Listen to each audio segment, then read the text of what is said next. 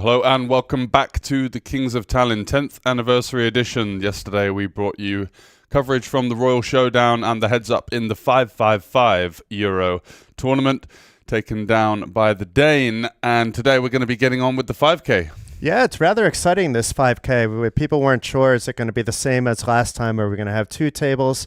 Well, you don't have to worry about that, folks. There's nearly 50 entries already in this bad boy. Late registration will be open for another 2 hours or so, I believe, if not a little bit more. So last I heard it was 37, so that's quite favorable. And there has been a lot of high-stakes activity around the Tallinn scene recently, so glad to see that coming over to the Kings of Tallinn as well, crossing over a bit.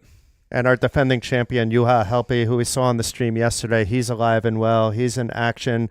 Every table has a Finn, except for the table you're about to see, because we have 6 different nationalities at this table, George. Looking forward to that one, yeah. Some strong players across the live and online realm, including Renan Blushi. Is that how you pronounce it? I believe so, and I met him for the first time playing in the stud event. I did unfortunately eliminate him, but until that happened, we were getting on. He seemed like a nice guy, but I wasn't expecting the same guy I'm sitting next to playing a 200 euro stud is going to be the guy that we're commentating on today in this 5K. And I know he's quite a popular internet character as well. Yeah, I'm expecting to see some wild play based on him. Ignas Yasinovicius is also at the table, a very strong Lithuanian player. Yeah, let's see. I mean, maybe it'll be boring, but how is it going to be boring? We have 6 of the top players playing 6 max hold'em. Yeah. It's going to be fantastic. Can't wait. Let's jump into the action and see what's going on, shall we?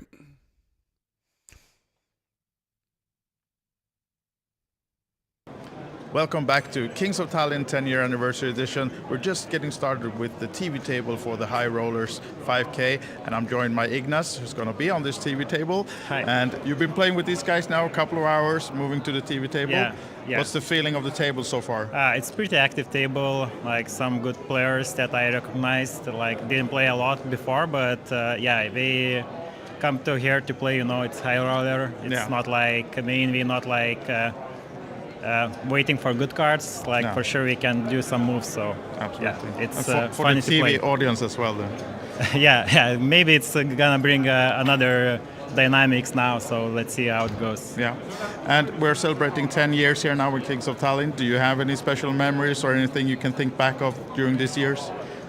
For myself, I don't, but for sure I was voting here for my friends a few times, so like it's a good stuff for us, I would say, Lithuanians. It's a very short trip, so yeah, we're enjoying here. You have friends winning then that you're rooting for? Yeah. So is it your time now then? I hope so. Yeah, they can root for you then later on. Thank you. In the Highroller. Best of luck. Thank you. Thank you. Thank you. Here we go, George. Look at these chip counts. We also have Tarmo now as the chip leader at this table. Wow. The man, the myth, the legend, the one that has the most cashes at this casino. He's been, though, grinding quite a lot lately on the live poker scene. We've seen him just about everywhere. So he comes from a music background, if I remember correctly, right? We were actually just playing some of his music, getting in the mood right before the stream. Really? Last guy pulled it up, and we were. I was bouncing around the room a little bit in private. Thankfully, no camera running, I don't think. We may see that clip during the next break of action, but I really hope not. And what's the genre that he's doing? Is it some sort of like techno, house music, that kind of thing? It had like a bit of a 90s vibe, but it may have been just the song that we listened to, but it was decent. Nice. It got me in the mood. So a man of many talents, because as you say, he's been putting in the hours on the live felt here at the Olympic Casino. So the most amount of cashes at this venue, right? At this venue, he has the most amount of cashes. Maybe in all of Estonia, I believe he has the most amount of cashes in an Estonian venue. And there he is, in the black hoodie with the reverse cap. Already looking like he's going to be getting in the thick of things here. So, Piotr Sedenkiel, Polish player. I don't believe there's a small blind right now, so that's why he's raising so wide on the button. Oh no, there is a small blind. He's just completely out of line with the 10-6. We heard that it was a very splashy table. Yeah, this is quite a wide open, right, with the 10-6 off, but it may be a sign of things to come for you guys tuning in at home for coverage here of the 5K Highroller. We could be looking at a pretty big pot here with Peter having middle pair, Tarmo having that open ender, but Tarmo just calling, so that's good for the pot control. Yeah. I think at this stack depth, I wouldn't mind just raising and trying to fold out some of the bet folds.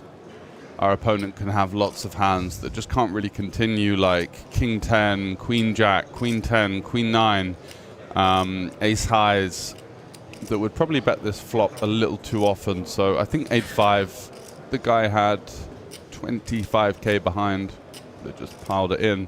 But now we've got the opportunity to do the same thing again. The sizing 4k into 12.8. This does appear extremely weak. Not really setting up a natural shoving SPR on the river. Let's see if Tarmo takes a stab at it, but what is he really repping if he does? Yeah, only a backdoor flush, really. And he's got a lot of hands like, 4-5, 9-8, 10-8, 10-9. So it's going to be a pretty tough sell on this run out, but he could have won the pot at some point, I think.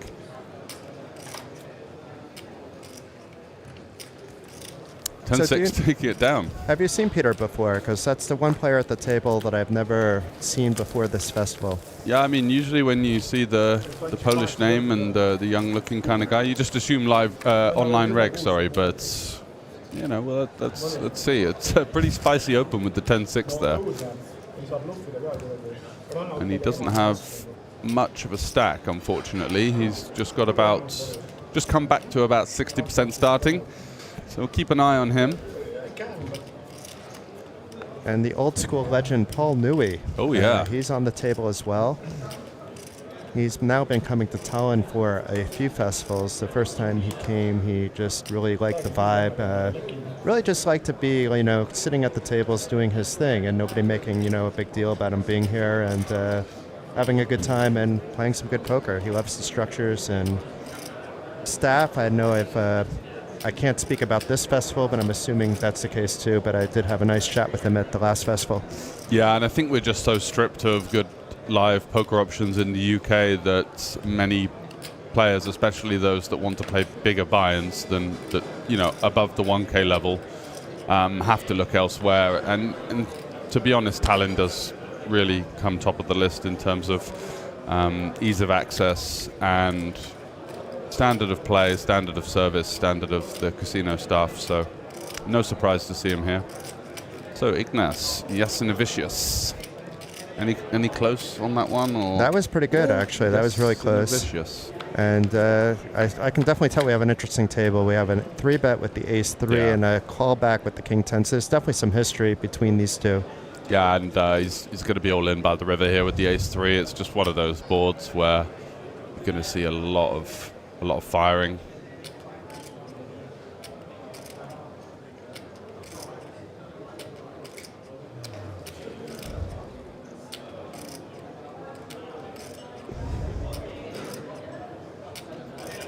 It's a little bit awkward at 2 SPR because we do want to sort of size up for a 3-street game most of the time. So 5.5 to start.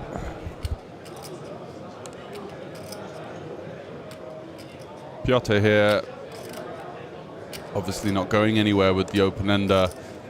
I think jamming is a little bit sloppy, so it only feels like you really have one option.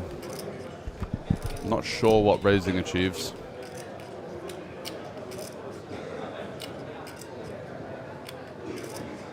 He is going to raise. It's one of those situations where I think he's just kind of running his equity here. He's like, I flopped a pair at an open ender. But unfortunately, he doesn't allow his opponent to blast it off, which is obviously going to be uncomfortable with just third pair going down the streets. But, raising there is not exactly too efficient, I would say. So some early signs of potentially a lack of experience from the Polish player there. Jason, what do you think? Yeah, I mean, I don't know much about him, but I don't think he's one of these internet, let's say, super grinders. But maybe also he's trying to mix it up quite a lot, you know, knowing maybe he doesn't have the same patterns as somebody else.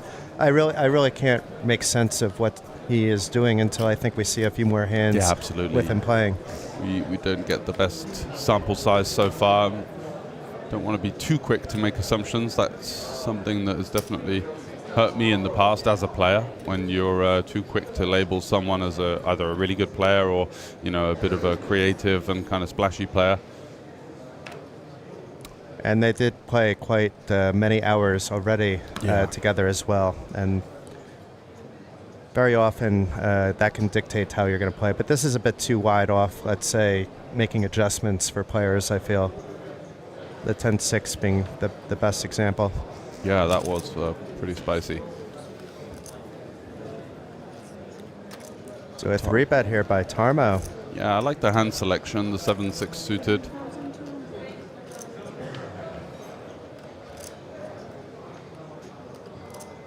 And we could see Bruschi having 70% equity, and we just did see a 3-bet called with this very same hand, the hand before, but not by Bruschi. Yeah, I really don't like these kind of calls with, you know, a weaker king. It's like, I mean, I know you probably do, and it's 6 max, and I understand that as well. I'm not playing that much. The thing is, it's under 3x, right? So it's, he opens 2.5, 7.2, but it's under the gun versus button, right? So you've already got the 2.5 big blinds. But look at the sick flop. Tarmo flopping the nuts. Yeah. Has 56% equity, and this is no limit hold'em. So a flush draw here by Bruschi. And he's not going to go anywhere, but is it going to be stacks in at some point, this hand? Yeah, flush draw, backdoor, straight draw. He may just play it fast right now.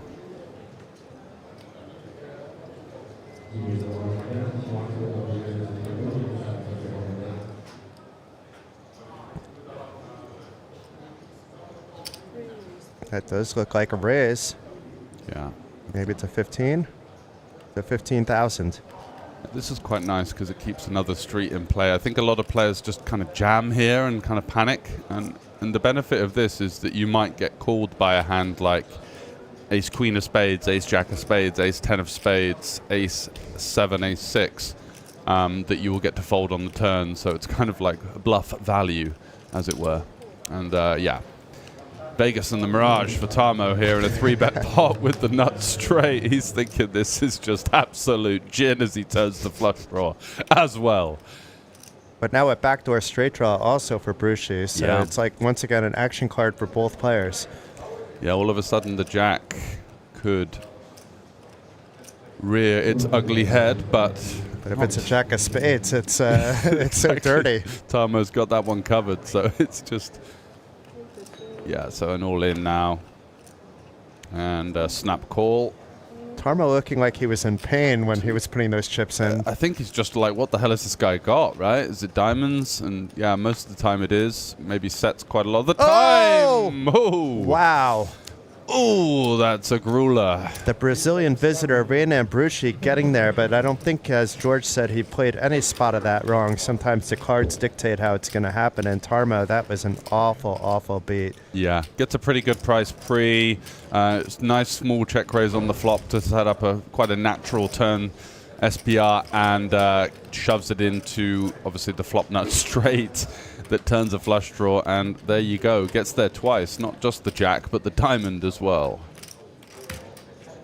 That's how you do it. And Tarmo's still doing okay with that 115, but I'm sure he'd like to go on to dinner break with that 5x opening stack he could have easily have had. Yeah, wow. That's a tough beat, and I know that this must be... I mean, it's going to be towards the top of his buy-in range as well, right? So these ones hurt a little bit more, I think. You even say to yourself, oh, it's just another tournament, blah, blah, blah. No, it's not. We're humans. It doesn't quite work like that, you know. It's nearly 5 bullets in the main event, to put it into perspective. Yeah, exactly.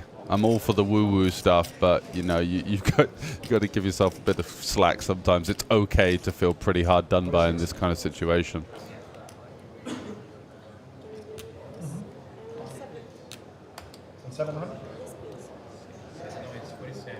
20, 25, 30, 35. We've got a little bit of politics over the exact chip counts. Chips are all over the place. It's not the most efficient of what's going on. They're all in fives. It's like an impressionist art of work, you know, with the chips just in scattered random piles. I've never seen anything like it. There's 5 piles of 5, so that's a 25 stack. That doesn't make any sense. It looks pretty though. It does, yeah. She like trying to draw some sort of smiley artwork. face. Yeah. Those 2 dangling black chips is like a little spit coming out of the mouth. maybe a cigarette, like our friend. What was his name? That guy. The dealer that won the event in Banco. With the cigarette hanging out of his mouth the whole time. You have to remember who I'm talking about. No, I can't quite recall it. Well, Sammy Farha, the Sammy same thing, Farha, but that's not who I was that's a thinking good of. one. But the Sammy Farha was just on the table. Yeah, the old school Sammy Farha. Bring me more Patricks. I still watch those streams. I love those streams. I think that was, you know, the peak of poker broadcasting in many ways. So pure and just so fun to watch. You felt like you really got an insight into people's minds as well, just from the amount of sort of chatting and how relaxed everyone was. But obviously with the game becoming a little bit more mathematical, technical, you do have to forego some of these things as it is, and has been crowned last year a competitive mind sport now. So, you know, that's just the way it goes, the progression of poker as a journey. Okay, so we see the first hand that Paul knew he's getting involved with, and it's an easy open from the button with that ace. Certainly is.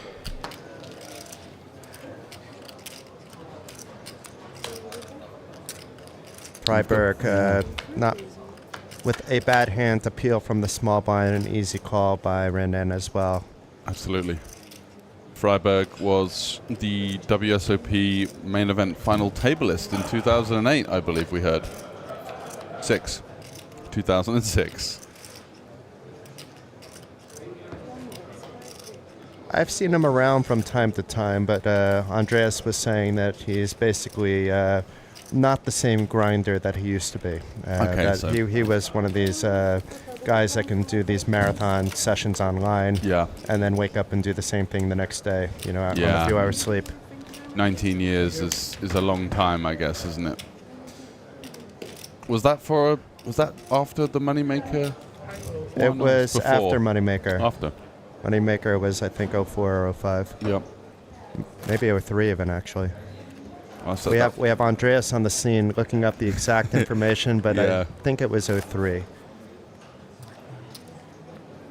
And here's a look at the chip counts. Rain and now making everything pretty close together. And it's confirmed that it was 03. But we're in the early stages, folks, so we're going to be talking a bit about the hands, but we're also going to talk about some of the other stuff that's happening throughout the day. Now, the main event is on day 1B, George, and it's looking like it's getting big. You know, it's already close to 400 entries between the 2 opening fights. That $1 million guarantee, I think, is just going to be a placeholder, which is amazing to see. I was a bit skeptical. Krista was coming in here yesterday being all bashful about the main event guarantee, and I said, come on, man, you've got 200 satellite winners, you've got 70 already in level 1 of day 1A. Give it a rest. Yeah, if you put that into perspective, there were 7 trophy winners yesterday, and day 1A of the main event. Exactly. You know, people's pockets are being filled, and they're jumping in the main left, right, and center. So, Krista was, I think, as someone that's put his heart and soul into this event over the years, you know, you don't ever want to count your chickens, right? Just in case, you know, there's an earthquake or something like that. Who knows, right? I think in cases of natural disaster, people would understand maybe if the guarantee was put aside. I think they'd still get 5 tables running, though. Yes. That's just the way it's running here. Everything is ticking along beautifully. Ooh, look at this from Renan, showing his class, finding a bit of thin value here with the third pair. And a big sizing as well. So when you were talking before the stream about these kind of like mergy larger sizings, Renan. I mean, I'm getting really into that actually. And this is why, because Eric thinks, well, he's repping a queen or better, right? So my deuce is beating all of the bluffs. And actually, no, if he's got ace-6 for value, all of a sudden we're in a bit of a pickle. And if you get called with something better, you can use that for later. Then they know that you could do that with that, and it makes them think much harder about when you want them to be thinking. Yeah, it's true. It's not just A or B. It's all the colors of gray mixed in.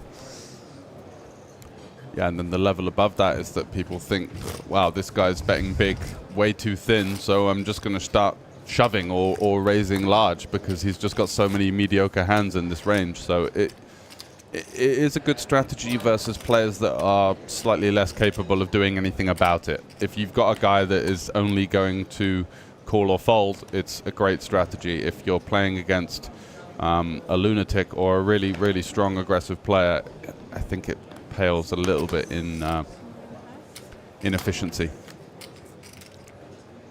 So Renan here, wow, what a run he's on. Yeah. Just over a starting stack, less than an orbit ago, and now really finding some form here. Ignas Yasinavicius is thinking about it with the 9 deuce suited, big blind ante.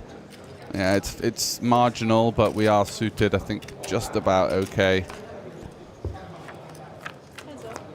Maybe he folds like a 6 deuce suited or a 7 deuce, not sure.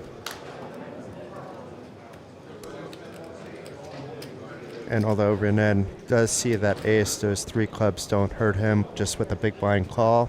Yeah. His 10s are probably ahead, and his flush draw is probably ahead. Yeah, he should be able to get 1 or 2 streets of value from this type of holding. And I think betting the flop makes sense. You get called by some inferior draws, some pairs. You got good equity versus an ace. And then Ignis is probably 3-betting most of his aces, or at least around half of them. A decent amount, yeah. So it's going to be fairly stripped of the stronger ace-X. And also that means that a lot of his weaker ones are less likely to check raise, right? If he's got ace-5 off, he's not going to start trying to play for stacks. It's just going to check call, and we realize our equity quite nicely there with the 10s, with the flush draw, the backdoor straight draw.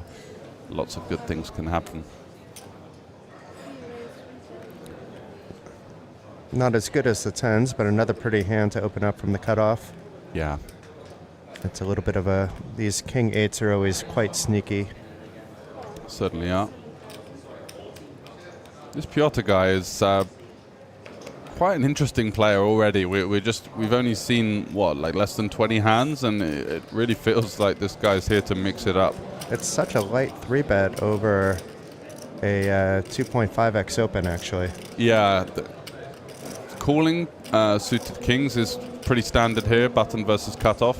Yeah, and 3-betting some of the smaller ones seems okay, but just the sizing doesn't really achieve much, you know? Because he could get a lot of weaker kings off, better kings off if he's 3-betting normal. Exactly. I don't think Renan's going to fold like king 9 off to this size 3-bet, you know? And that's kind of the hand that we really want to get to fold. So Piotr is quite short stack, so he's going to have other ideas, and maybe he wants to keep the SPR fairly high in position where he's going to have advantage going down the streets. And this is already quite an interesting hand, both players having backdoor draws. Renan does come along for the ride. And it's going to be a case of who wants it more, and I think it's going to be quite tough for Piotr to find a barrel here with no kind of intuitive equity. He is reaching for the chips. Yeah, this guy's really spicy. Look at this. Nerves of steel. All sizing on the flop. Just And again, another snap stab. fold. Did you see the stare down he gave over? Yeah, I think he was realizing that he's going to be getting bluffed a lot there, but bluffed by a better hand for the most part, I think, as well. So No harm done. Or maybe he noticed that Renan had to go to the toilet, so if he, if they didn't like go checking all the way down, he was going to get some. Yes. It's like when you're sticking around near the end, you can tell which players aren't really going to play the final hand, that they may not even look at their cards, Or the ones that kind of want to, but also really need to take the break, so you just start randomly tanking for 30 seconds to get the fold. Just to make sure it doesn't start trickling down their leg. I'm not shy to take breaks when I need them, so like a scheduled break is sort of an optional thing. Yeah, for sure. Like we were mentioning yesterday, it's really important if you're playing a game as intense as poker can be at times to, you're not losing that much EV by missing a couple of hands if you feel really overwhelmed or a little bit kind of shook up. So Nui here with the 8-5. Yeah, getting a pretty good price, closing the action. He is versus a pretty splashy opponent in Piotr and is unfortunately dominated.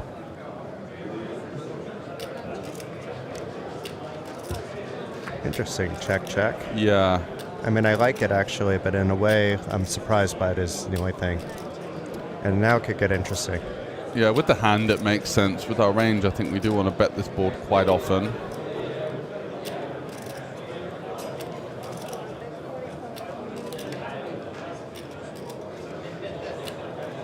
So he's checked back the flop, and he's just absolutely blasting the turn for a huge size. And Nui's probably thinking, what does he have that he could be betting the flop, betting the turn? Because he hasn't given up on his A5. He's going to maybe turn it into a bluff. I mean, it is basically no showdown value on this. Well, Nui's looking at the board thinking, well, Queen Jack likely bets the flop, 10x bets the flop, 10-8, might check back, and now I have two pair. I blocked that. Oh, my. 6-7. Whoa, look at that. 5 on the river, and he's got the 8 of diamonds as well. Shouldn't be too concerned. Yeah. I don't mind the check because Piotr is betting quite a lot. Yeah, in this case, we see he was betting so that he got a check back on the river. He was, yeah, but you can also just do that for 25 or 30% pot, right?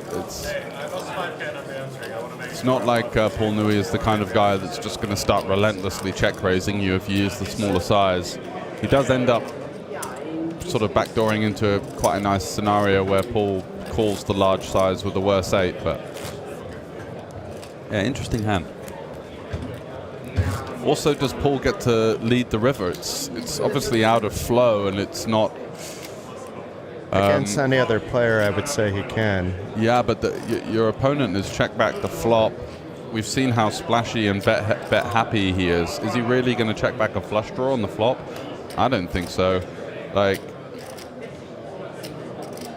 yeah. But you're hoping your opponent is just going to jam there, I feel like, because it just seems like Peter's ready just to get his chips in. Yeah, lead and then lead and call it off, basically. His range looks like a whole load of hot air by this like check back flop large bet turn. He's basically repping 7-6, and why would you not bet 7-6 on the flop? It's crazy. So a fair fight between two decent holdings here. Eric defending the big blind with the ace-jack.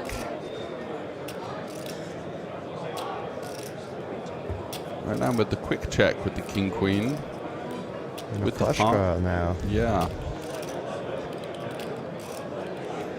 Eric thought about betting, it looked like, but had realized that it's better probably just to check call here. And maybe it's going to get checked back again. Yeah, don't think there's much point in betting.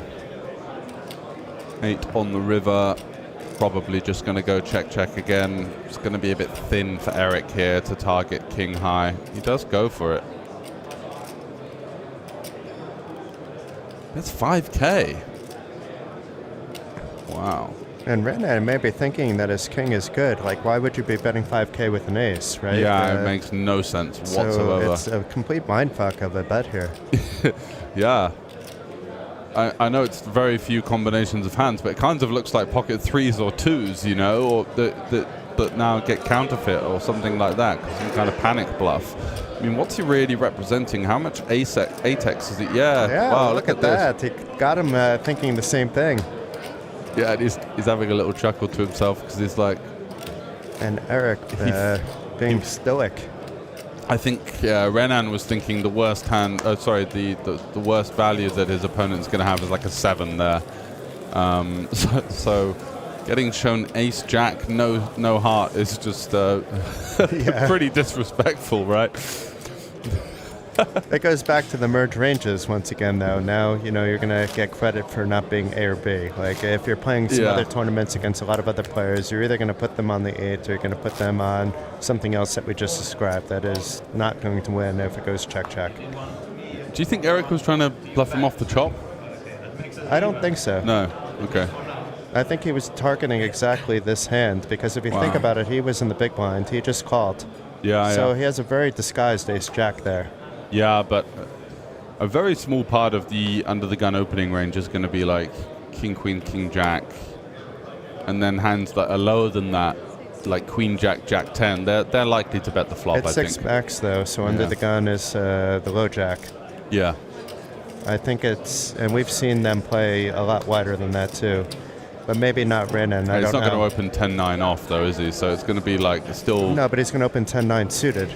Yeah, but he's always going to bet the flop with that kind of hand, I think, because it just achieves much more. You get jack high, queen high, king high to fold. Whereas like king queen is kind of that middling hand where he had a heart. He doesn't really want to get check raised, but he doesn't really achieve much by betting. He gets called by ace high, he gets called by any better hand, he folds out hands that are worse. So it's kind of king queen is always in the middle there. So live cards for Brucey, and this is a better flop for him to overcards the 10 for the straight. The ace and a vicious still ahead with his ace king, but he can't be too happy with this flop with no clubs and no Broadway cards. It's not ideal, is it?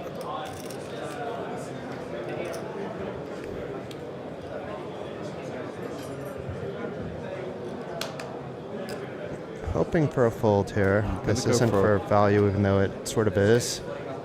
It's kind of mergy. He's gone for the big bet as well. It is kind of a big bet board, I guess, because you've got the deuce there. It's not going to interact much. The big blind doesn't have many 2 pairs. We've got a huge advantage in over pairs. We've got a huge advantage in strong hands here. And look at this from Renan. He's going to take this one upstairs, is he? It's a decent board to do it with. Yeah. Obviously, if Ignis has those kings and aces, which he's maybe trying to represent, but because I think when you're betting this board, you're saying I have an overpair rather than an ace-king. Yeah.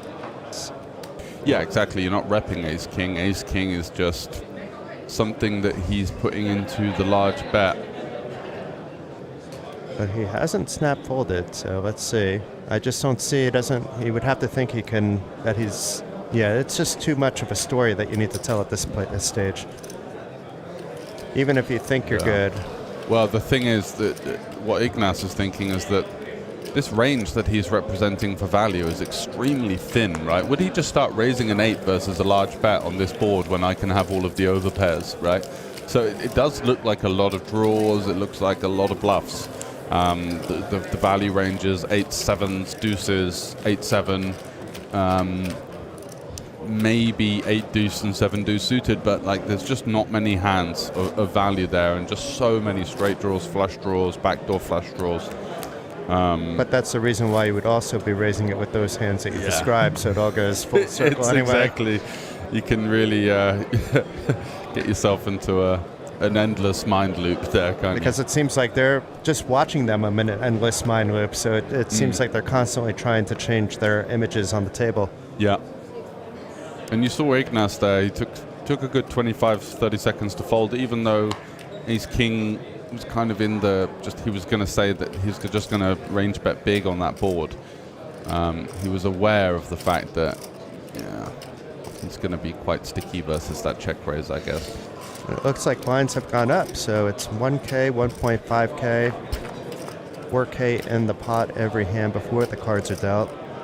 And we have two fantastic holdings here in the blinds. The 10-4 offsuit and the Queen-4 suited is a little prettier. The battle of the premiums. And Renan getting it done. Small pot with the limp affair.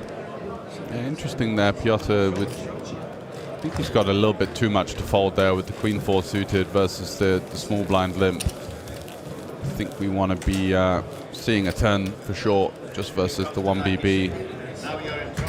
But it's interesting, these kind of players that are really splashy, they find 3-bets, they find barrels, and then in small pots like that with wide ranges, they just snap folding a hand that has firstly got decent showdown value, and secondly, decent backdoor equity as well. So if you're watching and thinking like which spots are people under defending, that is one of them right there.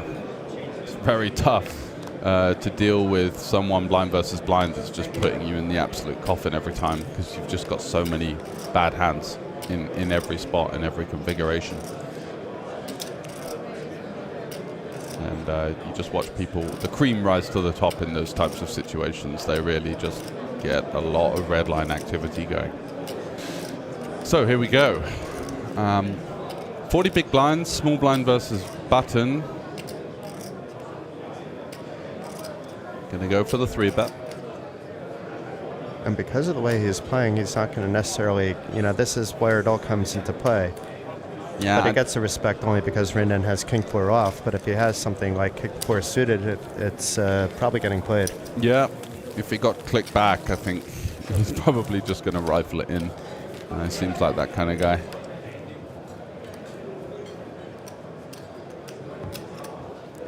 Ah, nice. We have that little counter in the corner. I don't know if it was there the entire time, but I'm just noticing it. But we are up to 43 entries with 27 players still in their seats. But some of those players were once in a seat that became empty because late registration is still open for this event for not only the next 55 minutes that you see before the break time, but also during the dinner break as well. So You got sharp eyes there. I had to stand up and see that.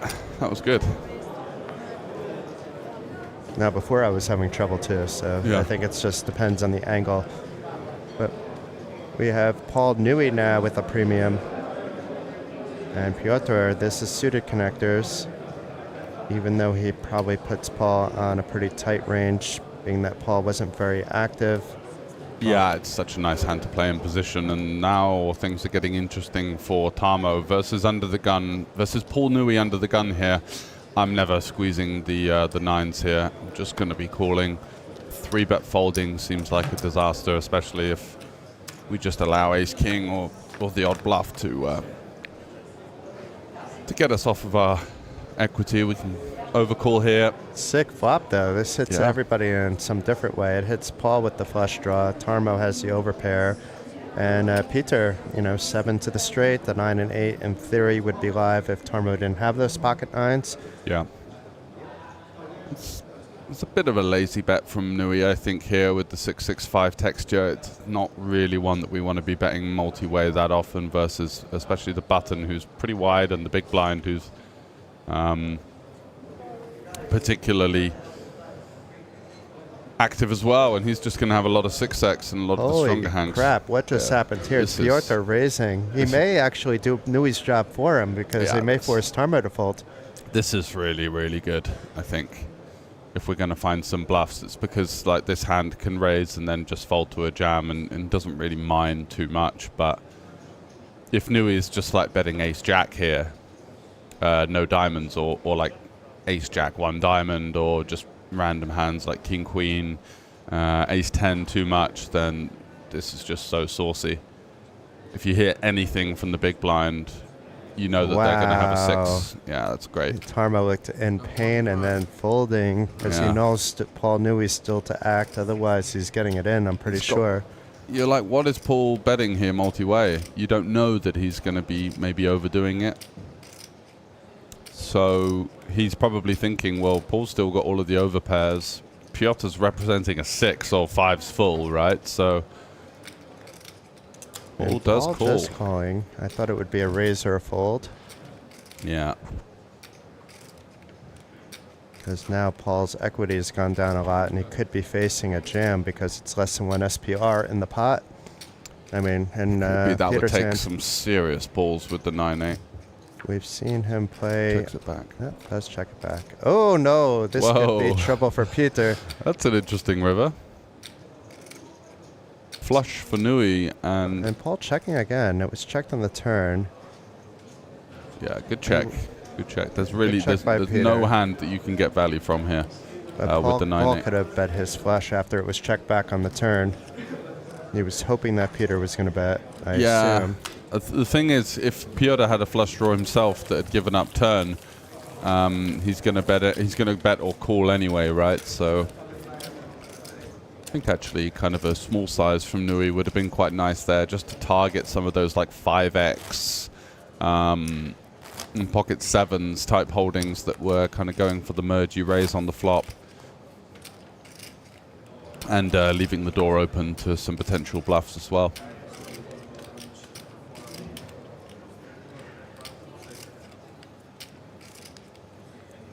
I'm going to check what is going on at the outer tables because Frank Visser is reporting this event. The feature table is here on the center stage, but there's 4 more tables playing out some action. So let's see if there's any spicy tomatoes in that bad boy.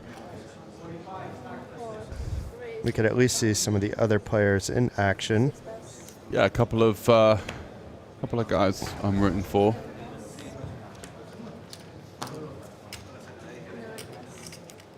Tommy Lankinen with over 100,000. Is Juho Sutari in there? I haven't seen Juho all week, actually. Oh, I've seen him, yeah. I saw him the other night. And Marcos Ledev is over 100,000. Oh, the Estonian, yeah, the local guy. Matis over 100 has 142. Is who's the other high stakes Estonian? It's the former Steven chess. Toole? No, the former Adamar Lapa, but yeah. he's not in. We may see him later. He may come after dinner break. He might be over at Jeju though. There's massive games. That's he plays exactly super high. where he's going to be. Yeah.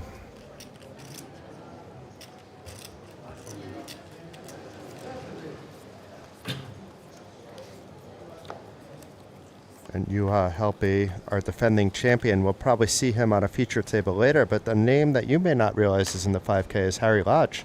Oh, okay. So Harry's stepping it up. I know during the WSOP he plays, his 5 and 10Ks, but I don't think he's playing 5Ks regularly outside of an APT here and there. Yeah, Harry's done very well for himself over the years. He's an extremely sharp action buyer. So, one of those guys that finds value in some of the tournament packages that people are selling, and I think he's got a couple of horses as well. So Martin Cabral is in, Alexei Nasky, both Igors, Igor Pahela Sr. and Jr., with vastly different playing styles. yeah, one's a lunatic and one's a bit on the tighter end. You said it and not me.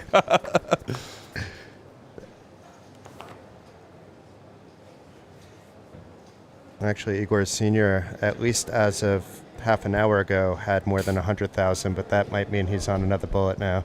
Could be, yeah. I mean, he's got bullets. He's not afraid to go with his instinct. No, exactly. He's got bullets in reserve, put it that way. Irmo Velvet's in, Lucas Serenin. Yeah, I like Lucas Serenin's game. I think he's one to watch. He's been coming up through this kind of live local scene as well, but plays online at sort of... I think about 150 ABI, 200, that kind of thing, that kind of range. That probably equates to something like this. Yeah, it's maybe more similar the level. 3K than the 5K, but same. Similar kind of level, yeah. And WSOP bracelet winner Vladis Tamasakis is in as well. So Nice. A lot of big names in here. Yeah, it's going to be a packed final table later on. Going to probably have quite a long night tonight then, with late reg is still open for an hour, and then we're likely to be up over 50 entries. Yeah, I'll try to join as a guest next time later on today too, because I know it's going to be long for you. Yeah, appreciate it. I will not be trying to win a second trophy this evening. We'll save that for Friday when there's no stream, or Saturday. Yeah, the Friday day is a good one to get some volume in. Unfortunately, I'm not going to be around, but we can call a friend during like the final table of the Kings of Tallinn, because it doesn't seem like the final table of the main event. That's like by George Sanford, you know. There people are used to hearing your nice deep voice and your analysis. Yeah, I appreciate it. It is a shame in my head that you won't be here for that, but I know family comes first. Yeah, I got some family and friend commitments as well, so that's just the way the cookie crumbles sometimes. So we'll get some guests, Yeah. and maybe one of those guests can be call a friend and George. I don't know if Yeah, we can do a remote Get me on a George Skype on. call or something. Yeah. Yeah, like a floating hologram. I'm pretty sure our tech crew would not approve of any of that, so don't worry. No. We're joking around. Yep. We got the whole tech crew worried that we're gonna try to call you, George. Yeah. On WhatsApp, loudspeaker. Just be a dreamy sound audio. So Nui back in action. Queen Jack on the button. It's fairly standard, and Brushi's defend. Although it could hurt him based on if a Jack came as standard as well. Yeah. Facing a single open from the button. And easy peasy there, getting value from his middle pair, I suppose. You're going to bet that flop if it was ace 10 something anyway, so you might as well bet it when it includes the queen.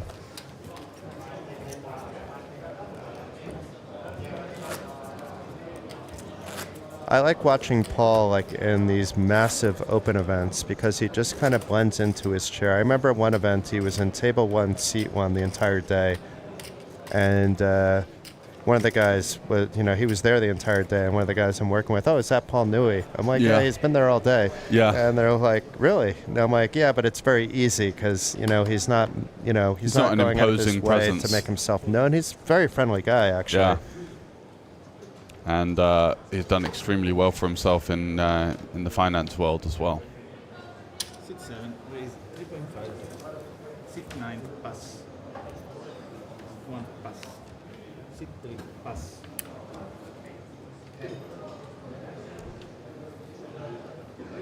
And nobody's going to believe you, Peter. You may wind up in a flip situation if Tarmo is a little bit stronger, but you are just giving it a light 3-bet again, it looks like. No, not that light. That's actually pretty standard. As far as a little bit big. Yeah, as far as guys go to fire in a 4-bet jam here, I think this Piotr is a good candidate. However, King 10 off is that's the problem. Way too wide. Yeah, just have like King Queen or something, or King Jack suited, sure. But if we're firing in this, then it's situationally dependent. You don't want to use, even in high-level poker, you don't want to use too much GTO this, GTO that. It's really situation and player dependent. He decides that the hand is too weak, and I think I agree in this. But if he had a strong sense or sizing read that Piotr was goofing around a bit too much, sure, why not?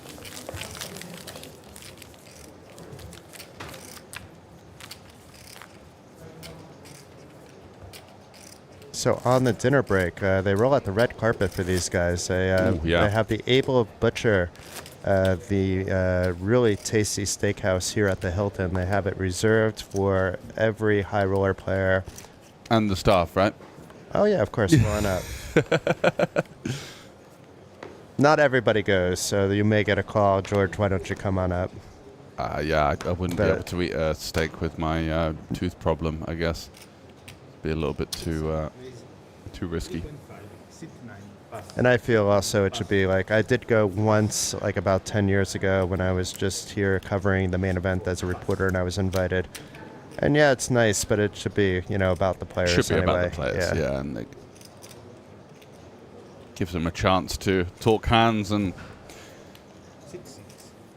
that's what you see at the top level as well. When a lot of people go on break in the 200, they're outside having a fag, just like on their phone or whatever. If you go on a break in a 5K, Everyone's sat in groups discussing hands, strategies, going for a little walk around the block. You know, I may take a peek in there just to see if they're separated by nationality. And I really think they doing will that. be, for sure. It'll be the Lithuanian gang. I don't know which other gangs we've got here. Obviously, the Who's Estonians. Paul Newey going to sit with? Are there any of the British people? He's kind of a lone ranger a lot of the time. He comes here on his own. He just enjoys himself. Yeah, I've got a friend that knows him quite well, and he just kind of does his own thing.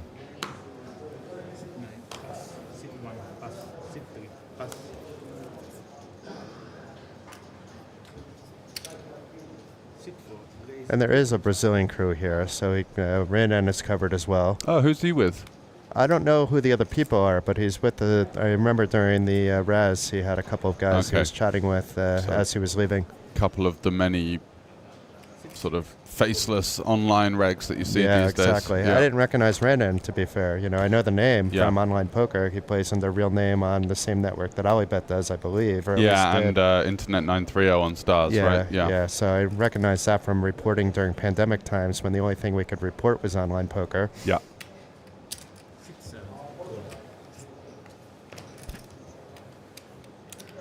Because he was playing some of those bigger scoops and the WSOP stuff as well, yeah. I think I had a run in there that you were covering as well. Those were the good days of online. It's definitely toughened up and the rake's got a lot higher ever since, but it's good that I play 11 to 55. That's still beatable. You're unaffected by a lot of that kind of stuff. Cash games, really, it's a tough battlefield these days. Both high rake and tough competition. However, live poker is certainly booming, and as you can see, we are on the ticker in the top right. It says 47, but I believe we have more entries than that.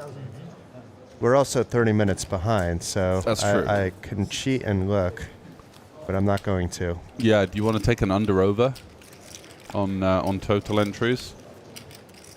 Maybe if I can get my tenner back from yesterday, that'd be kind of nice. Did I bet you a 10? Yeah, 10 ball yesterday. What did I win? I don't even remember. 10. But what did we bet on? I got 3-1 on. Oh, that's right. On the the lunatic being all in the last 3 hands. I think a fair line is 55. 55. Okay, so we've got. You can choose the over under, and 55 is a push. No, then it's 56. The line of 56 is a push. 56. And 55 or under is one bet, and 57 and over is another bet. So I think it's going to be exactly 56.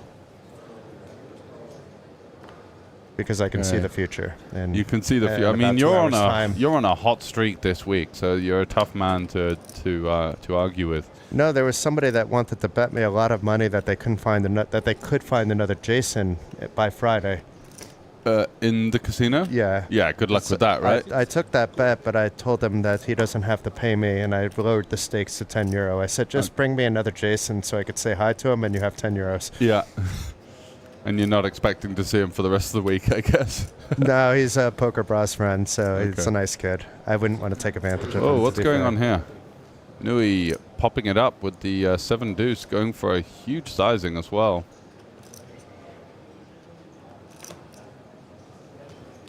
And very nice, Paul. Look at that, mixing it up. He's watched a couple of Run It Once videos. He may have heard us saying that, he's being the tightest player at the table, and there's nothing wrong with that. If everybody else is playing loose, you kind of actually gain a big advantage playing tight, but you don't want to have also that image of being too tight that you can't, that you're only playing top 10% of your range. I think intuitively he understands as well that if people perceive him as being quite tight, then when they limp blind versus blind, they're going to be attacking his blind quite a lot, right? So the limping range all of a sudden just looks like a load of hogwash, because why wouldn't you raise your value there as well as the steals? So I think he's figured that out quite nicely. So I've got over 56, right? Or under 56. Yeah. And 56 is a push. Correct, yeah. It has stalled over the last 20 minutes or so. Keep in mind they can enter on dinner break. Yeah, I'm going to go over. I'm going to... back the resurgence of live poker and the popularity of the Kings of Tallinn 10th anniversary. I think there's a couple of guys waiting in the wings. The field is good. I think it's going to be quite advantageous for last-minute regs jumping in and also selling like big pieces or like messaging their groups being like, hey, this field looks pretty good. Can I go? You know, people buying and selling. So yeah, I'm going to go over. Okay, and I hope you're right, actually, because that would be a great thing for the festival. I mean, it's already a success considering the first version of this in October. What did it get? 18 or something very close to that. So it's almost tripled that already.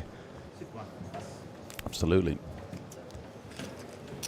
So Tarmo getting away with one. The power of position once again. Certainly is.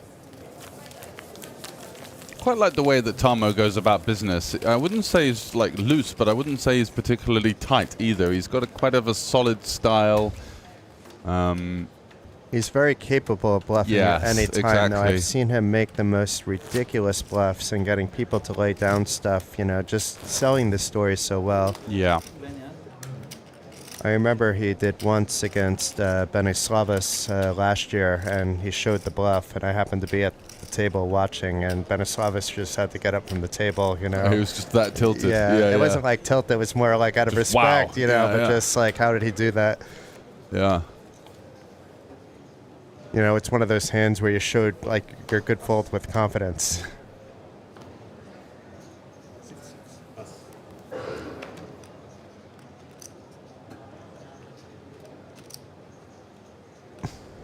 And Tarmo's playing a lot with the big boys lately, so he's happy to still play with the community, but he's moved up in stakes quite a lot. He's playing a lot of EPT type of events lately. Yep. It's a good schedule to be on because, you know, the jump up in stakes is big, but the skill level in some of these tournaments is of course high on the final table, but there's plenty of value around, you know. It's not just robot reg battling as you might expect it to be in an online 5K, that's for sure.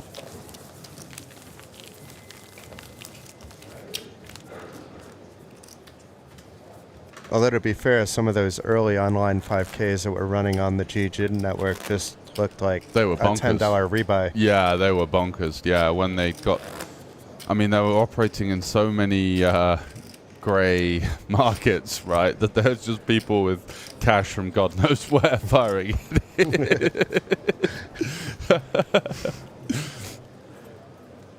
It was fun to watch and report. A lot of that happened during like 2020-ish and maybe a little bit earlier, actually. Yeah, was that when it was guys like Foxon and that were jumping in as well? Yeah. He got absolutely smashed.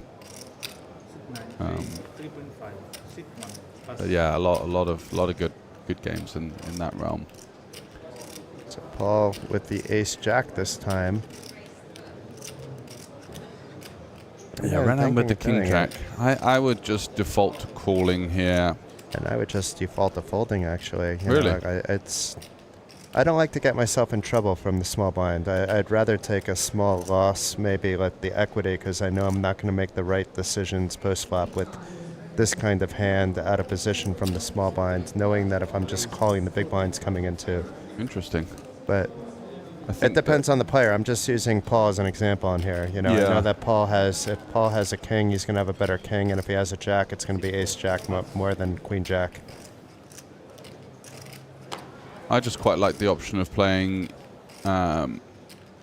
multi-way with this Piotr character, who's definitely capable of some wild stuff. I also think that Nui's range is going to be a little bit tighter than usual, so the 3-bet is going to be less efficient. And I think folding, you know, you're getting a decent price with the big blind and the big blind ante behind. Wow. Nui folds ace-jack to a 3-bet. That is insane. Yeah, because to me that's either a 3-bet or a fold based on the reasons I gave personally, but I'm also not playing it in a 5K. Wow. Ace-jack just hitting the mark. That's, I mean, Renan must have an... I don't think Renan's thinking that he's folding ace-jack there. I think Renan's trying to clear out hands like, you know, ace-9 off, ace-8 off. Maybe ace-10, but ace-jack hitting the mark. Yeah, it's a bit of a strange one there. Yeah, it's such a nice hand to peel in position there versus a very capable player that's going to have a lot of ace-x bluffs, maybe some queen-jack off type hands. I thought king-jack was just kind of a nice in-the-middle one versus Nui's cutoff, which is probably more of a hijack range.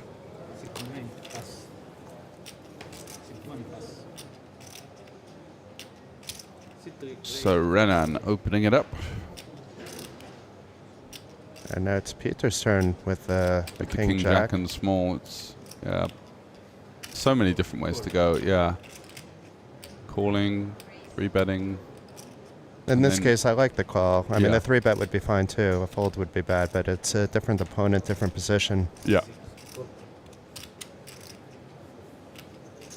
Plus, Pietr's range from the small blind call is going to be much wider than Renan's. But here we go, getting rewarded right away. Yeah, decent flop for Piotr, of course. Ignas in there with a pretty sneaky little gut shot. And the 10s as well. It's not the worst flop for these 10s. 3 ways, though. Do we want to face a check raise here with this particular holding? I guess he would definitely check a hand like queens. It doesn't seem to achieve much, but like 10s, 9s, 8s, they do get some overcards out of the reckoning, and yeah, just going out for the small size here. You can potentially even get one street of value from a player like Ignas with the 5 or a 7. It looks like something else is happening here, though. It looks like maybe Ignas raised. No, he called. Piotr calls, and then now Ignas with this bottom end of the gut shot. I don't think Ignas can do anything but fold, yeah. Yeah, backdoor flush draw, sure. Maybe even we could check raise if we had 6-3 of hearts, but... Oh boy, look what he would have turned, though. Oh, it's a sickener. It's annoying on those close spots, because it's not exactly like a snap fold, but obviously the call is a bit loose when you're going 3 ways. It was only 6% for him to hit that straight, and that was what happened. Then now it would have become a 6-card straight. Yeah, he would have hit it twice. Collected the progressive bonus that doesn't exist in this tournament. And Piotr here missing a river bet. I think that the 4 is not a card that Renan is going to check back with hands like King, Queen, and Ace, King. It's just a complete brick. So I think King, Jack here is the effective nuts. And even Renan versus the check is thinking that his 10s are the effective nuts, looking to get called by Ace 7, 7-8, 7-6, Queen 5 suited type hands. So yeah. But George, it looks like I'm going to be abandoning you for a little while, but I probably will come back at some point. But you're going to be joined by somebody even bigger, even better, and Mr. Wise Guy. He's ready to get into the action, into the booth. But it's been my pleasure to join you. And yeah, thank you everybody for tuning in. I'm going to be watching this myself actually while I'm not in the booth, because it's quite exciting to watch. It is a good and I'm also going to be reading the reports at the same time too, to see what's happening on the side tables. It's not every day that we see a 5K event here at Olympic Park Casino, and so far so good. Yeah, so far so good, and maybe even there's going to be a 10K on the roster next time. You never know with these kind of numbers. So thanks very much, Jason Glatzer, for joining. Guys, check out poker.pro and you'll see some of the work that Jason and his team are beavering away at throughout the week.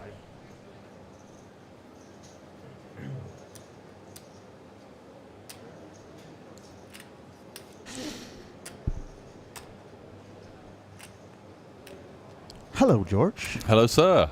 Mr. Wise Guy stepping in, introduced by Jason as even bigger. Yeah. I don't know if he's talking about I don't know. me putting on a little bit of weight, but I'll take it. You guys have been spending a bit too much time together, I think that's it.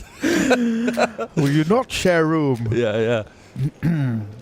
So, update me, George, and the newcome viewers. How's it been the first hour or so of this Highroller table? We've got a really spicy table of a mix of high stakes pros and guys that have got their own ideas about the game. So it's been fascinating to watch. We haven't really had many boring hands. There's been a lot of fighting for small pots. There's been a lot of 3-betting. There's been a lot of loosey-goosey activity, really. Yeah, so really cooler for Tamil in the beginning as well. Yeah, flopping the nuts, getting nothing. Yeah, that was rough. Turned the flush draw as well. Yeah. Got it in sort of 70-30 on the turn and just can't find the hold, and those ones sting. But he's actually done a good job of staying level, staying present, and he's been quite active in picking up small pots. Haven't really seen him get to Showdown. He's been doing a nice little job of maneuvering this field so far. Aware that there are a couple of maybe players that are a bit technically better than him, but it doesn't matter. Just in the mix. Yep. So opening it up to 4K here. We've just gone up to the new blind level of 1K, 2K, which means that starting stack is now 25 big blinds. So after this level is going to be a 1-hour break, and going to be coming back for, I guess, 1K, 2.5K. So that's going to be a 20 big blind max late reg, which is quite a healthy amount of chips for a max late reg. Yeah, and right now up to 47 runners already. So nice field in this one. 27 left. Yeah. You can tell it's a high roller when 20 people already gone out for the first few levels, right? Yeah, exactly. Lots of guys, flying chips around and really battling hard. And Brushi, the one who got in favor of the pot against Tamil, right? And doubled up. Yeah, and got a bit lucky there, but also played his hand pretty well. And Piotr is giving him a bit of a headache, actually. It's interesting to see someone that is very well known online as multiple winner of Scoop titles and just a highly decorated player is kind of coming a little bit unstuck here versus maybe an aggressive player with slightly less of a resume. So it's interesting. It shows how difficult it is even for these top players to deal with someone that they're constantly out of position to, just kind of chipping away at them like a woodpecker. Yeah, he's missing his HUD as well, right? Yeah, exactly. He doesn't have all of the details. Doesn't have the RTA up on the side. Obviously, hopefully he doesn't. That's a joke. Guys, before you get the fucking pitchforks out. And Ignas opening with the 8s now, then just about 2 starting stacks. Yeah, a nice little start from him. Nui in the small blind with 4-3 suited. Has he been active on the table, or? Not particularly. He's had a couple of moves. Yeah. He's kind of one of those guys that understands his image quite nicely. Does make the peel with the 4-3 suited, which I think is sort of theory approved, actually. You are supposed to call quite low. I'm not sure if it's 5-4 or 4-3, but definitely you are allowed to get involved with these kind of holdings. Yeah, might spell some trouble for him now then, finding the 4. And Ignas probably coming at it again now with the 8s, of course. Yeah, I just think it's a pretty nice safe board, isn't it? Versus the small blind, it's not going to have loads of 9x. 5s and 4s are a concern, but I'm just happy to clear out some equity and get called by worse here, as the bottom pair is going to come along for a call. Ace on the turn gives Nui a gut shot as well. Not the ideal card for Ignas. Definitely could conceivably see Nui have some hands like Ace-Jack here with one club that are just kind of coming along for the ride. So whilst you feel cutoff versus small blind that we're going to hit this card a little bit more than our opponent, our hand doesn't really like it all that much. Right, is Nui going to be able to turn his bottom pair into a bluff here to try and maneuver off hands like this? Hands like 8s, 7s, 6s, maybe even 10s that check back to turn. The answer to that is not right now. Goes to 4-3 and loses to the pocket pair. So another decent sized pot there picked up by Ignas. That's what you see with these Lithuanian guys, these sharp online guys. They just don't really put a toe out of line. No. Just nice and solid, good poker. Exactly. Felt like you could only get one street there. Yeah, spoke to Ignas before. You saw the interview as well when asking him if he had any special memories of this 10 years, because he's been coming here a lot, and he said he's mostly been railing his friends winning. So yeah, like Aramas and those guys. Exactly. So hopefully he was aiming to be on the other side today, to have his friends rail him instead, but a long way to go still. But be a great one to win the 5K. It's a really prestigious title, right? This is the peak of Northern European poker. Yeah, definitely, and a lot of big names in the field as well. We have notables like Joa Helpi, Martin Cabrel, and a lot of home heroes as well, of course. Both the Pihilas, junior and senior, are in the field, and many more. So yeah, it will be a nice evening to follow all this action down to the final table and see who takes it down late this night, I guess. I hope you stocked up with your Oli Boosts and Oli Boosts and whatever coffee. your choice is of vice.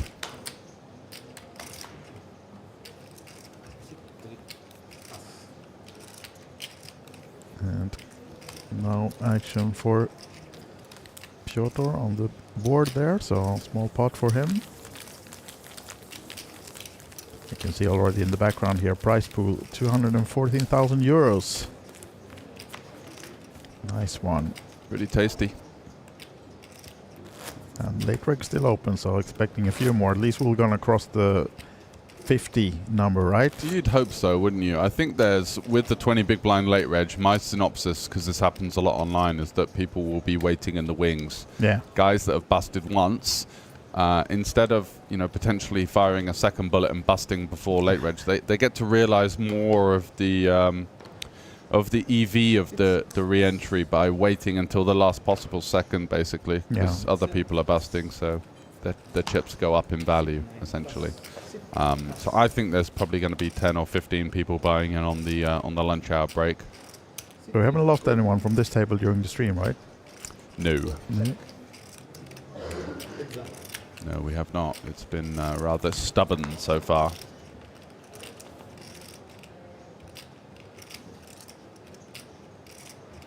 Top pair for Brushi in the Battle of the Blinds here now.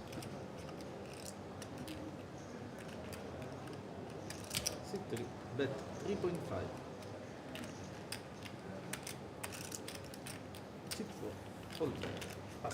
Not sticking with the gut shot. No, fair enough, really. Yeah. Maybe with the heart, something like that. It's just so many combinations of these Jack X or 10X hands.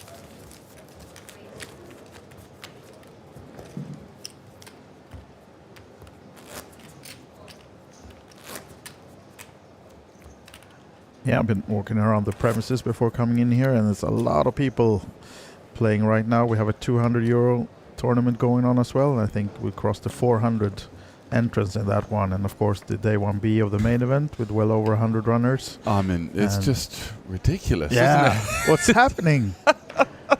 Don't you guys have jobs to go to? No, what's it? Every day it's just jam-packed. Yeah, love it. Love it, absolutely. Yeah. Live poker sure ain't dead. No, especially not in this part of the world. No, yeah, crazy. It's rather booming instead. Now then, Newey getting into the action with the ace-5 off. Ignas sticking with him.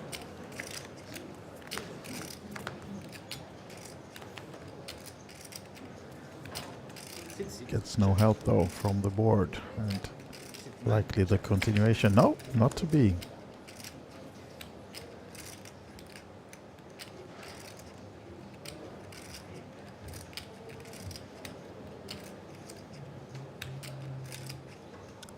Ignas maybe smelling a bit of weakness now since the check back from Yui. It's always a bit sus when people miss a range bet, really. Hijack versus big blind here, king, queen, 8. I mean, it's just a board that gets just bet every single time. Yeah. So it usually means something. It usually means that either his opponent, Nui, is Really strong, or yeah, exactly, or just has ace high, basically. Yeah. That's pretty much it. It's going to be kings, queens, 8s, and I think he bets 8s every time. So yeah, kings, queens, maybe a king, queen check back, or just ace high. And Paul goes for the delayed bet. clears out a bit of equity there, 2 overcards in his opponent's range, and takes it down. Seems like we're balancing tables and removing Tarmo Tamil, putting him on one of the outside tables instead. Put up a pretty decent fight of things so far. I'm impressed with his game. Really nice, solid style, picking up a lot of pots uncontested, going after these small pots that some people often don't bother with. Yeah. Nice also that he can readjust then after losing that really big pot, you know, like getting cooler like that. And climbing back up again, yeah. Refocus and build. Yeah, for sure. He's done a good job of that. Seems like kind of a level-headed guy with a pretty strong mental game for sure. Yeah, and fellow Swede, Erik Freiberg, rather quiet at the table so far. Not done too much. Couple of weird moves earlier on, but sort of has been sat back in the chair. Nui here with the ace-3 versus the button. This guy's particularly out of line. But 3-betting is kind of a bit weird. It's kind of not really for value. It's not really as it's kind of too strong to bluff as well. So getting 4-bet with this kind of hand is not ideal. Yeah, yet again he gets the bottom pair and 2 pairs on the turn as well, and then no flush draw for double gutter Stinkiel. for Stinkiel. Stinkiel? Yeah, let's go with that. Yeah, that's good enough, surely. It's a nice check from Nui. Definitely recognizing that it's a card that his opponent's going to hit quite frequently, or at least represent. Yep, snap raise. yeah, of course, protecting against the flush draws and other, and bad news for Piotr. Yeah. He's just going to let it go. Only 13% equity there versus the raise.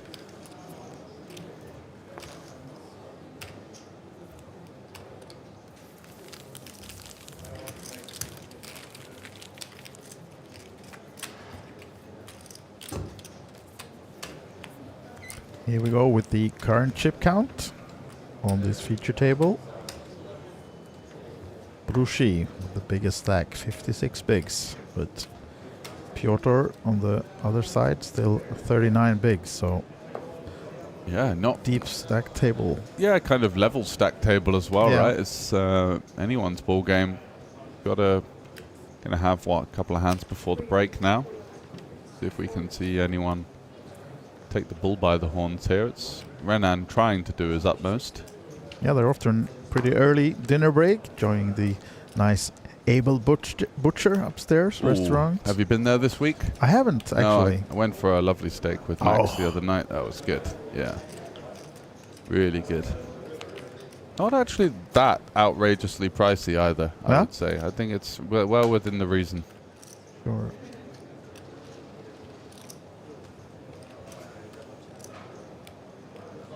Well then, Freiberg defending the big blind with the ace-6, finding nothing. Brushi, of course, continuing with the open-ended, and Freiberg has to let it go.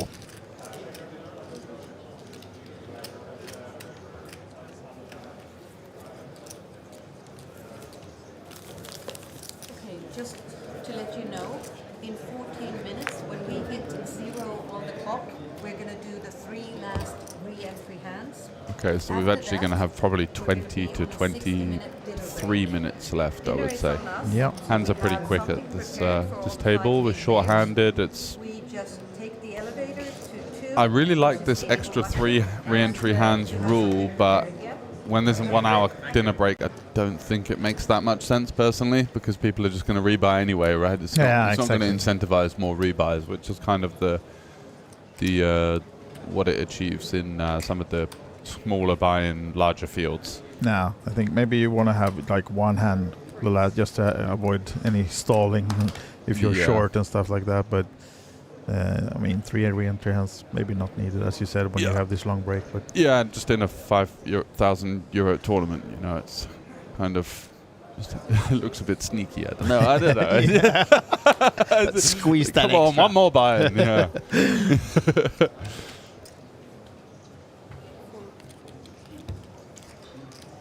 So Jasinavičius with a good combo selection there, the Queen 9, it's going to be quite highly favored in the 3-bet. Just achieves so much, getting lots of hands that dominate you to fold. King Queen off, you know, can't really do much in that spot. Queen Jack suited, even out of position versus what would appear to be a tight 3-betting range. So using hands like Queen 9, sometimes Queen 8 in the later positions, King 9, Ace 8. These hands all achieve an awful lot. 8-4. Ignas once again. Had 8s a couple of times. He won a decent sized pot versus Nui in the last orbit, if you recall. Yep. And here we go. It's going to be fireworks between the two players once again. Yeah, surely expecting the 3-bet, and it's coming from Nui. Yeah, we do see the 11.5 sizing.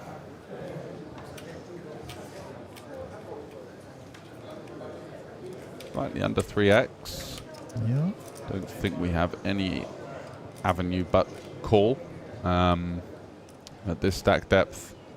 At a slightly shorter stack depth, I might actually hero fold the 8s versus Nui in particular, especially deeper into the tournament. But I think here we're still playing for chips pretty much. The implied odds are really good, where if we hit an 8 here, I think we're going to get pool stack a decent amount of the time. Yeah. These are the boards which are slightly uncomfortable, but hey, we're going to still see a turn card and go from there. Oh no, he actually checks back. Again, it's a board that you expect him to bet every single time.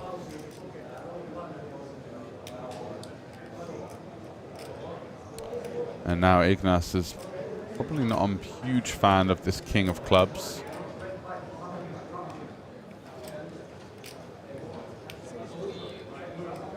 Interesting table presence there. He kind of looked as though he was about to bet and then checked. Yeah. And I think he's doing that on purpose because he wants to dissuade Nui from finding a bet. Just check this one. Yeah, exactly. This is good news for Ignas, of course. Another great king. News. Yeah, great news. No bet from Nui. I think he's going to bet all of his ace king there. And maybe he does bluff some king queen, king jack from time to time pre-flop. So Nui's range looking a whole lot like ace high. So yeah. Let's bet target that one now and then get some value out of this. Let's bet 6k and get called by ace high. Yeah. is what I would do. We saw an ace high versus king high earlier, right? With Freiberg, I think. Yeah, we did. Getting called by king high, and yeah, Nui is gonna look him up. Or he's actually going for the raise here now.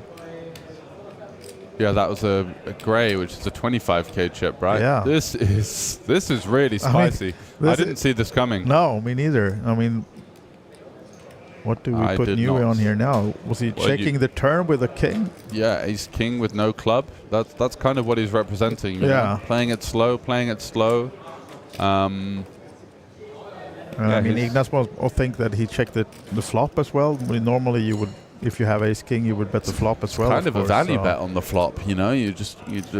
Most people just range bet the flop 20% with ace king and aces, kings, queens. So he's repping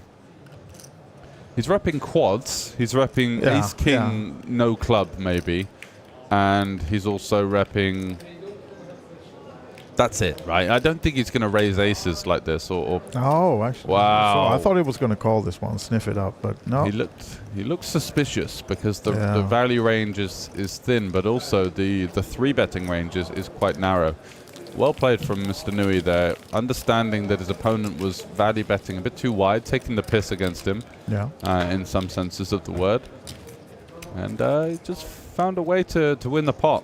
Really creative. I wouldn't have found that line. That's the thing. I don't check back the flop there, but if you are one of these players that is, you know, perceived to be on the more conservative side, and you find moves like that, then all of a sudden you flip the... maybe he gets away because he is who he is, right? Yeah. And I'm not going to call him an old man, but... No. But, you know, conservative. Yeah. And maybe there you still would check the ace king on the flop and maybe check back on the turn as well. It's possible, yeah. But normally, I mean, the players Ignas normally plays against does not play that way. No, exactly, yeah. So it's kind of a one that you've got to think about for a while. And just work out like what on earth could he be bluffing here? Queen Jack on Ace Queen or Ace Jack, and like.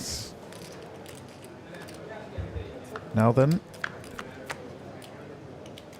Mr. George's all-time favorite hand, the deuces. The ducks. You gotta be very stubborn and a believer with the ducks, because you're not gonna flop that many sets, and you're gonna see 3 overcards a lot, but just gotta keep on holding on. Yep, keep the faith.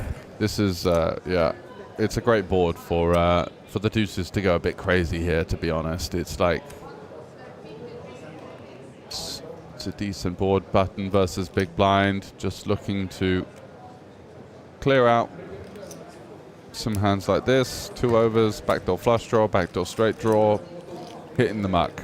Great work. We have no rubber ducks in the studio today either, though. I was so fraught with dental pain that I was forgot about the king duck again. I will bring her in for tomorrow, that's for sure. Need some TV time.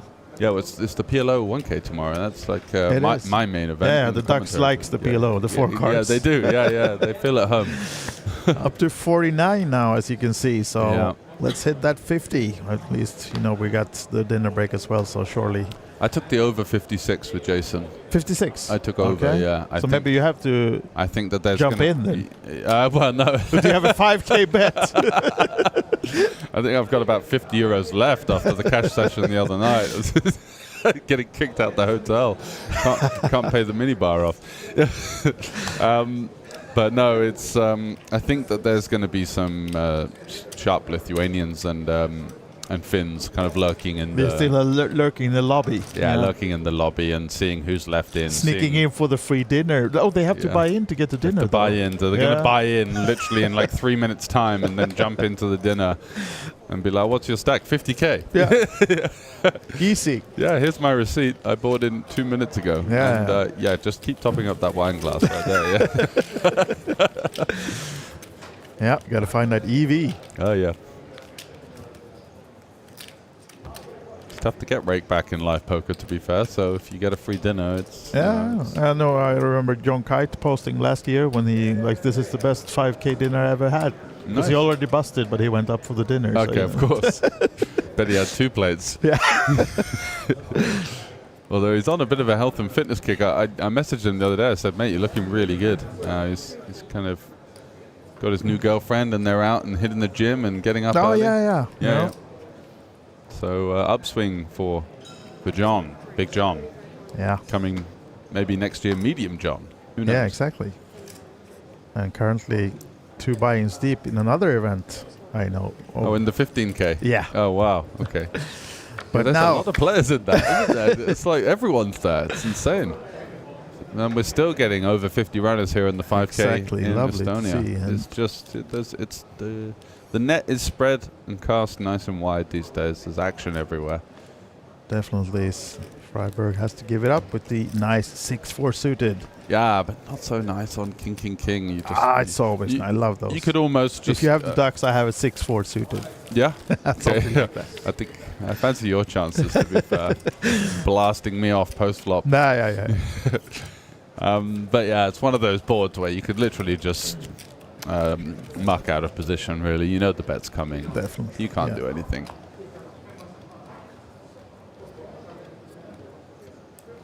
So I do that a lot, actually. Muck, like open muck, and people are always like surprised. I know the bet is coming. I have absolutely I've nothing. played the game before. It is level 2. I'm not going to do any bluffs. Not going to check crazy with 5 high on Ace King 3. Yeah.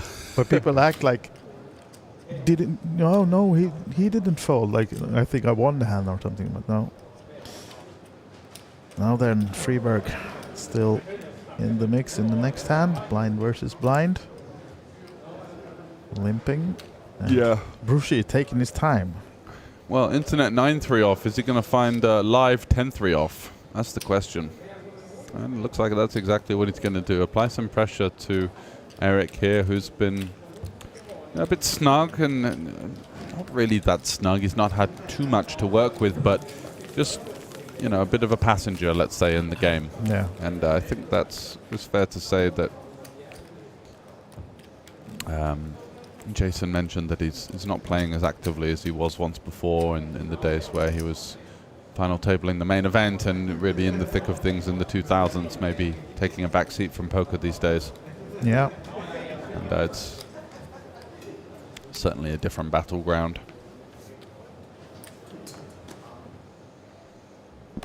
Yeah, it was really the Victor Blom of early days of Swedish online poker, you know, like you said earlier, like he was playing non-stop. Really, yeah. Yeah. Yeah.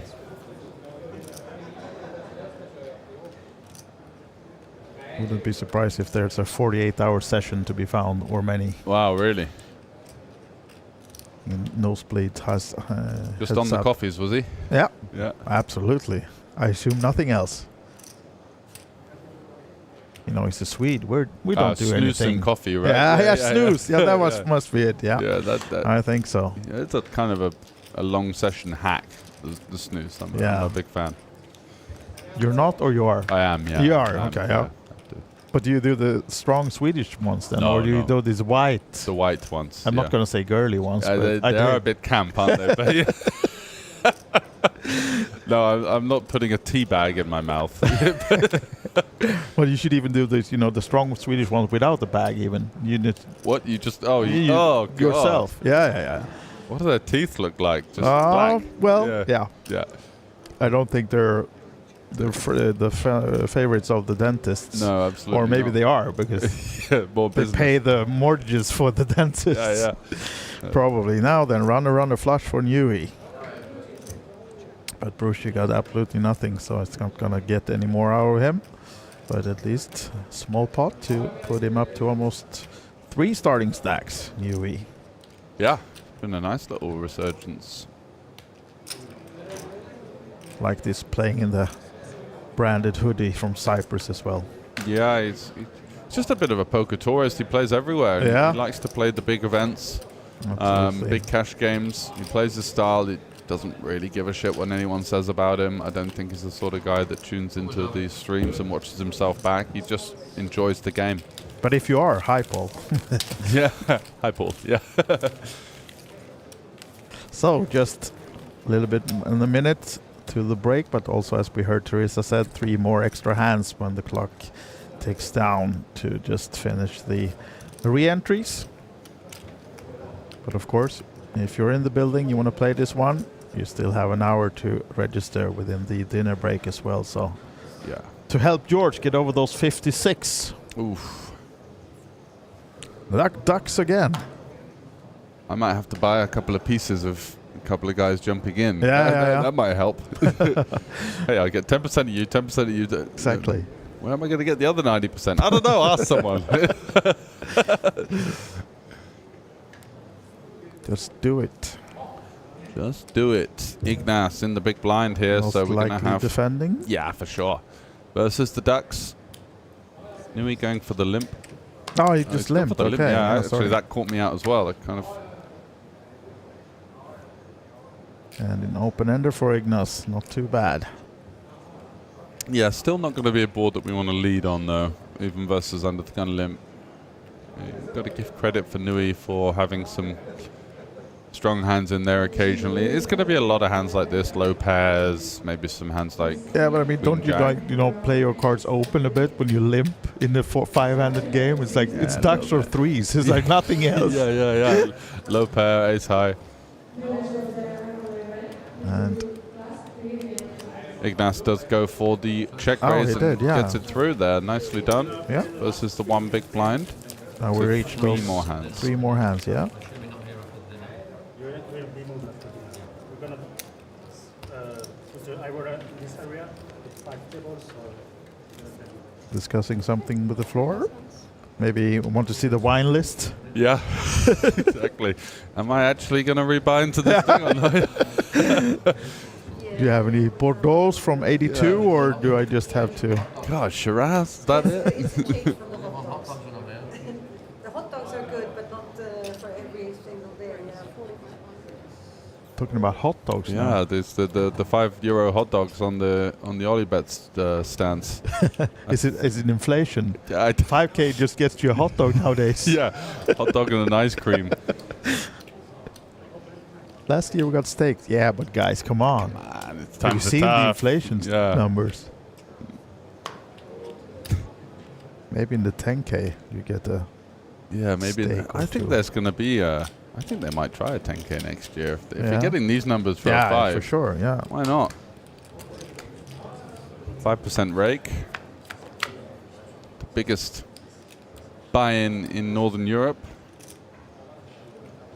And Bruschi getting on the better hand of another flop. You said this guy is an online Bruschi, yeah. legend as well. Yeah, mixed games. He plays everything. I think he's pretty strong in Hold'em, like very good, but Yeah. not like elite, but is just so good at like all of the different games. Good friends with Senkel. I think they're in the Okay. same team this week. It's called Senkel's Angels or something Aha, like that. right, Yeah, okay. yeah. Yeah, that team competition just through the roof, right? Well over 100 teams. And everyone's talking about it. Wherever you go, it's like, yeah, have you seen...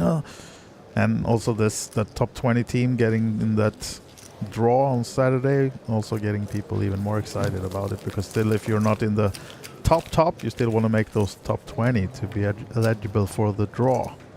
And go to Firenze, watch some VIP football. Oh, yeah.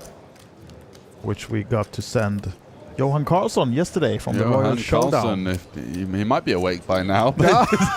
Or maybe not gone to sleep yet. yeah. It's He was celebratory really, yesterday, yeah, He for was sure. really hitting it, and the drunk run good very much was instilled within him, I think. And Yeah. again, just the timing was so good because another couple of apple juices, and he would have been just getting taken out of here on a stretcher. I think. Yeah. Maybe Helpy should have just stalled him in the heads up, you know. And just start tanking every hand because he's going to Buying get bored, some extra rounds. have another and- sip. Yeah. Yeah. Hey, let's do a shot. Can we up in the temperature a bit as well? Get this guy drinking. Sweating buckets. Newey calling with the sixes, and you see Freiburg has one as well, so here we say it's Piotr's game. Nope, no 7. So still overcards for Newey, of course, and he's checking.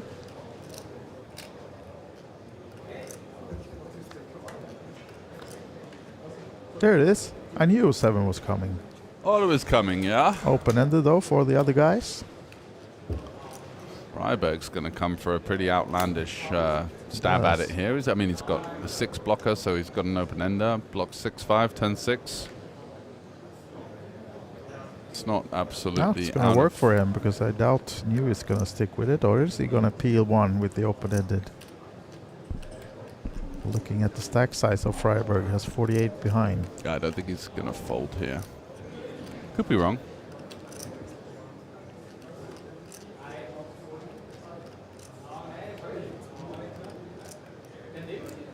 Quite cool to like call here and then donk jam a Heart River. Yeah. I think that's quite creative, but he does just let it go. King 6 getting it through there. Just whoever wanted it the most, and the worst of the 3 hands gets the job done. Yeah, nice for Freiburg to get some chips before the break. It is. Comes in on the after the break now with a nice little bit of a juice up. Yeah, so is it one more hand, right? I think so, yes. And then we're going to start that 60-minute break. So waiting for...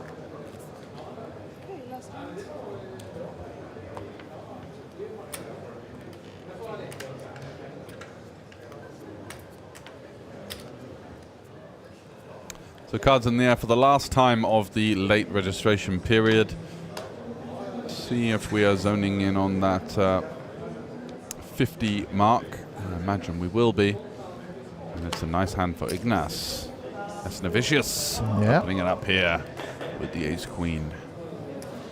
Freiburg off to the dinner break, as is probably Bruschi with the 6-3. Yeah, gives so it up, so time to get some food for these guys, and they'll be back playing in about an hour or so. And 49 runners right now, and 50 just ticked up there on the screen. oh, it did so we behind. Yeah, okay. We did hit We're that just behind. You still think we're going to make 56 though? I think so, yeah. Yeah, you think? Yeah. Okay. I'll say 53 then. I'll put the line on 53.5. I'll take an over with you as well. Come on. Yeah, come on.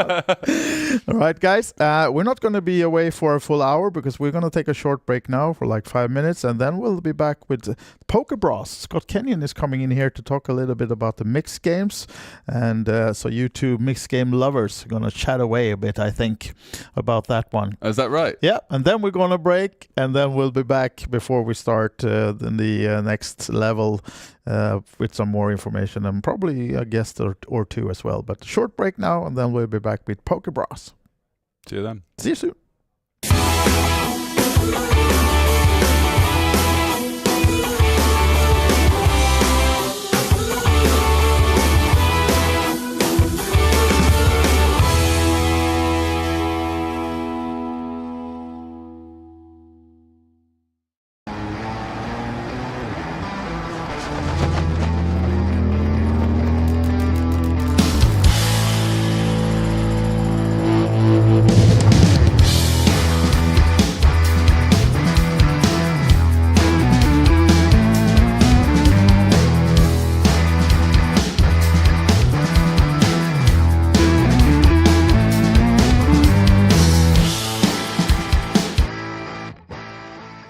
Welcome guys back to Tallinn. It's the 10-year anniversary of the Kings of Tallinn, the beautiful event we all love, and we are so happy to welcome you to this edition. Right now, behind me, playing at the TV table, some familiar faces. They have all won a Queen or Kings of Tallinn edition during the years. Among these guys playing this sit and go is Rano Sotla, who took down the first event in 2015. We also have Juha Helppi amongst the winners, Sarah Benjamin, who won the ladies edition last year, and all of these are battling it out for a VIP trip to Fiorentina game. They will be able to go and see the game and enjoy some nice VIP treatment. But let's go and meet a few of the players as well, look at how the game went down, and see what they have to say about this. They started on 7 players. I can see there's been 2 re-entries made. Rano Sotla, winner 2015. Who made these 3 entries? Well, I guess it was me. Yeah. It was you? Yeah, it was me. What happened? Well, I just decided, that today it's gonna be on me. Matthias Siljander even said that they should change the name, that Royal Showdown sponsored by Ranno. Today is giving show for the fans and a little bit punting here and there. Yeah. It's really nice. Like, I was very nervous coming here, especially because Martha was supposed to come, so I would have had some female support, but she unfortunately couldn't make it. But the guys have made it very welcoming, and we're having fun. It's not too serious, but at the same time it's serious, but it's like also having fun and chit-chatting and stuff. So joined by Matthias Siljander, the most recent winner of them all. Is that to your favor? Yes, I suppose so, yeah. You have old players like Juha and the guys, right? Yeah, and Ranno, he won in 2015, I think, and he hasn't updated his playbook since, so yeah. he's not doing great. No, of course. It's a really fun table to play. Aggressive playing. Who's the strongest one? Strongest. I like the way Matthias Siljander plays, and Rano as well. And unfortunately, I have both of them to my left. You do, yeah. So, yeah, I have to be cautious. Have you adjusted your tactics now? Yes, I have to.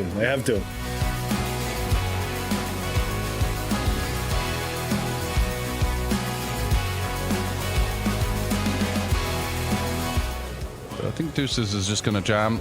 Yep. And are we going to see a call? Yes. Oh, the ace-9. He's seen one. If this one is... I don't want to expose my range. If it's amazing. Yeah, ace-9, a clear call here. And yeah, heads up, absolutely. and you do feel as though... And this is for the title for Johan Karlsson, but as you can see, it's a flip, so... Yeah, it does say help me find the 47%, double up. but you do feel like the luck is in the side of the Swede here. Yeah. Going for the Phil Helmuth prey at the table. Oh, there's the ace. Maybe a backdoor diamond draw for Helpy? No, Will the he 5. find one of the 2 remaining ducks? No deuce. When that's going to be the end of it for Juha Helpy. A spirited fight, but just couldn't get the job done versus Johan Karlsson, who it was his day.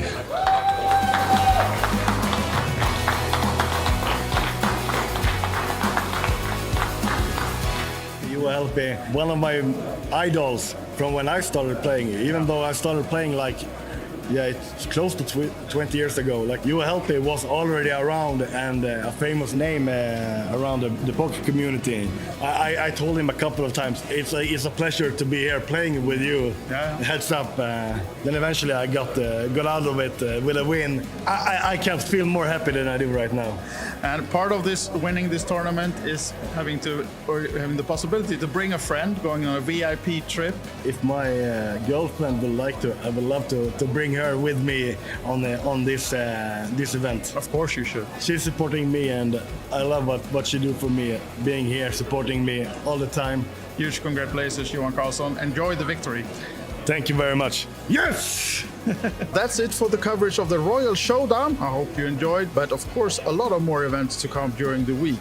So make sure you check us out on our socials, and on olibetevents.com you can see the full schedule and see whatever event suits you the best to come join us here at the Hilton and the Olympic Casino.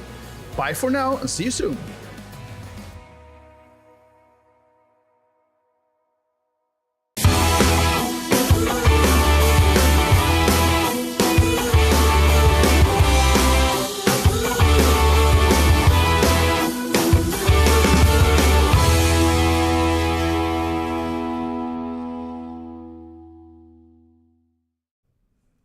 Welcome back to the studio, guys, and we're just on the break in the Highroller, and I thought we'd bump in from the studio with a little bit of interview or a chat with our good friend Scott Kenyon, also known as Poker Bros. How's it going? It's going good. How are you?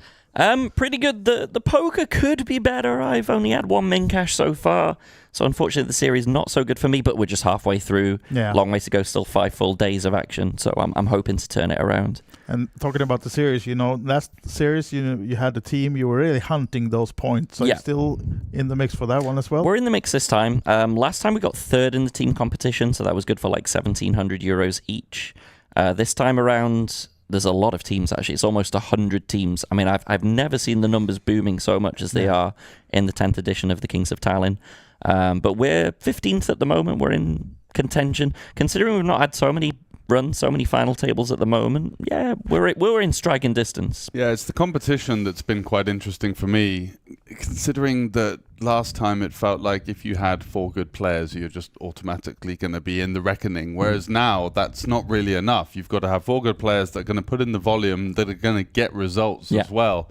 It's just so competitive, and I think it's a good testament to the Kings of Tallinn and kind of the growth that we've seen over the years. When I first started coming here, like the team tournament was just a bit of a joke, and now it's like one of the hot topics of the week. I mean, I think last time when I played it in October, there were maybe 30 or 35 teams, so to see that go to 100 is just incredible, actually. Yeah, and obviously 4 people per team. You're actually a part of that because you promoted it well last time, and I think spreading it and how much fun you had, and it was shown on the social as well that you really, you put in the hours to get those team points, and it's something that you don't get with online, right? Because in online, it's not, you can't ever be a team sport. It's just individual. You play, obviously for you stream, so you get a bit of interaction there, kind of satisfies that kind of need for talking, but in online it can be such a brutal game. So when people will look and think, oh, Tallinn, the team tournament, I could win 5,000, like just for playing a week of cards, it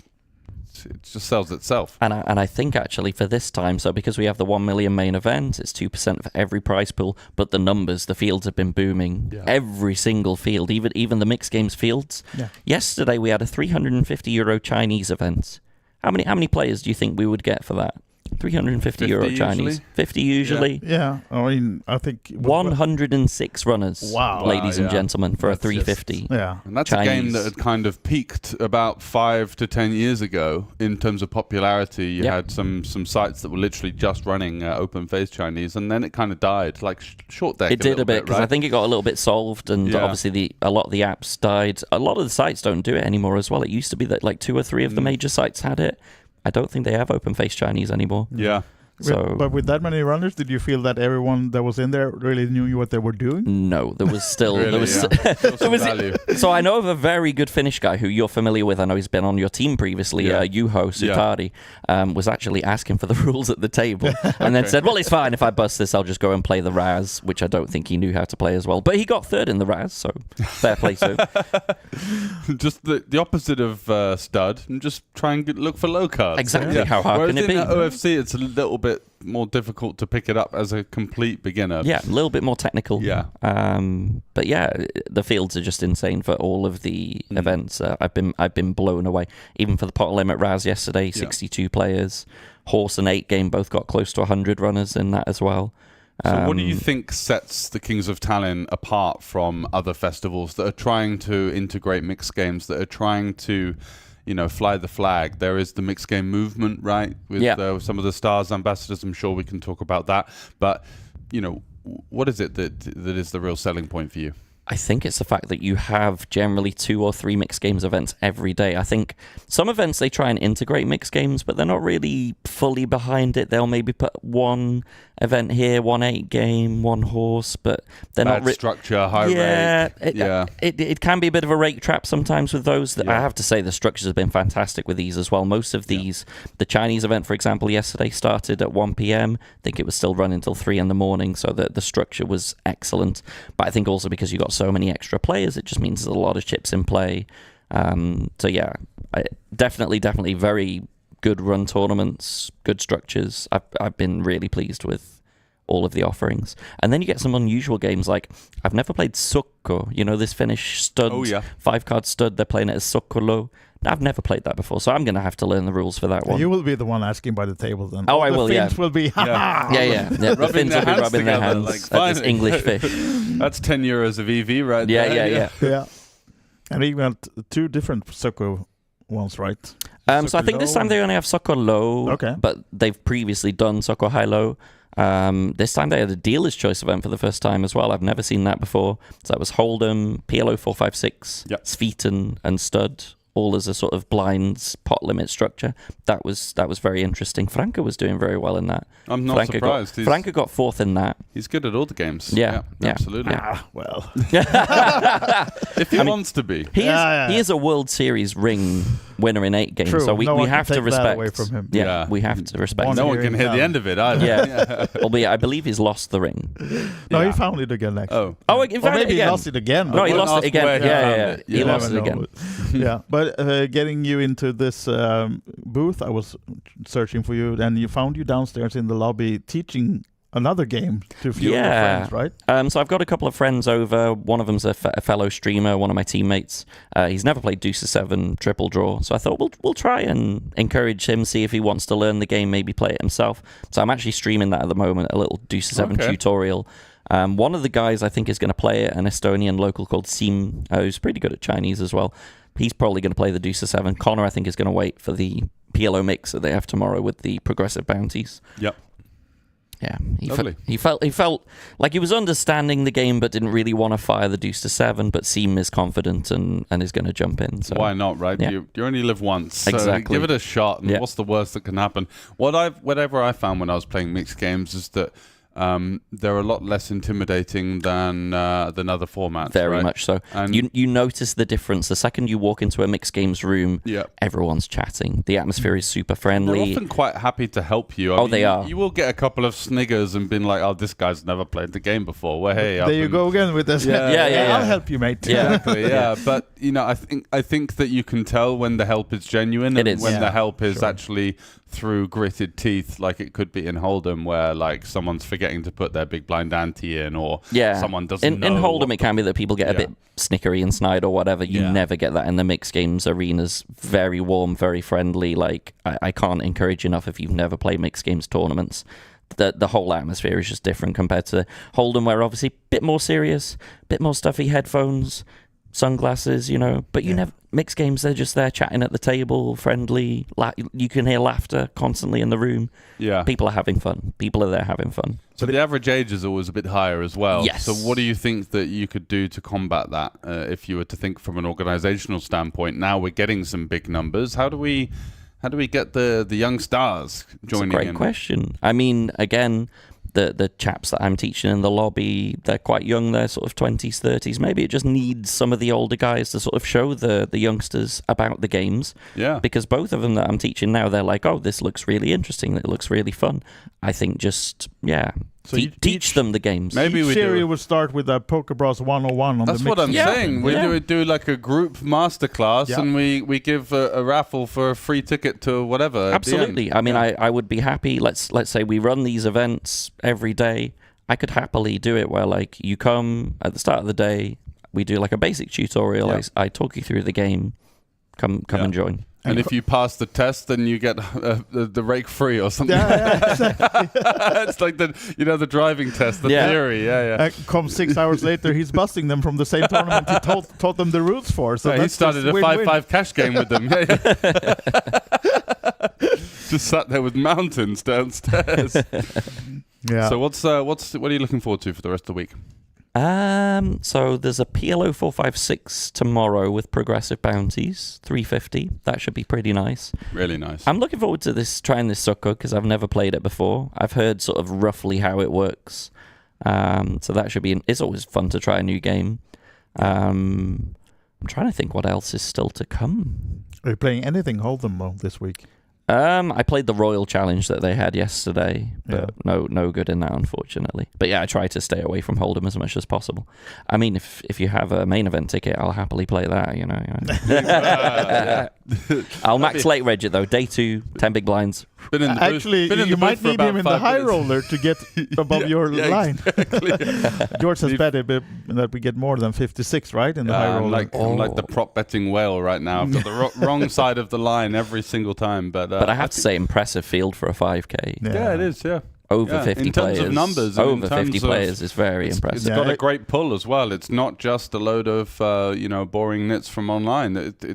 It's a great field. Yeah. We've really seen some world-class action so far, and it's entertaining. Nice. Yeah, you should say that taking 56 and over, it was probably not from the start of the tournament, right? You would have picked another number if we asked you yesterday. I'd have said 33. Yeah, exactly. Yeah, so, maybe less. Yeah, already 50 is fantastic. Yeah, so that's credit. Are you going to fire a satellite to the main? A main one bullet?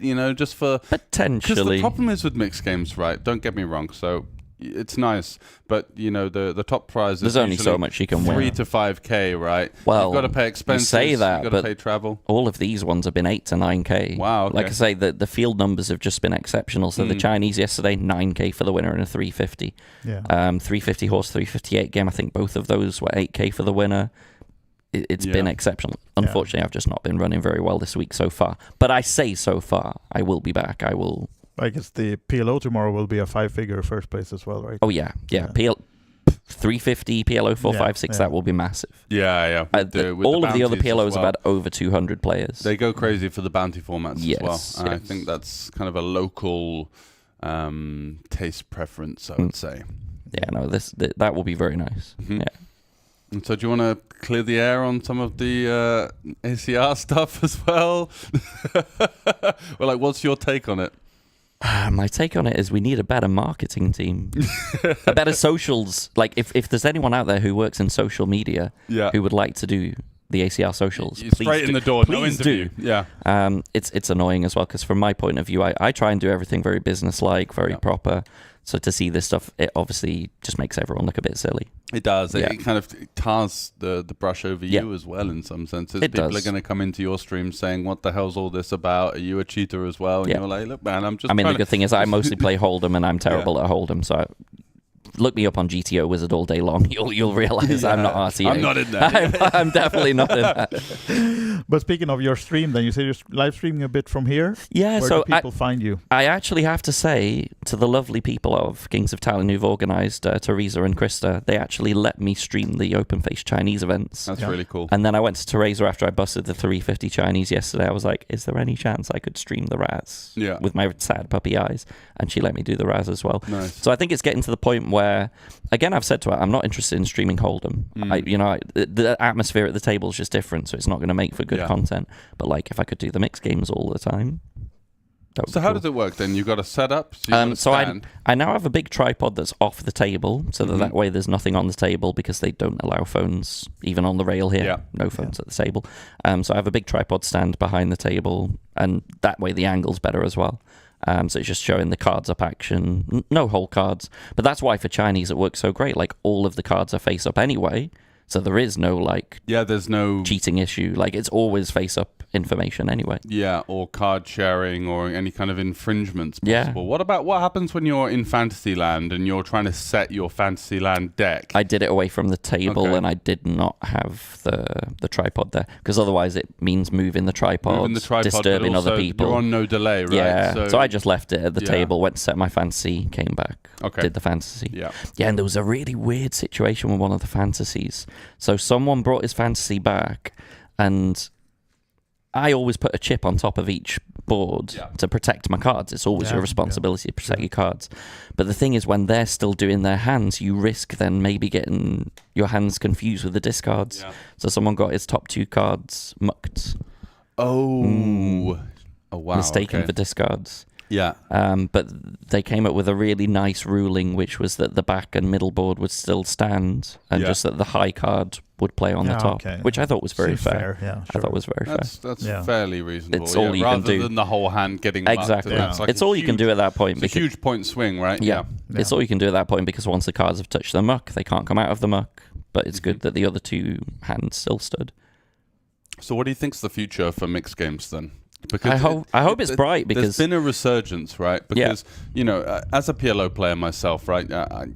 Call me a little bit ignorant, but I'm not really seeing where the next progression is. Although, however, people were saying that about PLO 5 and PLO 6 are their fads or short deck. Short deck did kind of die, but PLO 5 and PLO 6 are bigger and better than ever. For sure. Right? Yeah. And so what's the natural progression? Maybe it is to pick up some of these other games. I think so, because particularly when you touch on this point with RTA and with GTO Wizard and things, I do think, by the way, they really need to add a delay on GTO Wizard. Yeah, 100%. I think it's such a simple thing on their end that they can do to ensure the integrity of the game. I think they are responsible to do that for the best of the game. It should not be that you can just live search spots during hands and have no delay. Like, that's ridiculous. Yeah.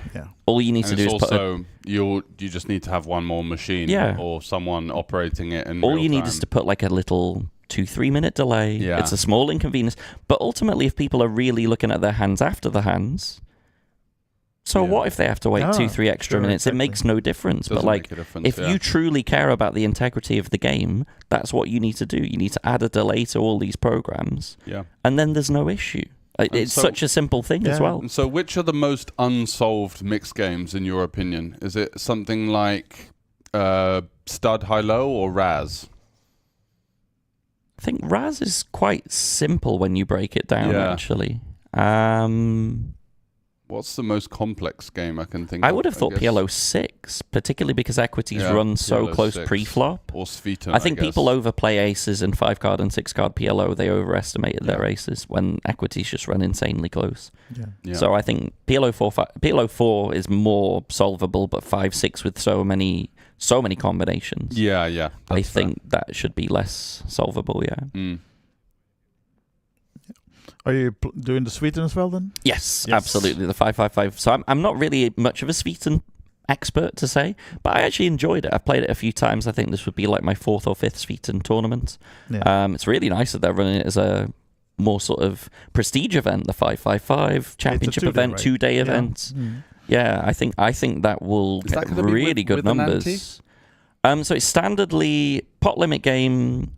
I think you just have blinds. I don't think there's generally ante, as far as I recall. The only thing I think, I'm come from an Omaha background, right? So when I play Sveton, I'm usually one of the more aggressive players at the table, and you've got all these guys that kind of focus on Sveton and don't play much Omaha. That are like, well, what are you doing, young buck? And I'm like, well, I've got 2 chances to win. Either you fold pre-flop, or I take it down on the flop before the draw. Do you know what I mean? Yeah. So it's like, that's the way I look at the game. Like, I don't need a hand. But the draw element is so important because so you'll get some people that only play really for the Omaha element of it. The problem with that is then you're getting free rolled almost every time. Yeah. You have to have some kind of, even just aces, kings or aces. I've seen so many times where just one pair wins at Showdown with that 5-card draw element. Yeah. So like having aces, it's very hard to lose both ends. If you have a decent pair plus aces generally on the board is going to be good a lot of the time.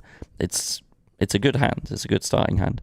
But crazy, like I was playing, which game was it the other day? Deuce to 7 triple draw. Right. And they kept dealing me like straights and flushes. And I even got a dealt house. And I was like, where was this in Sviten the other day when I was playing the dealer's choice? I kept getting rubbish, you know? It's just the human condition of the mind. You're Typical. thinking, well, that would You're be playing handy in that Raz, you game. get rolled up aces. Marvelous. Like, What can I do with this? But a 5-5-5 Sweden, where do you put That's the number? cool. Over and under, what do you put the number of I entries? think it'll hit 100. You think so? Yeah. Wow. I think it'll hit Wow, that would 100 be with lovely, with how wouldn't it? all the other events have been. A 50K And I know prize heaps pool, of Swedes are coming in. That's great. Yeah. I think 100 players. Yeah. And I heard a little whisper, a little birdie told me that if this one goes well, maybe come the summer a little World Series circuit thing. Maybe a World Sviten, Series Sviten maybe ring. a Sviten ring event. I knew a few guys who won't miss that event. Yeah. Yeah, Mr. Love it. Laterra. So I believe if this one goes well, it's like a little tester, and if it goes well, which I think it will, maybe a World Well, you Series ring heard it event here in the summer. first, guys. Get yourself into the Sviten and could potentially be seeing some mixed game ring events Yeah. Definitely, coming to your screens and also your local casinos soon. Yeah. So thanks very much for joining us, Scott. It's been a pleasure to hear your insight into what's going on. Unfortunately, the run's not been good, but remember what happened to Max last time? He was I remember. bricking bullets left, right, and center, and came through at the end. Yeah. So it's a long week, and It's a marathon, not a sprint. Precisely. Says all the one who's stuck. This. I right. can't get it back. I'm in the booth now.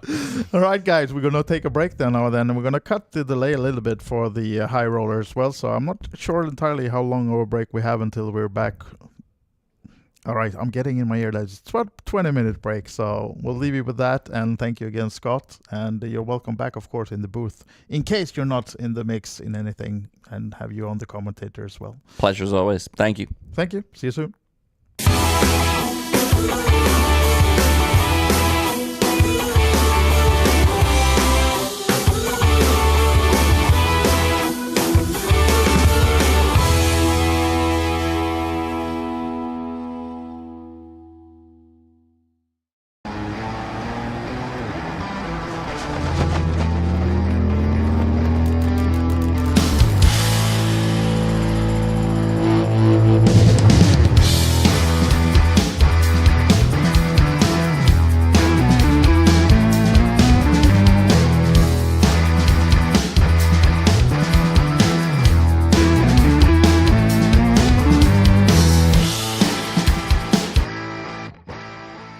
Hey everybody, it is Jason Glatz here, and I'm absolutely thrilled to be here at the Kings of Tallinn. It is the 10th anniversary of this iconic event here at the Hilton Tallinn Park and Olibet's flagship home, Olympic Park Casino. Behind us, we have the lovely Kings of Tallinn merch shop. That will be open starting tomorrow, where you can get your Kings of Tallinn gear. As you head up the stairs, you will notice that there is something special. Each previous Kings of Tallinn and Queens of Tallinn winner is honored with their name on the stairs, so you can walk through history as you enter into the tournament arena. And behind us, you'll see that we have the fantastic TV table at the Kings of Tallinn. There'll be 4 full days of streaming, along with some bonus coverage of the Royal Showdown. The Royal Showdown is a nice addition for the 10th anniversary. All the previous Kings and Queens of Tallinn winners were invited to battle it out for ultimate supremacy, so you'll be able to check that out on Tuesday, February 25th, but they'll be streaming on the 26th, the 27th, and of course on March 2nd will be the final table of the 1 million guaranteed main event. We are entering the main ballroom here at the Kings of Tallinn, where in just a few days' time, the main event will take place. How excited are you about the 10th anniversary of this iconic event? Oh, it's so super exciting. It's a great fun, and also to already see so many players coming in there. So we are looking at records in most of the big tournaments. We also have a 1 million guarantee in the main event this year. So good times, Jason.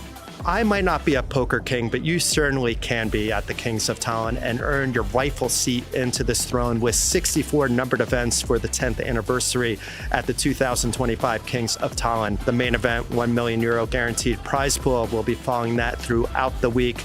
All the side events, results, news, and more. Check it out at olibetevents.com, along with our media partner, poker.pro.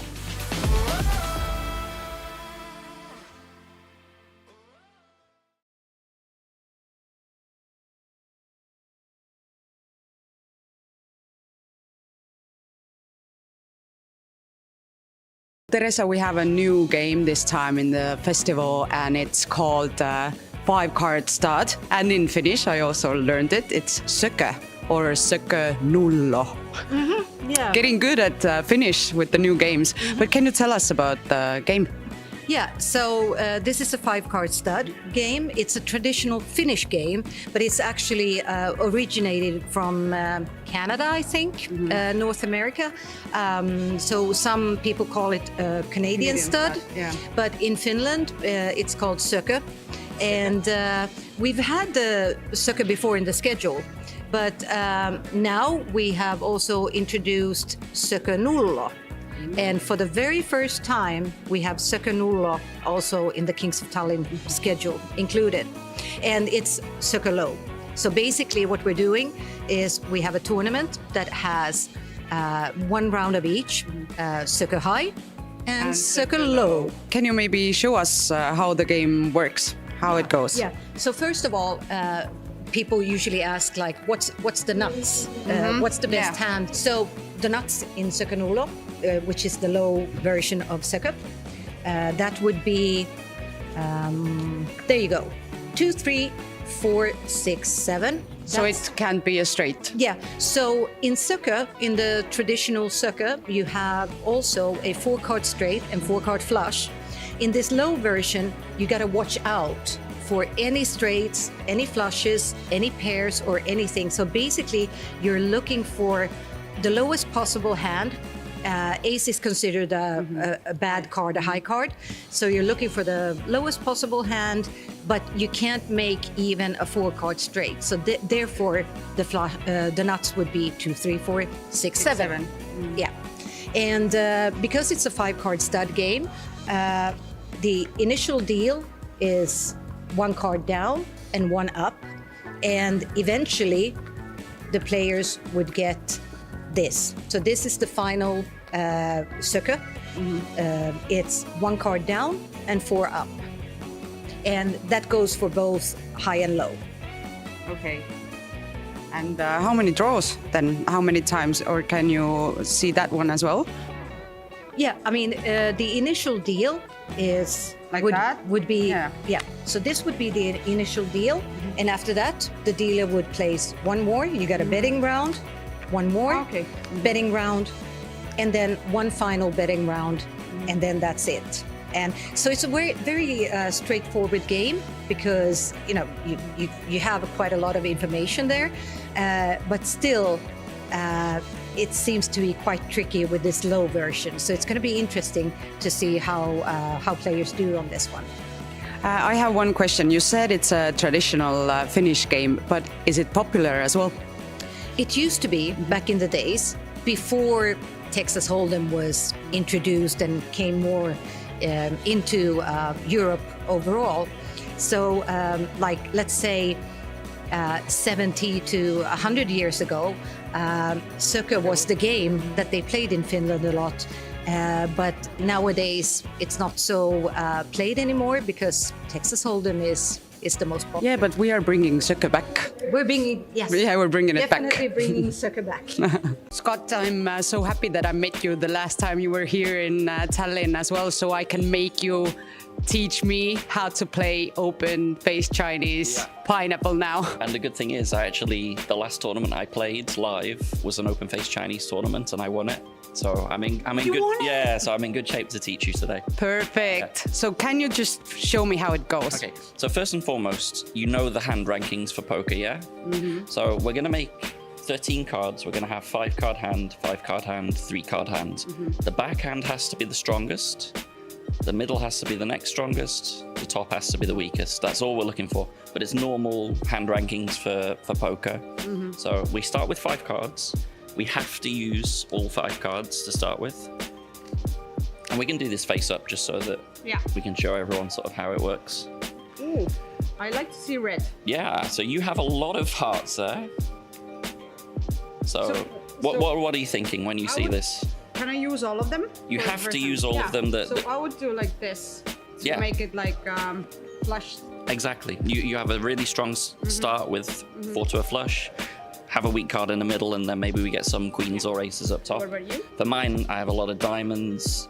It's not great starting hand, actually, especially because I see you have a lot of hearts here, but I think I have to go like this. So it's important always to check out what the other players It's have. very important not only to check what your cards are, but also to check your opponents, because let's say further down the line, it might be that you're going for some pairs or something, but if you see that a lot of the other cards have gone, you want to make sure that you avoid those. So now we're going to get 3 cards next. You have to use 2 of these 3. You're going to throw one away. Okay. Normally they would be dealt face down, but I'm going to deal them face up just so that we can show everybody what the cards are. Come on. So we have to use 2 of these. This is very good for me, by the way, because that completes my flush. Okay. So what are you thinking when you look at these? King up top, obviously, yes. And we always put it to the side. I would use the deuce. So again, look at my cards for what you have here. So you have a choice between a 2 and an 8, and indeed I have an 8. So yes, throw the 8 is a very good choice. And for me, I'm just completing my flush. I'm very happy with that. So we get another 3. So this is how it goes. Yeah. You make the first hand that you get dealt is 5 cards. Yeah. You use 5, then you get 3. You have to burn 1. Yeah. It's always going to be that after the first 5, you're going to get dealt 3 every time. You have to use 2. Okay. You have to throw 1. Now you have an interesting choice because yes, this is actually perfect. Yes, yeah, I really like this. There are a couple of hearts gone, but still the hearts are very live. We are going to need to make 2 pair in order to make the kings valid. The interesting point with this, by the way, when we play progressive pineapple like we are playing, if you get queens up top or better, you get into fantasy land. Fantasy land is where you get all of your cards in your hand, and that's really, really powerful. So it's important that you do try and get a strong hand up at the top so that you can get all those cards in your hand. Because the last tournament that I won, I got 13 cards in my hand. I made a royal flush out of 13 cards. I got 14 cards in my hand. I made trips up top, and trips up top is a lot of points.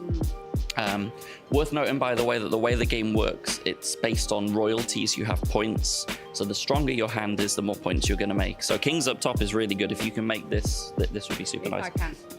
So you're throwing the 9. Do we have one more round to go? We're going to have a couple more rounds to go. Mine is not the greatest because in the middle I'm struggling. And the flush would be no good in the middle anyway. So I'm actually gonna have to keep the 4 even. Oh no, but all the 4s are gone actually.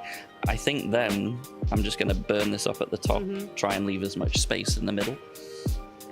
So 3 more cards. Come on, yay! You got my heart. Oh, very strong. What I need. So all you're like gonna need, you're just gonna need to make 2 pair in the middle or trips to make your hand live. Okay. So what are you thinking? There's a 3. There is a 3. 9, so I would probably do it like I like that choice. That's a really good choice. Yay. And then for me, this is pretty good because I can put aces in the middle, which means if I get a queen now, I would get into fantasy land. So that's pretty decent. So final draw. I'm going to do these down actually so that you can sweat them. Yeah, the sound of Fantasyland is like so luring. Fantasyland would be lovely. If we can get you a Fantasyland and show the Fantasyland as well. Oh, you've got it as well. Yay! Very nice. And I still need to use and just put anything up top, yeah. I mean, you go for the higher one because why not? Okay. Yeah. Sorry. And then I need a queen to get into my fantasy land. Do we have it there? No fantasy for me. So you are now going to get 14 cards in your hands, and then you get to make the hands from that. So we'll do one fantasy. I'm going to sort of ignore what my hand is. We just I made it to Fantasyland. Fantasy land is. That was so amazing. So this is the Fantasy Land round. 9, 10, 11, 12, So this is what I have, right? Yeah. Let's see. I don't have a flush. No flush there. Do I have a straight? You do have a straight. You have a few straights, actually. It's a shame that you're short of one diamond. One diamond would have been nice because then you could have made flush and straights. You have an extra diamond. Yeah, but I can just make the flush You got down. the straight there. Down here. Yeah. Then make it. It's not the best fantasy, unfortunately. It's not. I've seen a lot better. You've just got a pair of queens, pair of sixes. Yeah, you can help me with that. It's probably only You're this. the pro here. You get points for it, so the straight's worth 2 points at the back. The sixes is worth 1 point. Unfortunately, it's really not much points at all. I'm wondering, is there anything better we can do? But you're missing one diamond. If you had one diamond, you could make flush straight, then you're getting a lot more points. I have one question.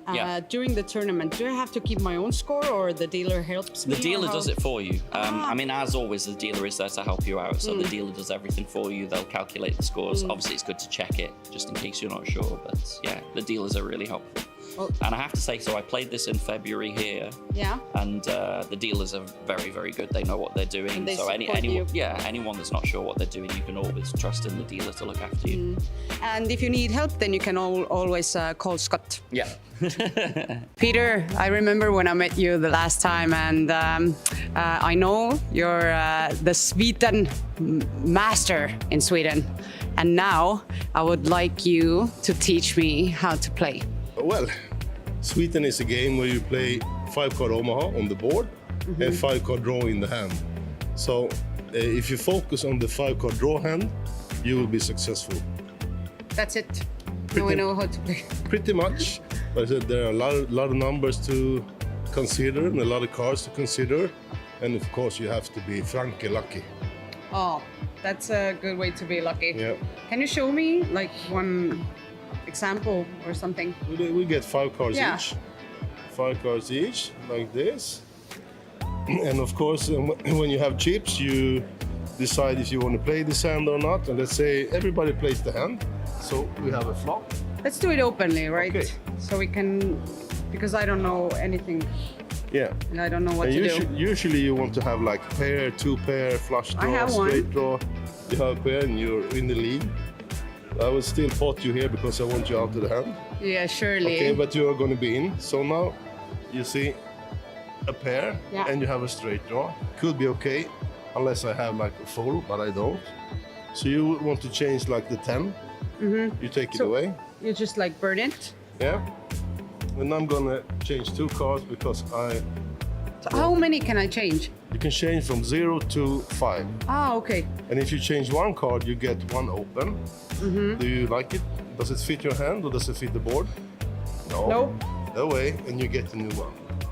Ah, the same. And I get 2 cards, so I don't get the face up. How do you like it? No. But still, here's the turn. Yeah. And you're probably gonna check, I'm gonna check. And then the river. And that's a split pot, because you see, I got the straight. Yeah. And you have the best hand. So I win this time? 8s, yeah. No, you win half the pot and I win half the pot here. Okay, we'll split, yeah. Quite easy, guys. Seems really easy. Quite easy. No, Come and play. And I will show you, not that easy. Hello, I have John Kite here, who won the PLO 4 and 5 last year. So maybe you can teach me a little bit how the PLO goes. I've been playing No Limit Hold'em, but I know nothing about PLO. And what does the 4 and 5 mean even? Yeah, it's a bit different from Hold'em. In PLO, it's more about you need a lot more. You need draws. You need like 2 pair or better. You don't want to go crazy with like 1 pair, like over pair, as you do in Hold'em maybe. Yeah. In 4 cards, it's mostly about having aces, nut suits, high pairs. In 5 cards, you can have a bit more rundown hands, which means like, for example, Jack 10, 9, 8, 7. That's really good to crack aces, for example. Can we do a little like example or just to...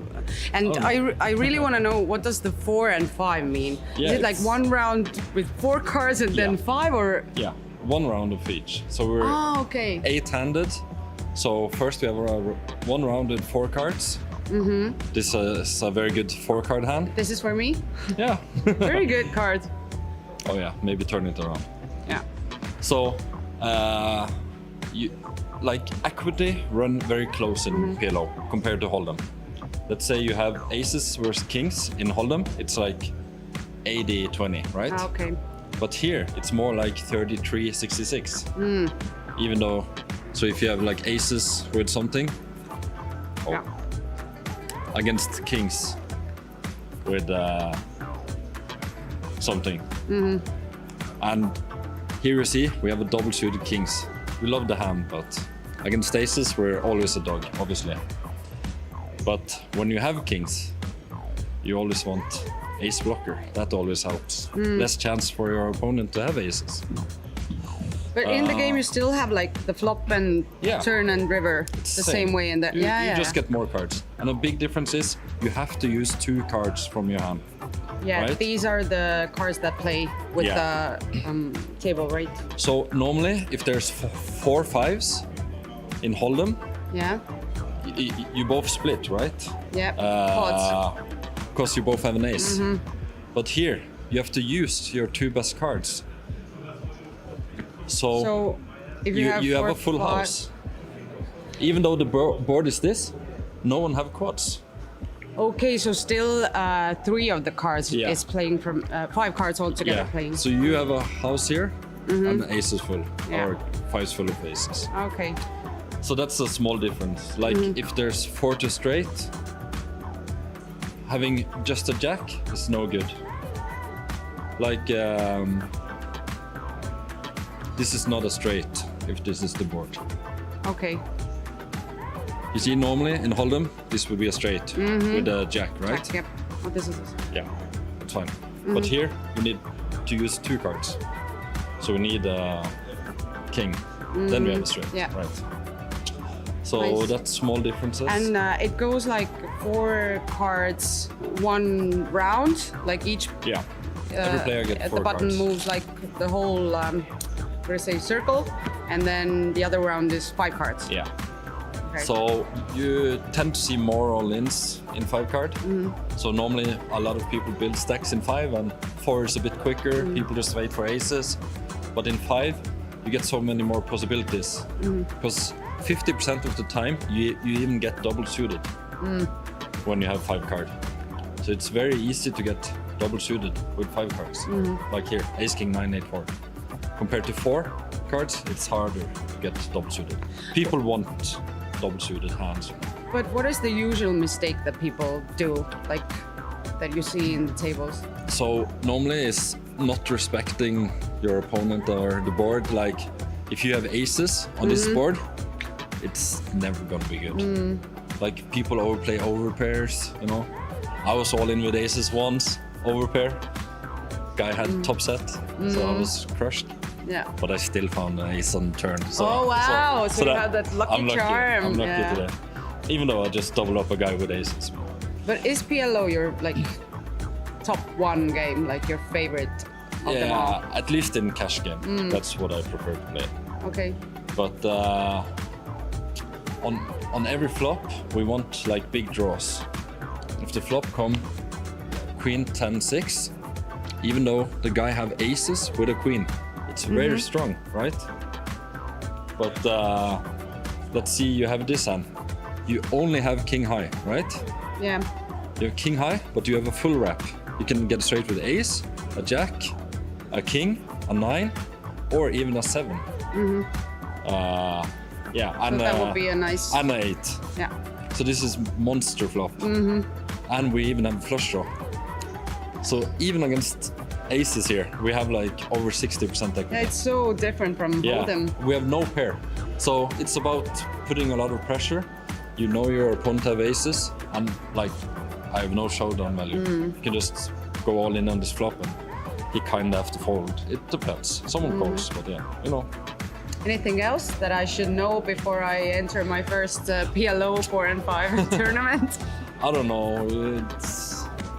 It's like in every poker game. You just have to pay attention to your opponents, see what they're doing, and I mean, some people like to look at every flop before they go all in, you know, see that you have something, and some others just, if they have a good starting hand, they just always try to push their equity. It depends. So you should be a little bit smart, and you should have luck as well, like in every poker game. Of course, yeah. Okay. Thank you, John, so much for joining us and explaining the PLO 4 and 5 to me. Welcome, guys, back to Tallinn. It's the 10-year anniversary of the Kings of Tallinn, the beautiful event we all love.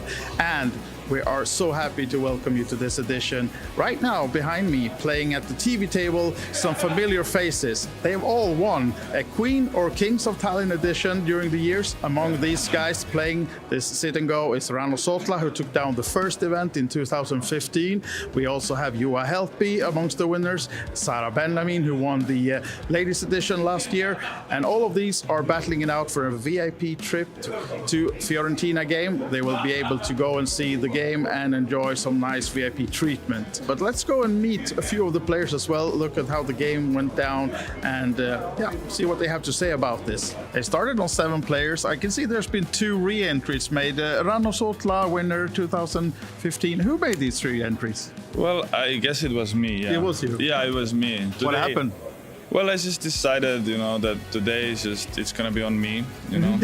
Matthias Sillander even said that they should change the name, that Royal Showdown sponsored by Ranno. Today is giving show for the fans and a little bit punting here and there. Yeah. It's really nice. Like, I was very nervous coming here, especially because Martha was supposed to come, so I would have had some female support, but she unfortunately couldn't make it. But the guys have made it very welcoming, and you know, we're having fun. It's not too serious, but at the same time it's serious, but it's like also having fun and chit-chatting and stuff. So joined by Matthias Sillander, the most recent winner of them all. Is that to your favor? Yes, I suppose so, yeah. You have old players like Juha and the guys, right? Yeah, and Ranno, he won in 2015, I think, and he hasn't updated his playbook since, so yeah. he's not doing greatly. No, of course. It's a really fun table to play. Aggressive playing. Who's the strongest one? Strongest. I like the way Matthias Sillander plays, and Rano as well. And unfortunately, I have both of them to my left. You do, yeah. So, yeah, I have to be cautious. Have you adjusted your tactics now? Yes, I have to.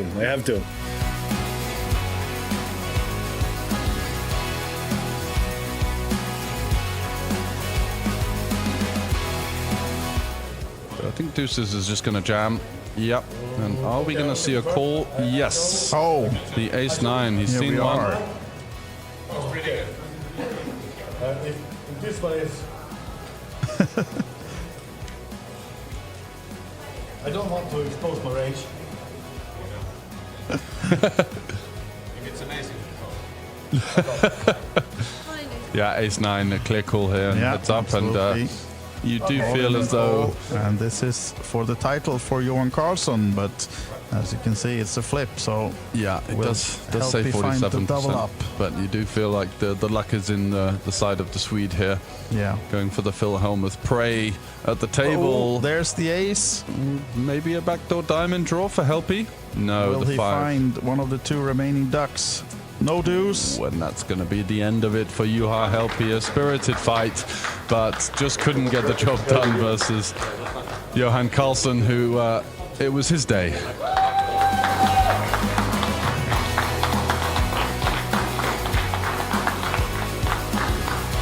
Juha Helppi, one of my idols from when I started playing, even though I started playing like, it's close to 20 years ago. Like, Juha Helppi was already around and a famous name around the poker community.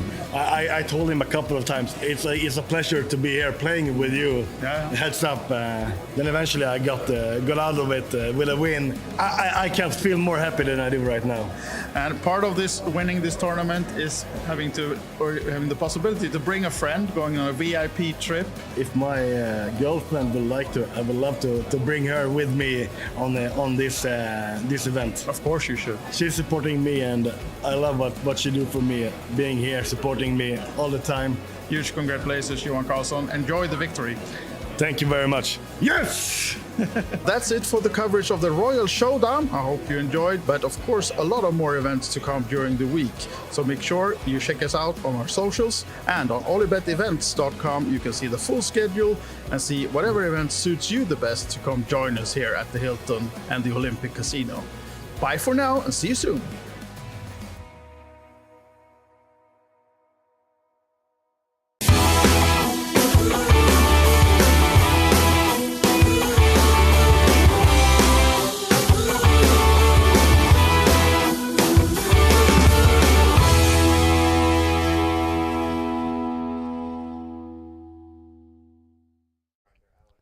Hello and welcome back to the continuance of the 5K High Roller here, and we have good news. Firstly, Scott is going to be continuing to join us in the booth here, and secondly, we are up to 58 entries. I heard someone's won his side bet. Yeah, it's clawed back some money that I dusted off yesterday. Excellent. Basically, but no, things are looking good, and really looking forward to seeing the action here. We've got a who's who of Northern European poker, as well as some strong players from as far as Brazil. So let's have a look and see what's going on, shall we, as we come back from the break. Vamos indeed. Oh, we do not have the pictures yet. We've just been clawing back the break a little bit. So you say there's a bit of a mix of the best players from Northern Europe. Can you give us a rundown of what we're working with here? Yeah, so you've got the local guys. So you've got guys like Markus Ladev. You've got Ottomar Ladvar, who I don't think is here for this one. Yeah, chess grandmaster. Yeah, this is the kind of pool of players that we're talking about here. Luca Sarainen, I believe, is in there. Yeah, exactly. You've got the high stakes online Finnish guys. There could be a pool of up to, I think, 10 of those guys that might potentially join in. Yeah, Rupatami, Stephen Toole as well, who's a local Estonian guy. He plays high-stakes PLO cash games. He sometimes jumps in when he feels like there's a good value Hold'em tournament as well. Yeah. So, yeah, Juha Helpi as well, who I interviewed yesterday, and he was absolutely just couldn't wait to defend his 5K title, basically. Oh, he's the reigning champion, is he? Ah, I didn't know that. So he won last time around, and yeah, things are looking pretty good. And as for some of the newer names as well, you got the Renan Bruchy, the Internet 930. So he's in the mix, coming from all good the way mixed from games Brazil. player as well, right, Renan? I think so, yeah. I believe that's so. What he's known for. Because I know he's also on Blaz's team, Blaz Zajav. Yeah. So he's formed a bit of a mixed games team. Tobias Lekness is in with him as well. I think he's called them Senkel's Angels. Yes, right? yes. So they've got an interesting, a strong team, but particularly with him, like you say, more mixed games player, but we'll flick in these 5K high rollers as well. In terms of the mixed game, in terms of the team competition, I'm not sure if playing these types of events is as good, right? You want to be in the bigger field. It's all about unique entries, so I don't think this is going to score huge. And I think that's fair. It shouldn't be overweighted to the huge buy-ins. It makes it fair for everyone that it's more about field size. Yeah. The bigger the field, the bigger the points. I think that's I think really some fair. of the guys that I was expecting to see in this lineup didn't actually play, maybe because of that. But anyway, let's go and see the action, shall we? Looking forward to it. Let's get down and dirty to the tables. So tell us about our feature table, George. So we've got a new table here. We've got that Blaz Zajav you mentioned. Oh, Blaz is there. Yeah, let's there go, we go. Blaz. And Juha Helpi. Ooh. Juha Helpi. Let's see. It's a new table for me as well. Spicy table. So 30 remaining out of 58. So we've got about half the field left. Average stack of 100,000. And we're going to be starting with 1K, 2.5K, 2.5K. So still an average stack of 40 big blinds. Plenty deep. And I believe we play down to a winner today. Yeah. Could be a long day in the booth for Mr. George Sanford. It could very well be. And I'm here for it. So you've got your Ollie boost lined up and ready. I've got more than one ready. Yeah. Absolutely. So we're just catching up with the delay a little bit here. 20 seconds until the cards are in the air. As you can see, the average stack there, just under 100,000. And here are the chip counts. So it looks like Blaz has just entered for a late entry. 50K starting stack, 20 big blinds. As to be expected. I mean, it's a good time to reg. Half the field left. Going to be paying around about 15%. So a couple of, one or two doubles, and you're in the money. Yeah. You know? And are you familiar with any of the other players at the table besides Blaj and Juha? You know much about the chip? Not particularly. Yeah. Yeah, not playing too much. Oh, Vladas Tamasauskas, of course. Yeah. Real name on one of the main sites, and yeah, just a fixture of high stakes online. Lithuanian crusher. Yeah, absolutely. As quite a lot of the serious Lithuanians are. One of the gang, right? That's very much an up-and-coming Baltic region in many ways. Yeah, and it seems like I've got a very big stack with Selmin's Mattis here from Austria, I believe. Oh, no, I know who this is. No, this is Mattis. This is Latvia. This is Latvia, and this is Mattis coaching. Yep. So he's got a very workable stack there. Certainly Almost does. 4 starting stacks for Mattis. Let's go, Mattis. King Deuce-off not fancying the defend versus the hijack, though. A little bit shaky, maybe. A King 5 off, a King 4 potentially, but King Deuce, I think we can just muck it and see another one. Yeah. No, big good luck to Mattis. This is one of the lovely Latvians that drove me from Rosvedov to the airport. Really? Yeah. What a guy. Because it's quite tough in Rosvedov to find a connection sometimes, isn't it? Yeah, a bit of a pain. And stranded in the middle of nowhere. And it tends to be that the hotel connection is very expensive as well. So yeah, they put a bit of a markup on it, that's for sure. Yes. And no problem with that, I should say, in Tallinn, because you're 5 minutes away in a Bolt, it costs less than a $5. Yeah. So it's just wages upon wages. Juha Helpy with the pocket 8s. Going to be opening off his 25 big blind stack. Yeah, he's made a little bit of an inroad on the starting stack of 50k. And he's definitely going to be getting action from Mattis in the small blind with ace 10 off. Yeah. Does Mattis go for a 3-bet or a call, do you believe? 3-bet could call. I think it's one of those kind of fringe candidates. I smell a 3-bets. Yeah, it certainly looks like the table demeanor of a 3-bet, doesn't it? Yeah. Here we go. No, he fools us. Flicks in the call, and Blaz with the 9-5 off, going to hit the muck there. Wants to be a little bit more connected, coming in 3 ways. Going to be wary of Juha's quite strong hijack opening range there, so 9-5 off, not going to cut the mustard. Suited, I assume he would defend. Yeah, for sure. Yeah. Shame that he couldn't defend with that 9-5-9 high flop, but a very pleasing flop for Juha. Yeah, I would have flopped the best of it. Juha has a fairly easy continuation bet here, and I think Mattis will come along versus the 5k sizing. Should float once, yeah. Yeah. Some backdoor straight draws. Does indeed floats. And there is the ace. Barry Greenstein on the turn. Good card for Mattis, but of course, not going to be leading this card. Still going to hit Juha Helpy's range from time to time. Juha should smell that the ace could be helpful for Mattis. Maybe finds the check behind. Equally, maybe just a small bet, another sort of quarter size. He's going to have a lot of ace-x in his raising range. Yeah, it's quite weird at this kind of 2 SBR. Do we want to overcommit with a hand like 8s, or do we want to just simply check it back and try to get to showdown versus like a hand like King 7 suited, which now would improve to 2 pair, but yeah, Mattis here, I think he's got the green light. Certainly should be going for some leading value on the end, maybe a 3rd pot. The king is quite nice because now Juha could definitely arrive here with some hands like King 10 and King Jack, King Queen that would look him up. So just a question of sizing. I think our hand is worth a big bet at this stage, especially with the 10 of clubs as well. Juha might have checked back a hand like Queen 10 of clubs on the turn, so we block that. That doesn't want to get check raised off of its equity. I think he went for a smaller sizing, 10.5. Yeah, so he's gone for this 40%. I guess he's just targeting the King X region. But I assume for the King X we could target it bigger, like you say. Maybe go closer to full pot and we've got make it very difficult for the King X. Very natural bluffs like Jack 10. For example, 10-8, 8-6, 5-4. Queen 10 with the back door. Yeah.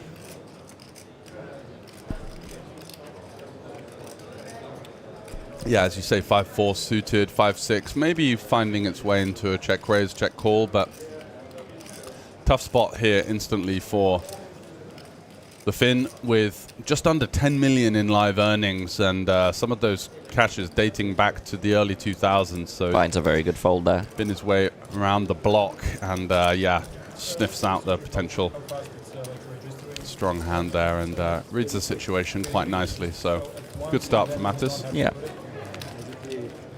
Quite a chatty guy trying to work out what's going on with the card reader and what he should be doing. Nevertheless, nice pot for him to get things underway on the continuation of play here in the 5K. 58 entries, which is, I believe, the record for the 5K in Tallinn, and it's just records being set throughout the week. As you mentioned in our break skit that we were talking about some of the mixed game fields, over 100 in the Pineapple yesterday. We've got the 555 Sviten coming up, and you believe that that could hit the three figures as well? I think it'll break 100, yeah. I know there's a lot of Swedes that are coming in specifically to play the Sviten. Even the Dealer's Choice event that was a 350, Sviten was being selected a heck of a lot more than I thought it would be. Yeah, when I looked at the schedule, I was thinking those 350s were slightly better value just because the structure's a little bit better as well, sometimes on the 150s. As you can imagine here, we've got so many tournaments in play. Some of the lower buy-ins are a little bit turbo-y, but you know, it's all in the name of good faith for the team competition, and people are just going to be firing in entries left, right, and centre. So I think the structures have been excellent overall, and it's nice that you have like a bit of a combination of, at the start of the day, you have some deeper structures tournaments, you have some things that are going to last longer as the day progresses. It should be normal that you're going to have some slightly faster things coming along as well. Yeah, absolutely. And Zdenek Ziska, not sure which is the first name or the last name, but double Z. It's quite a rare name, isn't it? I think Ziska's the first name, because Mattis, I'm pretty sure, is... Oh, no, actually, Mattis might be his surname. Salmins looks like a first name. We should look at how, like, Juha Helpi is, because we know with Juha Helpi. Juha was definitely in the right order, as well as Vladas Tamasavskis. So then I assume it's first name, last name. Mm-hmm. Yeah, pretty cool to have the ZZ combo. That must be a quite rare combination of name. The man from the Czech Republic with the double Z. I don't think I've ever seen someone with the Z first and last name. So one of a kind, and sporting the bright orange jumper as well. Got a bit of swagger to boot. It's looking more like a Dutchman with the orange there. Yeah, one of the Orangi. Yeah, Oranje boom. I can actually speak Dutch as well. I lived in Amsterdam for 8 years. Yeah.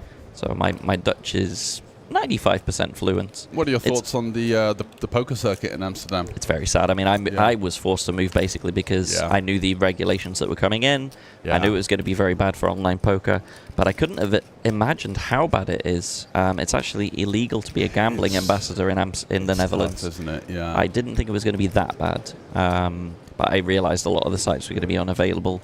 For me as a Twitch streamer, I need all the sites. So moved to Gibraltar, and very happy there. I've been there for 4 years. Even more stringent than the UK regulations, isn't it? It is. I know some high-stakes players from the UK that are struggling to get $500 on the main site. It's crazy. So it's, and they're playing 10Ks live. So yeah. And I think if you are a Dutch flag, you're just completely in the dark for online poker. Yeah. They're very restricted. I mean, they can still play on GG. GG have their own Netherlands skin. But most of the other sites, I know they have the Holland Casino one as well for the local casino, but aside from that, I think that's it.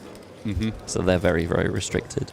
Juha choosing to fold the King 10 suited there. I'd have been really tempted to rip that one in. I think hijack limp, cut off ISO, King 10 for 20 big blinds there. I think that's going to be a pretty nice candidate to rifle one through. Yeah, seemed pretty attractive proposition there. Depends on what he thinks of this hijack limping range. It's not exactly something that you see all that often. And each player will have their own kind of strategy behind it. It's by no means a kind of standardized play, and he does have the low pair, which of course, it's kind of looking to set a price already with the limp, looking to keep the pot small, and then keep obviously the stack to pot ratio attractive for the implied odds of hitting that 6. It's a tricky board for him to negotiate as well, because you would think it's a pretty pleasing flop for 6s, not really too much to worry about. Yeah. But if the board continues to run out low, he could find himself in some trouble here. Yeah, we're going to get ISO'd by some 10x hands, some King 10, Ace 10, Queen 10 suited type holdings. He also has the back doors with the 6 of clubs, as well as the straight draws. So there's a lot of turns that he could potentially find himself in a bit of bother with. I mean, if his range is looking like a lot of low pairs, then even taking this one upstairs is quite an attractive option here. Yeah, he has some sets here for got sure. Got some sevens, got some fours. We could have some ace 10, king 10 in there as well. He's going to come along for the ride. Club could be very interesting here. Ooh, and the three. Little cheeky gut shot there for Zdenek. Yep, keeps him interested. One assumes Zdenek is going to continue checking, and Mattis is going to continue just juicing the pot up a little bit. Doesn't need to go too crazy, but something like 15k, 20k to try and sort of geometrically maybe get it in on certain rivers. Yeah, geometric would be a bit bigger than that. I think you'd have to go sort of 2/3, 2/3. Yeah. But yeah, it's tricky with this pocket eights here.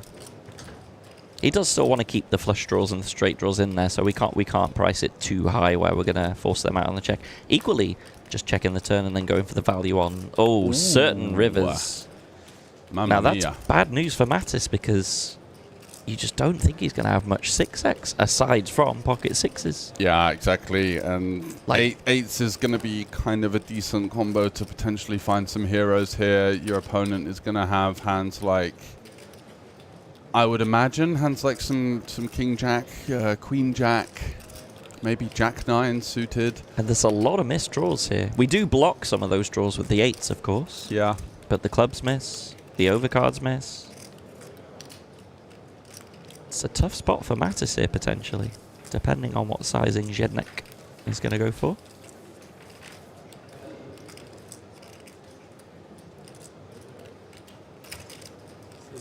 I assume this just goes bet call a lot of the time.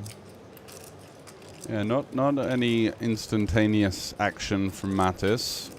Looking to try and figure out the situation. As you can see from the table demeanor, certainly isn't going to be raising. He's kind of broken his kind of presence in some ways. So you know that he's thinking of calling or folding at this stage. Yeah, definitely never thinking of raising here. But it's very hard to get away from this. Does 10x ever do this?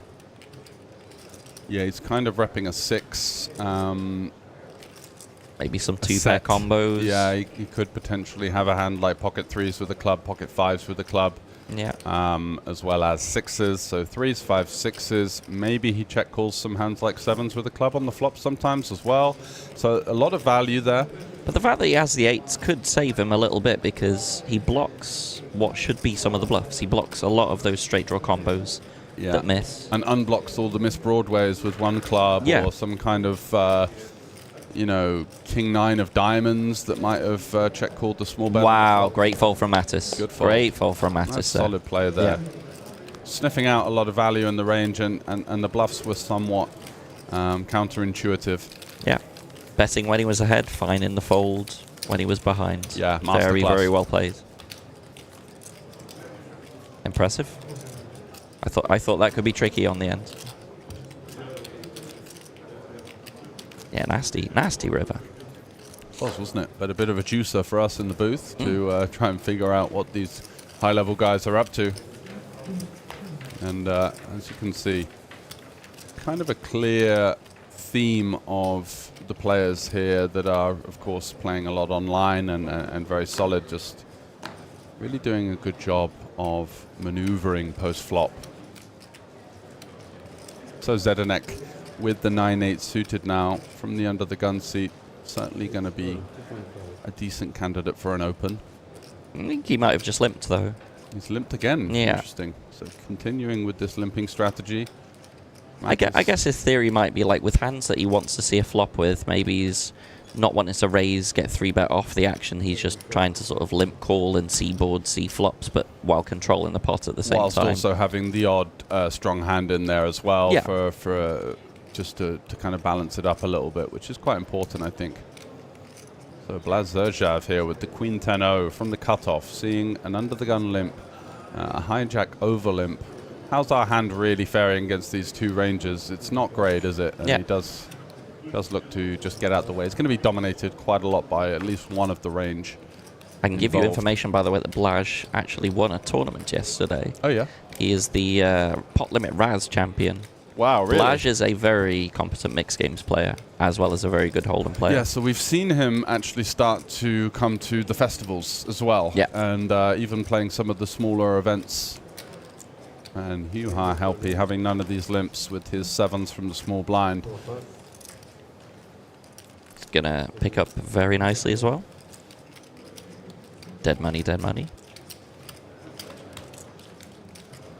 Obviously, the plan with limping 9-8 is not calling 20 pigs. Yeah, not exactly. limp calling 20 pigs. Don't think we need all the theatrics. We are half field left. You know, it's not out of the region of... Unless he just fancies a gamble and wants to be able to tell all his mates that he knocked out Hugh-Ha Helpy. I mean, there is always that possibility. Had the stone read on the low pair and fancied a spin. Yeah, no, but... just wanted to take Helpy out, you know. Just wanting to, I think...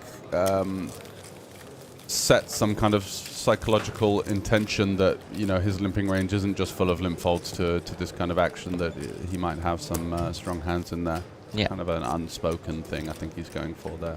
Setting the tone a little bit per se on this new feature table.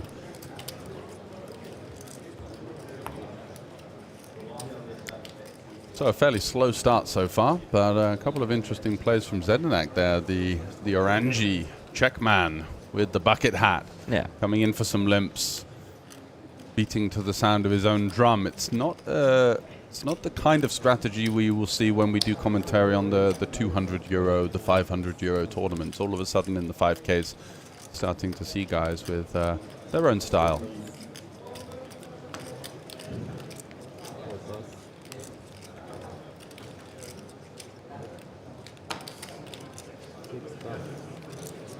Easy raise and take it here for Mattis. Mattis has been chipping up quite nicely last couple of levels. I think he started 180k when we came, so he's up to like 200 now. Pretty comfortable chip lead on the table. And like we said, very impressive fold with the 8s before. I think potentially could have lost 20 more k there. Did very well to find the fold on the river.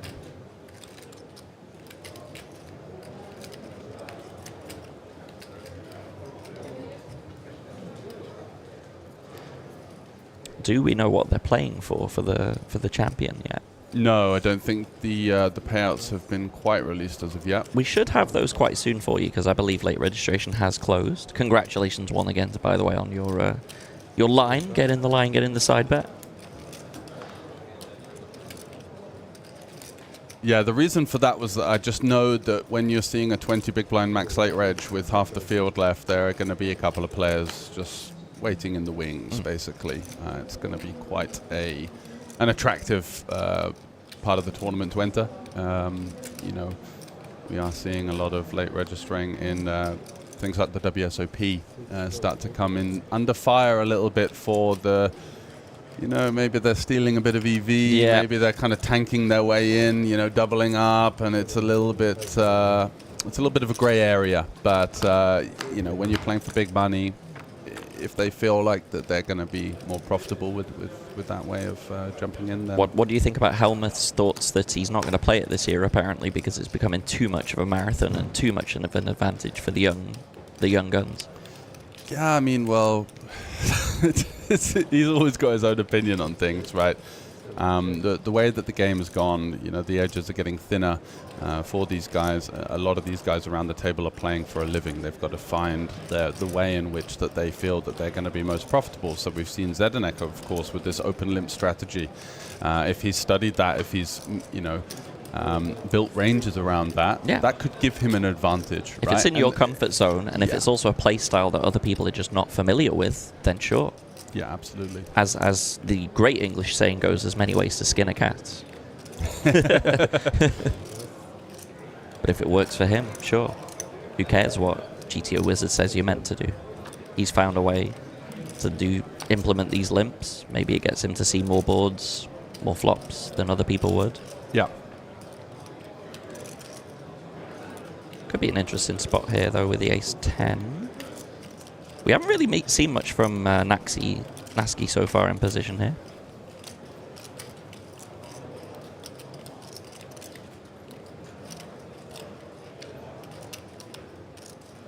Does Nasky sense a little bit of weakness? No, he's going to go for the check. But it is a club on the river for Nasky. Makes his way into the flush. Shouldn't be that Ziska's getting himself into any real bother on the river. It's obviously not a great river card for him.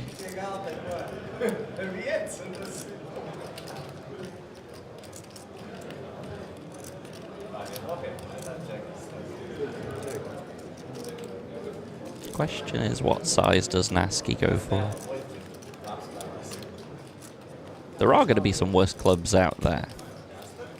Certainly we could go for a little 7k, 8k bet on the river, try and extract a little bit of value. Don't think he can really go too much more. But it should be a fairly easy fold for Ziska, I assume, on the 4 club board. It's going to go for 11.5.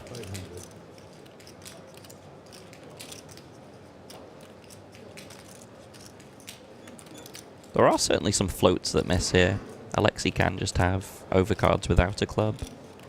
But I think more often than not, this should just be an easy fold. Haven't really seen Nasky playing too many pots as well. If it's a very active player at the table that we feel is really taking every spot, then maybe it's a different scenario. But certainly since I've been in the booth, Nasky hasn't really played a hand. I think we just have to give him credit. And indeed, does give him credit. Folds the 5s. And that's a nice chip up for Nasky there. Mattis at the moment, nearly 200k in the chip lead. He's in comfortable second position on the table.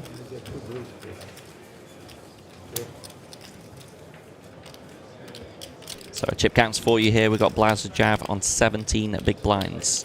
Vladas Tamauskas on 20. Juha Helpi on 24. Jednak on 37, Alexei Nasky on 67, and Selmans Mattis, the chip leader on the table, 75 bigs, 188k. And we should be getting the prize pool for you fairly soon. Late registration has closed. It is a record-breaking 58 players in this 5k high roller at the Kings of Tallinn. You still have plenty of time, boys and girls, to get yourselves into the main event.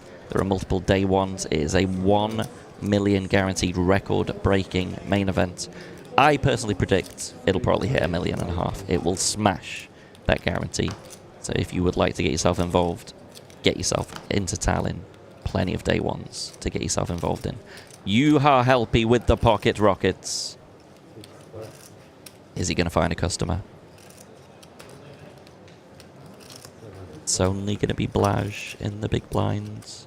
He will be defending with 7-8 suited. That is a guarantee.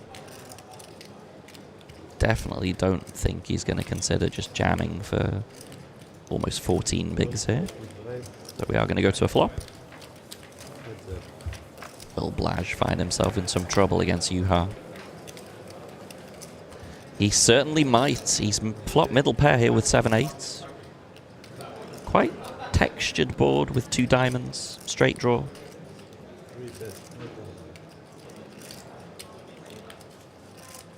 Juha going for a very small sizing. I would not be surprised if Blaj just jams this, to be honest. Because we can certainly have some Jack X, some 8X, some diamonds, some straight draws.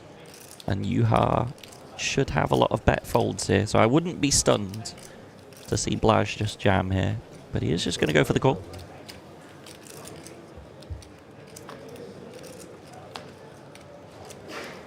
Diamond on the turn shouldn't really slow things down too much.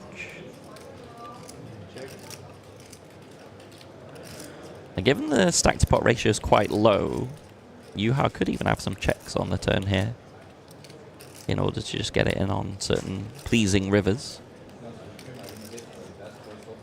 You join us back, Mr. George, in the middle of an interesting pot. We have open for Juha with the aces. Blaj with the 7-8 defend from the big blind. It is a Jack 8-2 board that sees Blaj flopping middle pair, and Juha is going for the jugular on the turn. Ay. Not a great spot to be in with the 8-7. There are conceivably hands that you are ahead of here. Some 1 diamond hands, ace-10, ace-queen, king-queen, ace-king. From the hijack, maybe an ace-9 off as well. So by no means an easy spot. You got to think, is he really rifling all of these high card combos in? You know, what's he doing with Queen-9 of Hearts? Does that really just jam here? So probably going to be slightly weighted towards a Jack X or better, I would say, with the very obvious bluffs that are going to have sort of 30% equity as well. So all of a sudden, this 8 is paling in significance versus such a strong-looking range here. I don't know if he tuned in yesterday, but Juha was usually more on the conservative side, not going for many of these kind of outlandish moves. So likely to be just kind of lining up with exactly what he's repping, which good is fold blage. Good fold blage. Take it down. Right, I have got to go and play the Deuce of 7 triple draw, Mr. luck. George. It's been an absolute pleasure. Let's turn the week around, shall we? I'm going to try. Yeah, maybe the commentator's reverse curse. Yeah. Hopefully it will bring me some run good in order to... a lot of flack in this booth, but maybe we could propel you onto bigger things. I hope so. It's been a pleasure. I will try and drop in later in the week. Thanks very much. Thank you. Scott Kenyon, a.k.a. the Poker Bras on the Twitch streets. He's going to be replaced by Callum Grant from Poker News.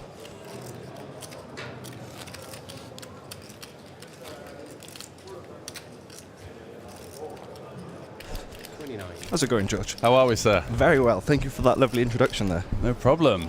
Tell us a little bit about yourself. So you're going to be reporting this week?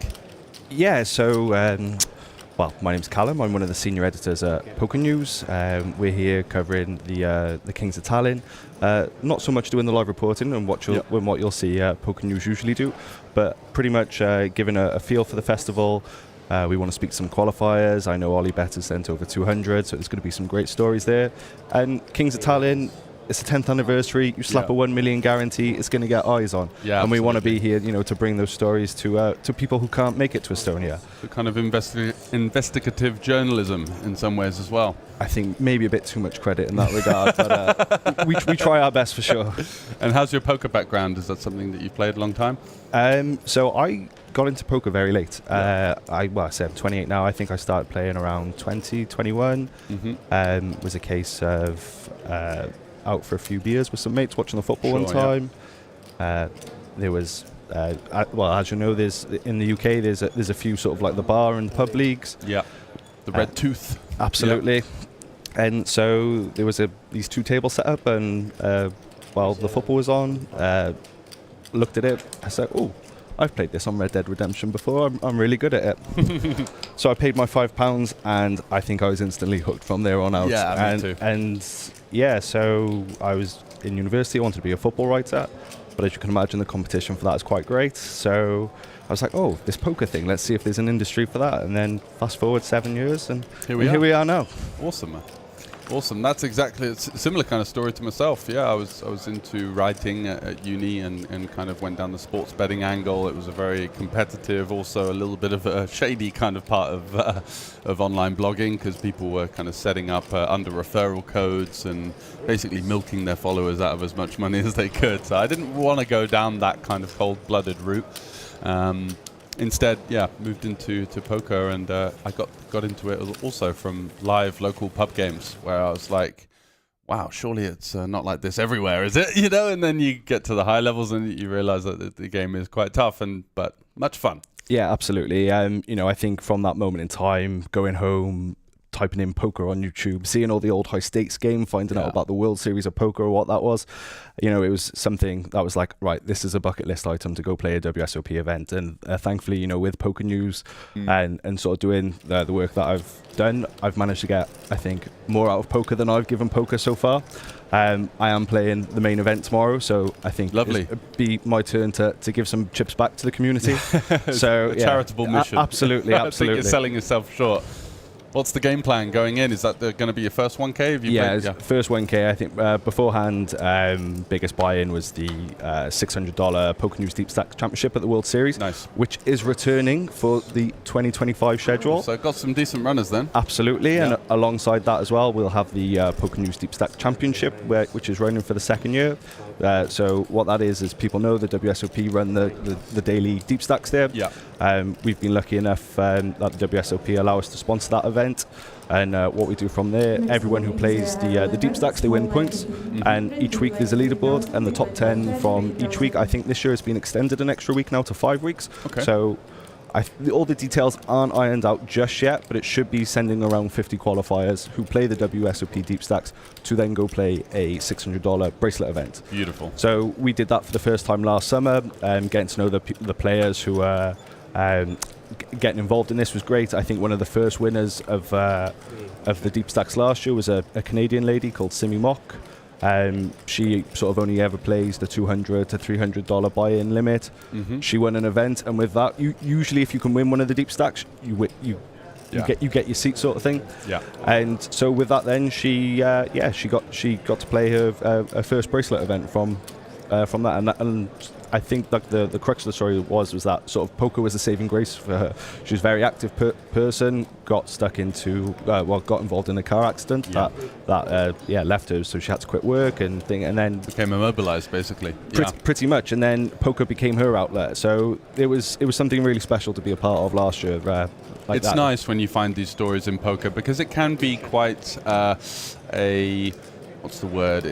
battleground, right? It can be quite bloody, it can be quite individual, it can be quite predatorial sometimes in the form of cash games, like the recreational player leaves, everyone sits up, that's kind of something that I've been battling with recently. But when you get these kind of feel-good stories and you realize that there is a wider, bigger picture to the game, it does make you feel like I belong here kind of thing.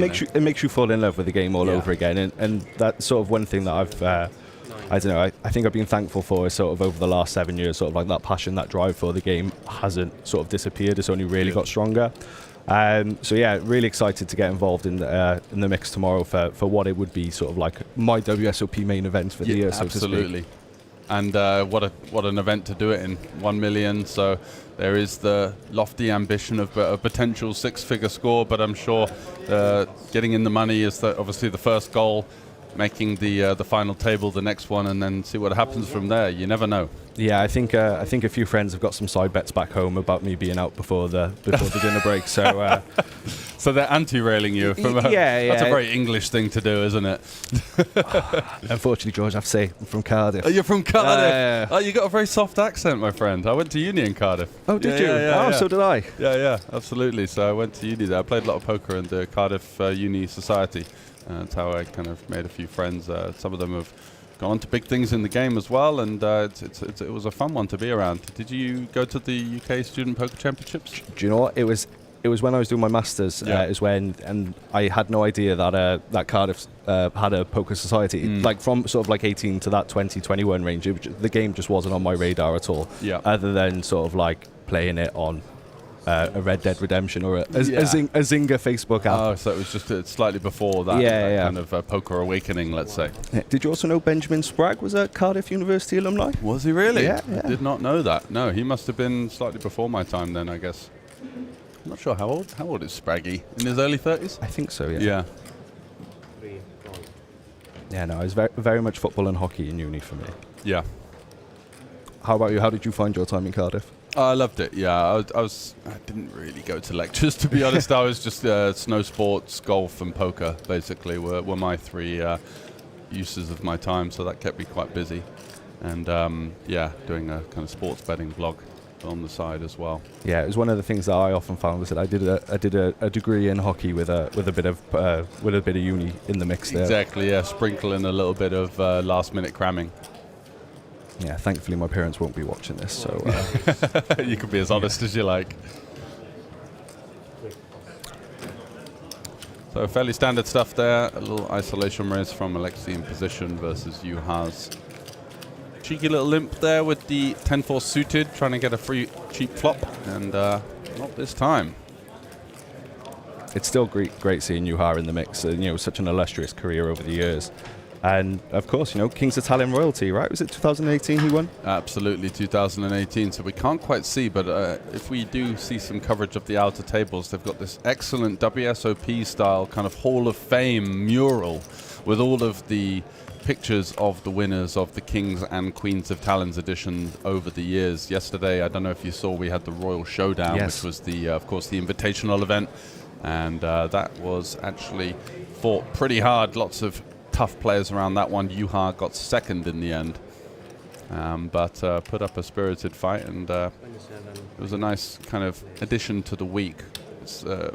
I've been commentating here for a while now, but this is the first of its kind in terms of record-breaking fields, the 10th anniversary. There's value added just about everywhere you look. Cash games, tournaments, no matter what you play, no one gets left out. So it's a real strong buzz around the place. How does it compare with some of your other jobs? So I think the focus on mixed games is what makes this festival very unique in that regard. Yeah. So one of my first people that I worked with in the poker industry was Robbie Straczynski, of course, who founded the Mixed Game Poker Festival.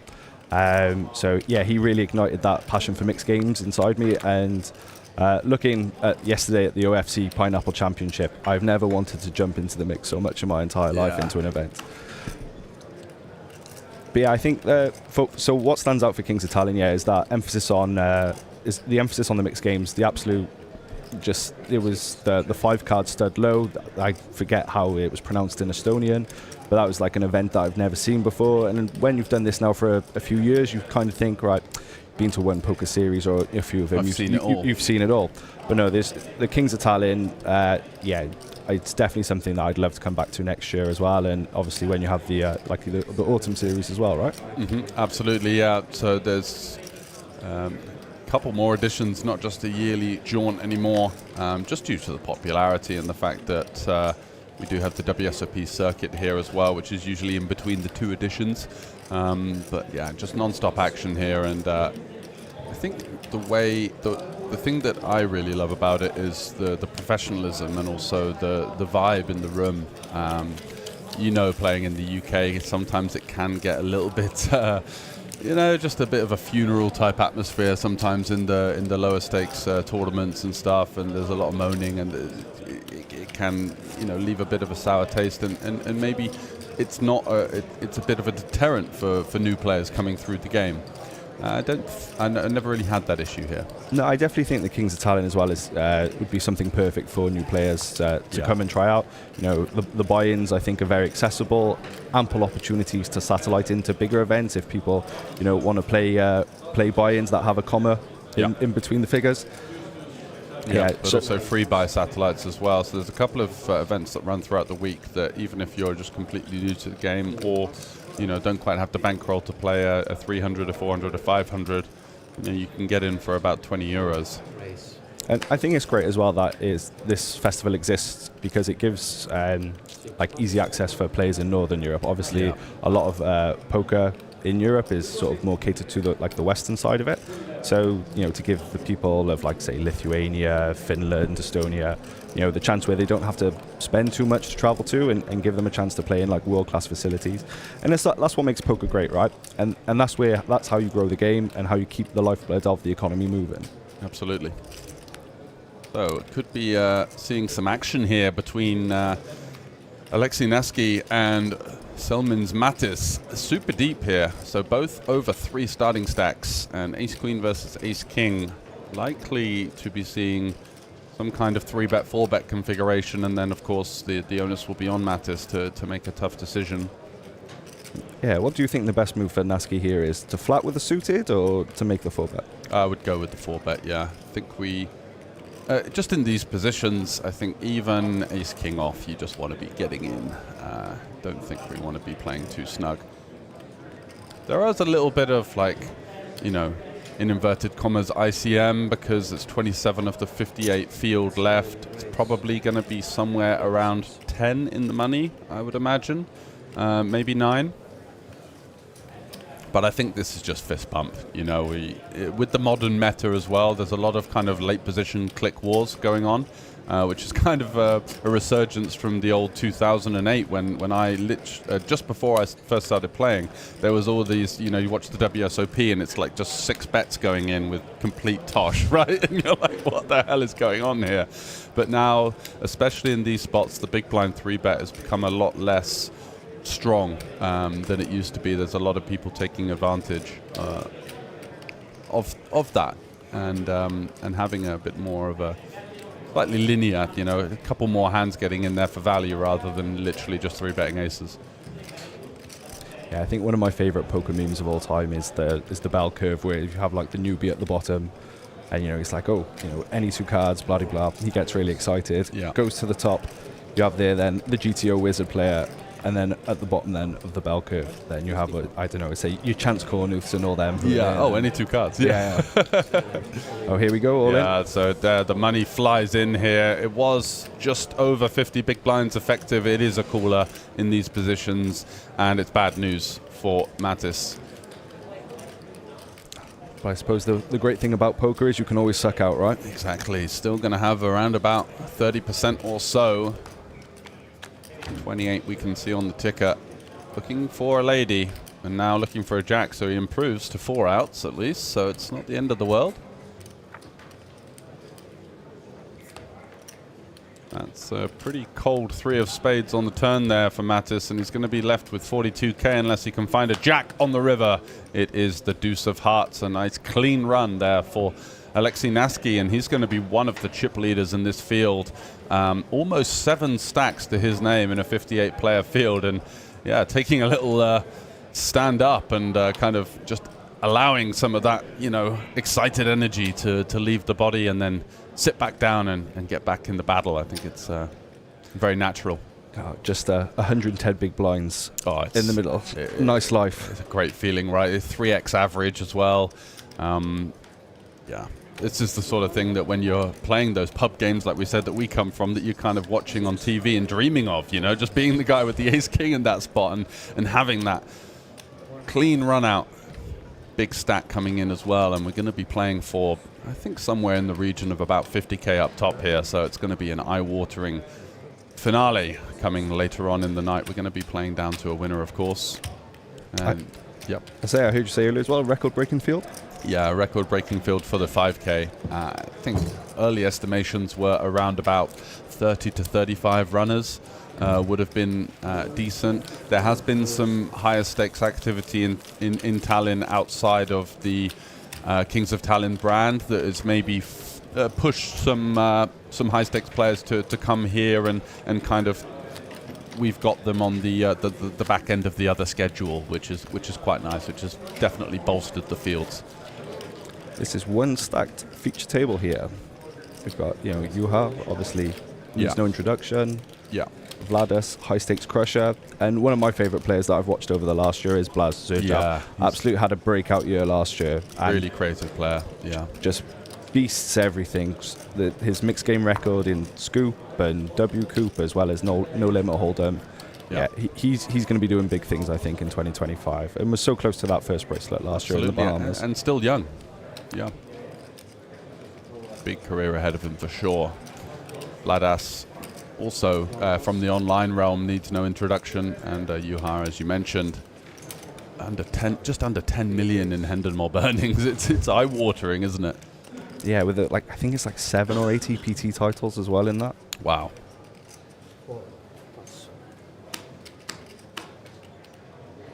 And there we go. He's woken up with the ducks. A nice little open there. Yeah. Chance our arm from the hijack. Are we going to see Mattis do anything with the Jack-9? He is quite short stack now, 13 bigs. I guess flatting isn't out of the realm of possibility, but again, a capable player, Blaz, with the short stack behind, don't really want to get squeezed out of your Jack-9 there. And Blaz is going to defend the Queen-6 here, going to a low stack-to-pot ratio, just trying to flop something and go with it basically at this stage. 17.5 in there, 20.5 behind. Let's see if he can find something. He does. Zerjav forges his way to 84% equity here versus Juha, and you wouldn't be Surprised to see exactly a small c-bet here from the deuces. Just looking to fold out some hands like king 8, maybe some hands like ace 6, ace 7 that would defend as well. Yeah, there's a very stoic look on Blaz's face, but as we see, he is more than happy to get it in there with top pair. Yeah, looking to value jam some hands that are going to stack off king 9, king 10, ace king, ace 10. Looking to just to get it in, and happy to get the fold as well. It's not the end of the world, right? Picking up a nice little stack, maneuvering his way to just south of starting now. Is it 50,000 starting stack today? That's right, yeah. So the max late reg gang had 20 big blinds, playing semi-short-handed on most of the tables at the moment. 4 tables of 6, I believe. 24 left. Yeah, so I heard you and Scott, well, you and PokerBras just touch on that now about the whole debate that comes with a late registration. Now, where do you find yourself in that side of the argument?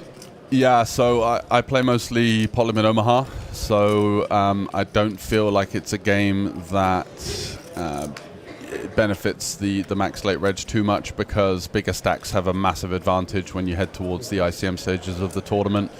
Just going to be able to rifle through opens, c-bets, and just pick up a lot of chips. So for me, I don't have a strong opinion about it. I do know in Hold'em that it can get a bit dicey because the incentive is to max late reg. So sometimes the fields get a little bit thin towards the start of a tournament, and it can be just 7 regs around one table. It's not great for the recreational to sit down, just getting 3-bet every hand. So the bigger picture does dictate that maybe it is somewhat predatorial.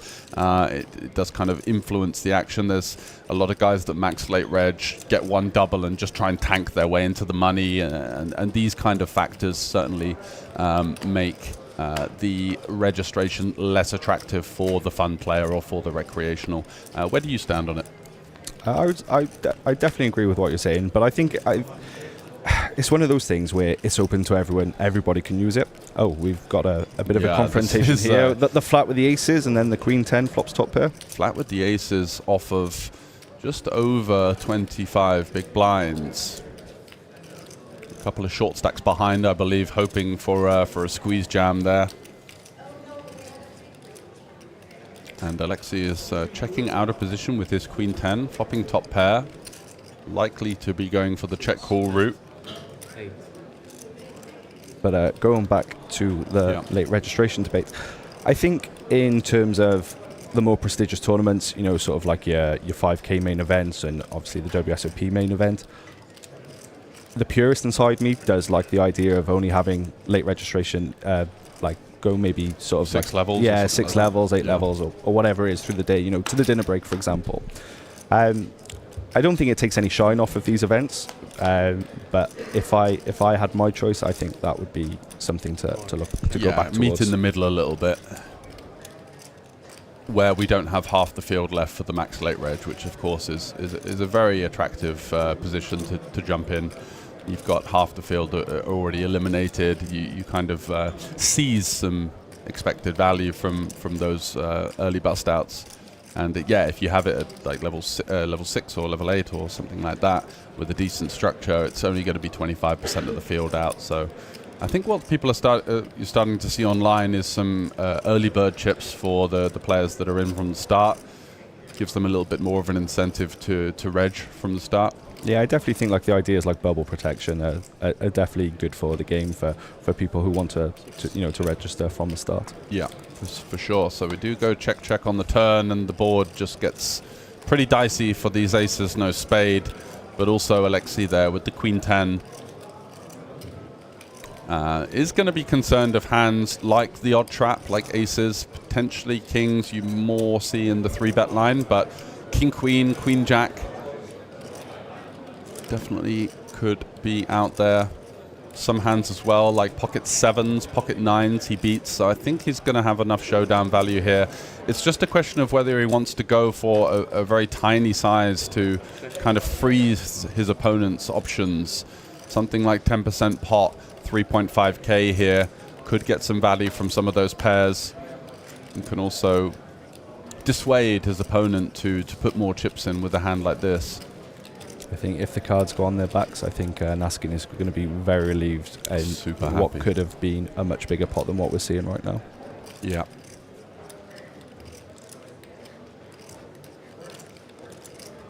So how about you, George? Have you hopped into any events while out here? Any cash gains? I played the 200, the phase that was at the beginning of the week. Made day 2 of the decent stack. That went down in flames. Max late regged and was out in about 1 orbit, so that was not great. Played some 10-10 cash games. Had a really good start. Decent table as well. Nice action, but yeah, big losing session there, and having some comfort in the commentary booth. You can't lose money here, which is nice. So it does go check, and Zdeněk maybe could have found some arguments for a value bet of sorts there on the river, but on the 4 spade run out, it's just so difficult to find it. The slim likelihood of being check raised is certainly enough to consider just checking back and often winning the pot. Yeah, you just sort of like internally throw up if you put the thin value bet out there and see a raise over the top. Yeah, and you know at this level that the capability is more than present for these kind of moves.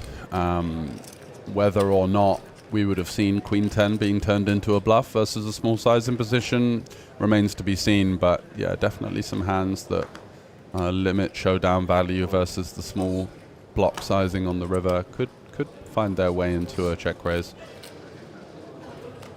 So when did PLO become the game of choice for yourself? Yeah, good question. So at university I was always playing online Hold'em MTTs, and I kind of had a bit of a strategy of just depositing on Monday, playing Monday to Friday, cashing out, and going for a good time on the weekend in Cardiff. So I never really took poker that seriously. It was just kind of a way to make a little bit of money on the side and have a good time. Let's just see Tamasauskas here jamming for about 18 bigs BVB. Big blind anti-structure. Juha was a little bit shorter as well. Just happy to take it down with the ace there. Very natural jam, these low aces, deuces, threes, fours. Just no real reason to limp. Just wanting to take down the 2 big blinds in there. So yeah, and then Omaha kind of came later. I'd started to do some commentary for the Cash Game Festival, and which later became the festival. And I just was playing some of the cash games there, the Hold'em ones. I didn't find them particularly interesting, to be honest. There's lots of tight play. People seem to have figured out pre-flop quite quickly in Hold'em.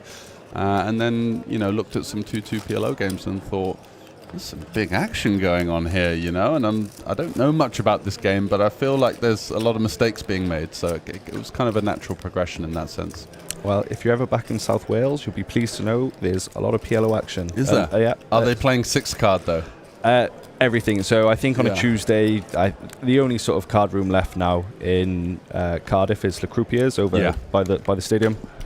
There's a lot of. I think there's a 4-5 mix game. Nice. And then cash games. You can play PLO 4-5-6, but it tends just to be PLO 6. Yeah, that's the way it's gone in the UK, which is something that I'm not that enthused about. If I'm playing live, a 6 card can be somewhat of a rake trap sometimes in the live rake structures, where you're just going like 7 ways to every flop. Post-flop maneuverability is extremely tough. It requires definitely a certain type of focus. I've just always been a PLO purist. I love 4 card, and if people are wanting to play 5, then so be it. But 6 is where I usually draw the line, to be honest. So we see another limp here from Zdeněk. A bit of a decision here for Juha with the dead money in. Yeah, with the King Jack, the issue is that the limp comes from under the gun. He is aware that this opponent is employing quite a heavy limping strategy, but he's going to fire it through. Feels like there's enough of a chance that he gets the fold equities looking for. 13 big blinds here. 14, sorry. It's going to be bad news, I think. I don't think the ace-jack is going to be going anywhere. I think Tamasauskas' over-limping range on the button here is going to be pretty capped. I don't think he's ever going to have a hand that can overcall the re-jam. No, he's He might be able to get away with one with the Vladis. You know, if the flop had come down ace high, then yeah, it would have been a disaster. And we do see the limp jam here from the ace jack, and a very favorable scenario for Zdeněk Žižka from the Czech Republic up against a legend of the game, Juha Helppi. Cards are on their backs, and we can see from the ticker that he's actually only got 22%. There must have been a jack folded. King, sorry. Can Juha find a way out of jail? It's not looking great for him. It's not, is it? And there is the Queen of Diamonds, not what Juha was looking for. Came in yesterday for the Royal Showdown in our sort of pre-invitational interview. He said that he really wanted to, he was looking forward most to the 5K. He really wanted to defend his title, and unfortunately, as late registration is closed, that is going to be the end of Juha's run. You going to take the over or the under that he hops into 1B or 1C right now? Yeah, the knight is fairly young, isn't it? I think he's got a couple more hours of poker in him for sure. So I take the yes. I think the day 1B field is quite qualifier rich as well today. I know Ollie Bet have sent over 200. Oh wow, and they're all in 1B. There was, I think 12 made it through yesterday from a good number, and I think today speaking to a few of the Olibet guys, I think they're expecting a big attendance from the people who satellited in online. Yeah. I think they had their Olibet had their big giveaway fortnight a few weeks back, but I think that awarded something like ridiculous, like over 75 seats or something like that. Yeah, we had Krista, who's the managing director of Olibet, the poker division of the Olibet Group, and he was saying that 200 total, as you mentioned, and he was a little bit concerned that they wouldn't hit the million guarantee, but I think the way it's looking, it could be even a 1.3, 1.4 at this stage. Yeah, I think so too. I think that comes from a place of Krista being the boss, and, and not looking to overshoot his arm or count his chickens, let's say. But even should the million not be hit, I don't think it would be too much, and I still think you've got to give these tour operators a round of applause for when they do go big with something like this. Yeah. It's better to try and fail than not to try at all without getting too cliche. Especially in a region that's in a kind of transitional period. We're now seeing a big field in the 5K. We're now seeing the million guarantee in the 1K. When we came here in times gone by, it was more of a sort of 200 to 500 range buy-in. And like you said, it's just the perfect poker stop because it connects Northern Europe with some of the continental nations as well. It's easy for us to get over here. It's only a couple of hours on the flight. Yeah, I was quite surprised how easy it was to get to Estonia, to be honest. Absolutely. And also how easy it is to get to the casino from the airport, which is when you go to places like Cyprus and things like that, it's like a 1 hour transfer. And yes, going through the UN peacekeeping zones. Yeah, exactly. You got the guys with the just all like kitted up with the big guns and stuff. But no, it's a beautiful part of the world. For some cards, and we do have 22 remaining of the 58. We're going to be playing long into the night. Who's your favourite from the table so far? You said you had a soft spot for Blaz. Yeah, soft spot for Blaz. I saw just before coming into the commentary room, I saw Renan Bruschi out there. He's someone that I've always enjoyed watching. I think I covered him. He had a deep run in an EPT Highroller. Just a really nice guy and just really good as well. I was a little starstruck when I saw that he was in the field. I was like, wow, okay. Top banana. It was one of those ones that I did have to do a double take. Like, what are you doing here? Yeah, poker's tough these days, right? You give the guys in the 1K a chance, Well, I think yesterday Blaz took down the 150 pot limit Raz, and I think there was a look on a few people's faces like, what are you doing in a 150 event? Yeah. Can't you give us a chance to win something, please? Why is it not a 70-year-old Finnish guy winning? That's what it should be, it feels. But looking to chance his arm across multiple formats, and in some ways a good training ground for him, to get a bit of volume in on. You don't get even many 150s of that ilk online these days, right? So yeah, absolutely. Playing for the team tournament as well with Senkel, and I think Renan Bruchy is also in his team, so they've got a really star-studded team there. Yeah, Senkel's Angels, they're called. Yeah. That doesn't seem fair to everybody else. It's just the competition of the team tournament, as we mentioned previously. 35, I think, entrants last time around, over 100 this time. So certainly growing in popularity with the added value. It just makes for such a unique dynamic at one of these events, and poker is supposed to be fun, right? That's what it's supposed to be first and foremost. It's supposed to be fun, and yeah, big props to the guys running Kings of Tallinn for finding new ways to make these festivals more interesting than they usually are. Oh, for sure. What do we think is the thought process here for Zdenek here with the 9-8? So we've got 22 players. He's got over 3 starting stacks.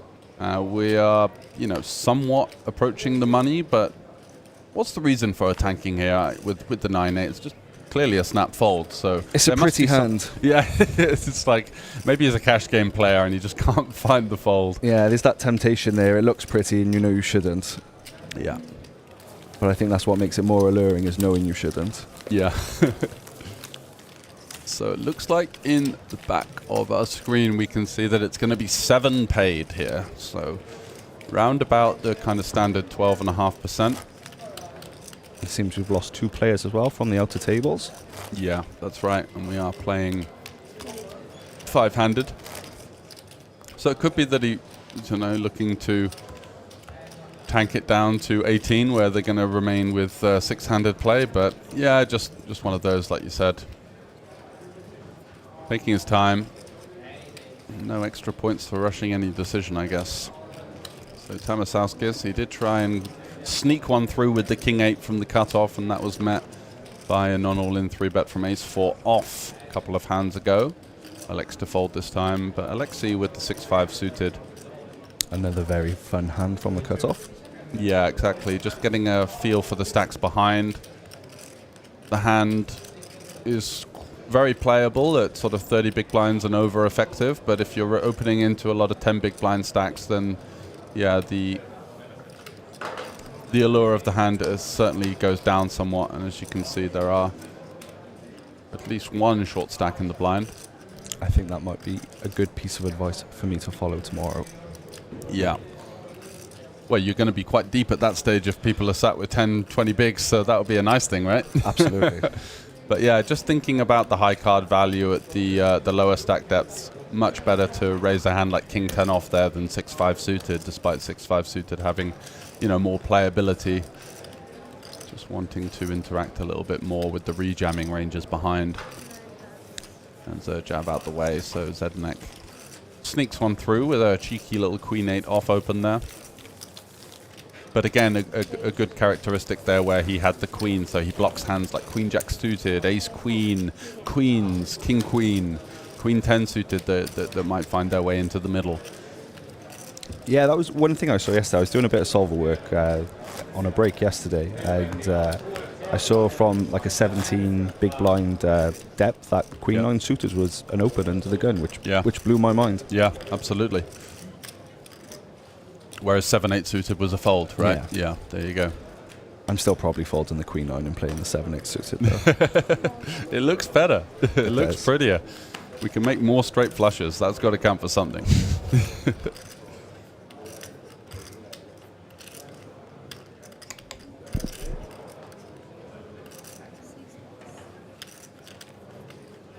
So Mattis getting a little short, 8 big blinds, Queen Deuce suited, not conventionally in the realm of a button jam here. I think, he's setting the line at sort of Queen 7, Queen 8 seems like a clear take. He does go for it. Wow. Does have Blaz short in the big blind. Maybe this is something to do with the bigger big blind ante, right? So they're playing 5-handed, so it's essentially a 20% ante. Whereas when you're playing 8-handed, of course, it goes down to the more standardized 12.5. So also the fact that he's going to be going through the blinds in only a couple of hands, 5-handed. So Kind of a bit of a momentum shove, definitely wider than I expected, but hey, these guys are playing at a high level, and you can always learn something from these uncharacteristic moves as we see it here in the booth. Yeah, I think he might have looked at the blind stacks as well. They were quite short. Yeah. Yeah, queen 2 suited there for 8 bigs. Yeah, probably a little bit wide there on the button. Yeah, but certainly within reason if he feels, just because of the live structure with that big blind ante. And now rewarded for his bravery with the king-queen suited. Is he going to go for the raise call or just the open jam? Looks like the latter.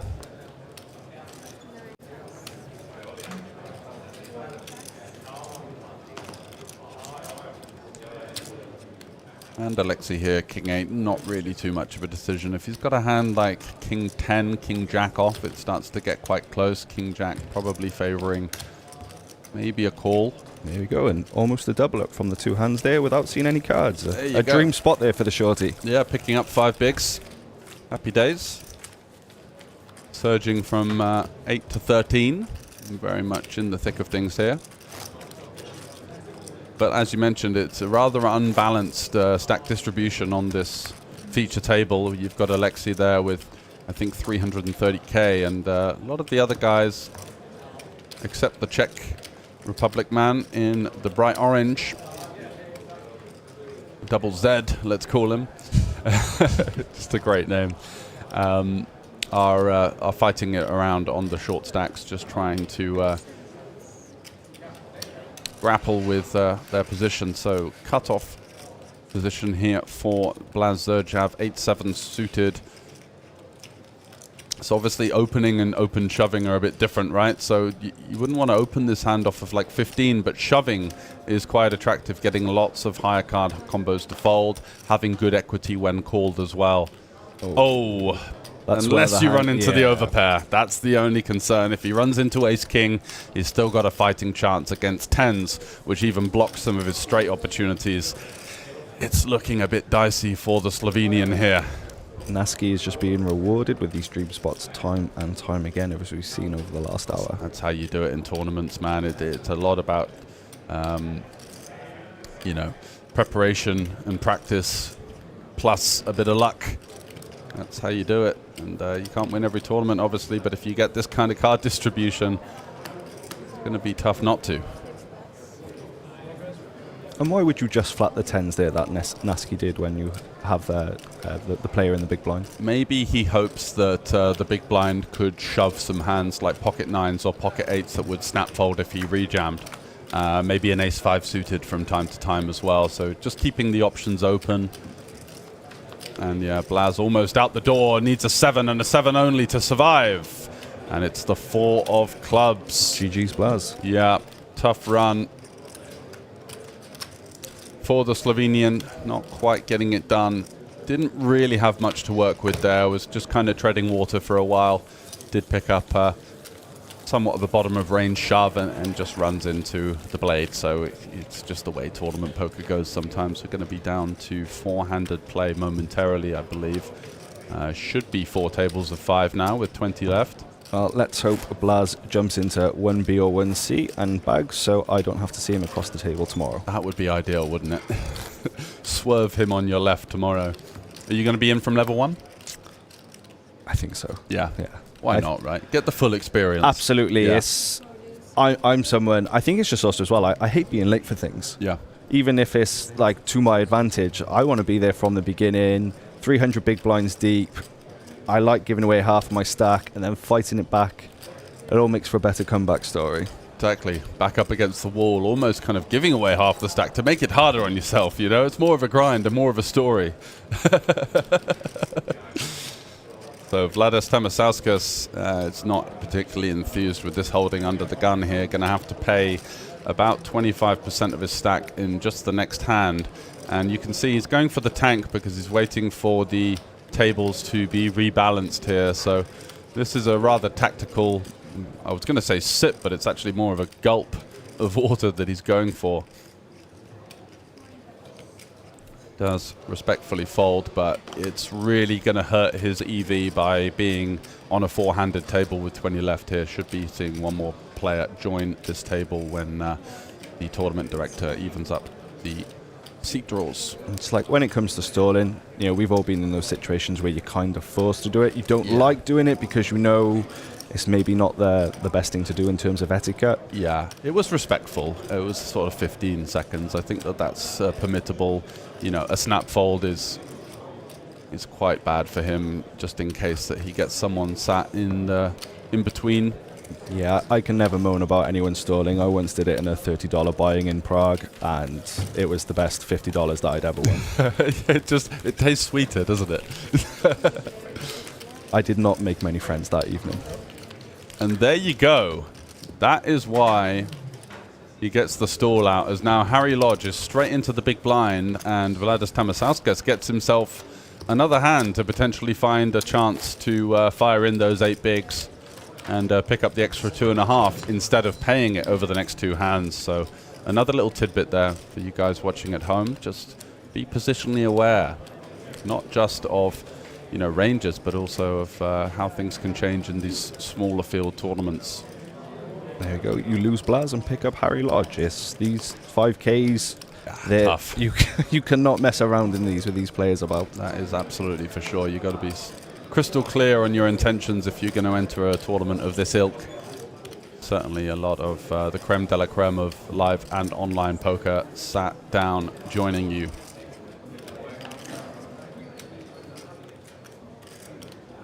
So Queen 6 suited for Harry. Going to defend his option, of course. 2 6s. Yeah, that would be pretty sick, wouldn't it? Be a quick cameo at the feature table for Harry. But instead, he kind of gets away scot-free from this dominating pre-flop scenario in favor of Alexei once again.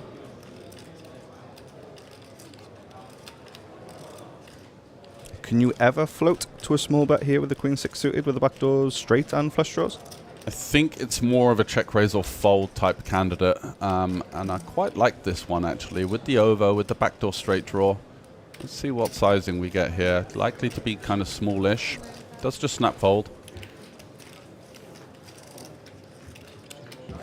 He puts in some miles, Harry. Yeah, he's everywhere, isn't he? Every event, whether in, well, all across Europe, all across the United States. And that's the thing, we're blessed at the moment to have so much live poker everywhere. Yeah, you can really make a schedule of it. The only thing is, if you're Harry Lodge and you're playing the higher buy-ins, the expenses are very much justified. For someone that's looking to travel live and play the sort of 200 to 500 range, it does get quite thin, and a lot of your money is going to be coming out in expenses, and it's going to be quite difficult to sustain a decent living without getting a couple of decent scores at least per year. But that's the dream, isn't it? Traveling around, playing the 1 to 5Ks. Hey, getting the volume in. Alan Kessler gets a lot of flack online, but I tell you what, I wouldn't mind his life. Yeah. Just with a bit more salt and pepper on my food, though. He's very much the McDonald's coupons man, isn't he? He posted a brilliant food pic on Twitter last night. It was just plain rice with boiled chicken side by side and asking people to rate his meal.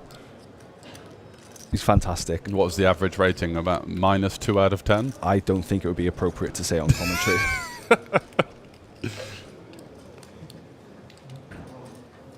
Oh, here we go.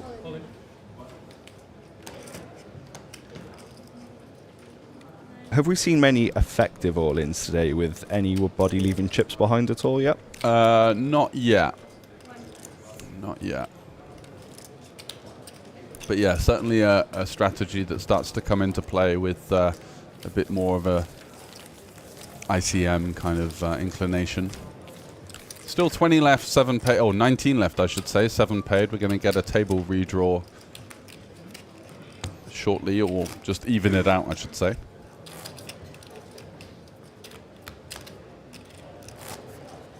So we're round about, what are we, sort of 35% of the field left or so, and we're going to be paying 12.5, so still a lot of work to be done for these guys. But definitely encroaching the money, and definitely some considerations to be made about the ranges, the rejams, slightly less flatting going on now. You're just going to see quite aggressive pre-flop strategy for these guys. There you go, 15 bigs on the button for Harry. Yeah, King Jack. It's kind of an interesting one. Big blind ante, short-handed. I think I quite like a shove here. Let's see. He goes for the min raise. He does. Oh, I forgot that he's got Tamasauskas in the small blind here, so he can raise call the small, and then also raise fold versus small and big blind all in. Yeah, just the 5 bigs here now for Tamasauskas. Yeah. Got to be pretty happy with this spot.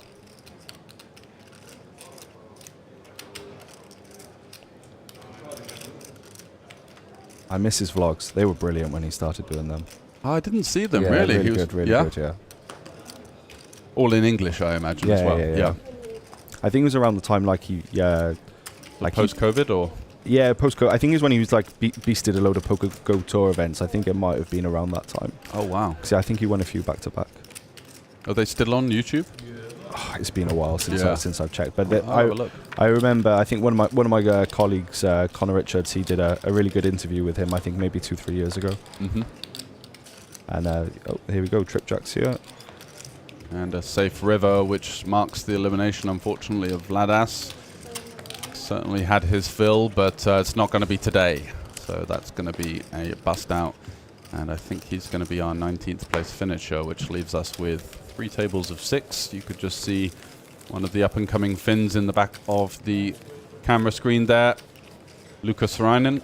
Looking forward to potentially seeing him join us on the feature table. Great young player.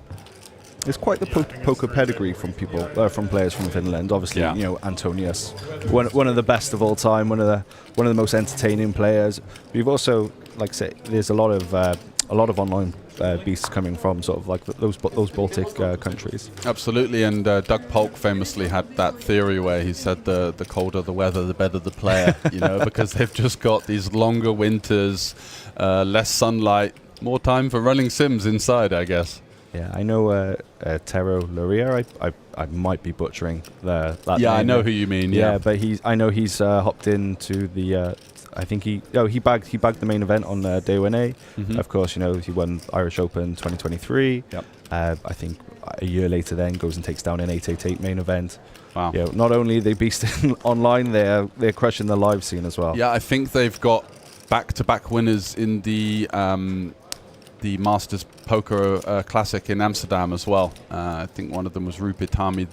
The second name escapes me, but the Finns have definitely started to, as we've seen actually quite a lot these days, online has become so tough and it's just a battleground. Even at like $50 tournaments online now, you're going to see a really high standard of poker.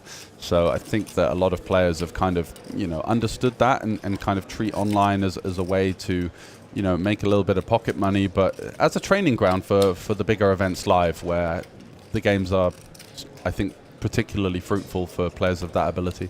It's the cost of tuition there. Yeah, of course. Sometimes you got to pay coaching in indirect forms. And I'm still paying off my student loans massively. Yeah.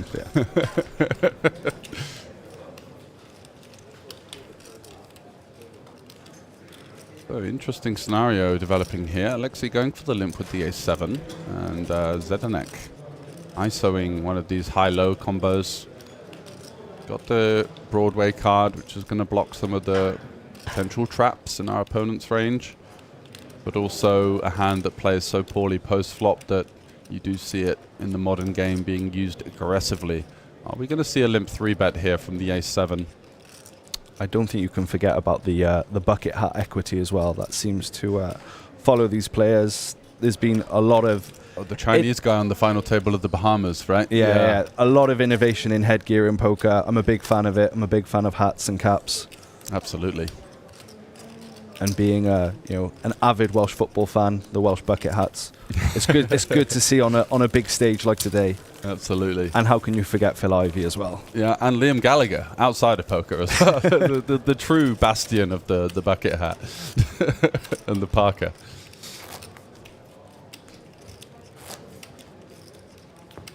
Yeah, it gives you the chills watching back the early sort of WSOP from the early 2000s. Phil in the basketball jersey and the bucket hat, just getting it done.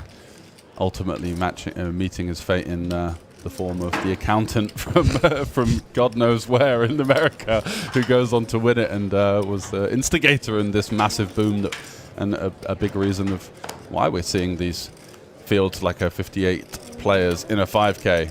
It's absolutely crazy, isn't it? You know, when would we be here if Moneymaker never sucked out that day? Unbelievable, isn't it? It's such a such a big thing to think about. It just kind of paved the way. People started to realize, hey, if he can do it, then why can't I? You know, and that's the beauty of the game. You do see some surprise winners, even in a field like this. Everyone buys in. Everyone takes their shot. Yeah. You know, for the first poker boom, you had Moneymaker, and then I suppose for the poker boom that we're going through now, I suppose a lot of thanks, you know, rightly or wrongly, has got to go to COVID. I think post-COVID, live poker scene has been absolutely booming. Yeah. You know, people were starving for entertainment. Obviously, all those home games became massive online. App games, everything was just huge. Yeah, it really paved the way for sure. Lots of people in the UK with the furlough payments just, you know, burning a hole in their pocket in some ways, looking to play a bit of online. Halcyon days. Yeah, absolutely.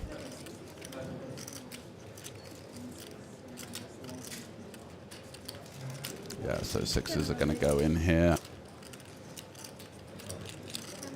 And Lankinen, an interested bystander here with the ace-queen, certainly going to, I think, call.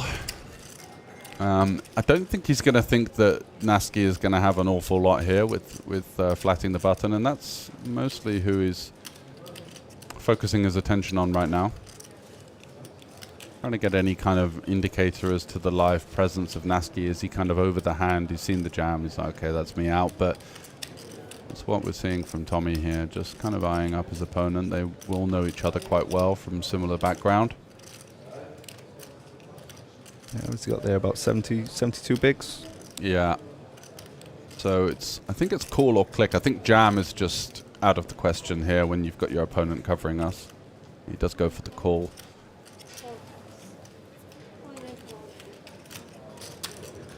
And it's going to be a classic flip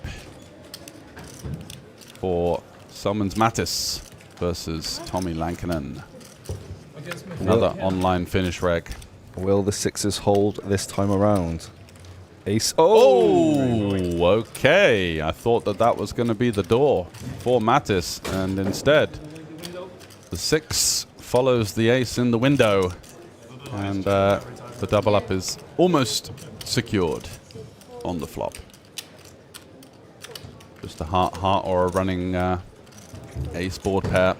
Is there a better feeling in poker than seeing the window card hit your opponent and then seeing your 12 to come in underneath? Oh, it's so good. It's a real roller coaster of emotions in the space of 0.5 seconds, isn't it? You're like, oh.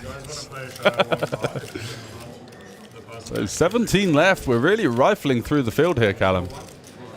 Yeah, a bit of carnage over the last 20 minutes or so. A lot of new arrivals to this feature table, taking out the short stacks. Obviously, Harry Lodge taking out Vladas, and then the confrontation we just saw right then. Yeah, and now all of a sudden we were commentating merely a few orbits ago on such a sort of difficult stack distribution where we had one huge stack and loads of guys that had kind of max late reg and were hanging around on 10 bigs, and as you see now it's sort of starting to move towards the mean here. Average stack is 42.5 big blinds, and that's now slightly more represented on our feature table. So is this better for Naski now then? So those short stacks have disappeared now, so the short stack is 25 bigs. I think he can be opening a lot more liberally. Yeah, exactly. He's not going to get rejammed on as liberally, right? So that means that his opens can be a little bit more aggressive king 6 from the cutoff is probably going to make it in. There's, again, like flopping that set when your opponent has the window, there is nothing more fun in poker than being a big stack on the bubble here. Yeah, exactly. Just rifling through the field, getting a lot of respect, and leaning on those ICM principles that your opponents are likely to be following at this level. However, you do have to, of course, defend fairly wide from the big blind. The other guys are incentivized to fight another day, whereas Harry kind of forced to see a flop here with the Jack-8, and will be fairly happy about the spot.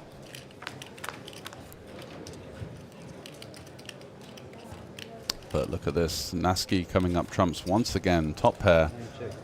Going to be a board that he's going to be betting the vast majority of the time, you feel, to broadways. And with a weak top pair here, what sort of sizing do players now? What's the GTO size here? I think 40% is fine, and I think you can go even smaller when you're already kind of encroaching on some ICM considerations. He's gone even smaller than that. He's gone for sort of just south of a third. And that does make sense, because I think for chips, 40 is good. It's kind of like that in between third and half pot realm where it's a good board for you, but also you're cut off, not under the gun, so you are going to miss it still a decent amount of the time. It's a bit more neutral. Obviously the nut advantage still remains with the opener, but so Alexei deciding to just size down there because the efficiency of the bet, I guess, is higher even when it's so small. And I think the response from Harry on that particular board is going to be fairly honest for the most part, so not particularly worried about too much check raise activity going on. Oh, he didn't really have a decision there, did he? No, exactly, yeah, just kind of out of it already.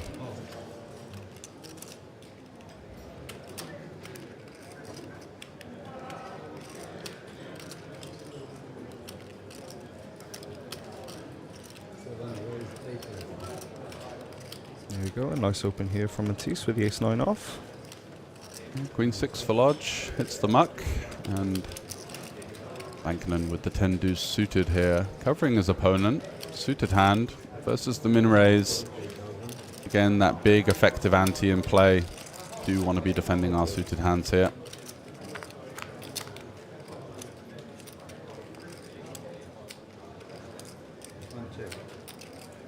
The ace-9 still ahead. Yeah, the board is fairly disconnected. I think we might see a small sizing here from Mattis. And again, it's so satisfying just to take these pots down when you're only sort of like that 25 bigs deep here. Yeah, absolutely. Nice little pickup onto the next one. Just motoring ever so quietly towards that in the money berth. Did you have any picks when you saw the lineup of who's still in? Anybody you think is going to be the favorite to take it down? It's tough to say, isn't it? Because everywhere you look, it's a name that deserves a mention in the reckoning. So with 17 left here, I don't know. I'm a big fan of the Finns. Managed to spend a bit of time with those guys last time. One of my friends, Max, has done some coaching for those guys back in the day, and kind of the friendship groups sort of somewhat aligned in terms of we're quite friendly at the stops and things like that.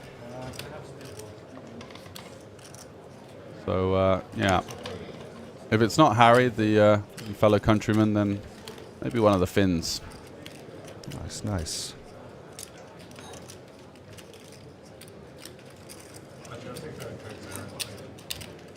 Do we know if Cabral is still in the mix, or is he... Ooh, good question. Winning his third bracelet at Kings in the September last year. Absolutely bossed the final table, to be fair to him. He's got a lot of pep in his step, and I think he is one of the masters of with all of his antics, I think people can somewhat underestimate his game. Yeah, absolutely. I think that he is very much well aware of what he's doing, and he's a maverick in his own field. And that's, we've seen some strategic differences in the stylistic kind of makeup of these players on the feature table in this 5K, but also with when you start to bring in the more confrontational psychological aspects that he brings to the game. He creates EV out of thin air with this kind of, people just get sick of it. People start getting frustrated. People play poorly against him because they've got this kind of like disdain towards the antics, and he's the perfect villain in some ways. Yeah, sort of as a media person, involved in poker, like for us, it's great. It's great for us, but we can totally understand, the player's perspective. It can be very gyrating. Although after his bracelet win, I think he did a couple of interviews and showed a more candid side of him. So if anybody's interested in finding out a bit more of Cabral, I think there's a few WSOP recaps there where you can find out his, maybe see a lighter side, in maybe probably more human aspect that Cabral has that maybe some people didn't know that he did possess. I think he's extremely smart, and I think he's an innovator in his own way. I mean, you've obviously got comparisons with the Timu Cabral, which would be obviously Will Kassouf. but yeah, he's excellent at what he does, and I'm all for it, to be honest. I think that if people can't deal with it, then that's more of a reflection of their own, I wouldn't say insecurities, but difficulties in dealing with it. He's a very self-assured person from what I've seen, very self-confident. And he's also a huge grinder. I've seen him in 200s, 500s, 5Ks, 10Ks, 25Ks. The guy's everywhere. Yeah, he just loves the game. And he's constantly practicing, constantly playing live. He's, like I say, he's got his fingers in a lot of pies as well. Esports, yeah. Absolutely. I think a lot of trading as well. A very analytical mind. Yeah, anywhere you can make a bit of an edge, he's got a bit of a foot stamp on it. Right, we've got Double Z here with a 10-7 off. Double Z.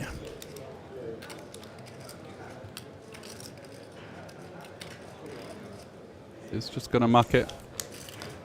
Chips are at a premium here, and these kind of...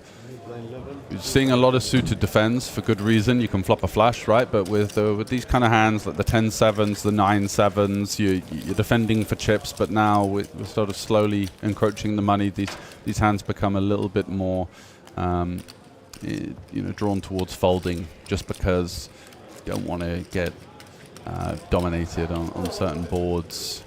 There's a big risk premium.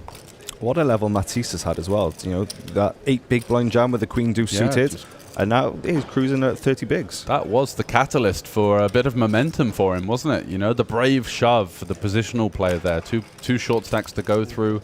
Saw a suited queen, ripped it in. If he'd have folded that, he might have just bled through the blinds, and we might not have seen him.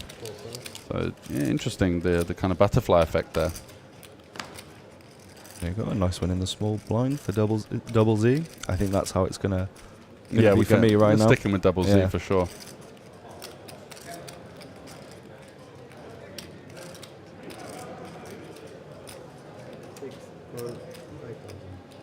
Uses off-suited Broadway just to limp in. Oh, and a nice one here for Matisse here. King Jack suited. Has double Z pipped.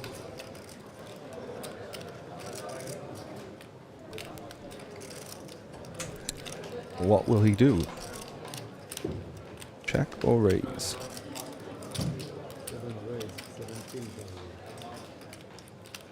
There you go, bumps it up to a big size in here of 17k. Just a little over 3 bigs. Double Z with the decision now.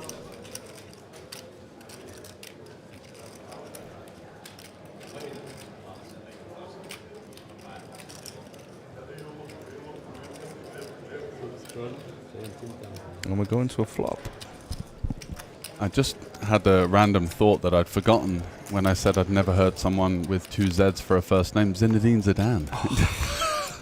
How have I missed that? That is maybe the Zinedine Zidane of poker. Similar kind of style. Got a lot of limping going on, a rather unorthodox style, and gets the job done. Hopefully no headbutts, though. Yeah, well, that would be a little bit out of line, wouldn't it? I'm not sure what the media team would do about that if he started to take that bucket hat off and... they'd have a hit piece on their hands for sure. Yeah. It's like, was it in Cherokee last week, or the table flip? Yeah. Did you see that? Yeah, I commentated on a stream once in Bratislava as a party poker event. I can say that now because they're basically defunct. And there was a fight breaking out at the final table between a guy on the rail who was pissed, who was like constantly heckling one of the guys on the final table, and the guy on the final table just had enough. He was a massive guy, so he just stood up and just started swinging, and we were on a technical break due to some difficulties. It was I've never seen anything like it. To be honest, I'm quite surprised it doesn't happen more with how emotional the game can be. Yeah, true. It often You're just right. ends in words. I think it's more of a cash game thing. There's in tournaments, I think it's a little less. People are really trying not to be as emotional, right? And in cash games, like people, it's just an absolute free for all, isn't it? Like everyone's got their, beer or whatever they're up to, and tensions are flying. There we go. It's the hour of Matisse. Certainly is. 5x in his stack. Big comeback, definitely a focused, steely glare there from Matisse, who's I heard from Scott, well known for coaching. I didn't know that myself. Yeah, Matisse is a crusher coach. Yeah, that's the word on the street. Like the Finns, the Austrians as well, a very, very strong poker roster coming out from the Central European country there. Yeah, everywhere you look on one of the biggest sites, it's just Austria flag, which is, some kind of tax dodging and avoidance, but also representative of a strong poker nation for sure. I think they prefer the term tax maneuvering. Yeah, that's right. Yeah. I'm not German. I've been living in Vienna for 2 years. How dare you? There we go. Naski opening wide here with the 4-3 suited. Yeah, continuing to put the pedal to the metal. A 3-bet candidate here from Matisse, or is he just being a bit too active that he better just a flat? Suited aces, yeah, they do make nice flats and also nice 3-bets. I think when we have these kind of ICM considerations, I wouldn't have minded a 3-bet fold, actually, just because of how wide this opening range is of Alexei, which means that there's going to be quite a wide raise fold cap. It's going to be difficult for him to defend all of these types of hands. If he's opening 4-3 suited, he's going to have, a 60-70% opening range. So what's he going to do with the sort of 30 to 70% region? It's mostly just going to fold, and, our ace deuce out of position, it lacks playability. The straight draws that emerge are going to be towards the bottom end, difficult to navigate. So I think I would have gone for a 3-bet or even just a fold, but I am not at this level, so it's always good to think about things laterally and objectively. And I guess he feels that because the open range is wide, that the risk of losing a big pot on an ace high board lessens. So, but he could also be, somewhat under-repped. Yeah, I've coded a fair few high rollers, super high rollers on my time on the circuit, and seeing some of the cards that turn over after the lines these players make, I don't even begin to try and wrap my head around it, because if I think I know the answer, the question's already changed straight away. Exactly. It's one of my hobbies has become chess. A good friend of mine used to be a professional poker player, moved into chess, and went down a different route, and he's become a very strong player. And so when I watch his games, it's just like I just no idea what's going on. I'd love to know, but no, I have a 16-year-old brother who's quite into his chess, and he is giving me a hiding every time we sit down now. So because of that, I don't play anymore. not that I played anyway to begin with, but yeah, but you've got to restore the brotherly rivalry there. You can't just let him have your pants down every time. It's no fun, is it? I see it's on FIFA now as well. On FIFA as well. I got to give it up.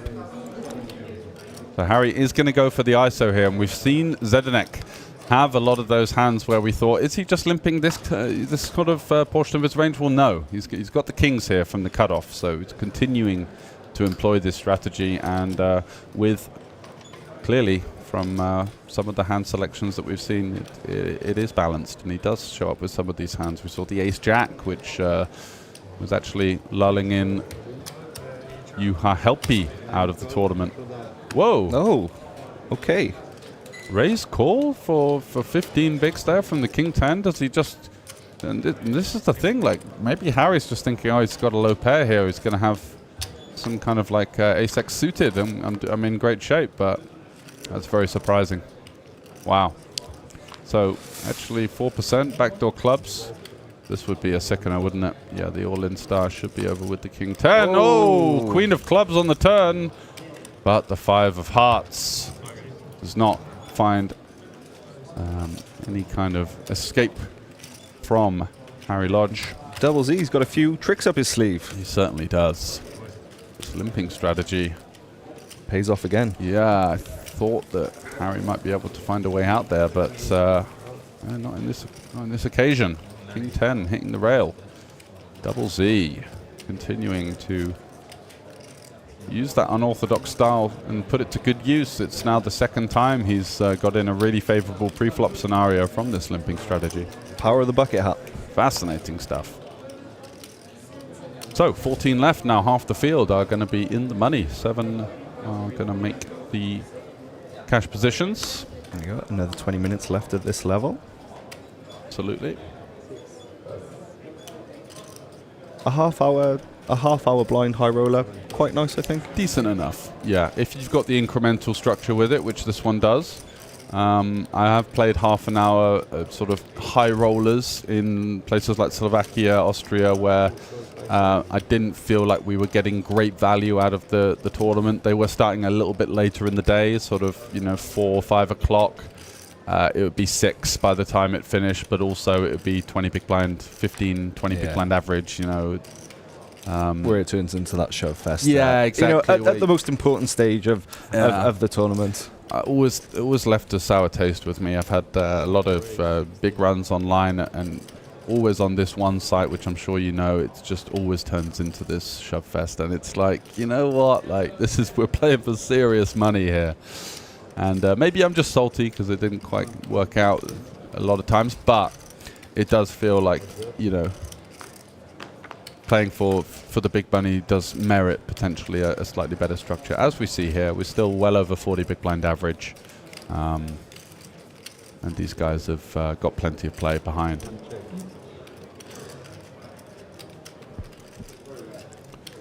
So Tommy coming out on top here with the Jack 9. He's going to check it over, and Alexei looks interested with the 10-6. Doesn't have a club in hand, but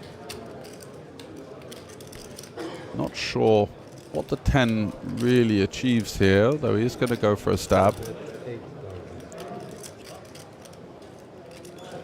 Let's see if Naski can put his big stack to use on the turn. I don't see Tommy going away anyway just yet. Yeah, might be thinking of firing some through on, a card like a 9 or a queen, but again, might have isolated a couple of the hands pre-flop that he would be representing in that line, so quite interesting.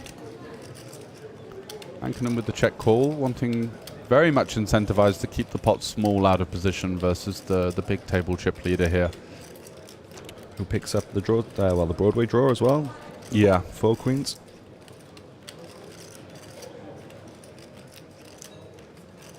Is this sort of more of a texture where we see more over betting on?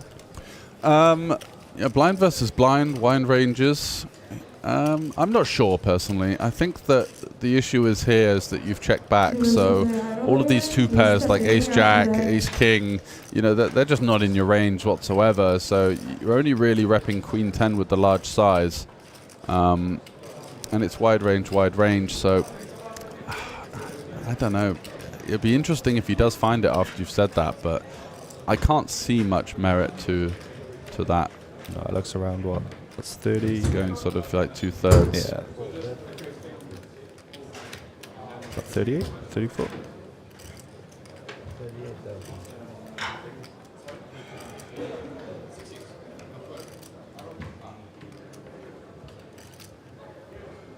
Yeah, 38, as you mentioned. So a pretty meaty bet, and already you can see the disdain from Tommy here with the Jack X.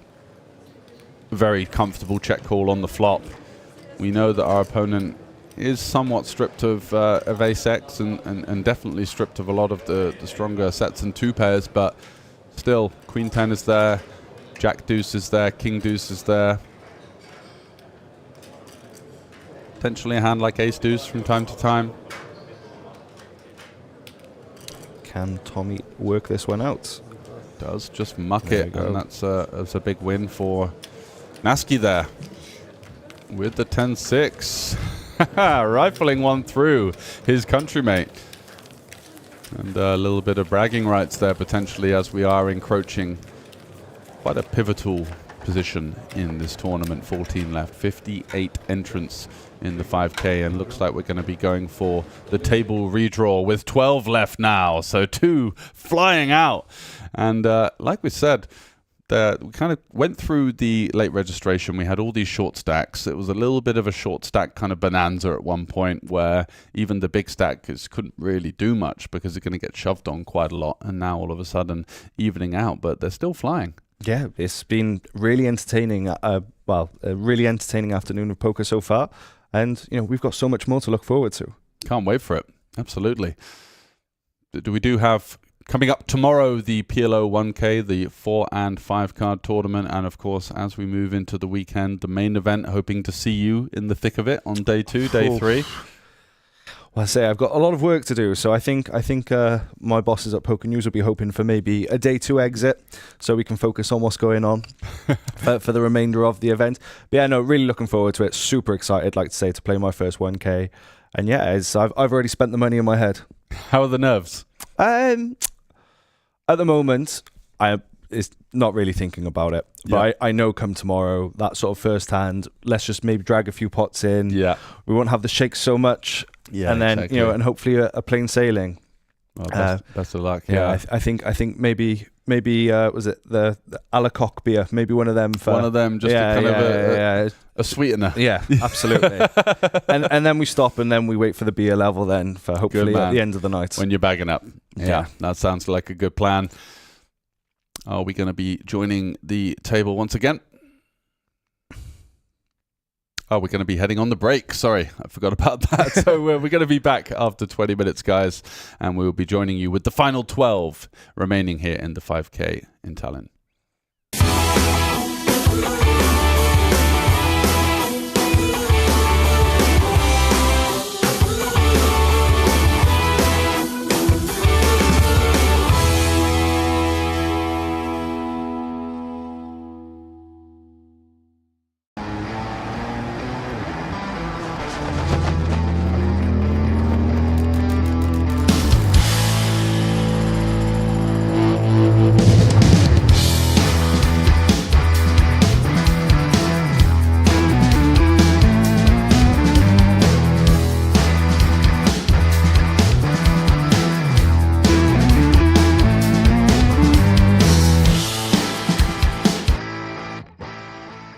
Everybody, it is Jason Glatz here, and I'm absolutely thrilled to be here at the Kings of Tallinn. It is the 10th anniversary of this iconic event here at the Hilton Tallinn Park and Alibet's flagship home, Olympic Park Casino. Behind us, we have the lovely Kings of Tallinn merch shop. That will be open starting tomorrow, where you can get your Kings of Tallinn gear. As you head up the stairs, you will notice that there is something special. Each previous Kings of Tallinn and Queens of Tallinn winner is honored with their name on the stairs, so you can walk through history as you enter into the tournament arena.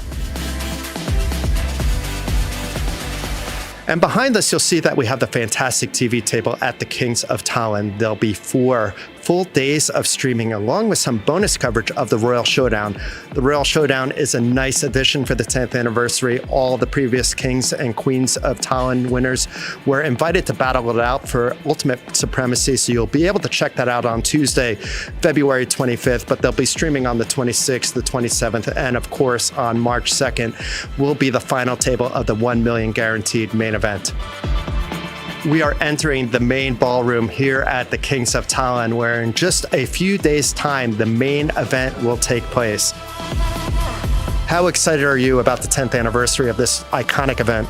Oh, it's so super exciting. It's great fun, and also to already see so many players coming in there. So we're looking at records in most of the big tournaments. We also have a 1 million guarantee in the main event this year. So good times, Jason.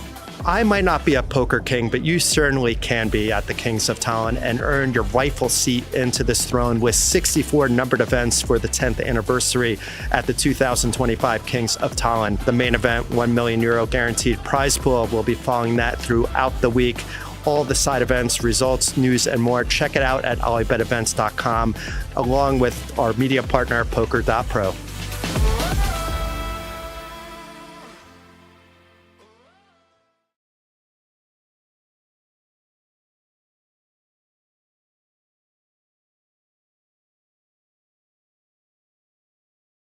Teresa, we have a new game this time in the festival, and it's called 5-card stud. And in Finnish, I also learned it. It's sökö or sökö nullo. Yeah. Getting good at Finnish with the new games. But can you tell us about the game? Yeah, so this is a 5-card stud game. It's a traditional Finnish game, but it's actually originated from Canada, I think, North America. So some people call it Canadian stud, but in Finland it's called sökö. And we've had the sökö before in the schedule, but now we have also introduced sökö nullo. And for the very first time, we have sökö nullo also in the Kings of Tallinn schedule included. And it's sökö low. So basically what we're doing is we have a tournament that has one round of each, sökö high and sökö low. Can you maybe show us how the game works, how it goes? Yeah, so first of all, people usually ask like, what's the nuts?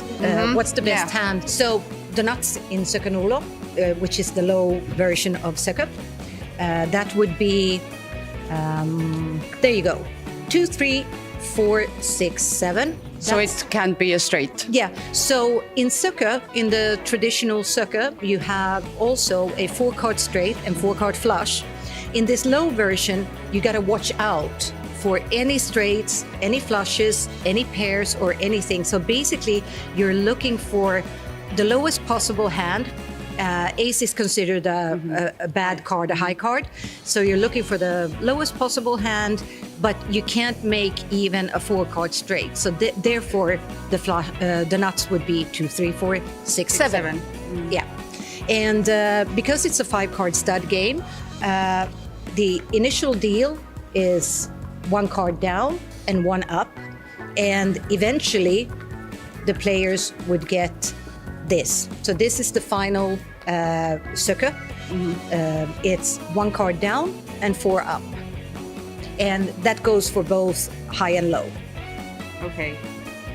And how many draws then? How many times? Or can you see that one as well? Yeah, I mean, the initial deal is would be So this would be the initial deal, and after that, the dealer would place 1 more. You got a betting round, 1 more betting round, and then 1 final betting round, and then that's it. And so it's a very, very straightforward game because you have quite a lot of information there, but still. It seems to be quite tricky with this low version. So it's going to be interesting to see how players do on this one. I have one question. You said it's a traditional Finnish game, but is it popular as well? It used to be back in the days before Texas Hold'em was introduced and came more into Europe overall. So like, let's say 70 to 100 years ago, Sökö was the game that they played in Finland a lot.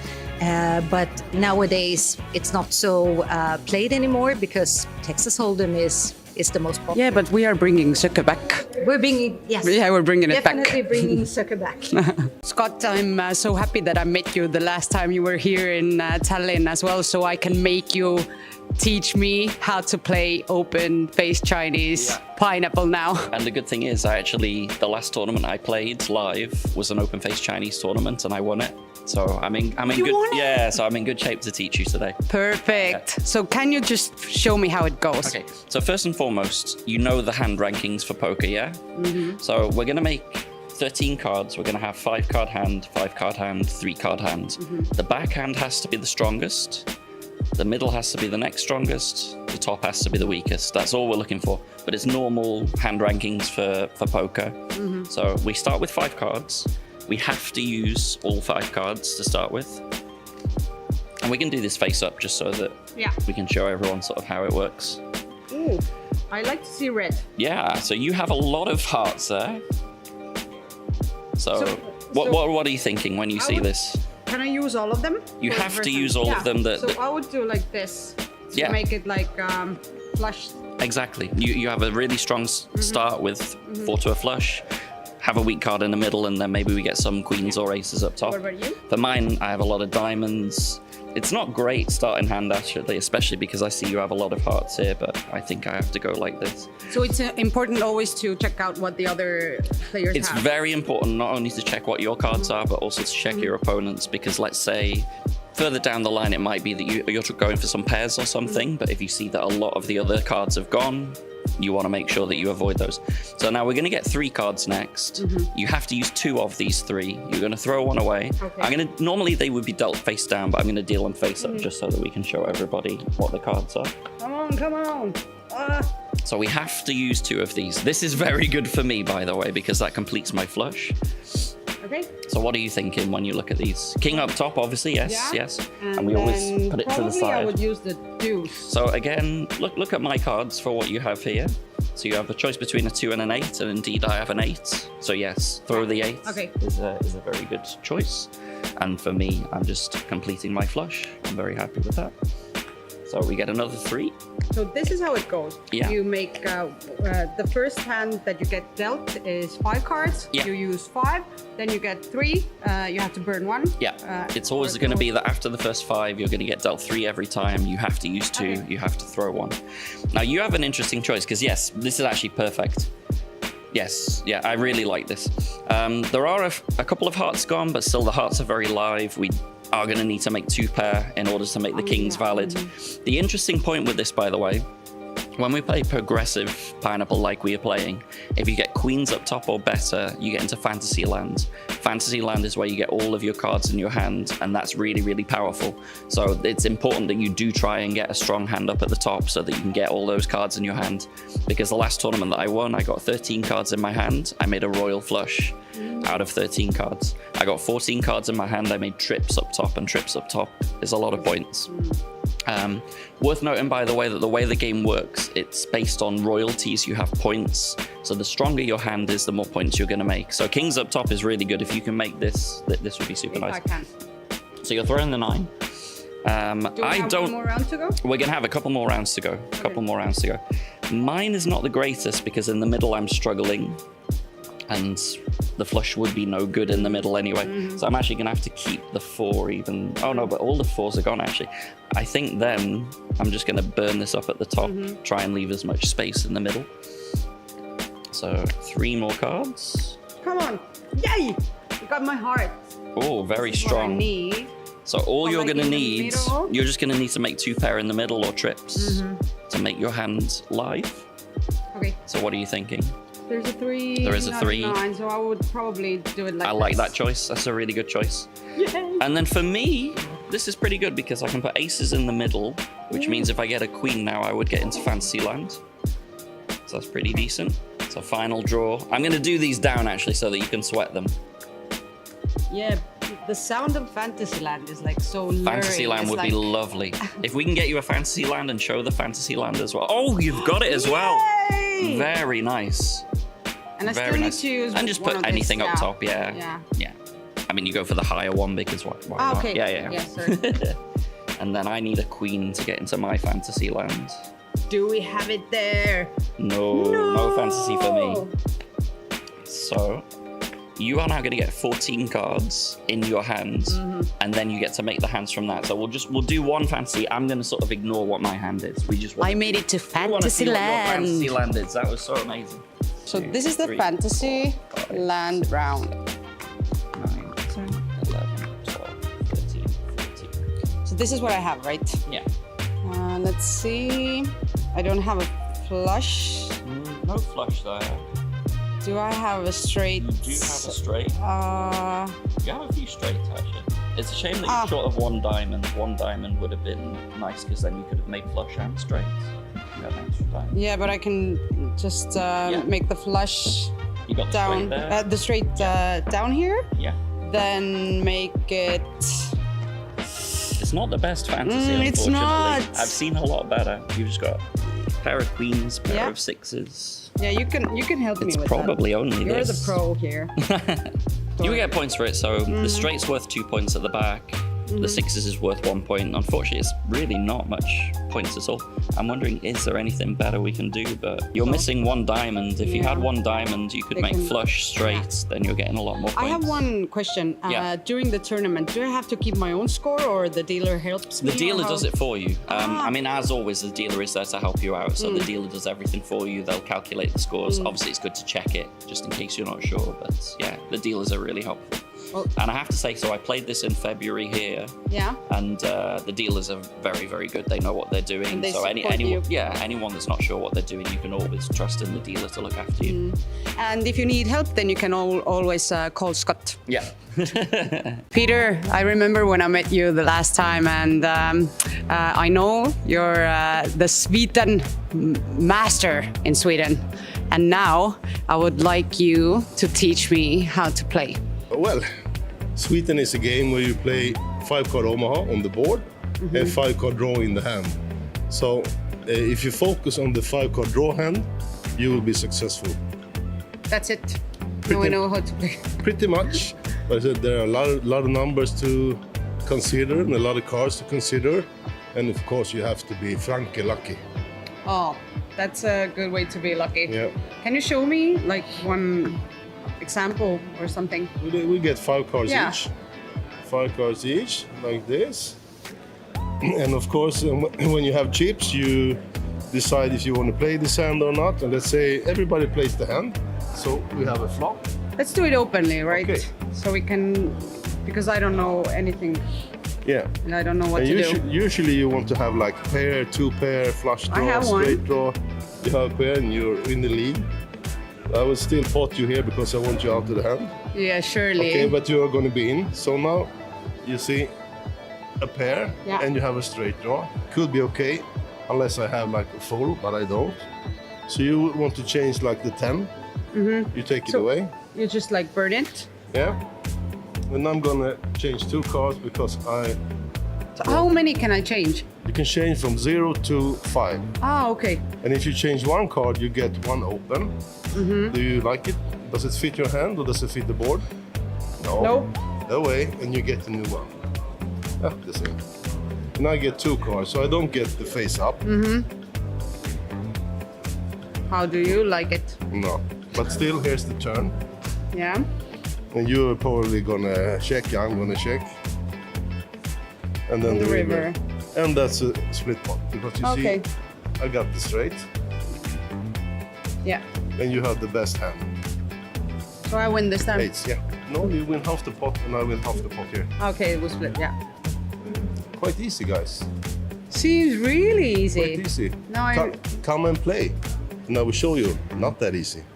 Hello, I have John Kite here, who won the PLO 4 and 5 last year. So maybe you can teach me a little bit how the PLO goes. I've been playing No Limit Hold'em, but I know nothing about PLO. And what does the 4 and 5 mean even? Yeah, it's a bit different from Hold'em. In PLO, it's more about you need a lot more. You need draws. You need like 2 pair or better. You don't want to go crazy with like 1 pair, like over pair, as you do in Hold'em maybe. Yeah. In 4 cards, it's mostly about having aces, nut suits, high pairs. In 5 cards, you can have a bit more rundown hands, which means like, for example, Jack 10, 9, 8, 7. That's really good to crack aces, for example. Can we do a little like example or just to? And I really want to know, what does the 4 and 5 mean? Yeah, Is it like 1 round with 4 cards and then 5, or? Yeah, 1 round of each. So we're 8-handed. So first we have 1 round with 4 cards. This is a very good 4-card hand. This is for me? Yeah. Very good card. Oh yeah, maybe turn it around. Yeah. So, you like equity run very close in PLO compared to Hold'em. Let's say you have aces versus kings in Hold'em, it's like 80-20, right? Okay. But here it's more like 33-66. Even though, so if you have like aces with something, against kings with something. And here you see we have a double suited kings. We love the hand, but against aces we're always a dog, obviously. But when you have kings, you always want ace blocker. That always helps. Less chance for your opponent to have aces. But in the game you still have like the flop and turn and river the same way in that. You just get more cards. And a big difference is you have to use 2 cards from your hand. Yeah, right? These are the cards that play with the table, right? So normally, if there's 4 5s in Hold'em, you both split, right? Yeah. Odds. Because you both have an ace. But here, you have to use your 2 best cards. So if you you have a full house. Even though the board is this, no one have quads. Okay, so still 3 of the cards is playing from 5 cards altogether playing. So you have a house here and the ace is full, or 5's full of aces. Okay. So that's a small difference. Like if there's 4 to straight, having just a jack is no good. Like this is not a straight if this is the board. Okay. You see, normally in Hold'em, this would be a straight with a jack, right? Jack, yep. Oh, this is this. Yeah, that's fine. But here, you need to use 2 cards. So we need a king. Then we have a straight, right? So that's small differences. And it goes like 4 cards, 1 round, like each. Yeah. Every player gets 4 the button cards. moves like the whole, circle, and then the other round is 5 cards. Yeah. Okay. So you tend to see more all-ins in 5 card. So normally a lot of people build stacks in 5 and 4 is a bit quicker. People just wait for aces. But in 5, you get so many more possibilities. Because 50% of the time you even get double suited when you have 5 card. So it's very easy to get double suited with 5 cards. Like here, ace, king, 9, 8, 4. Compared to 4 cards, it's harder to get double suited. People want double suited hands. But what is the usual mistake that people do, like that you see in the tables? So normally it's not respecting your opponent or the board. Like if you have aces on this board, it's never gonna be good. Like people overplay overpairs, you know. I was all in with aces once, overpair. Guy had top set, so I was crushed. Yeah. But I still found an ace on turn. So, oh wow! So you that, have that lucky I'm charm. I'm lucky today. Even though I just double up a guy with aces. But is PLO your like top 1 game, like your favorite of them all? Yeah, at least in cash game. That's what I prefer to play. Okay. But on every flop, we want like big draws. If the flop come queen 10-6, even though the guy have aces with a queen, it's very strong, right? But let's see, you have this hand. You only have king high, right? Yeah. You have king high, but you have a full wrap. You can get straight with ace, a jack, a king, a 9, or even a 7. Yeah, and so that would be a nice. And an 8. Yeah. So this is monster flop. And we even have flush draw. So even against aces here, we have like over 60% equity. It's so different from Hold'em. We have no pair. So it's about putting a lot of pressure. You know your opponent have aces, and like I have no showdown value. You can just go all in on this flop, and he kind of have to fold. It depends. Someone calls, but yeah, you know. Anything else that I should know before I enter my first PLO 4 and 5 tournament? I don't know. It's like in every poker game. You just have to pay attention to your opponents, see what they're doing, and I mean, some people like to look at every flop before they go all in, you know, see that you have something, and some others just, if they have a good starting hand, they just always try to push their equity. It depends. So you should be a little bit smart, and you should have luck as well, like in every poker game. Of course, yeah. Okay. Thank you, John, so much for joining us and explaining the PLO 4 and 5 to me.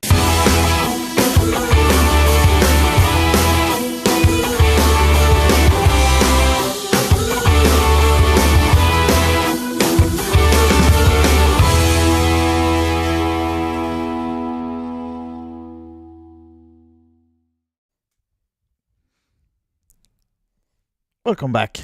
Welcome back. Waiting for one of us tiptoeing over the line. Hi guys, back in the studio, and we're just about to resume the game, the play for the 5K Highroller. We certainly are. 12 remaining here, and it's a battle of the Titans. Some of the most well-known and feared players among Northern Europe and Continental Europe aside are battling it out for the top prize of 90,000 euros. We're going to join the action once again with Rupitami, very well-known local player, winner of the Masters Classics of Poker in Amsterdam recently. He's been just about everywhere on the live scene, crafting his trade. Absolutely, and he took this down, was it 2 or 3 times in a row before losing out next? Yeah. Three, I think he won it 3 times in a row, the Highroller here at the Kings Series, and got a hell of a resume. Around. Absolutely. Few new names now then on this table, since we just did the redraw, down to 12 remaining and 7 spots paid. 12.6k I think was the 7th prize, and then up top 90k to the winner. And we'll have the prize pool on screen for you in a while as well, but yeah, that's what they're aiming for, that 90k up top.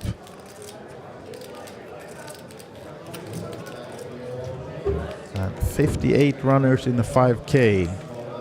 Highroller record here for the Kings of Tallinn. And what else? The 10-year anniversary, and it seems like the main event is going to be a huge one as well. Oh, well over 400, almost approaching 500 runners already, and we have 2 more starting days tomorrow, and still, of course, today's 2 starting days are able to enter as well.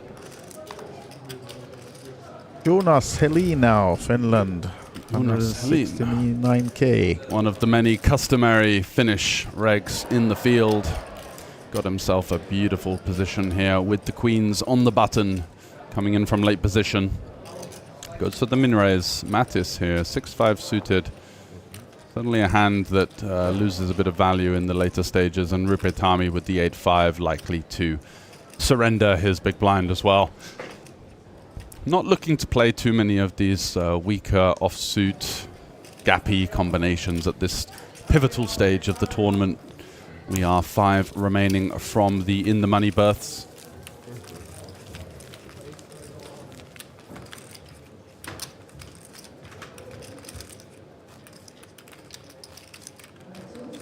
And we have 2 tables of 6 players fighting it out. We're going to be going along into the night here.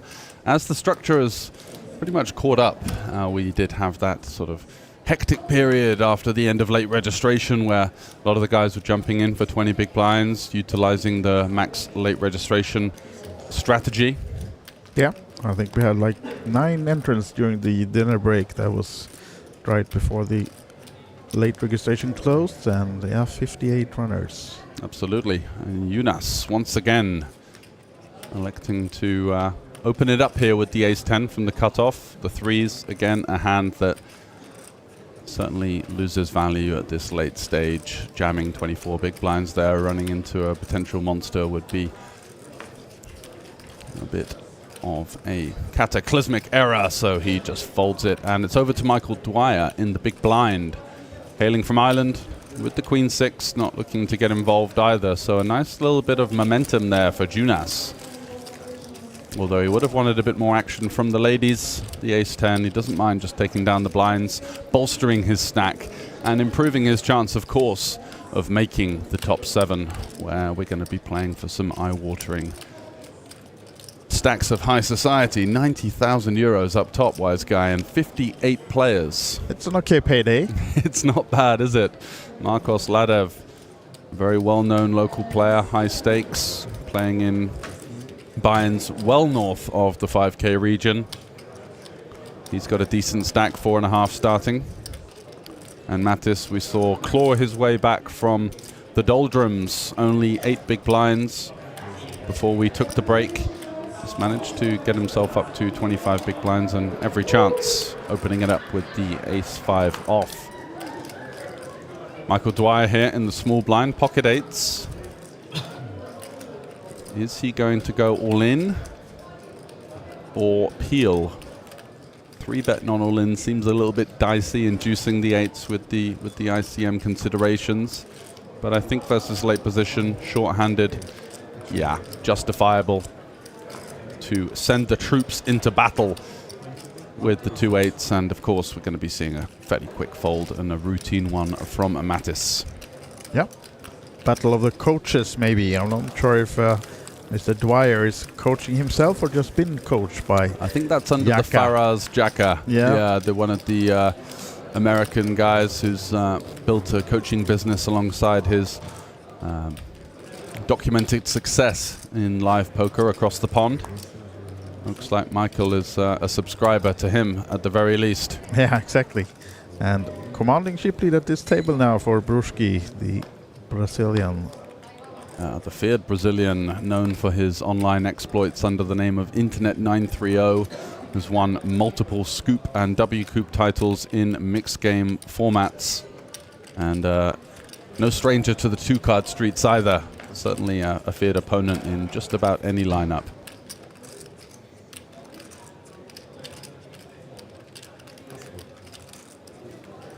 And it is over to the man himself, Renan Bruschi, our current table chip leader, with the Queen 5-0. Do we know if it's residing in Europe or has it made the trip all the way from Brazil? I'm not sure, actually. That's a good one. I'm going to ask maybe if I catch Senkel out and about. Yeah. Ladev with the 8-7. Likely just to be checking back here. Happy to see a flop with the connector. Lots of good things can come, but ISOing maybe not quite the hand category he'd be looking for, as we do see the ace-4-3, so there's a board with the 5 here, the gut shot, looking to clear out some of this equity. As you can see, Ladev 21% with the 8-7. Couple of routes to victory for him, the backdoor straight or the backdoor or just even hitting a pair and clearing that out with a small bet. Business as usual there for Renan. Average stack is now just under 5 starting stacks, so about 242,000. We're playing the blind level of 2K, 5K, 5K big blind ante. About 8 minutes to go. Yep, a lot of chips in play, so as you said, George, it's going to be a late night. Yeah, especially with players of this ilk not going to be getting their chips over the line willy-nilly. We're going to see some probably a slower pace of play for the next couple of hours as we reach the in the money stage. Players are not looking to overcommit themselves, especially anyone but Renan. Although Jonas here with the ace-queen. Rather interesting spot, quite deep. Over 35 big blinds. Is he going to go for the 3-bet call or just shove it in himself? He's going to go for the 3-bet call. Oh, he's just gone for the shove, I think he said. Did he say all in? No, I think it's a 3-bet, yeah. Oh, 40. Okay. Yeah, there we go. That kind of, I'm not much of a mouth reader, but the 40 and the all-in kind of looked a bit similar, yeah, you know? It did. Absolutely. And this especially with the Finnish accent. Yeah, precisely. So the ace-8 is kind of one of those candidates that Jonas is looking for a bit of fight back from. But Renan is just going to relinquish his ace-8 there, not going to go for the 4-bet, not going to get into an ego war pre-flop, allowing Jonas just to take it down, and it's a strong start for the Finn. Yeah. Coming into the feature table. It's the first sighting we've seen of him in this tournament so far, under the bright lights here at the Kings of Tallinn 10th anniversary edition. And of course, the 5K Highroller, one of the highest pedigree tournaments and the most fiercely battled.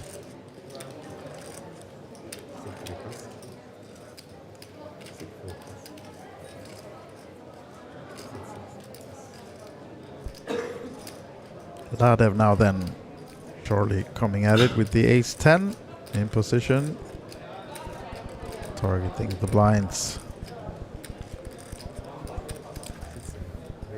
Min raise 10.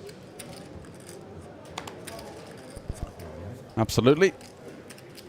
You do tend to see the open sizes scale down to the min raise, the 2BB at this point. And Mattis here is in a really unfortunate situation. Ace-9 can certainly be a candidate for a jam here versus Ladev, who's going to be opening the button really wide, covering both of the two players in the blinds here. Let's see what Mattis arrives with. Is going to jam, and this could spell disaster for the Latvian. Yeah. Pushing those chips over the line, and I think it's going to be a fairly quick call from Ladev with the ace-10. Going to be dominating some hands. Jack-10 suited, ace-9, ace-8, some suited ace-X. And as you can see, pretty much exactly half the stack he has left to call. Yeah, he's not beaten him in the pot, so yeah, just a couple of seconds to mull over his options, and of course the call we assumed would come. Yeah, he'll be happy to see the ace-9, of course. He certainly will. That's one of the best situations he can find himself in.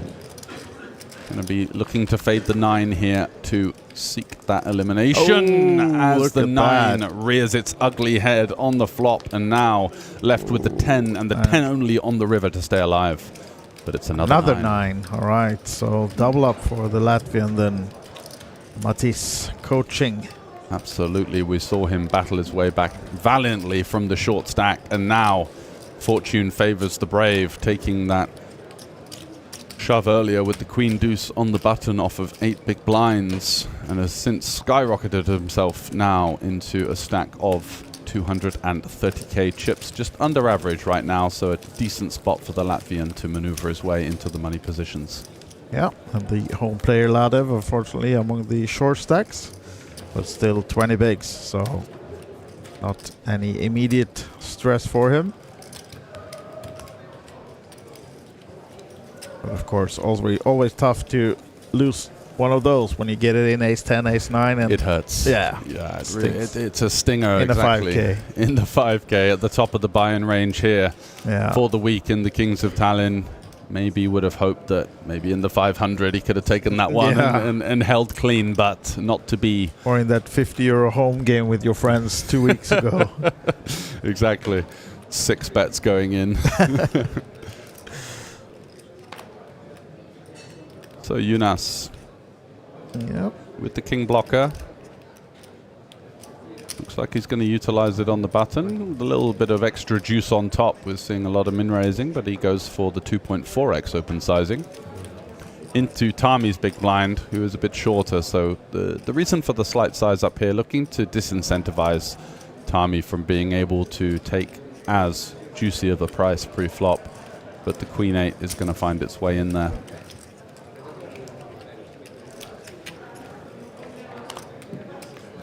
So late position on late position, the king deuce versus the queen 8, heading to a flop of jack 8-6. Decent start for Rupi Tami. Does have the backdoor diamonds as alongside that middle pair. And it's a bit of a swing and a miss from Jonas. Really zero board interaction here with the king deuce, but looks like he's going to fire out a customary c-bet just south of a third pot.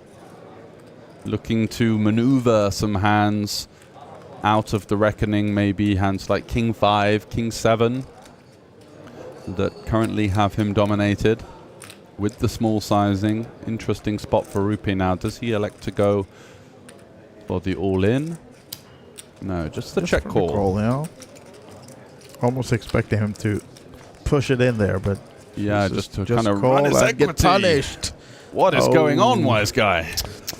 Poor Rupe. Adding the flush draw though, so still some outs. Yeah, he's got a fighting chance with the emergence of the turn diamond, but it is the king. The one card he didn't want to see versus Jonas's exact hand. And Jonas follows up with another small sizing here, just probing his opponent. 15. Still a fourth of Rupe's stack, so it's costly. Yeah, it certainly is. And no folding here with the diamond. And of course, the pair, we still beat some bluffs. Are going to be some hands like, you know, potentially hands like Queen 9, 10-7, 9-7, 9-5 even. Could have opened there from the button. Yeah, so another call from the Finn. 46k behind and needing help. It's a red card, but it's not a diamond, unfortunately, for Rupe. Yeah, so we do see an interesting river card now. The 10-9 completing. Even a 5-4 suited could have found a cheeky way. Right. Into the best hand, but Jonas now putting his fellow countrymen to the test. Looking to play for it all on the river with the top pair, targeting the 8x, targeting the 6x, targeting some kind of jack-x hand that Rupe decided not to check raise or check jam the flop with. And by no means an easy decision here for the Finn.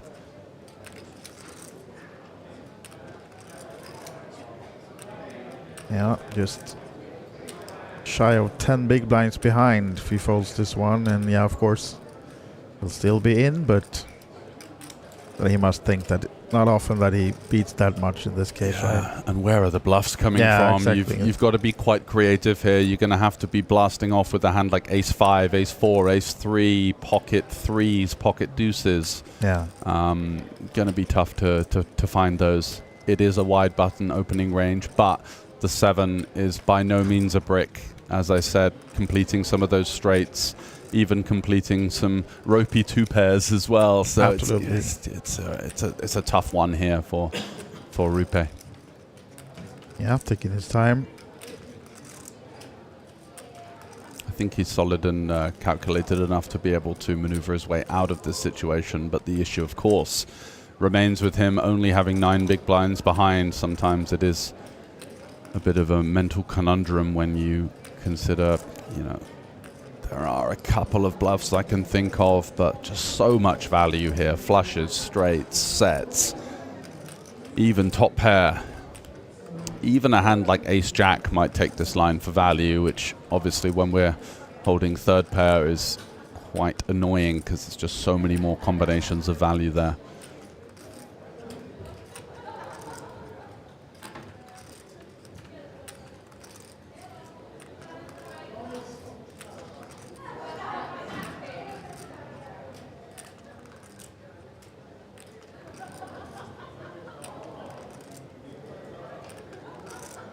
Really mulling over his decision.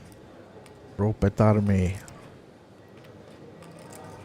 Yeah, very strong thinking theoretical player. No reason to be rushing in this situation. Such a pivotal point of the tournament. 5 remaining from the money.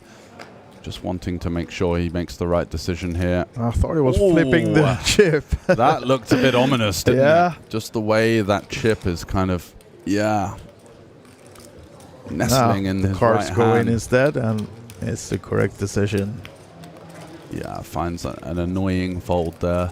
Does block some value in the form of 2 pairs, sets and flushes, but of course, as we mentioned, so difficult to think of where the bluffs might emerge from. And in those situations, when you do have to stretch to think of potential bluffs with a absolute massacre of value hands available, likely siding with the correct decision on this occasion. Yep, and with that pot, we see Jonas up to second place on this table. So, at least a top 5 stack overall. And on the outer table, the biggest stack is held by Alexei Naski, and he's the chip leader overall right now with about 450,000. And the other big stack on the outer table, Jungchevicius, maybe, Lithuania. And other notables on the outer table is Stenkel, that we had on this table before, and also Swede Ludwig Sterner is still in. Double Z will be. Yes, I'm hoping. Zizga. I'm hoping for some bucket hat energy on the final table. Yeah, you want Zidane back. Yeah, I do. Zinedine himself, the maverick of the limping strategy, certainly will be an interest in the final 9 if he can make it. Chances are he will, of course. 75% of the remaining players are going to make the FT, although are we playing an FT of 8 or 9? I think we'll play, I'll say 7. I'd say, yeah, it could be actually. The bubble on 2 tables, yeah, right? two tables of 4 and then going down to the 7. Because it's a 6 max, so they're not going to be 9 on, I guess. Precisely. So it will be hand by hand once we're down to 8th. That's our final guess. We'll lock that in, but we'll see once we get there. Mattis having another rather annoying situation here. All 3 options on the table, really. We could go for a small 3-bet, we could call, we could fold. He does elect to go for the conservative option. And Rope folding the 8s from the small blind. Yeah. Just quite aware of the strength of Marcos's range. We can see that Marcos has got probably one of the weaker holdings that he'd be opening in this spot. But for the most part, going to be having a pretty strong min-raising range there off of around 15 big blinds, and does take it down. Yeah.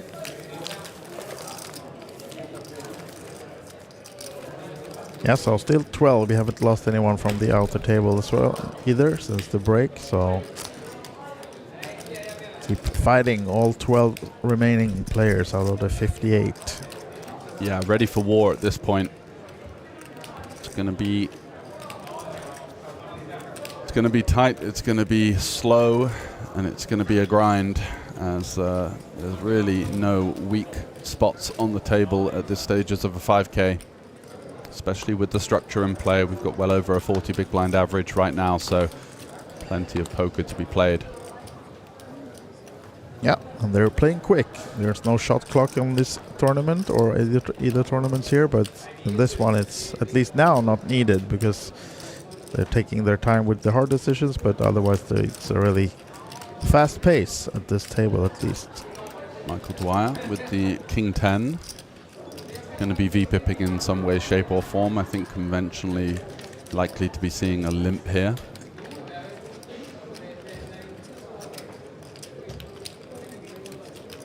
He's got other ideas though. I think he's going for some kind of min raise.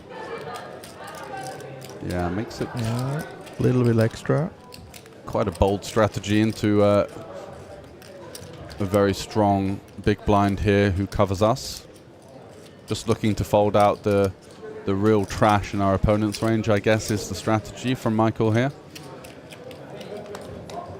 Doesn't help to get Renan off his Jack 9 though, of course, and heads up to the flop.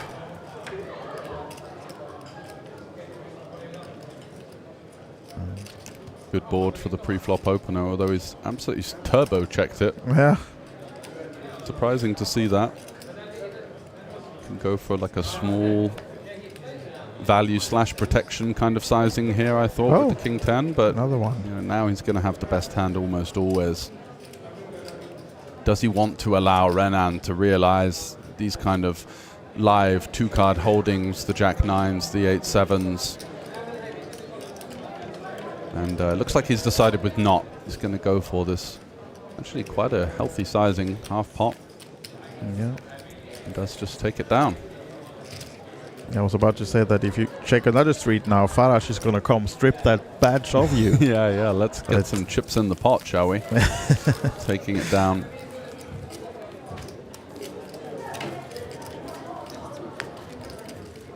So very much the onus currently at this feature table on Rupetami now, getting quite short with the 7 big blinds. He is, yeah. An annoying spot versus his fellow countryman there, Jonas. Putting him to the test, although he had it on this occasion.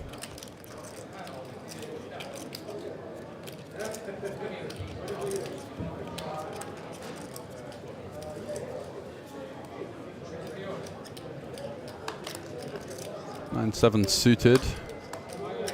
And the nice thing here is that he's got Renan in the small blind, so the one player that can really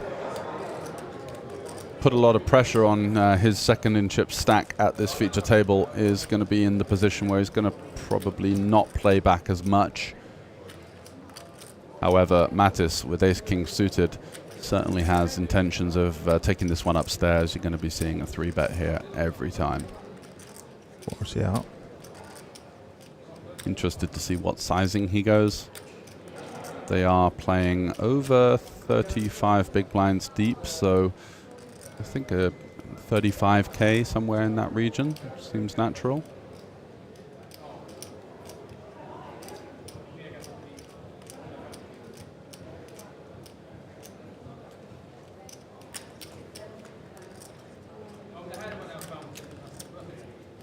Seems like he went a bit more. Yeah, it looks like 37, I think. 47. Yeah. Wow, okay.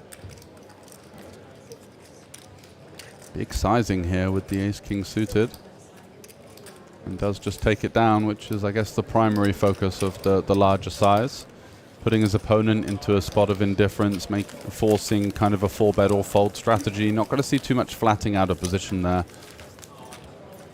And if you do, it's going to be a really condensed and rather face-up range. Lots of pairs, lots of suited Broadway type holdings, potentially even some of those folding to the larger size in the 2 tightest positions on the table.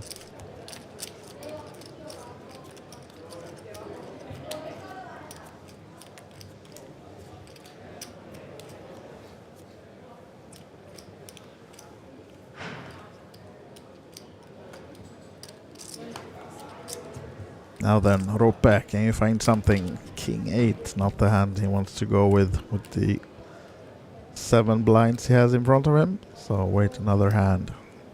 Has a few more before, at least one more before the blind hits him. And it's Renan who takes advantage of the deal button position, makes it 12 to go. Jonas seemed interested with the 6 deuce. Comes along.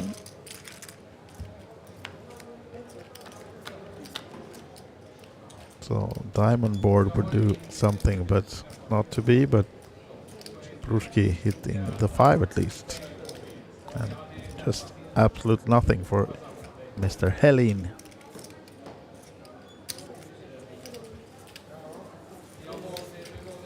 Yeah, it's such a strong board for his opening range there with the king queen, the 2 high Broadway cards. Going to favor the opener there and just going to be pretty much range betting, I think. So even with a hand like bottom pair, which doesn't feel as intuitive as a bet, he's going to find a way in and just takes it down. We'll be happy to see that.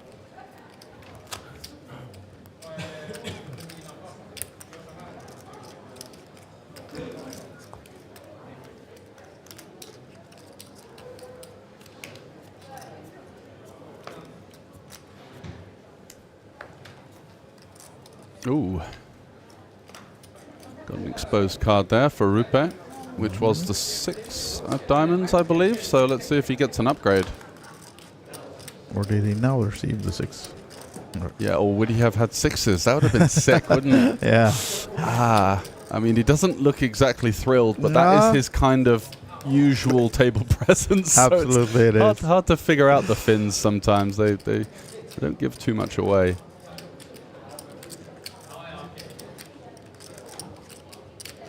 Ladev now 4s on the button.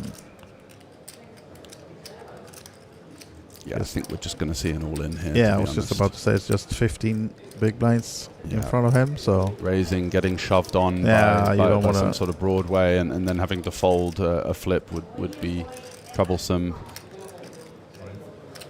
Yeah. Yeah, whereas with the 4s, we can just drive it in, look to take it down, and if we do run into something, then c'est la vie. Yeah.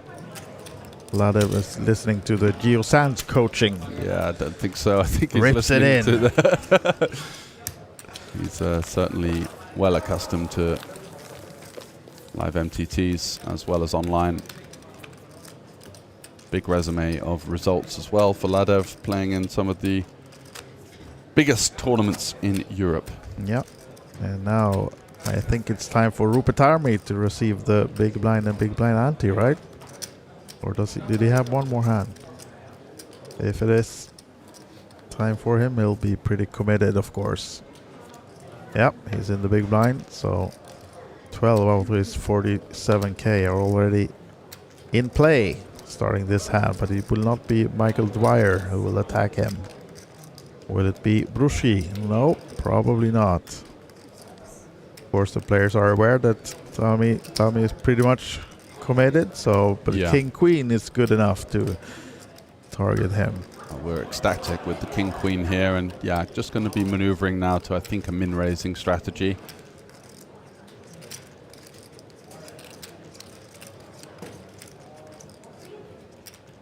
Raising and facing a 3-bet from Jonas or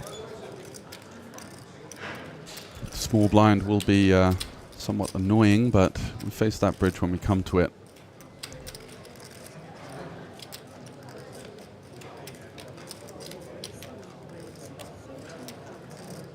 Again, a slight size up into the short big blind here.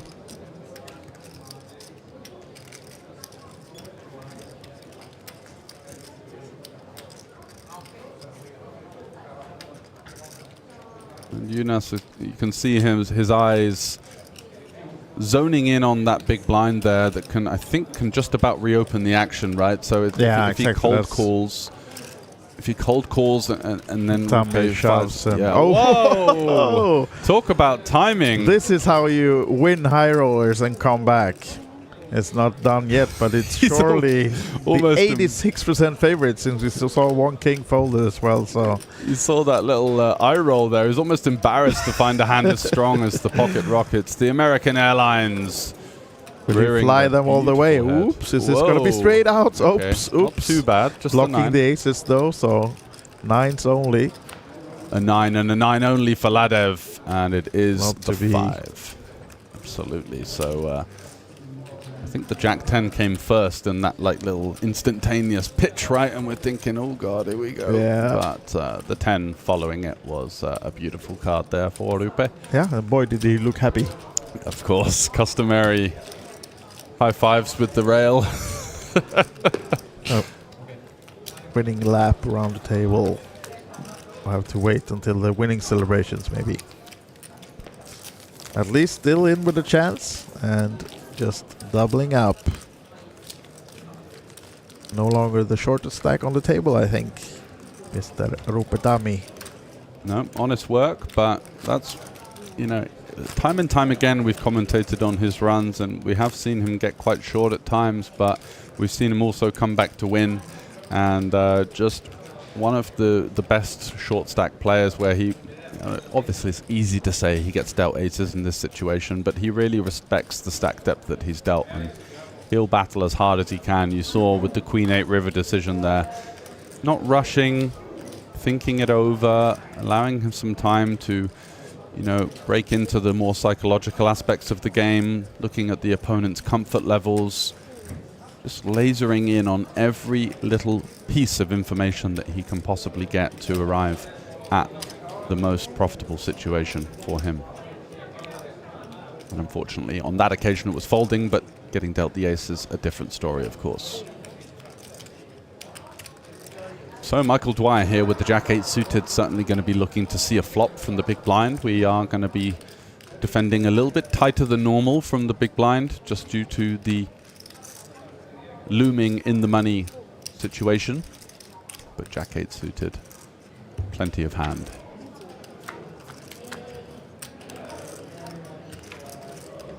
Nine of hearts in the window is a juicer for Dwyer, and it's followed with another heart, but Jonas once again flopping a king.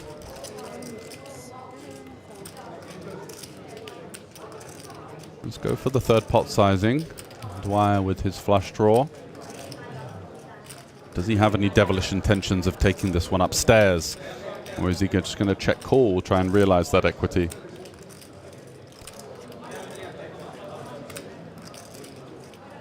Yep. And he looks like he's going to take this one upstairs. As I mentioned, looks like a sizing of around about 35k. 34 to go from the Irishman. And Helin here is not going to be exactly thrilled about this. There are, of course, some natural bluffs, the flush draws. We're pretty much dead against the 9x, looking for a king, but happy to take one off in position here and reassess our situation on the turn. What's it to be? Ooh, the 6 of clubs, no help to Dwyer. Could have turned a lot of straight draws there, but not on this card in particular. And now an extremely awkward situation. 101k in the middle, 113 behind. Does he have the gusto to go for the small sizing and the river follow through? He elects not to.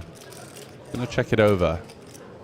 Yeah, pretty much showing Helene that it's in the lead of this one, right? Because if Dwyer would have had a 9, surely he would have bet again. And you'd have thought so. Maybe a hand like 9-6 or one of the stronger 9s, a 9 with the ace of hearts or something, could have potentially maneuvered into a check just to balance that checking range so that it's not always just misdraws or check raise bluffs. However, as we arrive on the river now, the story we're telling is going to be quite difficult unless we went all in, I think. And this hand doesn't have great qualities for a bluff. We really want our opponent to have some of these heart holdings in their range if we're thinking of hands that can snap fold the river. Jonas now with the king 10. Could he be thinking about a small sizing, potentially a Dwyer? Should go for some value here, right? I think so. I think quarter in position here is somewhat reasonable. Dwyer could definitely have some hands like a worse king from time to time that could take this line. Ace X they'll still call with a double paired board, and yeah, it gets a bit sticky.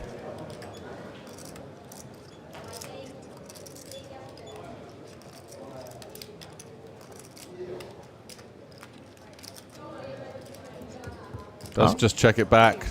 Doesn't trust his intuition. I think you could see from his table demeanor there that he felt like he had the best hand, but just didn't want to face the opportunity of Dwyer check jamming the river there. And seeing the hand of Dwyer, he learns that no chips were lost by that check, since it wouldn't have been called by Dwyer, of course, with the jack high only. So yeah. Showing a lot of respect to the Irishman there, saying that he still feels that from time to time he could have been up against a stronger holding, but as we saw, not on this occasion. No. So looking at Dwyer's resume on live earnings, he has a lot of cashes, about 50 of them, but he has not won a tournament actually, at least not one that's been reported to the mob. So a lot of second and third places, mainly back home in Ireland, and a couple of tournaments in Vegas as well. Second place in an Aria tournament some 10 years ago almost. So mainly playing in Ireland and mainly also lower buy-ins, but at least that's the one he's cashed in and has cashes back from 2006 and onwards. So wow, been around the block.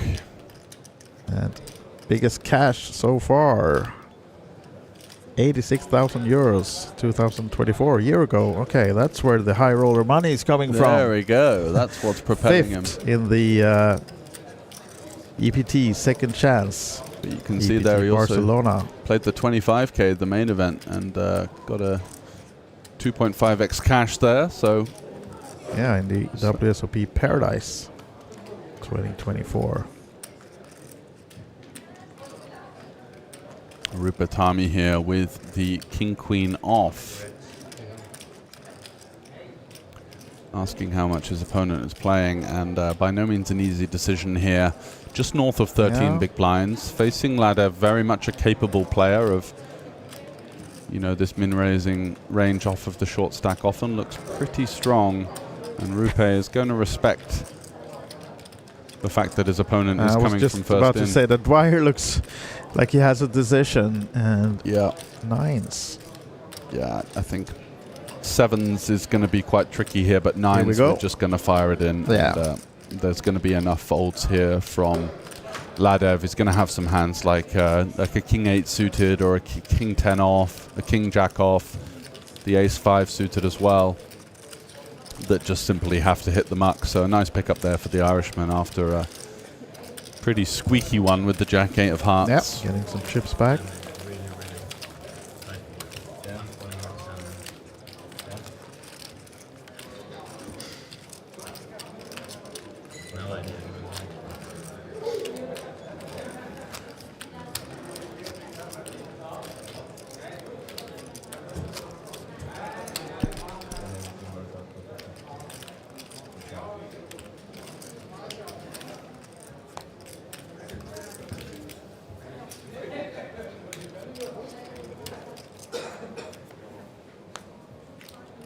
Ellie now with the ace 6 under the gun.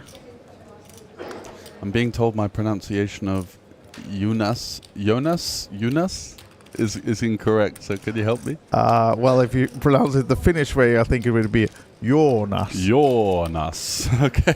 I'm not. When does the O end? Never. That's why it's so many O's. Yeah, Jonas. So like 2 O's in Finland is like 5 for a UK person, yeah, right? exactly. Jonas Helin. Jonas Helin. Yeah, spot on. Okay, man. perfect. At least for a British. But I'm backhanded compliment right there. Maybe you can help me with Mr. Renan Bruski. I don't think there's a hard Brushi, but it's not. Doesn't sound that. It sounds French, Portuguese, doesn't Brazil, it? Yeah. It does. It or doesn't Swiss. Doesn't sound like South American. No. Maybe he's got some kind of. I would say it sounds more like a Swiss or French. Yeah, I don't know. Yeah. At least I can see he got some cheers in the chat, so maybe you can help us with the pronunciation. Send this like a sound message for us with all the pronunciations. Andy will know.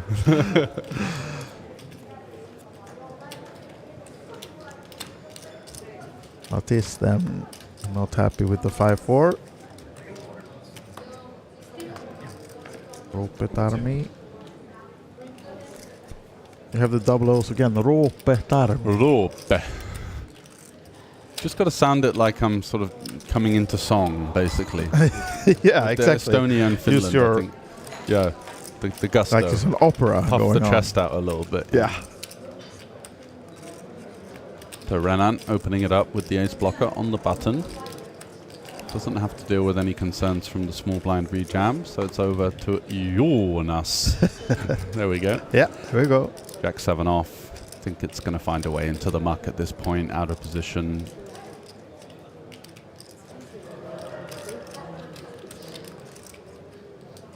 He's going to defend. That's surprising to see that, to be honest. Yeah. Didn't think he wanted to tangle out of position with the one player that can the big really stack hurt as him. well. Yeah, exactly. Going to be facing a lot of aggression down the streets as well. Jack 7, just one of those hands that's just going to make a lot of very uncomfortable. And just as we learned that Bruski is actually half Italian, so it is Bruski. Oh, there we go. The experts have spoken. That's good. Then we keep calling him Renan Bruski. And this is Jonas. Yes. Checking, and surely continuation bet is coming now then, no? Because now he will, maybe he's getting paid now with the jack from Helene. So 7 in the money. So we are 5 remaining, which is why I was surprised to see the continue here in the form of the call. And yeah, Renan navigating his way to a river and finds the worst value bet there from Jonas. Yeah, paid off to just check behind a couple of streets for Bruski. Letting Jonas think that he was actually going for value with the jack, but he wasn't. Kind of chuckling to himself. I've played a couple of PLO live tournaments with this guy. It was in a slightly different state of mind, if we put it that way, but he was great value at the table. Okay, yeah. There was one hand where I had to take a walk around the park because he called me down with a set on a 3 flush and like a 3-bet pot, and I was just absolutely fuming. I think he said he had a live read on me. Sure, pal. We all do. Dwyer now with the old ace-king off. And he can hear the voice of Faraz Jaka screaming, "Get it in, pal!" as much as possible. Not all at once, though, but... Yeah, on the rail. Yeah. Let's go for a little bit of extra juice on top of the conventional min raise. Oh. Is Bruski smelling some weakness? Want to do something? No. Lets it go. Ladder will likely not stay in this for much longer. Yeah, the compilation of the bottom 10% between those two. Jonas with the 10-7 suited here in the small blind. Doesn't fancy getting involved versus the pretty strong looking open here from Dwyer in the hijack. Surrounded by stacks that cover him at this stage, but we will see, of course, Mattis come along for the ride from the big blind with the 10-8 suited.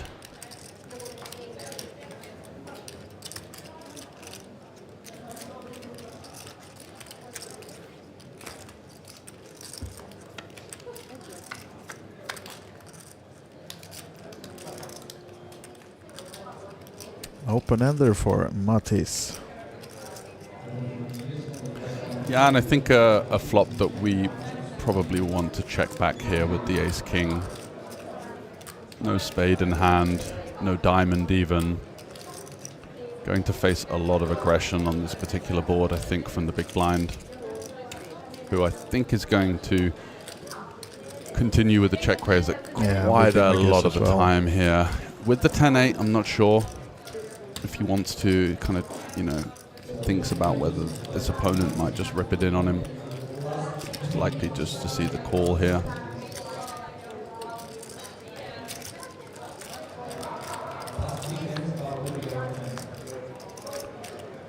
Seven, so the double board pair now, and definitely some arguments for leading here with the 10-8.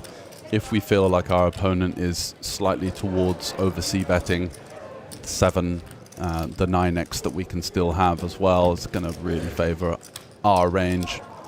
Going to struggle to find Dwyer with too much 7x here from the hijack, considering the stack distribution.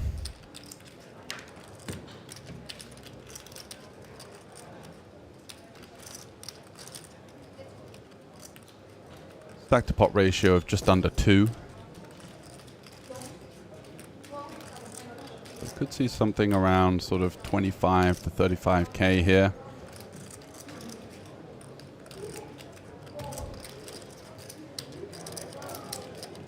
Looks like he's going a bit smaller. That's for 17.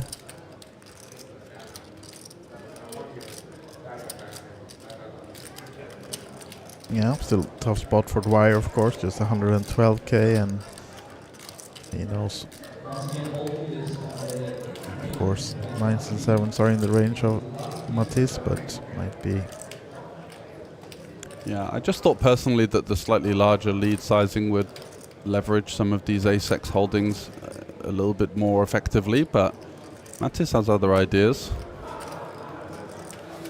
If he feels like his opponent is going to be c-betting all of the Broadway type holdings, and he's going to be left with a lot of king and queen high here, and those hands are certainly up against it versus any kind of lead.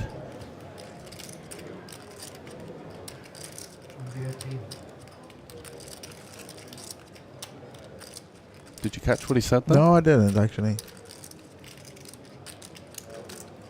My guess would have been, do you have ace queen? But seems like it seems unlikely to say.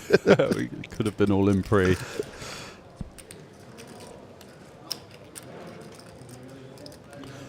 The issue is you do kind of break face a little bit once you start chatting in this form. It is quite likely to remove some of the stronger hands out of your range, let's say. And interesting now then, come along. Matthias will do on yeah, a blank. exactly. No spade filling up either, so... Yeah, 8-6 gets there. Yeah.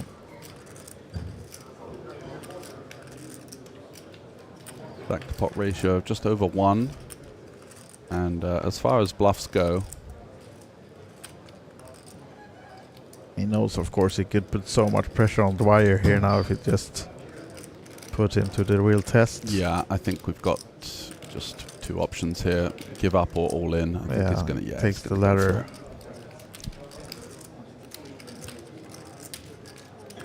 This is the problem, because this is a decision that Dwyer pretty much should have done already on the turn. I mean, he knows this is coming on any river, so if he thinks the ace high is good on the turn, it's gonna be good now. It's but one of those situations, isn't it, where you see the small lead and you're not just thinking about the turn decision, you're thinking about the fact that on a board such as this, just gonna see a fire through so often. Yeah. And Mattis with the masterclass there, getting the job done. Nice board management, nice maneuver from the Latvian. Absolutely. Just the type of world-class poker you expect to see at this late stage of the 5K.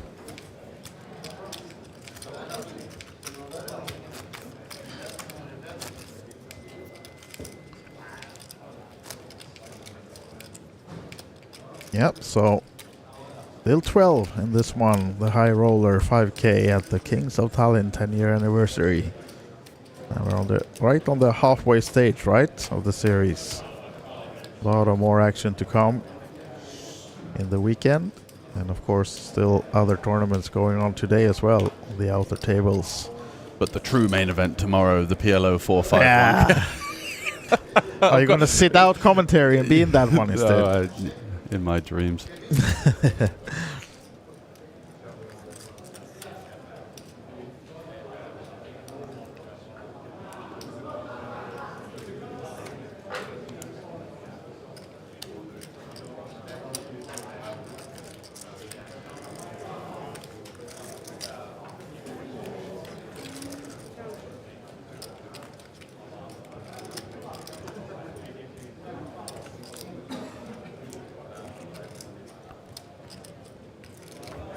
A rather underwhelming 8-deuce off for Rupe. Is going to need to find something once again. Did get quite fortunate to find the aces off of 6 bigs versus Ladev, and now once again is in the danger zone, needing to find some momentum, and just a decent pre-flop starting hand would be a good way for him to potentially forge a way back into this 5K.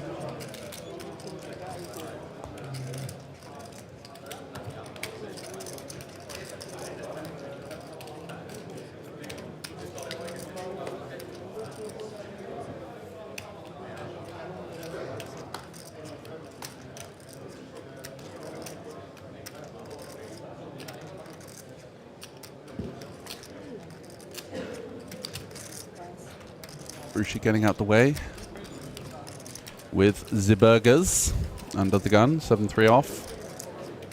Over to Jonas. I think he's going to have other ideas here with the ace-8. Certainly a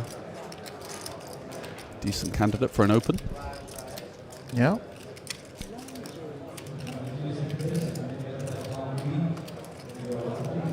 It's at 20K. Again, a slight size up into the shorter blinds. Looking to dissuade continues.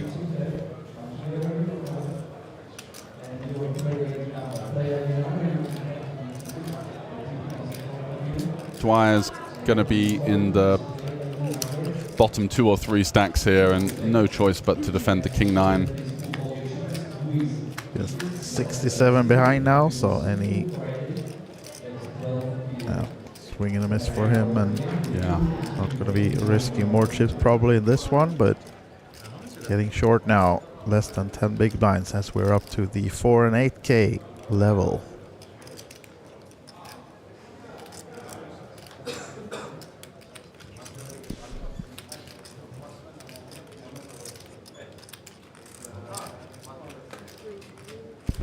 Wow, Jonas just sending it in with the ace-8 here. Yeah.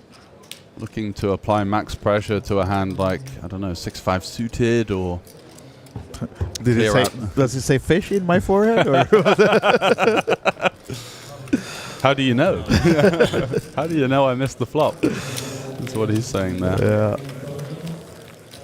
But yeah, interesting decision, right? Because he, bet folding, bet calling ace-8 on that particular board where you've got the overcard, the backdoor straight draws, even versus getting called off by a 7. Going to have 2 overs and the backdoor straight capability. So just sending it in.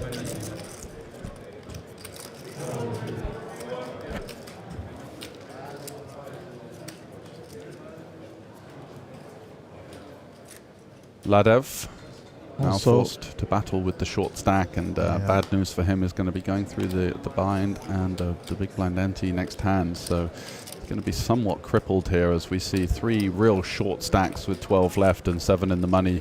Rupe, Michael Dwyer, and Marcos Ladev. 9-7 suited, nicest hand ever in the cash game, but in a small blind with 8 big blinds. All in. No. Wow. Disappointed, Dwyer. I'm disappointed. Yeah, me too. It's my favorite hand, the 9-7. I just think we've got no choice here. Short-handed format, big blind ante, 9-7 suited. We're going to get a lot of folds, and even if we do get called, we're going to retain some decent equity in the all-in, and we're just so short. I don't think we have the option to pass up a hand like that or a spot like that even. It's going to be quite difficult for him. Surrounded with Mattis, Renan, Jonas, these guys are going to be pelting us like no tomorrow, and you just got to take these blind versus blind champs deep in these tournaments. I know it's annoying. You want to look down at an ace and send it in, but 9-7 suited there is a little bit timid.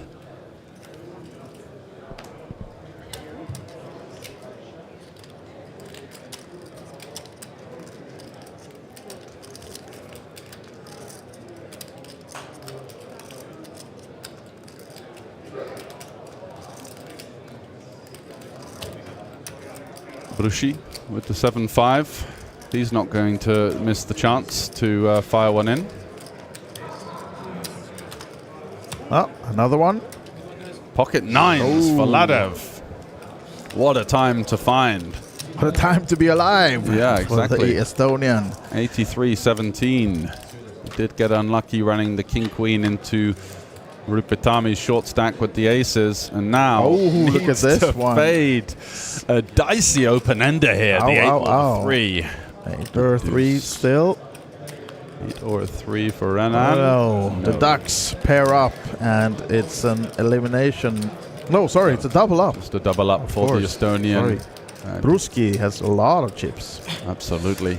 Ladev has 119,000. He'll take that one in good spirits. It was very much necessary shove there, just hoping to lean on a weaker holding, but not the 2 9s for the Estonian. Marcos Ladev with just a plethora of huge scores in 2024. Having a little look at his resume now. Coming fresh off of a win in a high roller event in Tallinn. Simply a couple of weeks ago for 128,000 in a 10K. Mr. Bruski. Mr. Ladev. Mr. Ladev. Yeah, and was battling some of the higher stakes tournaments at EPT Barcelona last year. Second in the 25K for 249K and 5th in the 10K for 216,000 euros. So coming in with some form and to find the 9s there. Yeah. Got a fighting chance at continuing that razor hot form. Rupert Army needing some more chips soon, but not to be with the King 4. Dwyer in the cutoff, lets it go with the Jack 7. Bruschi. 8-7 off. Mucks it. Over to Ladev now. With the 4-3 suited. Certainly not a jam, of course. Is he going to risk a limp here? Completing 4 into 24, so he's getting a pretty decent price, but he's going to face a lot of aggression from the big blind a lot of the time. He does limp. And Jonas with the Queen Deuce here. Certainly a candidate for a small ISO in position here. Could see something like 26, 27k.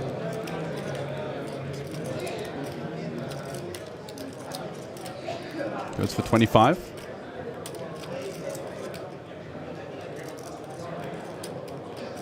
And Ladev, when you're constructing this limping range, you are going to just try and take your price with some of the weaker holdings that are just simply forced to fold to what is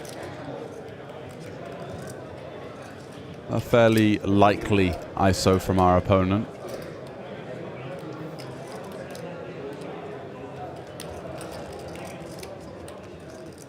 And does just muck it and live to fight another day.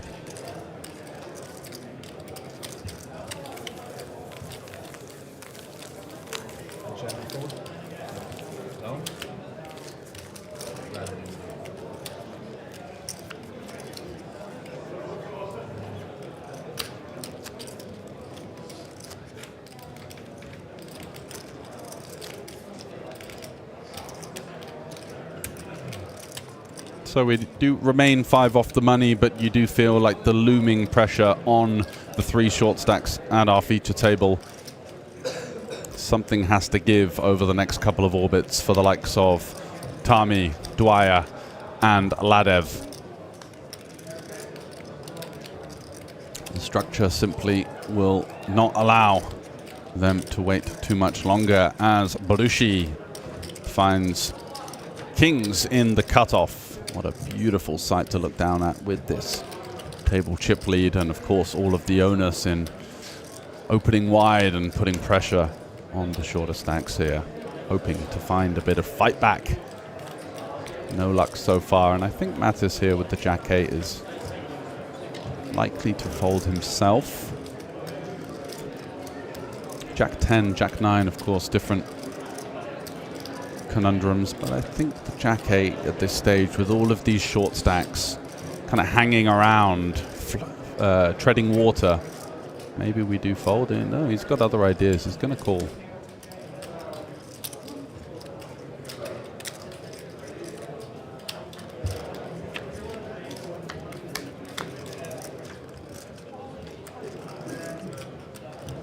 Doesn't get himself into any trouble as of yet, although an emergence of a backdoor flush draw for the Latvian. There's Bruschi.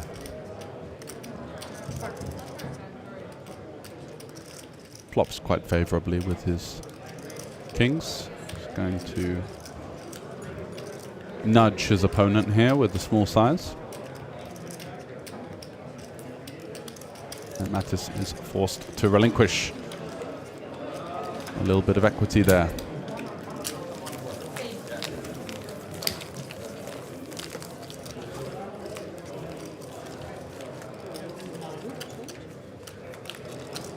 The business as usual for the Brazilian. Done a good job of solidifying that table chip lead so far.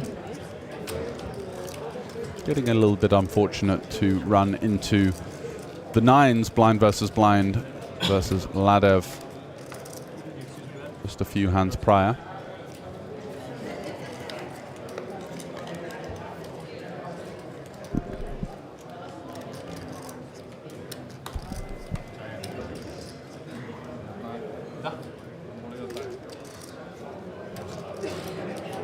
Dwyer out the way. Are we going to see an open from Berushi. We're not with the Jack Deuce.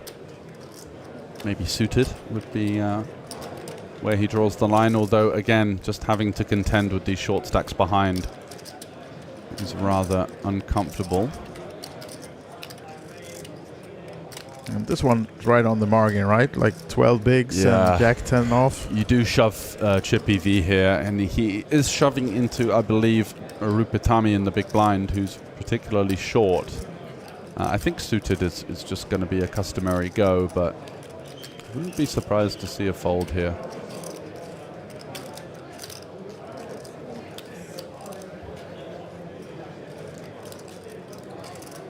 Jonas eyeing up the blinds, looking at the stack depths.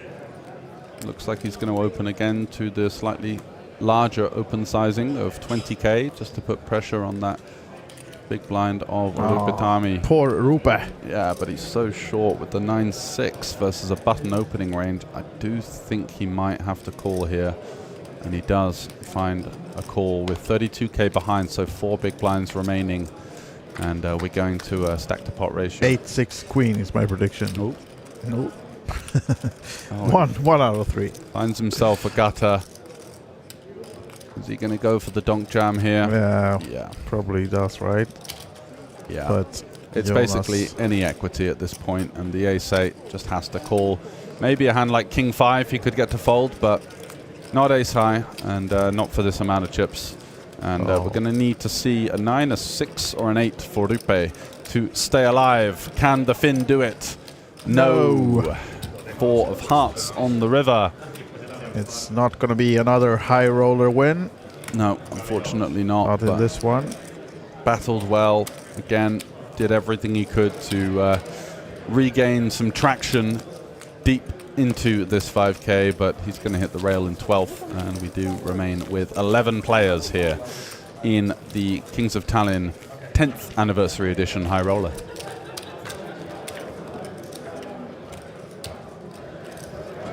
Yep, so some more chips for Jonas Helin of Finland, and down to 11 players now then. 7 paid, so a few more to go before we hit that money bubble when we're down to 8. And they will then be playing that one on 2 tables. Hopefully we'll be able to see some outer table coverage as well once we get there. But right now we're still with the 11 remaining, and we're focusing on this feature table, which has Renan Bruski as the biggest stack, almost 400k. We know that on the outer table, Alexei Naski was the chip leader overall with almost 500k in the last break.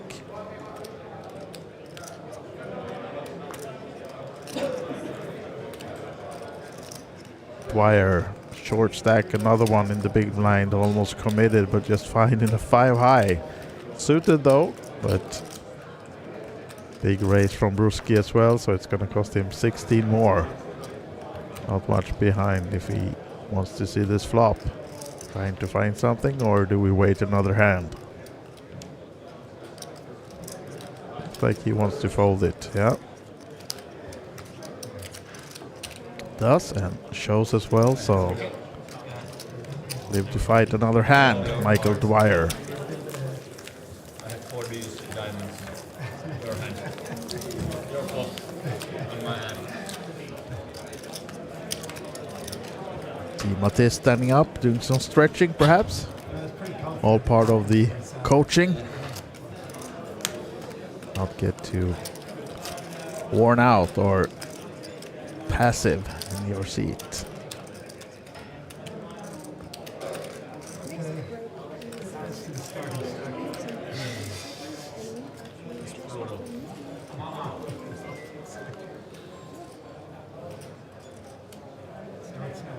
Ladev now under the gun, finding a nice hand, 5-handed of course, and will be putting chips in. It's a question now whether he was just going to be racing, or if he's shoving his 10, 11 or 12 bigs even.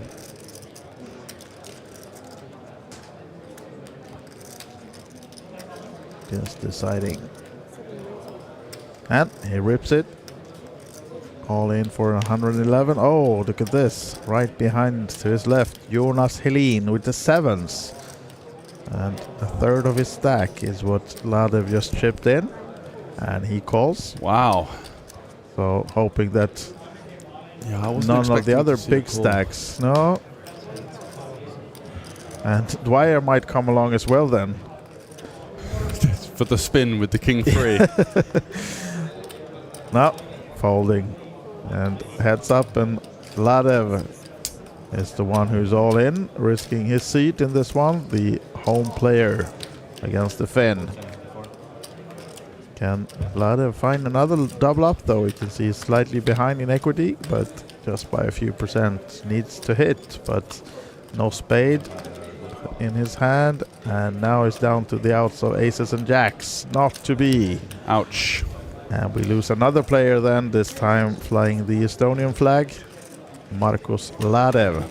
Yeah. As you said, George, winner of a few high rollers just recently. And just carving up the high roller scene on the European poker tour, as well as some of the local events as well, where we started to see a high stakes scene emerging in recent times. Not gonna able to add a hand and mob entry for this tournament, but battled well and played valiantly, I'm sure. here we have the payouts as well. As we said, just above 90k to the first, and 7 paid, 12.6 first payout once we get there. And now down to 9, so we actually lost a player on the outer table as well then. Yeah, they're absolutely flying out, but it's going to get quite slow, I think, now, considering that we are 2 away from the money.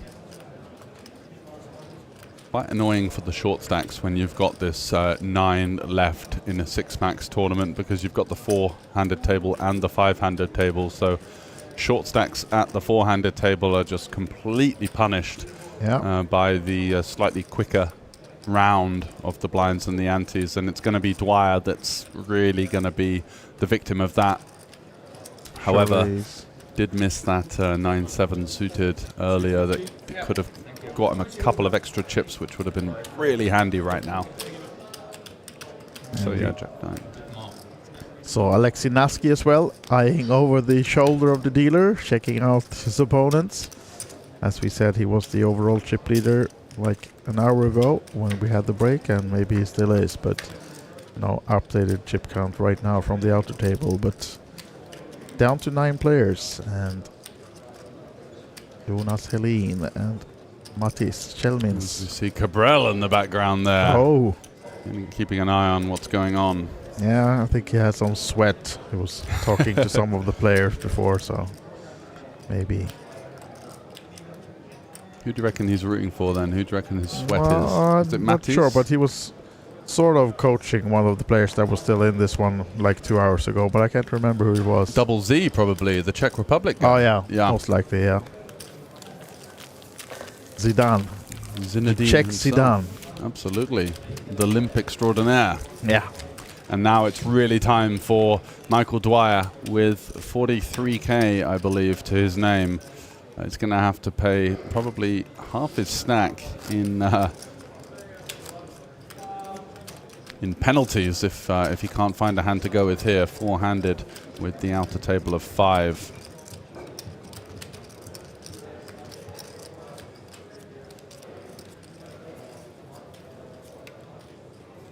Here he is, our short stack. Ouch. Yeah, not what we're looking for. So brutal in these late stages when you've just been somewhat the captain of the sinking ship. Couldn't get much going. No, and he chose not to go down with the Doyle. 10-2. Helene, though, will become raising. Nice king, queen suited, and almost 500k in front of him. Yeah, what a stack at this point. Took a bit of a risk there with the 7s. Not sure whether it's a call or not. It is quite fringy. 5-handed, I guess, with the big blind ante, but... Yeah, and 2 other big stacks to your big left. Stacks behind, yeah. I think I would have folded the 7s there and gone with something like 8s, but it's... yeah, very close. because I don't think Ladev is going to be firing in hands like deuces, threes, and fours for, I think it was just over 14 big blinds.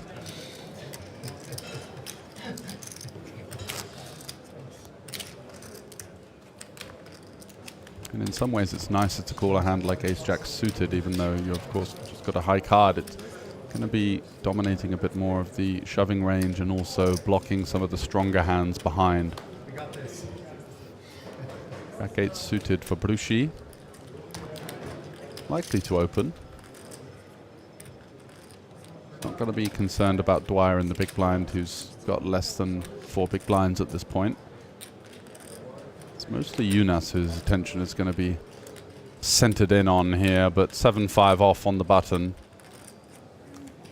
Not likely to be finding a way to continue, and Mattis out the way as well. The beauty of folding here for Mattis is you could actually fold quite tight here because you really want to incentivize the collision between Bruschi and Dwyer with the 5-3. Oh, it's just painful at this point. Yeah.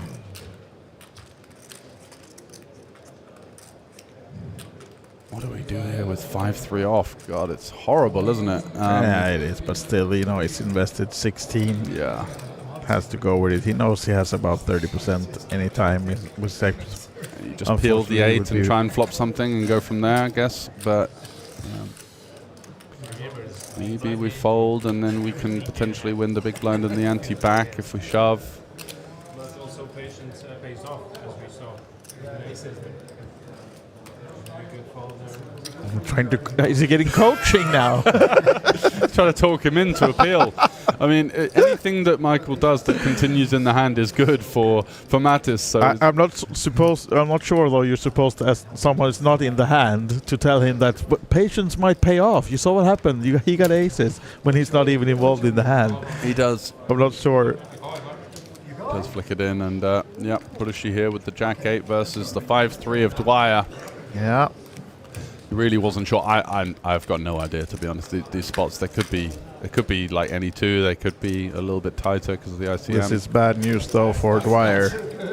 Almost drawing dead, needing runner help, and it's not to be. Got a 10 for a chop. For a chop, but it's not to be either. So we lose our 9th place finisher, Michael Dwyer, Ireland.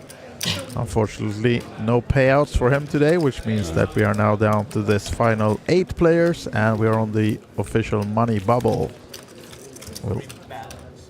Yep, so no break is planned now, but we are going to even up the tables into 2 tables of 4. So just an unfortunate situation for Dwyer there. Yeah. Maybe if he was on the 5-handed table, someone would have busted there. He could have got a couple of extra hands to find something, but that's just the way it goes in tournament poker. You miss a couple of opportunities to get your chips over the line, and then for some reason it's sod's law, isn't it? You just get the worst possible hands time and time again, folding, and then has to put it in rather sadly with the 5-3 off. Or you listen to the coaching of Mattis that the one who waits gets rewarded. Exactly. Really trying to pin him down into dust, wasn't he? That was a sneaky little move. Absolutely. Yeah, so we're going to even up the tables. We're going to have the Swede, Ludwig Sterner, coming over to the feature table, I think, which means that they will playing 4 on each table and hand by hand, which means, George, if you break it down for those who is not aware what hand by hand means. Yeah, so hand for hand means that we're not going to play different times for different tables. So basically, once the action is finished on one table, the dealer was going to sit there rather stoically with the cards in their hand, waiting for the finish of play on the other table. Yeah, and of course in this case, since it's just 2 tables and these guys are playing fairly fast, we're not going to see any stalling or a long time between the hands anyhow, but come WSOP main event, money bubble might take a few hands or a few hours to break the bubble when it's 500 tables or something. I think we could be in for a good half an hour to 45 minutes or so. The only thing is I'm not sure if there are any other short stacks. We literally saw the 3 shorties at our table I think we did. bust time after, just one after the other. So we saw Ladev there get it in, lost the flip. And then Dwyer, of course, closing it out, as well as Ripetami, who couldn't find a way to survive either. So those 3 bust in quite quick succession. Yeah. And now Now we have the players from the outer table then coming to. A couple of railbirds as well. I think we have Alexei Naski, who was the chip leader some hour ago. He was still in the tournament, but on the outer table. But of course, he wants to see how much these guys have on the table as well.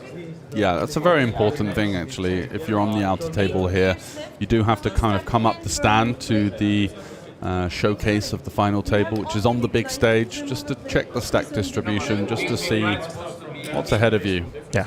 That certainly changes the strategy for especially the short and medium stacks. Someone like Yunas or Renan, they're not going to care too much. They're just going to keep going about business, looking to accumulate even a bigger stack. Yeah, of course, the money bubble. In a good position now with big stacks, and on the bubble you can put pressure, and people tend to fold a little bit more than usual. But of course, these are high rollers, so in this case, maybe not. 12k cash normally in a 500 euro tournament is a big one, but for these guys it's just 2 buy-ins plus, so spare change. Yeah, exactly. The tip for the latest drink, right? Yeah, for sure. And we can hear the floor manager going through how they're going to play the hand by hand as well. And I think we're ready to go soon. And even though the graphics in the top right corner says 9 players, we just lost our 9th place finisher, so we're down to 8. And 7 paid. 12.6 thousand euros is the 7th place, and 90k 300 something euros, 90,300 up top. And of course, we've heard it mentioned so many times this week, they've really pulled out the stops with the trophy acquisition. Bit of a step up in the trophy game this time. Yeah, absolutely. So that, as well as the bragging rights of being the winner of the biggest buy-in event at the Kings of Tallinn 10th anniversary edition. So much to play for over the next couple of hours. So do stay tuned, everyone. Yep, record-breaking 58 entrants in the 5K. So huge field and a large prize pool, of course, to battle for. Yes, absolutely. So as we've seen from our coverage on the feature table, the likes of Renan Brushi, we saw Yunas as well as Mattis, very well known for poker coaching and high-level play himself. Yeah, you can see him doing some stretching by the table now. You know. Is that going to work for us as well? No, maybe a little bit of shadow boxing, you know, come on. Yeah. Yeah, surely some known names at these tables. And now I think we're off with the bubble play. And here we have him, Ludwig Sterner of Sweden. Yeah, Brushi with the Jack-10 suited here. And four-handed, of course. Nice starting hand. Absolutely. You can see him starting with 430 something K. And this is the other big stack on the table. Jonas Helin. Not sure though how much Ludwig is bringing, but Mattis. We'll soon find out. Behind. Mattis certainly has an easy fold here. 213k, so 25 big, still plenty of play, but he is the table short stack right now. He's going to defend with the big blind ante in play. Yeah. Could get himself into some murky waters here with the 7-6, but flopping top pair is going to be a decent start for the Swede. Yeah, absolutely.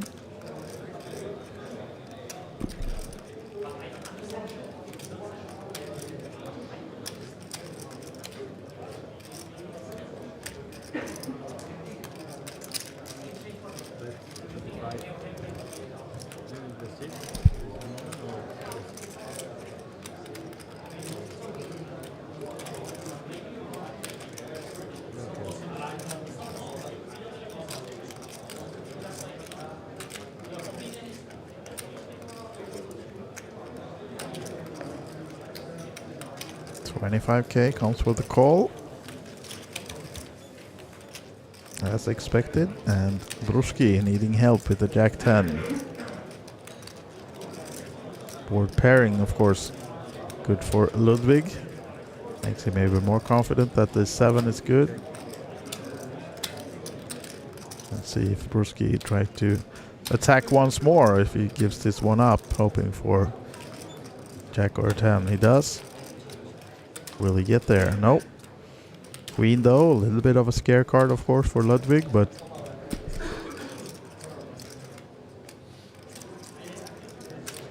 Not too much.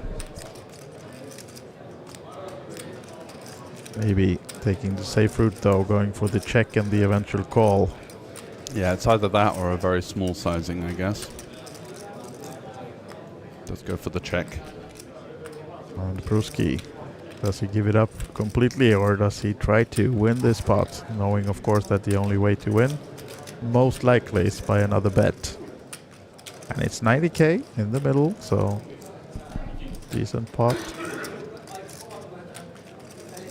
Ludwig of course can do the call on the flop with some straight and flush draw that had missed. But yeah, he gives it up and... Yeah, it's just going to get shown a winner here. Yeah. Double checking? Yeah, just in case. Could I beat that? It wasn't a queen, right? It was a jack. Let him sweat a little bit. Yeah, the slow roll. Yeah. Oh, taking it back. Oh, I had a queen. Sorry, guys. And we're ready for the next Straight into hand. the next hand. It looks like we were the slower of the two tables in that instance. Yeah, here we have them. The outer table. Double Z. Your there we guy go. is still in. With the bucket hat. That's my guy. Tommy Lankinen as well, the Finn. Yeah, and Alexei Naski right to our right. Yes, I'm not sure In of the fourth fleece player. hoodie. No, I'm not sure either. We can double check that. We have as the 8th player. There could be some action here. Cut off versus button on the outer table. Going to go back to our feature table for now. Jonas Tallinn opening it up with the 950.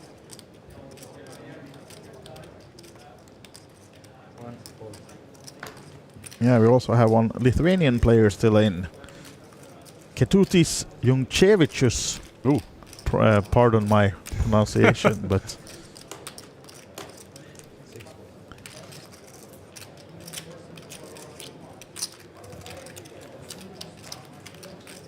All pot for Helene. Picks up the blinds and ante. And as you can see, really started to open up the opening range now. Yeah, As he's got a clear table chip lead. You just saw Bruschi lose a small one to the short stack Swede. So even better stack distribution for the Finn to take advantage.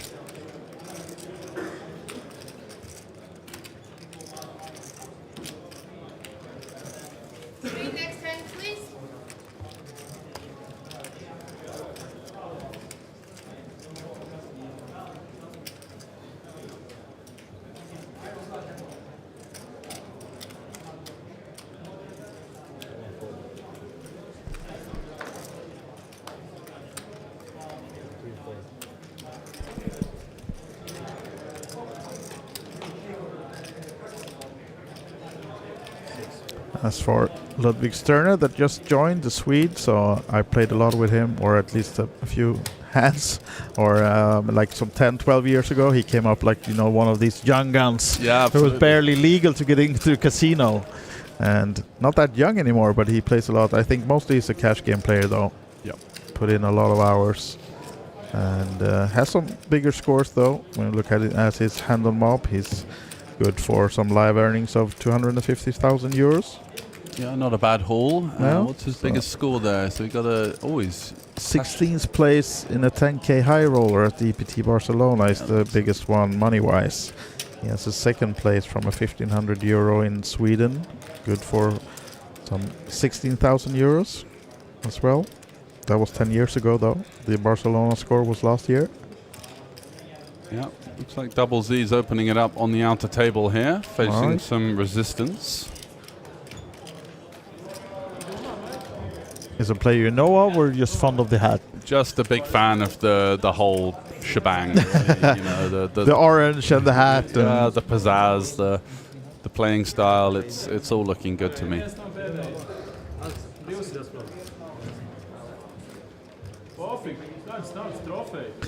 We see Ludwig and the other guys on the feature table standing up for a while, having a moment to check their phones, which they are not allowed to bring to the feature table. Yeah, just probably to get some information about the whole cards on the feature table and or texting Mama. Yeah, maybe. Mama made it. I'm on TV. we've got a small c-bet here from Double Z. Yeah, and Naski is out. Fold from Naski, so... seems like a big stack for Double C, right? Yeah, the Czech Republic man has got himself well over 450k, I think.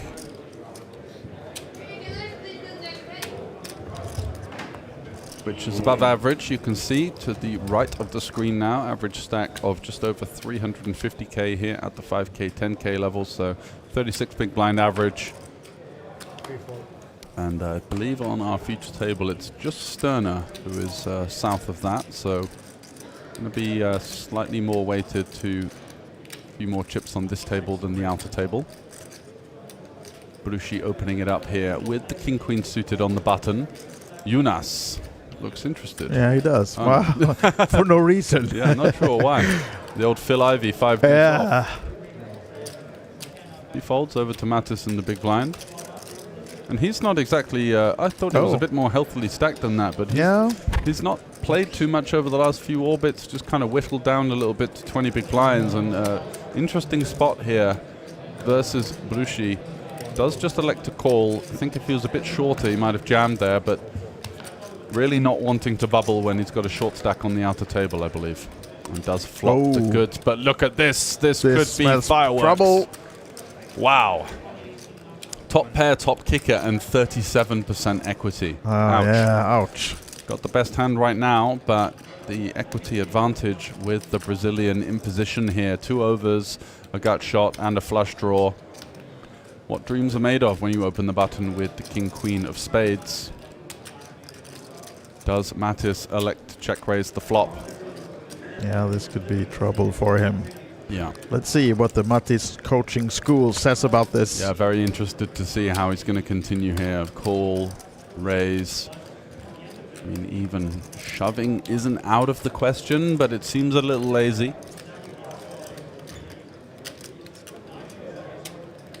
He's going to go for the non-all-in raise, I think. Yeah.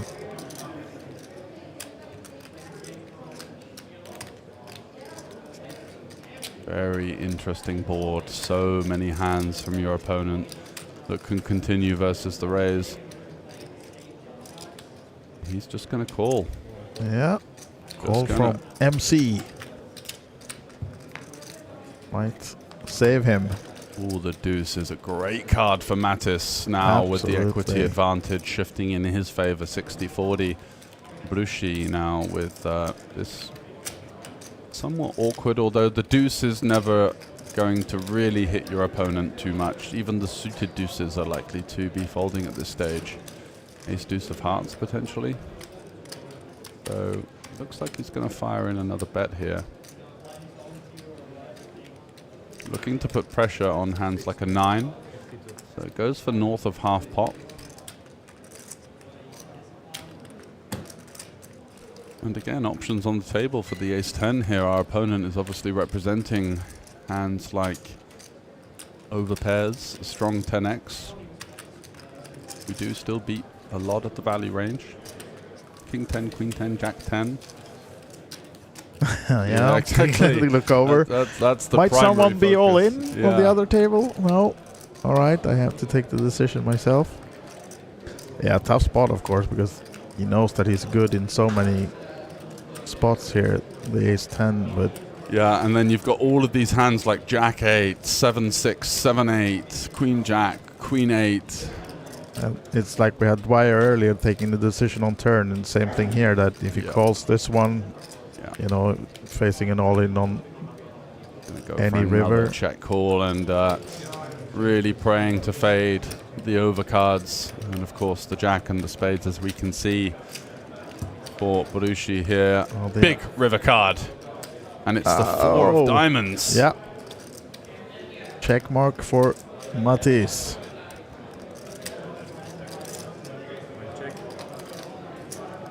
And checks it. Do you think he's hoping for a shove now or not? I don't think he's hoping for a shove, but I don't think he's going to fold. No, never. No, exactly. It's one of those situations where you're almost happy just to see your opponent check it back here and just take down the pot. Does Bruschi use these missed spades here, where his opponent is going to have some snap folds in his range, like the King X, the Queen X of spades, could arrive in this fashion. He is going to shove, putting his opponent to the test. It's not a snap call. No, I think he will call, but he will. Just, it's just like, oh my god. But surely he will. I mean, he knew this was going to happen on any blank rivers, right? Already on the turn. I mean, does our opponent go for 3 streets here with King 10? I think so. So we beat some value, I think. So. Well, of course, it is the bubble in the 5K, so it's easy for me to sit here and say, yeah, of course he's going to call this one. Exactly. That's the predicament that he's facing right now. Is that a cop in the background? Someone called the police?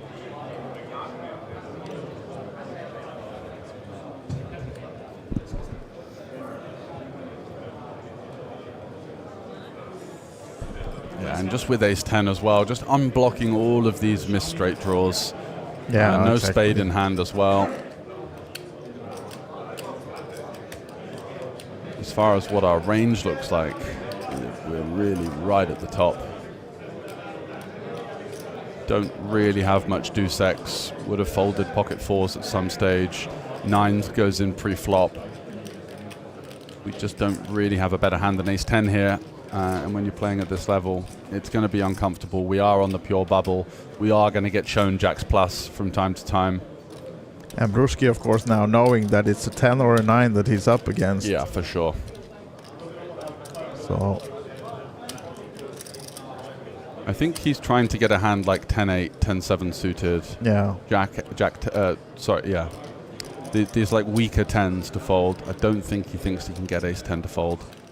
now we see MC looking over at the other table. They're not playing right now, but he's eyeing the stack sizes. If he's to fold this one, will he be the shortest stack by far or not? And yeah, something to take into consideration. You can see the stress just photographed all over the face of the Latvian. Yeah, here. absolutely. It's not by no means easy. Trying to get some kind of hope to sway him towards calling, which I think is likely where his head is going to be at. Just plucking up the courage, just finding. Time called, right? It's an interesting strategy there to call the time when we're hand for hand. Trying to put another extra pressure. Yeah. Was it 30 seconds or a minute used here? 30 seconds. Yeah. He will call, right? I think so. I think so, yeah. Yeah. I mean, he would be left just 10 bigs. Yeah, there's the call, and he'll be happy to see it. Oh, he didn't believe it. You see that look from Bruschi there as if to say, what on earth? Oh, yeah. But what on earth are you waiting for, or what on earth are you calling with? Rather the first, right? I think the first, yeah. I think as if to say, well, if you're not calling Well, this 10, yeah, it's just exactly. a range fold. Yeah. Yeah. But also, as we said, if this wouldn't have been the bubble, he would have insta-called almost, making the decision already on the turn. But then once the pressure gets there on the river, of course, it's not an easy call on the bubble. Yeah, exactly. In a 5K. So emblazoned all over his face just how uncomfortable that situation was for him. How are we here now in stack size on the outer table? Naski, that's some... Could be Lankinen actually with one of the shorter stacks. Looks Yeah. like he's got around about 200, no, less. Not seeing any greys in the stack of Tommy Lankinen. We don't, though. right? Maybe 2 at the front? Maybe. Yeah, it could be. Just next to his hand there on the right-hand side. But now it's going to be Bruschi with one of the shorter stacks remaining. Got 164k, so 16 big blinds. And just a new blind level as well, 510k. So 16 bigs for Bruschi right now. Yeah, and Jonas is going to be taking his opportunity to lean on these slightly shorter stacks. MC busy stacking. Oh, look, finding the eights. Pocket eights. Just going to be calling, I think. Yeah, out of position. Yeah, not wanting to face a 4-bet. Certainly jamming is out of the question. There's the call, and Ludwig getting a good price, but Jack-6. I'm surprised to see the continue here from the Jack-6 when we're nowhere near the bottom of the pecking order. Yeah, save those chips. I don't see what we're hoping for. For that, maybe. Yeah, but now, of course, we're on an ace high board. Yeah, sure. Position. Yeah, because now it's going to cost you probably. And Jonas surely coming with the bet. Jonas is going to go for the bet here. Does have some slight concerns because I think even a hand as strong as ace-queen for Mattis is going to be flatting the small blind. Obviously less concerned about Sterner's range. It's only deuces really we lose to, ace-deuce suited potentially. And this is also, so exposing if he calls here because, he surely putting Jonas on many aces and then calling with a queen wouldn't be that much of an option when you're fairly short. So, it's some kind of a draw combination. We've made our bed and now we have to lie in it with the turn pair as well. A little bit of additional equity versus some of the stronger hands in Jonas's range. I'm surprised to see Jonas check again. Check back. But a deuce on the river. No luck for the Swede.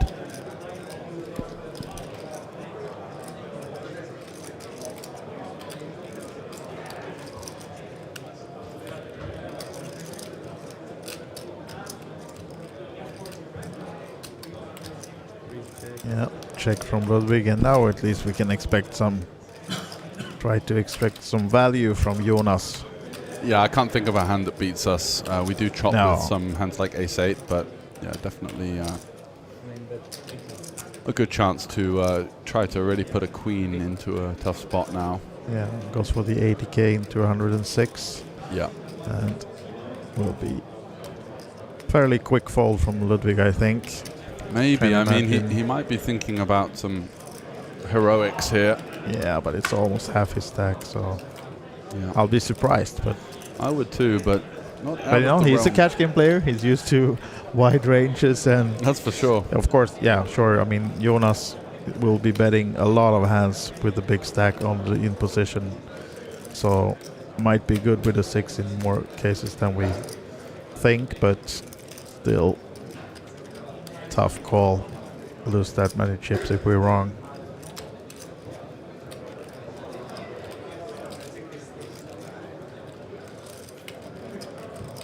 But of course, if we're right, we're up to a big healthy stack if he was to win this one, but unfortunately it won't be the case. No.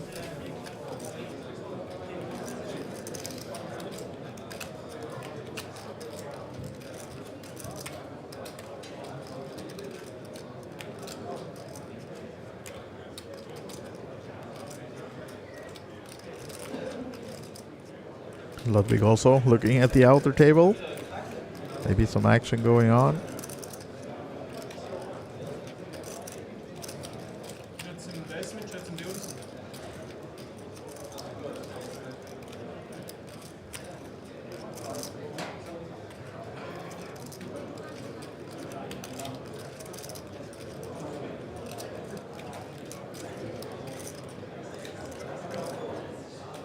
Oh, he does come for the call. Surprised to see that. Looks him up. Bad news when he sees the ace for Jonas. And building up to almost 700k now. Ludwig is left with 14 bigs. I hate to say I told you so, but this loose overcall pre-flop on a very sticky scenario on the pure bubble there with the Jack-6 suited. Not entirely sure what we were hoping for with that one there. Just easy chance to get out the way and allow some of the shorter stacks to go to battle in the next hands, and now all of a sudden finds himself into a rather annoying situation where he clearly gave his opponent lots of bet check bet sort of random bluffs. Yeah, felt like he was taking some time and luring himself into a hero call, but was not to be. And what a spot here for Jonas. Yeah, absolutely crushing the table right now. And of course, as we said, opening wild with an even bigger stack, but tough. For example, even four-handed now for Matisse. 2 players behind, and yeah, he has a healthy stack though, so I mean he can still play the hand, but not. King 8. Another 8 folded, so.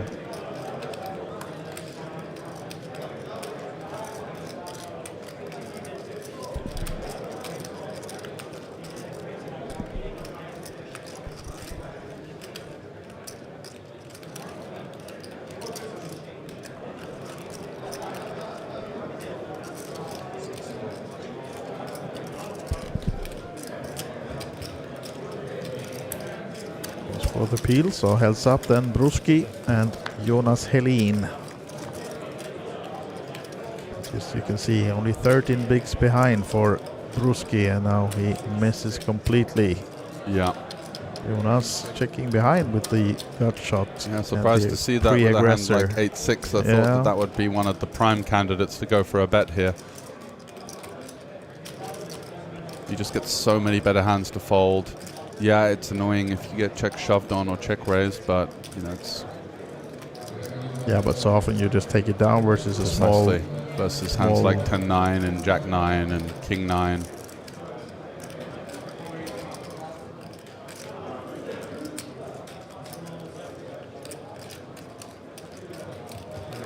Wow, and checking back again with the double gutter. Belushi, is he going to find a way to maneuver his way to winning this pot? That would be absolutely insane. Yeah. Of course, though, the ace might favor Helene once he really gets betting with this one. It's in his range. Just has to bet the river now. Yeah. Bruski with the nut blocker king, though. Would be tough to go with the check shove now, but Jonas doesn't allow him to, since he's putting him all in, and of course that's the right move, and tough for Bruski to call that one.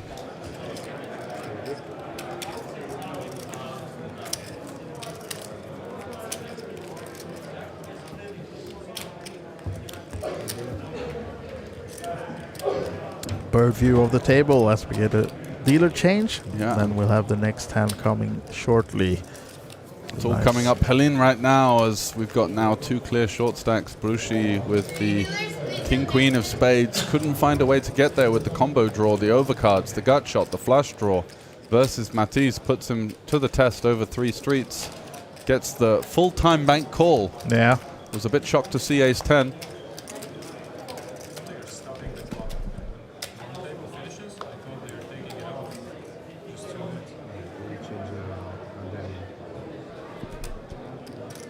Mattis here with the 3s. I think we're going to see him fold 2 stacks to his left that could potentially tangle with the chip leader.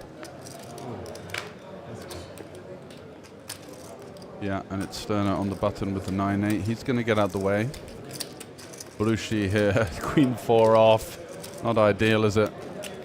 Does just muck it. Yeah. So one of the rare walks, but of course with the big stack. Yeah, it's going to get a lot of respect there from the 2 shorties, I believe. Yeah, absolutely.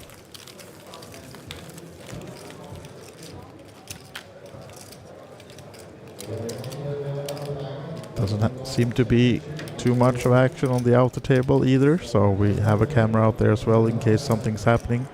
But as long as there's no all-in and calls, we will not have too much from that table, but we'll see. Few short stacks on this table, and it looked like we had at least 1 short stack on the outer table. Here we go over to the outer table. Do we have some action? We have a flop at least, but doesn't seem to be too much in the pot just yet. But George's favorite, Double Z, is he's going through the action. Clearing out the chances. Yeah, winning a small pot versus Naski by the looks of it. Next hand, please. A lot of chips for Double Z, but not too many gray ones, so not maybe the biggest of stacks total. Ludwig Sterner, another fold most likely under the gun with the 10-8 off. Yeah. Bruski 10-7 off.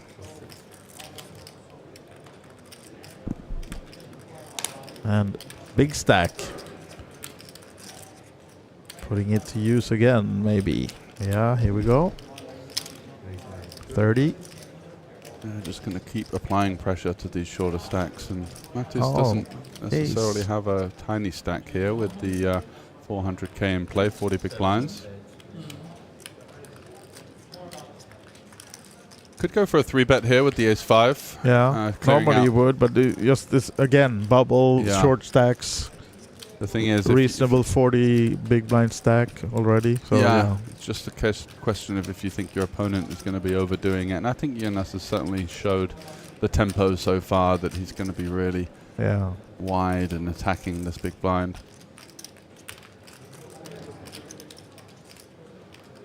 Yeah, he'll be closing in on a 100% VPIP now, Helene, for the last orbit or so. Yeah. Orbits, so... Every opportunity he's been presented with, he's taken.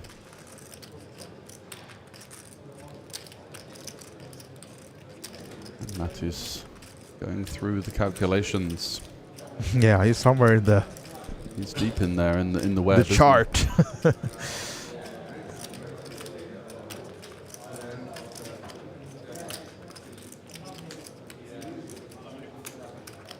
Does arrive on just a call with the ace-5.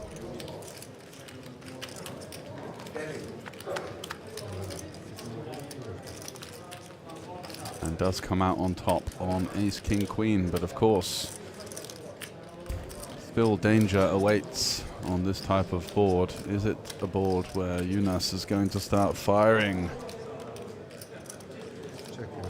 Does give it up. No spade in hand, no immediate equity, and that is happy to check this one back, as we do see a pair on the turn for Jonas, so some opportunity potentially. Yeah. River 4 or River 8.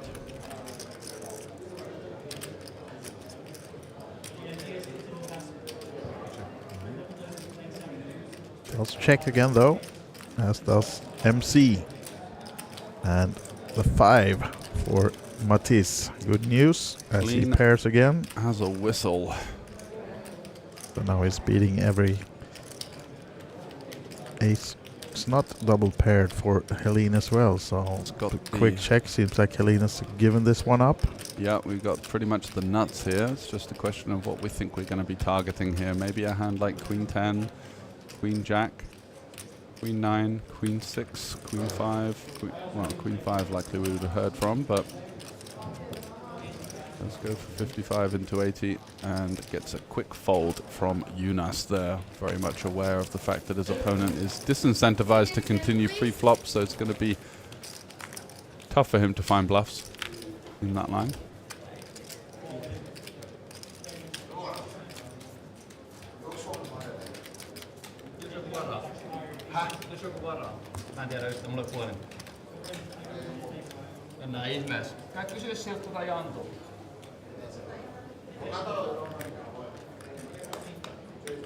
Now then, Bruski down to just 12 bigs.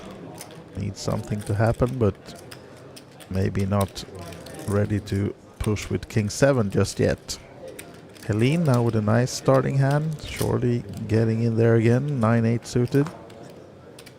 This time quick fold from MC. What about Ludwig? Other short stack.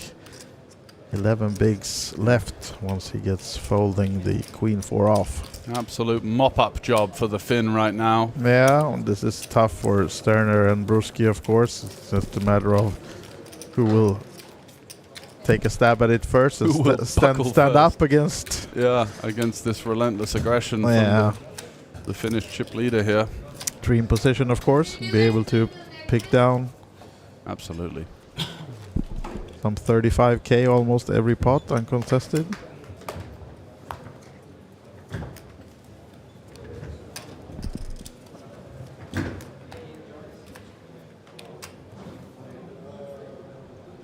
A very concerned look for a man at his stage right now. It looks almost like he's the short stack.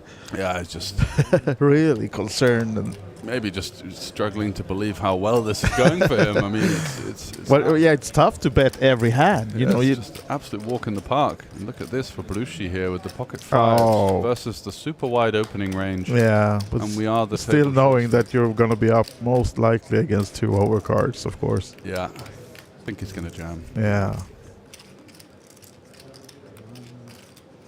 versus almost any two open pocket fives here. Really, really the one that needs to clear out all of these hands like the 10-9. Don't want to see a flop. Allow your opponent to realize some equity. There's hands like Jack Deuce off in there, right? Queen Deuce off, King Deuce, King 3. The combinations of raise folds are essentially endless.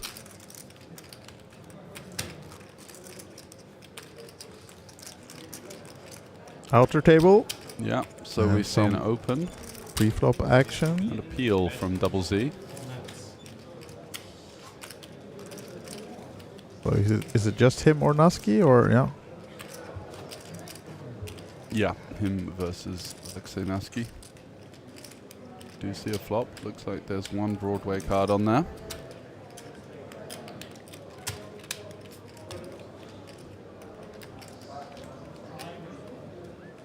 And Nusky is already creeping up on entering the short stack territory himself. Looks like he's got around about 250k. Yeah, something like that. 10 gray. You see an imposition stat here from Double Z.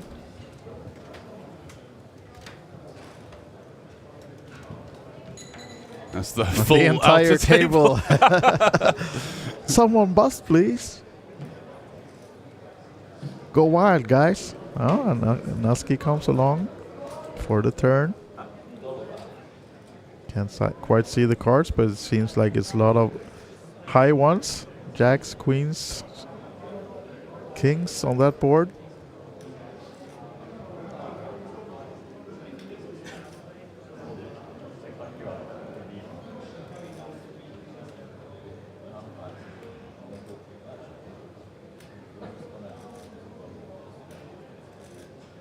Looked like Nusky checked this one right over to Double Z.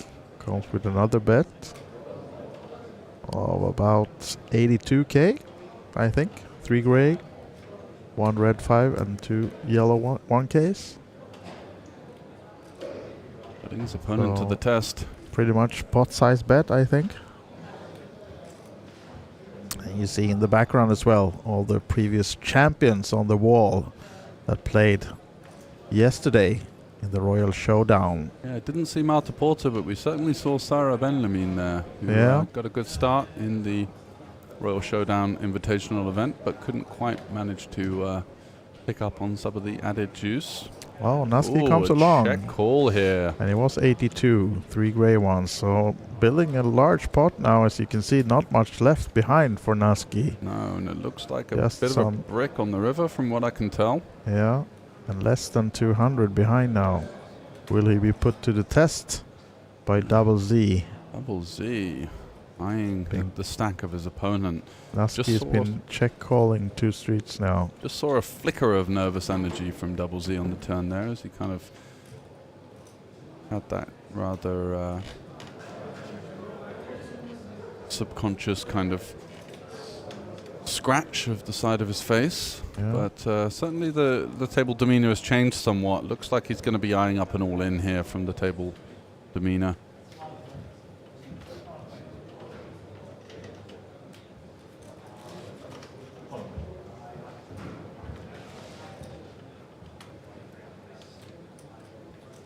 Is he going to pull feel the the tension? Even the cameraman is shaking, right? You can cut it with a knife right now.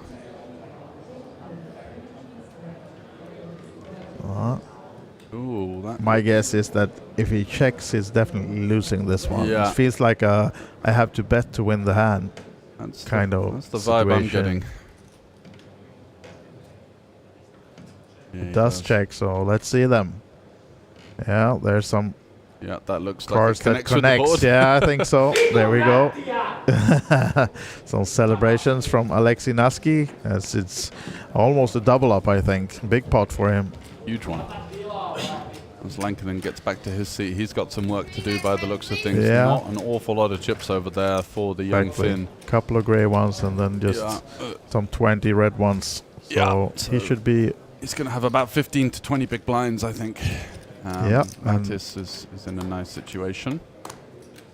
Absolutely. Nice for all the fans. We saw a lot of MC fans in the chat earlier, so hope you're still up. Certainly did over to the small blind. 1:45 to midnight here local time, and Rushi here with the Jack-8 suited. Long By way no to go. means easy when you've got the... He's gonna shove Fearless. What an absolute boss. Oh, King 4. Lets it go. And Jonas said, really? When he went all in as if to say, you trying to mess with me, son? You talking to me? Yep, so Ludwig Sterner now, the shortest on the table. Yeah, Brushi happy with the 2 big blind pickup there. Did not want to get called. Just one more hand before the blinds will reach the Swede as well, so somewhat in a... Yeah, he's in the danger zone for sure. He's going to have to put in a quarter of his stack in the next 2 hands as we do maybe get some outer table coverage of Lankinen. Yeah, something happening. Still seem to be playing on the outer table. See, Ludwig stands up, going over there, maybe to rail again. Hoping someone will bust before him. Other guy sits back. They're not as worried as the short stack Ludwig.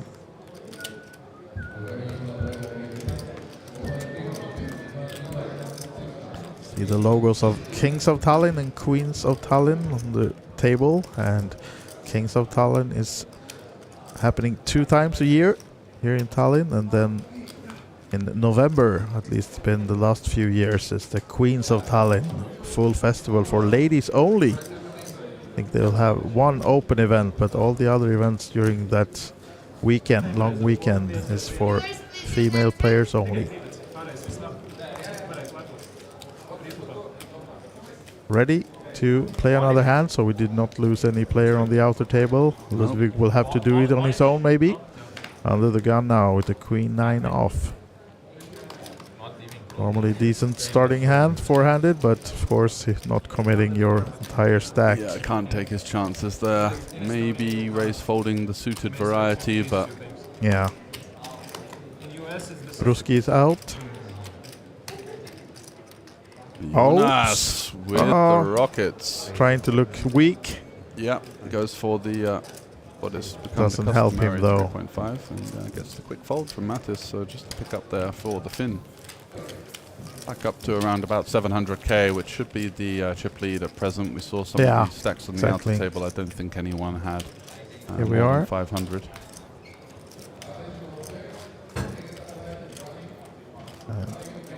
It's like Naski has limped and double C racing from the big blind. Yep. Naski wanting to take another pot from the check, comes along, checks quickly on the flop.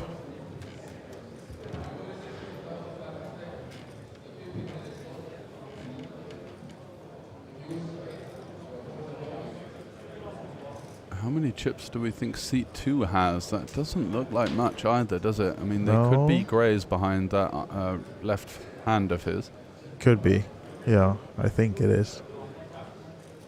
Now then. We've got about a 3rd pot continuation bet. Oh, maybe a little bit more, actually. Yeah, 33, right? Yeah, 33. I think he made it 33, so...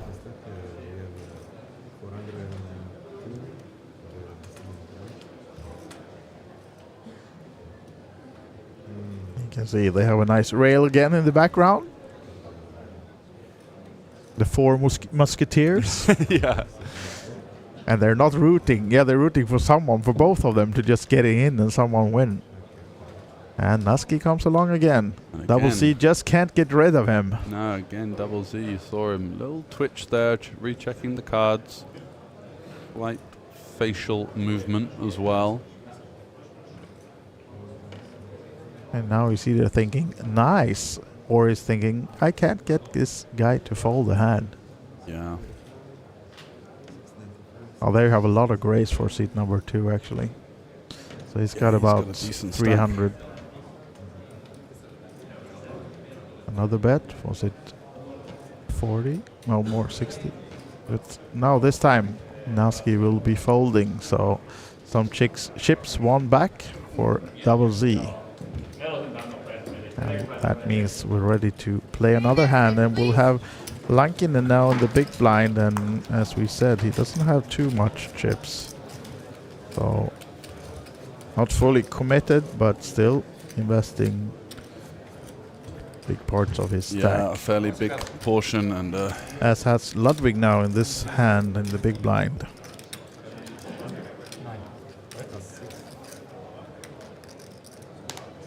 Jonas, king high, will be happy to put some chips in. Going to be opening it here for sure. Big blind is 10 and he made it 22. Will Ludwig find something now then? Oh, no, worst hand possible. Yeah. Down to 8 big blinds, only 8.5 big blinds will be have to put in 5, so he'll be 80k behind now.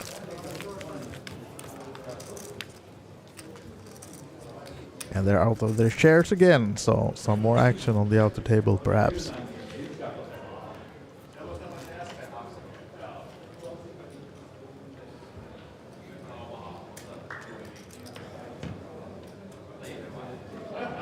The stream's actually pretty close. Now it's the hand with ace 10 king with suited. Yeah. Having a pot being played again on the outer table. Heads up. Guys, put the screenshot to send me.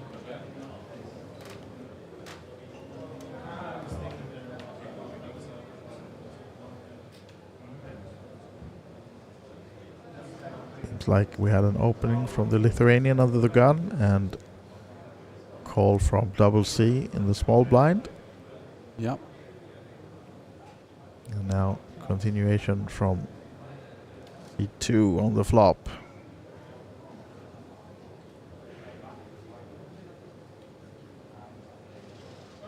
What do you think of Double Z's table demeanor this time?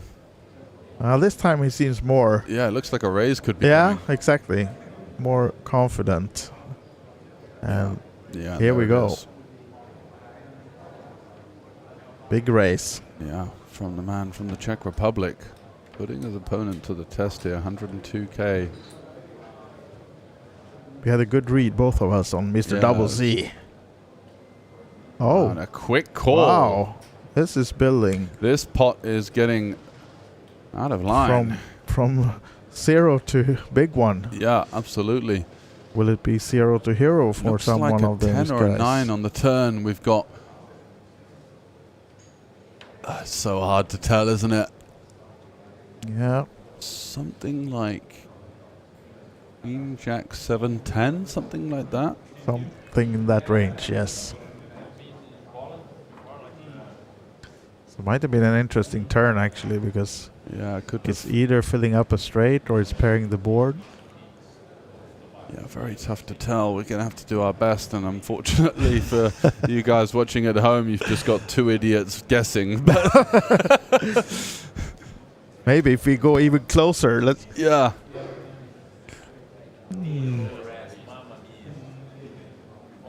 10 queen. Oh, but double C. 9-8 or 10-8? Was it a paired so board? It could be like a four-liner. Now we're just guessing again. So. Yeah. But all we can see is that Double Z's gone for a size down on the turn now. He did, so yeah. Kind of a large check raise. But still not much behind for the Lithuanian. It could be a four-liner, which would make sense with this slight size down there.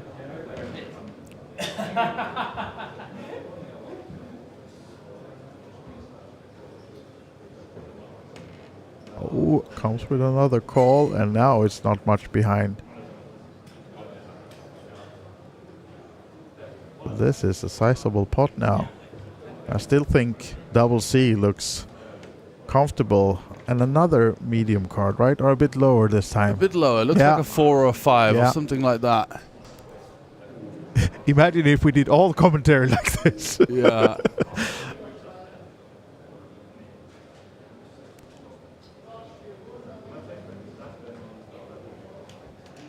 I think the board is Queen 9, 10, 8, 3. Yeah, something like that. You're close at least. So, Here's Double Z. how many grays does he have in front of him? Not many, He's right? got about 200 behind here, and it looks Yeah. like this pot is at least 450k. Yeah. And we do going to see the all-in here.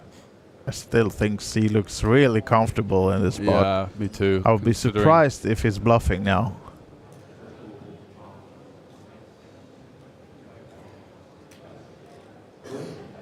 A couple of hands ago, I was sure he was bluffing or feeling weak, but this time he feels there's a lot more nervousness in the mannerisms and a less kind of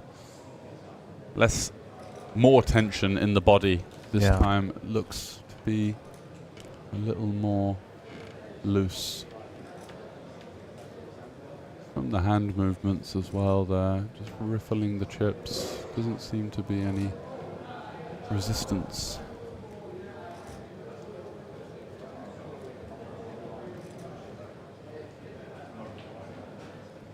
Yeah, and what we thought might occur here looks to be loading up for the river all-in after quite a considerable tank.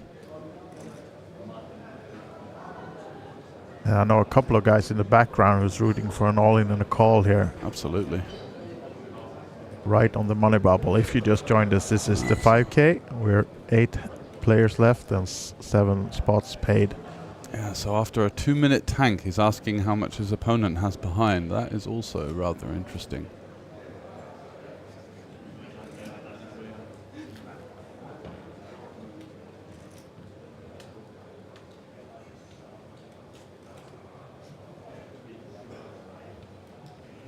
What's it going to be from Double Z? Yeah, taking his time now. I thought we were going to see a fairly quick all-in from the beginning, but now he comes at least with a bet. Yeah, and no snap call. He's not putting his opponent quite all in, is he? Or? No, I think... Oh, and he quickly and a folds. fold. So we will never know, but we still think Double C is strong here. Yeah, I think we had him. Just trying to... get a cracking call out of his opponent, not putting him fully all in, making him, giving the opportunity to spin up the rest of the dust, potentially. I don't know why we need hold cards and stuff. I mean, we could do the rest of it like this. The Just live a tell guessing game. masterclass coming to Instagram soon. 999. Matisse coaching has nothing on our live read coaching. Certainly doesn't, as Jonas with the 9-4 popping it up here with that kind of rather trademark, slightly bored, slightly anxious look that he's got going on.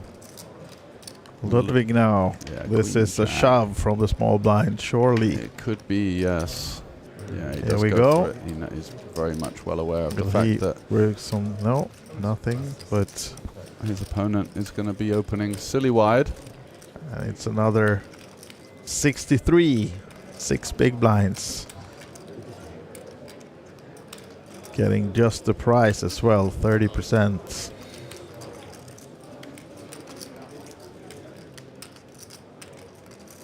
I mean, opening with 9-4 here, he knows that Ludwig will shove a lot of hands as well, so I would have assumed he's prepared to take this call, but we'll see. Well, folds. Allows Ludwig to get one through there with the Queen Jack. By no means an easy decision, but a brave one nonetheless, and fair play to him for firing it through at this key stage of proceedings here, as we've gone on such a long and excruciating bubble. Absolutely. And, of course, we do have the prominence of the short stacks, which is the natural flow of progression on these kind of long bubbles. You do tend to see the chip leader start to maneuver through the gears, as we've seen with Jonas. Mattis did get the double up early on. Well, earlier on, I should say. It feels like hours ago now with the ace-10 when we was just in the tank forever on the river. The last second call versus Renan Brushi, who had the table chip lead for quite some time, but is now also quite short.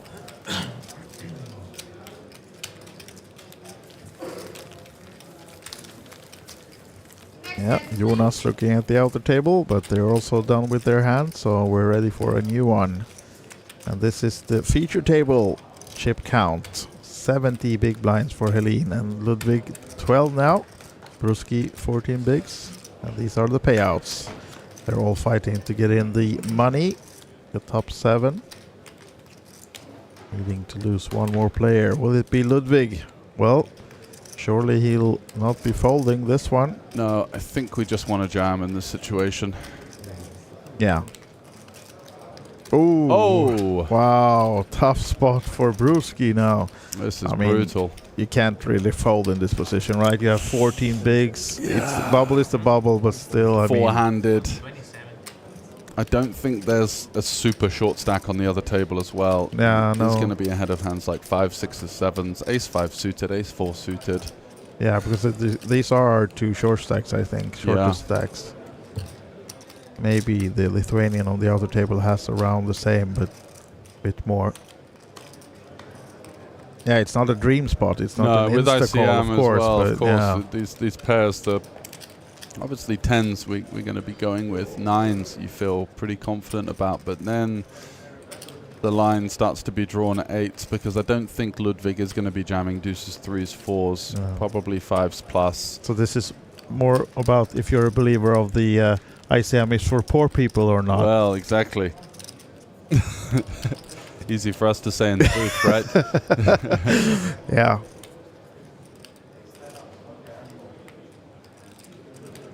Yeah, he's very interested to see what Brucey arrives at here. A very decorated online player.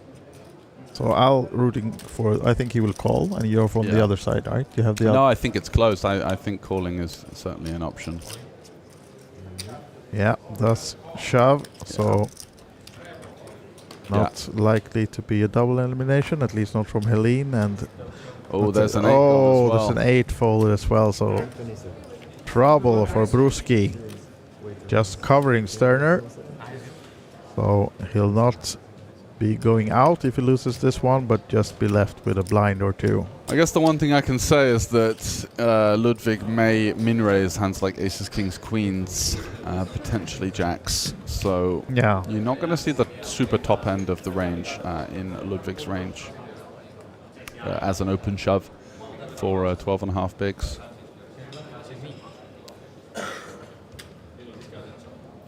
So here we have it. Here we go. We've Sweden versus Brazil. A long and sounds like a football game, but this time it's poker and it's the bubble. Who's going to come out on top here? Can Renan find running spades? Maybe. Ooh, oh, there's a chance. Oh my this word. would be nasty. Oh, look at this one. Poor Sweden. What a sickener for Sterner.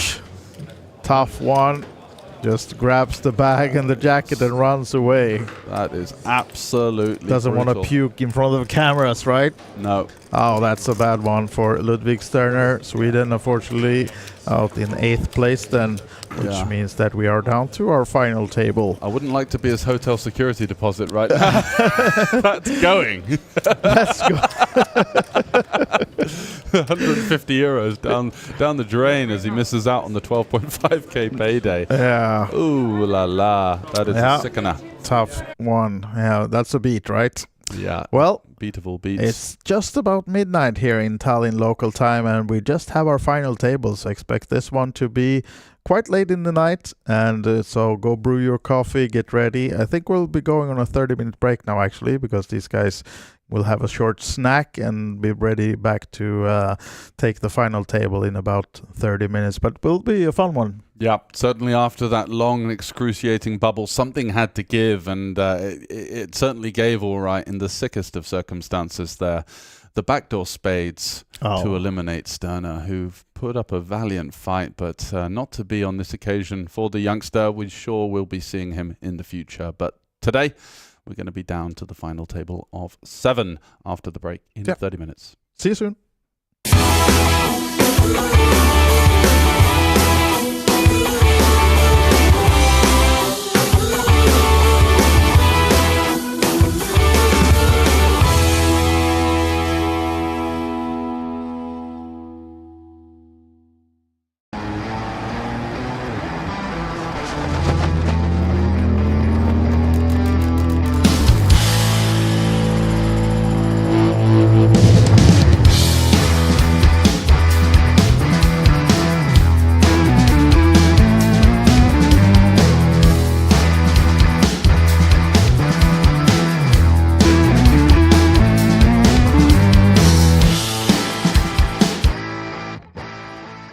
Hello, I have John Kite here, who won the PLO 4 and 5 last year. So maybe you can teach me a little bit how the PLO goes.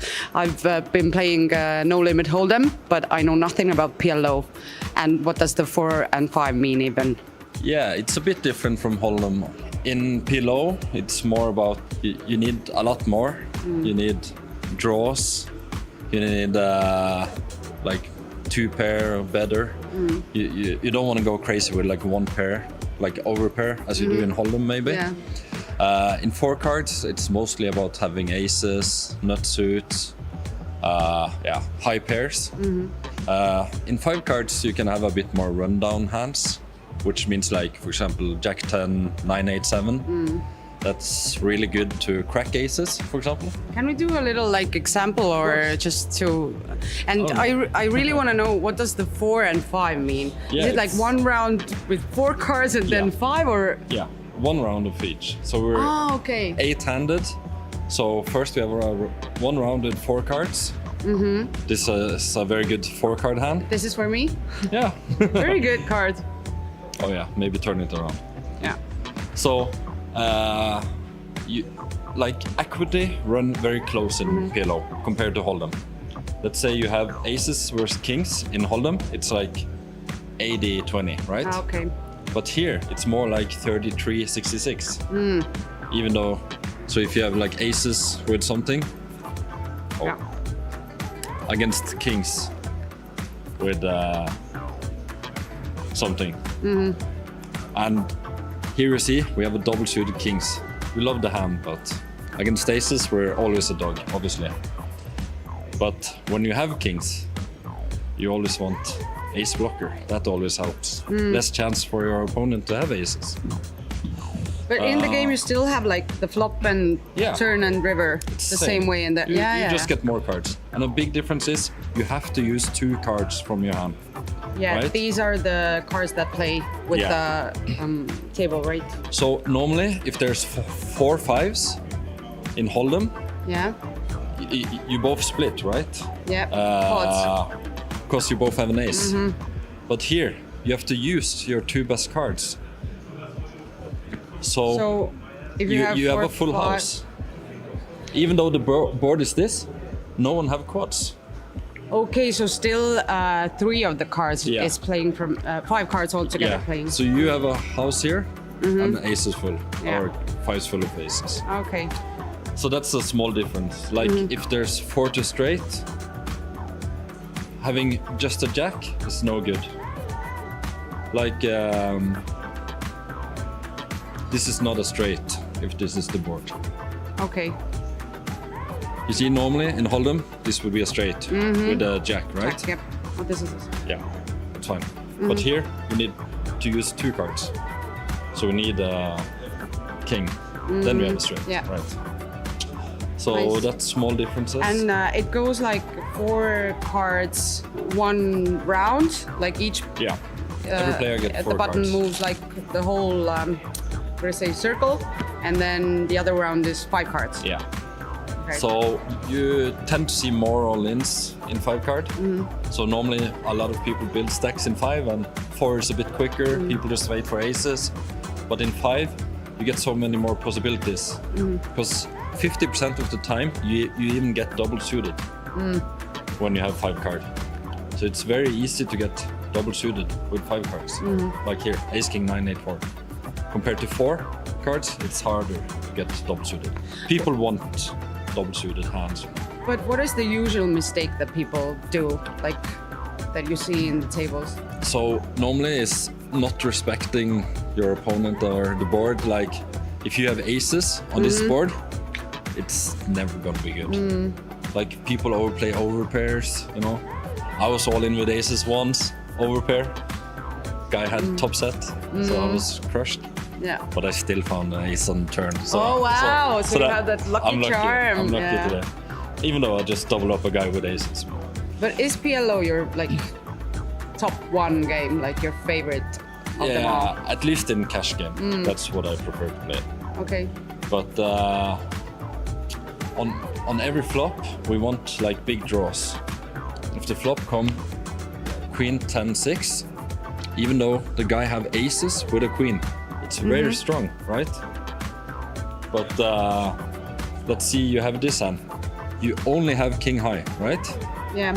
You have king high, but you have a full wrap. You can get straight with ace, a jack, a king, a 9, or even a 7. Yeah, So that would be a nice... and an 8. Yeah. So this is monster flop. And we even have flush draw. So even against aces here, we have like over 60% equity. Yeah, it's so different from Hold'em. We have no pair. So it's about putting a lot of pressure. You know your opponent have aces, and like I have no showdown value. You can just go all in on this flop, and he kind of have to fold. It depends. Someone calls, but yeah, you know. Anything else that I should know before I enter my first PLO 4 and 5 tournament? I don't know. It's like in every poker game. You just have to pay attention to your opponents, see what they're doing, and I mean, some people like to look at every flop before they go all in. You know, see that you have something, and some others just, if they have a good starting hand, they just always try to push their equity. It depends. So you should be a little bit smart, and you should have luck as well, like in every poker game. Of course, yeah.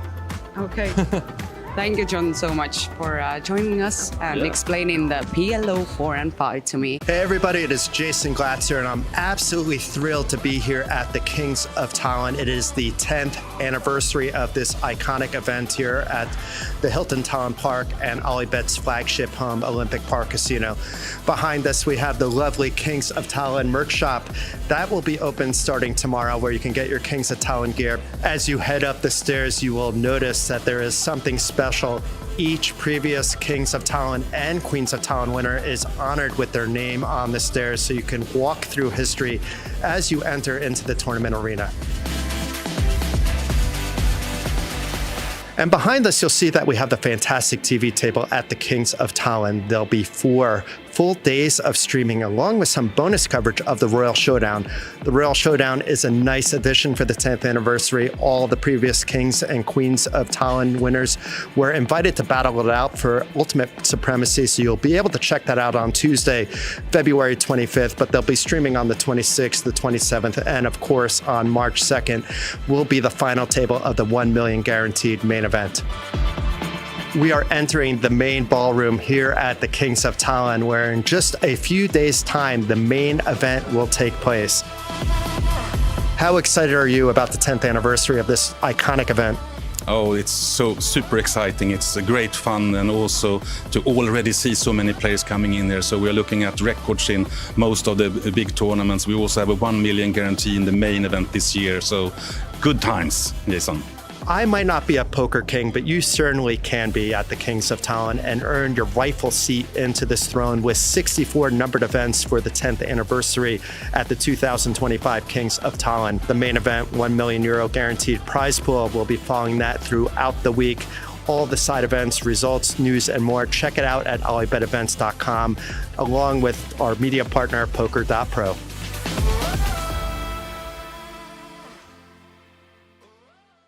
Teresa, we have a new game this time in the festival, and it's called 5-card stud. And in Finnish, I also learned it. It's sökö, or sökö nullo. Yeah. Getting good at Finnish with the new games. But can you tell us about the game? Yeah, so this is a 5-card stud game. It's a traditional Finnish game, but it's actually originated from Canada, I think, North America. So some people call it Canadian stud, but in Finland it's called sökö. And we've had the sökö before in the schedule, but now we have also introduced sökö nullo. And for the very first time, we have sökö nullo also in the Kings of Tallinn schedule included. And it's sökö low. So basically what we're doing is we have a tournament that has 1 round of each, sökö high and sökö low. Can you maybe show us how the game works, how it goes? Yeah. So first of all, people usually ask, like, what's the nuts? What's the best hand? So the nuts in sökö nullo, which is the low version of sökö, that would be There you go. 2, 3, 4, 6, 7. So it can't be a straight. Yeah. So in Sukkah, in the traditional Sukkah, you have also a 4-card straight and 4-card flush. In this low version, you got to watch out for any straights, any flushes, any pairs, or anything. So basically, you're looking for the lowest possible hand. Ace is considered a bad card, a high card. So you're looking for the lowest possible hand, but you can't make even a 4-card straight. So therefore, the nuts would be 2, 3, 4, 6, 7. Yeah. And because it's a 5-card stud game, the initial deal is 1 card down and 1 up.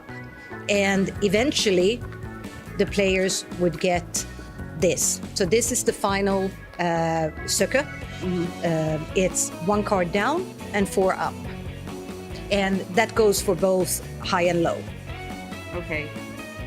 And how many draws then? How many times? Or can you see that one as well?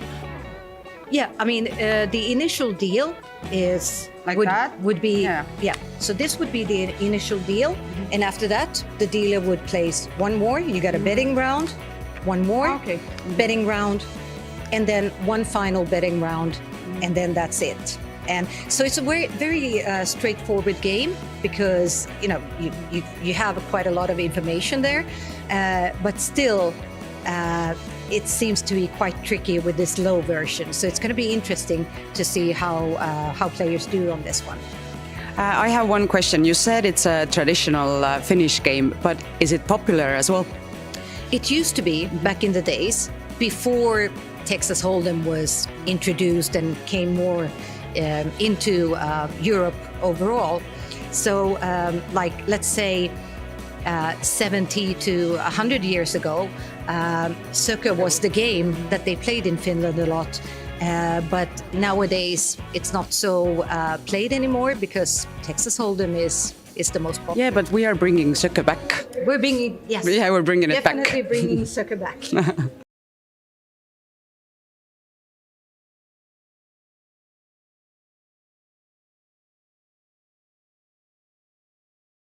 Scott, I'm so happy that I met you the last time you were here in Tallinn as well, so I can make you teach me how to play open-faced Chinese pineapple now. And the good thing is, the last tournament I played live was an open-faced Chinese tournament, and I won it. So I'm in good so I'm in good shape to teach you today. Perfect. Yeah. So can you just show me how it goes? Okay. So first and foremost, you know the hand rankings for poker, yeah? Mm-hmm. So we're gonna make 13 cards. We're going to have 5-card hand, 5-card hand, 3-card hand. Mm-hmm. The back hand has to be the strongest. The middle has to be the next strongest. The top has to be the weakest. That's all we're looking for. But it's normal hand rankings for poker. Mm-hmm. So we start with 5 cards. We have to use all 5 cards to start with. And we can do this face up just so that we can show everyone sort of how it works. Ooh, I like to see red. Yeah, so you have a lot of hearts there. So what are you thinking when you see this? Can I use all of them? You have to use all of them. So I would do like this to make it like flush. Exactly. You have a really strong start with 4 to a flush. Have a weak card in the middle, and then maybe we get some queens or aces up top. What about you? For mine, I have a lot of diamonds. It's not great starting hand, actually, especially because I see you have a lot of hearts here, but I think I have to go like this. So it's important always to check out what the other players have. It's very important not only to check what your cards are, but also to check your opponents, because let's say further down the line, it might be that you're going for some pairs or something, but if you see that a lot of the other cards have gone, you want to make sure that you avoid those. So now we're going to get 3 cards next. Mm-hmm. You have to use 2 of these 3. You're going to throw 1 away. Okay. Normally they would be dealt face down, but I'm going to deal them face up just so that we can show everybody what the cards are. Come on. So we have to use 2 of these. This is very good for me, by the way, because that completes my flush. Okay. So what are you thinking when you look at these? King up top, obviously, yes. And we always put it to the side. Probably I would use the deuce. So again, look at my cards for what you have here.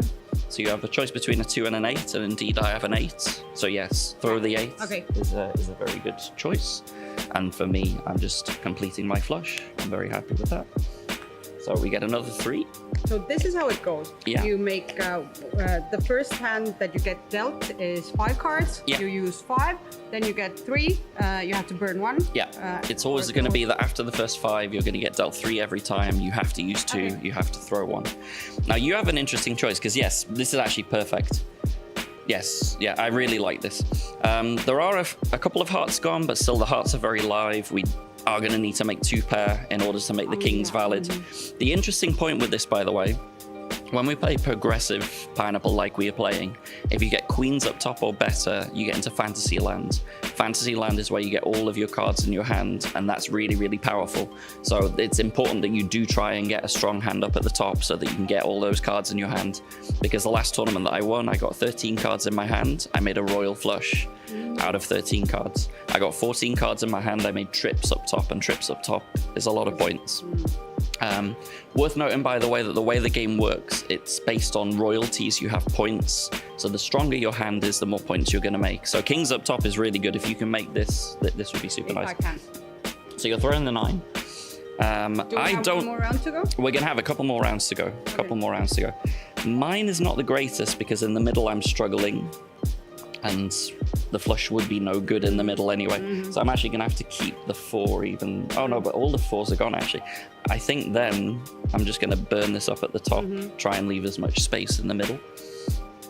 So 3 more cards. Come on. Yay! You got my heart. Oh, very This is strong. what I need. So all you're like going to in the need, middle. you're just going to need to make 2 pair in the middle or trips to make your hand live.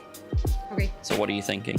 There's a 3. There is a not 3. 9, so I would probably do it like I like this. that choice. That's a really good choice. Yay. And then for me, this is pretty good because I can put aces in the middle, which means if I get a queen now, I would get into Fantasyland. So that's pretty decent. So final draw. I'm going to do these down actually so that you can sweat them.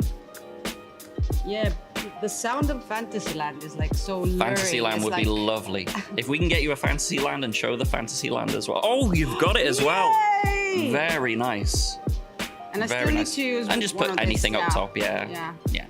I mean, you go for the higher one because why not? Okay. Yeah. sorry. And then I need a queen to get into my Fantasyland. Do we have it there? No fantasy for me.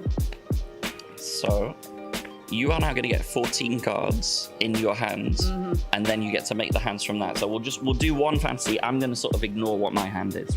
I made it to I want to see what your Fantasyland. Fantasyland is. That was so amazing. So 2, this is the 3, Fantasy Land round. 9, 10, 11, 12, 13, 14. So this is what I have, right? Yeah. Let's see. I don't have a flush. No flush there. Do I have a straight? You do have a straight. You have a few straights actually. It's a shame that you're short of 1 diamond. 1 diamond would have been nice because then you could have made flush and straights. You have an extra diamond. Yeah, but I can just make the flush You got the down, straight there. the straight down here. Yeah. Then make it. It's not the best fantasy, unfortunately. It's not. I've seen a lot better. You've just got a pair of queens, pair Yeah. of 6s. Yeah, you can help me It's with probably that. only You're this. the pro here. You will get points for it, so the straight's worth 2 points at the back. The 6s is worth 1 point. Unfortunately, it's really not much points at all. I'm wondering, is there anything better we can do? But you're missing 1 diamond. If you had 1 diamond, you could They make can- flush straights, then you're getting a lot more points. I have one question. Yeah. During the tournament, do I have to keep my own score, or the dealer helps me? The dealer or does how- it for you. I mean, as always, the dealer is there to help you out. So the dealer does everything for you. They'll calculate the scores. Obviously, it's good to check it just in case you're not sure. But yeah, the dealers are really helpful. Well- And I have to say, so I played this in February here. Yeah. And the dealers are very, very good. They know what they're doing. And they so support you. anyone that's not sure what they're doing, you can always trust in the dealer to look after you. And if you need help, then you can always call Scott. Yeah. Peter, I remember when I met you the last time, and I know you're the Sweden master in Sweden. And now I would like you to teach me how to play. Well, Sweden is a game where you play 5-card Omaha on the board and 5-card draw in the hand. So if you focus on the 5-card draw hand, you will be successful. That's it. Now we know how to play. Pretty much. But there are a lot of numbers to consider and a lot of cards to consider. And of course, you have to be Frankie lucky. Oh, that's a good way to be lucky. Yeah. Can you show me like one example or something? We get 5 cards Yeah. each. 5 cards each, like this. And of course, when you have chips, you decide if you want to play this hand or not. And let's say everybody plays the hand. So we have a flop. Let's do it openly, right? Okay. So we can, because I don't know anything. Yeah. I don't know what And to do. usually you want to have like pair, 2 pair, flush I draw, have one. straight draw. You have a pair and you're in the lead. I will still pot you here because I want you out of the hand. Yeah, surely. Okay, but you are going to be in. So now you see a pair and you have a straight draw. Could be okay, unless I have like a full, but I don't. So you want to change like the 10. You take it away. You just like burn it? Yeah. And I'm gonna change 2 cards because So how many can I change? you can change from 0 to 5. Ah, okay. And if you change 1 card, you get 1 open. Do you like it? Does it fit your hand or does it fit the board? No. Nope. Away, and you get a new one. Yeah, the same. And I get 2 cards, so I don't get the face up. How do you like it? No. But still, here's the turn. Yeah. And you're probably gonna check, I'm gonna check. And then the river. And that's a split pot. Because you Okay. see, I got the straight. Yeah. And you have the best hand. So I win this time. 8s, yeah. No, you win half the pot and I win half the pot here. Okay, we split, yeah. Quite easy, guys. Seems really easy. Quite easy. Now I Come and play. And I will show you, not that easy. Welcome, guys, back to Tallinn. It's the 10-year anniversary of the Kings of Tallinn, the beautiful event we all love. And we are so happy to welcome you to this edition. Right now, behind me, playing at the TV table, some familiar faces. They have all won a Queen or Kings of Tallinn edition during the years. Among these guys playing this sit and go is Rano Sotla, who took down the first event in 2015. We also have Juha Helppi amongst the winners, Sara Benjamin, who won the ladies edition last year. And all of these are battling it out for a VIP trip to Fiorentina game. They will be able to go and see the game and enjoy some nice VIP treatment. But let's go and meet a few of the players as well, look at how the game went down and see what they have to say about this. They started on 7 players. I can see there's been 2 re-entries made. Rano Sotla, winner 2015. Who made these 3 entries? Well, I guess it was me. Yeah. It was you? Yeah, it was me. What happened? Well, I just decided, that today it's gonna be on me, Matias Siljander even said that they should change the name, that Royal Showdown sponsored by Ranno. Today is giving show for the fans and a little bit punting here and there. Yeah. It's really nice. Like, I was very nervous coming here, especially because Martha was supposed to come, so I would have had some female support, but she unfortunately couldn't make it. But the guys have made it very welcoming, and we're having fun. It's not too serious, but at the same time it's serious, but it's like also having fun and chit-chatting and stuff. So joined by Matias Siljander, the most recent winner of them all. Is that to your favor? Yes, I suppose so, yeah. You have old players like you and the guys, right? Yeah, and Ranno, he won in 2015, I think, and he hasn't updated his playbook since, so yeah. he's not doing greatly. No, of course. It's a really fun table to play. Aggressive playing. Who's the strongest one? Strongest. I like the way Matias Siljander plays, and Rano as well. And unfortunately, I have both of them to my left. You do, yeah. So, yeah, I have to be cautious. You adjusted your tactics now? Yes, I have to.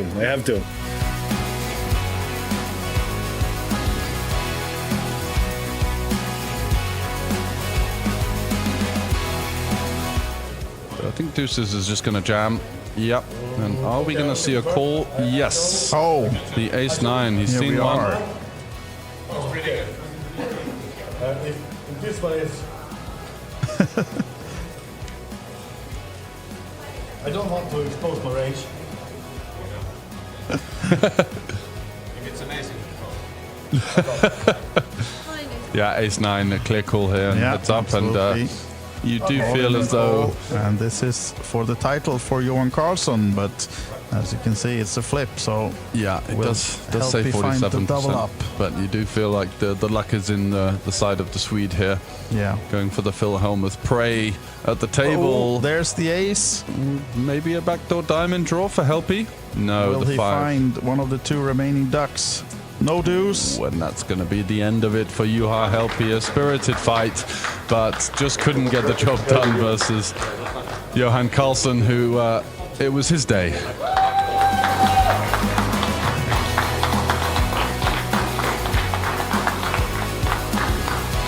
You help me. One of my idols from when I started playing, even though I started playing like, it's close to 20 years ago. Like you help me was already around and a famous name around the poker community.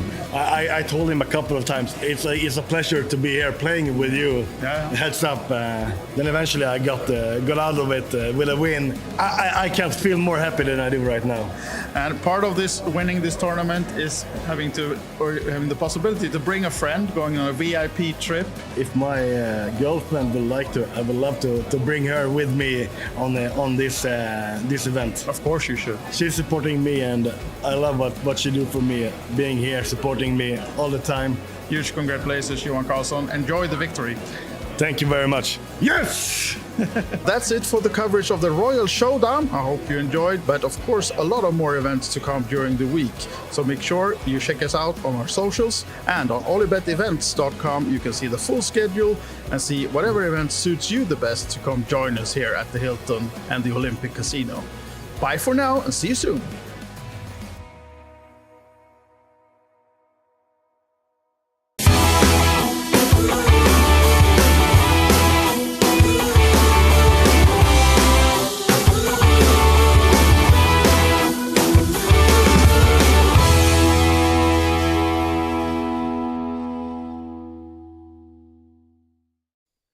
Well, that's what we needed to boost our spirits, wasn't it? A bit of sit dancing again. Absolutely. Back in the booth, back at Hilton, the Olibet and the 10-year anniversary of the Kings of Tallinn. Absolutely, and we are down to a final table of 7 in the biggest buy-in event of the week with a record field of 58 entrants. The 5K down to the in-the-money stage. We saw a laborious and excruciating bubble there over the last couple of hours, but it was Renan Bruschi, the online well-esteemed Brazilian, that found a way out of jail with the 8s versus the 9s, the backdoor flush, sending Ludwig to the rail. Almost used his one time there on the bubble. I think that one time's been used many years ago, but hey-ho, he found a way.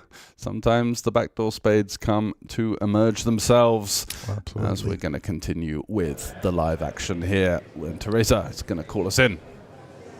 This is the 5,000 euro no-limit hold'em Highroller. Final 7 players remaining, and let me introduce you to our final table. From Finland with 347,000 in chips, let's welcome Aleksi Naski.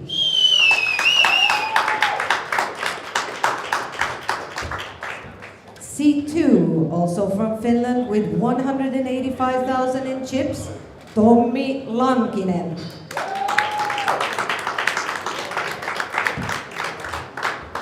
Taking seat number 3 from Lithuania with 132,000 in chips, let's welcome Kestutis Jungavicius.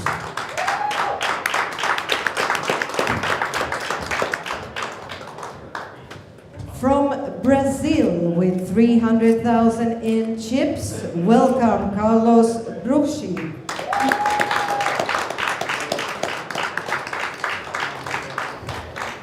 And back to Finland with 699,000 in chips, welcome Jonas Helin.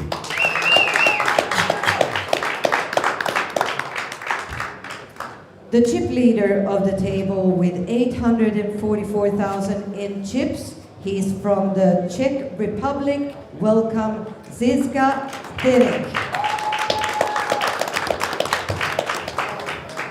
And taking seat number 7 from Latvia with 394,000 in chips, Matis Selmins.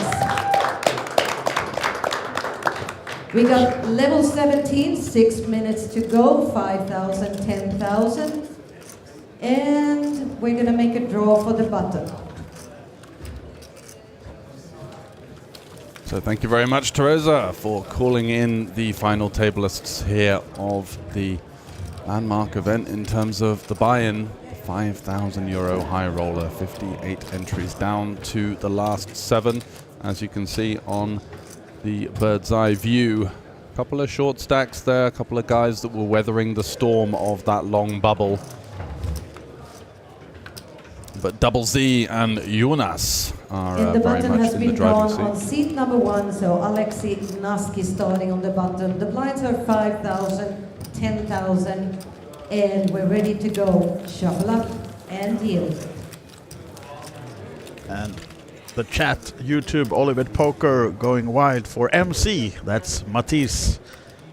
He has a lot of fans and maybe pupils. Yeah, a couple rooting. of horses, pupils in the chat rooting him along as we do see the chip counts. And Matisse, the Latvian popular guy in the chat with 394k, so 39 big blinds. We see Double Z with the 84 big blinds taking a big stack through to the final table, doing some great work on the outer table, and a 90.4k up top with the 12.6 guaranteed for these guys. So I guess the pressure's off in some way, but it's very much back on in terms of these paid jumps, navigating the field from here, looking to etch their way towards a potential victory in the Kings of Tallinn 10th anniversary edition.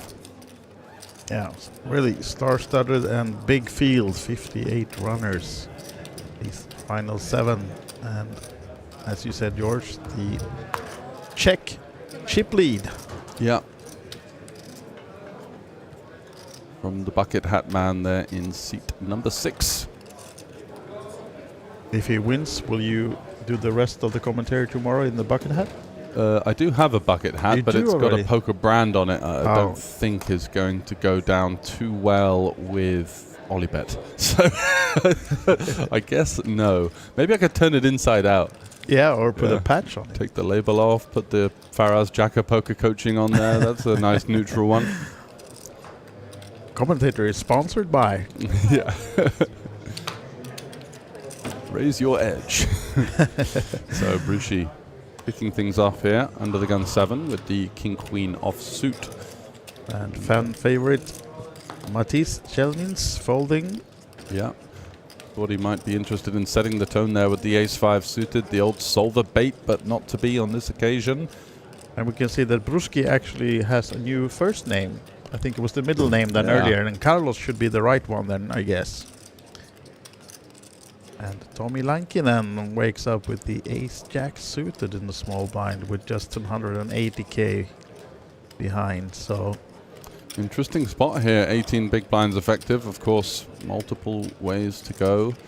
The shove seems a little bit, not sure the word is scary, but maybe overcommitting versus under the gun 7. Belushi is, of course, a high-level player. He's going to have some raise faults here. Are we going to look to call? Don't think he's going to go for a 3-bet fold or 3-bet call. That seems a bit thin with ace-jack, and also 3-bet folding seems like a waste of the equity. So I think we might see him arrive at a call here, with jamming, of course, the other natural option.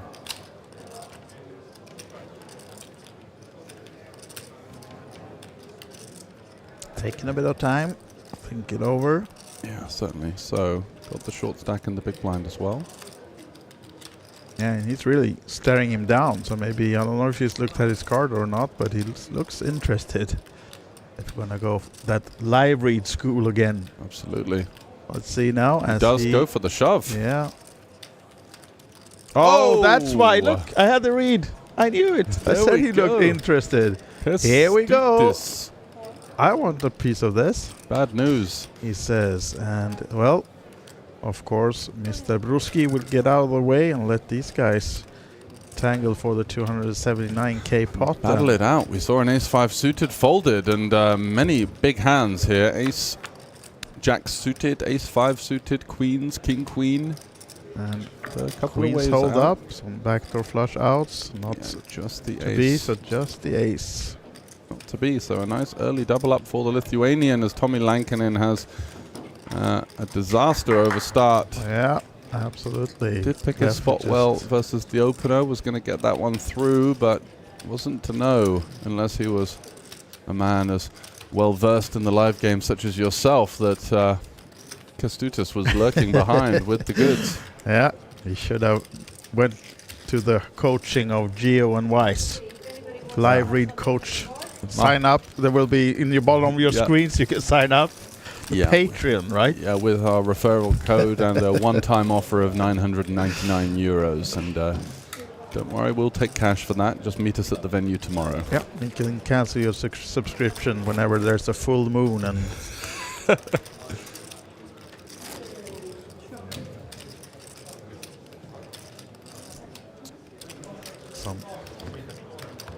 Taking some orders now to celebrate the double up. Yeah, bring me that bottle of Perignon you have hidden in the back. How much? Just take it. In the money in the 5K, it's a nice place to be. Deducted from the price pool. Jonas Helin now under the gun, folding. He's buried his head in his palm for hours now. Almost a customary look. And that is here in the hijack with the queen jack off. Yeah. We're going to see an open I can here. do a double GT and then a race. Yeah, it's letting everyone wait.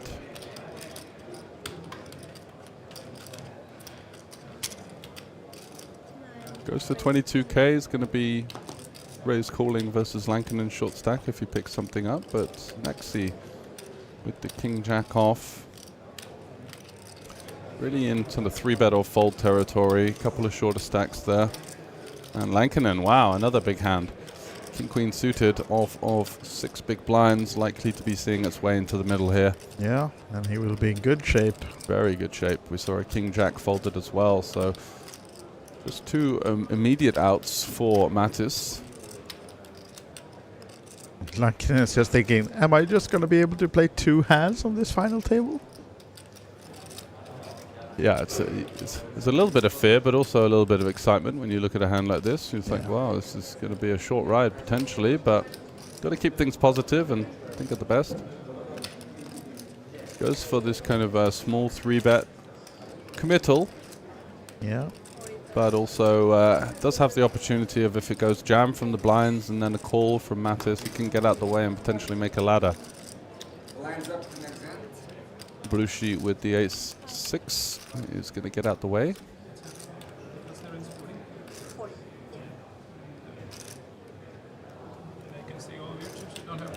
That's all. I don't have more. Yeah. MC confirming that it's not much behind, so he raised it up to push Lankinen all in. Yeah, the cards backs. are going to be on their backs here, and it's a very decent spot here for Lankinen, having run the ace-jack suited into the queens lurking behind, coming in cold in the previous all-in confrontation. And a decent start for the Finn. Absolutely. Still holding up the 80-20. Or the deuce, chop it up. And a nice clean run out there for Lankinen, back in the thick of things, 15 big blinds. Getting the full double plus the blinds and ante. Yep. I think we're just raising the blinds to the next level as well, so we should be on a 612k then, just for the next hand.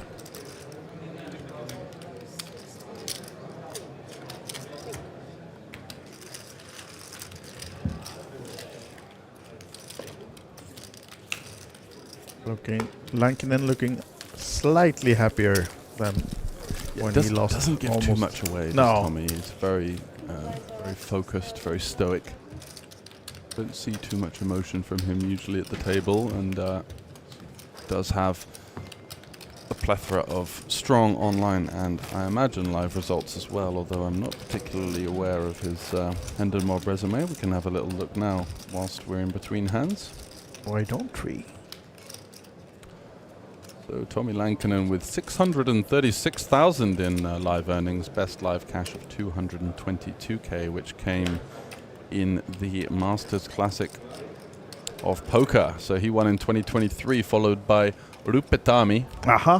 In they made a clean house. Yeah, just went down and robbed the casino in Amsterdam. Yeah, that's been the Finns' hunting ground, apart from here in Tallinn, of course, where you can't really find many final tables without at least 1 or 2 Finns. We've got 3, I believe, on this final. This is one of them. Naski folding. Lankinen is out. Decent hand for Kestutis. Yeah, likely to see a min raise here, despite the fact that he is out-chipped by both opponents. Just going to be strong enough to open things up on the button with the King-9. Obviously, the primary target is just to take down the blinds, but doesn't play too badly versus a big blind defend. Going to be dominating a lot of the continues here.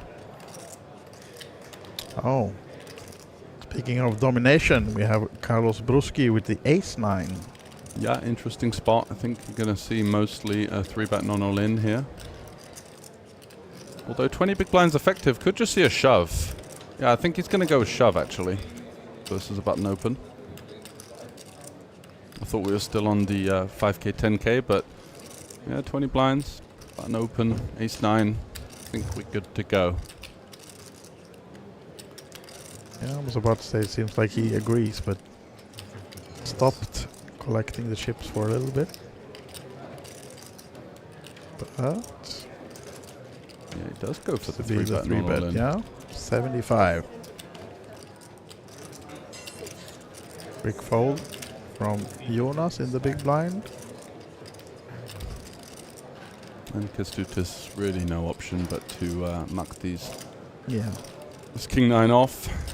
Went for the steal, faced some resistance, and it would be a rather suicide jam here with the King-9. We've got some better combos to pile in.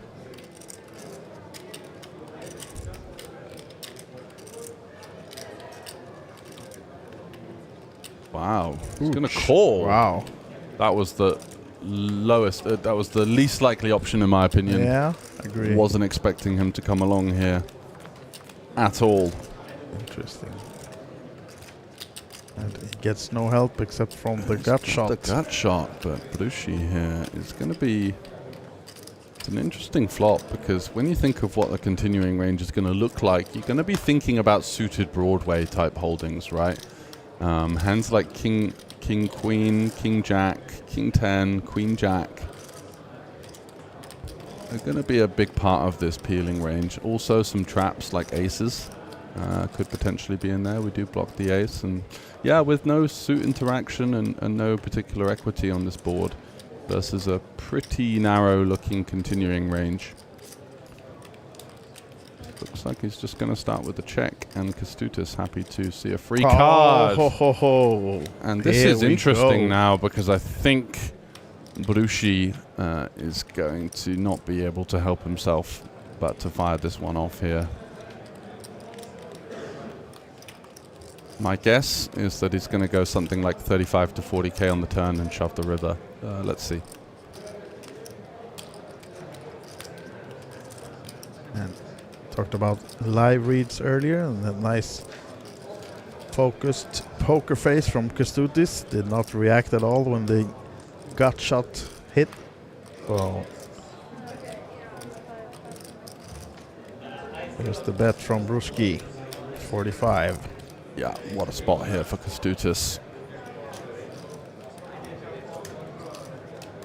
In the sense that he may feel that Ace-King is going to bet and stack off on the flop a decent amount of the time, certainly non-zero, so you know, when we do arrive here with the straight, no, don't shove.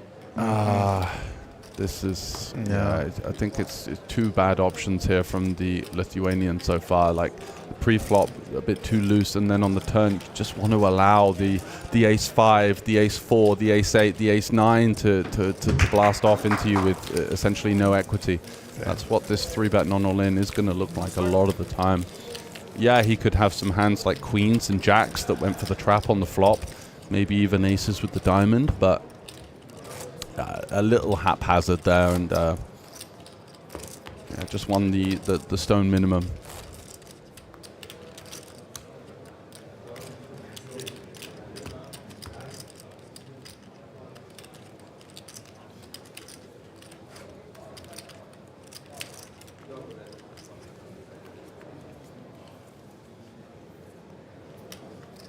MC folding under the gun.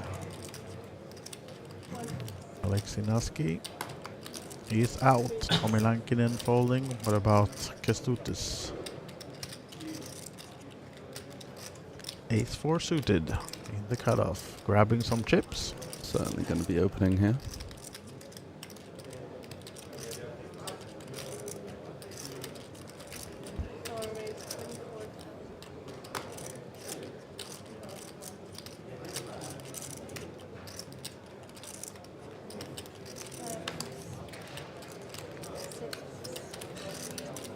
Oh, look at this.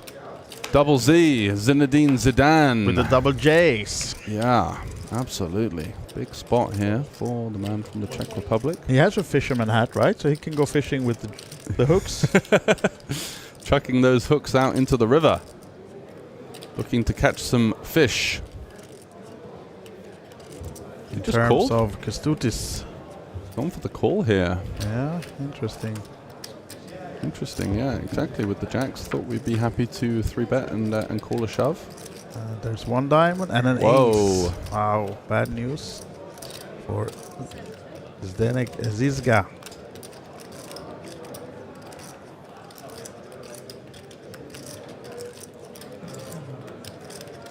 And Kestutis comes betting as well. Of course, a lot of aces in his range, but yeah, Double Z has the jacks. When we're so under-repped on the flop, we do just have to continue at least one street here with the jacks. So likely to see a check call. You are correct. We go to the turn. There's one jack remaining in the deck, though. That's not one of them, or the one. Improves Kestutis' hand, although already on the turn with the ace-4, we might be looking to employ some pot control here. We do now chop with hands like ace-8, ace-9, ace-5, ace-6, but are we really going to get 3 streets here? No, and we do have the diamonds as backup, so it's quite a nice one to balance in there. Just check it back. Protect our range in some ways, where we're going to have a lot of hands like king-8 and king-5 suited that have opened from the cutoff that have to give up at this stage.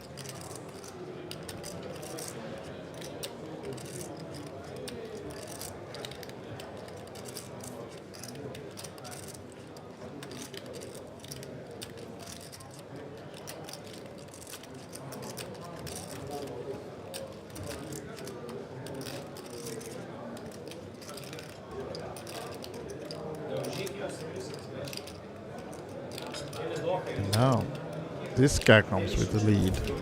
Yeah. I imagine he's not going to be going too big here. Yeah, super small. So 10% pot. Designed as a blocker bet here. And yeah, so it kind of achieves what he was hoping. If his opponent does have an ace, unlikely to raise, but saves himself some chips. And occasionally you'll see a hand like king 10, jack 10, queen 10 there call as a worse holding. So a nicely maneuvered hand there from Zinedine Zidane, as you have come to expect with the bucket hat energy. Yeah. Interesting pre-flop decision, but by no means out of the realms of possibility. We've seen his style be a little bit more... he likes to keep the pot small pre-flop. We've seen all of this limping shenanigans going on from him. Seems to be the type of player that likes to keep the stack to pot ratio nice and high and maneuver in his own fashion.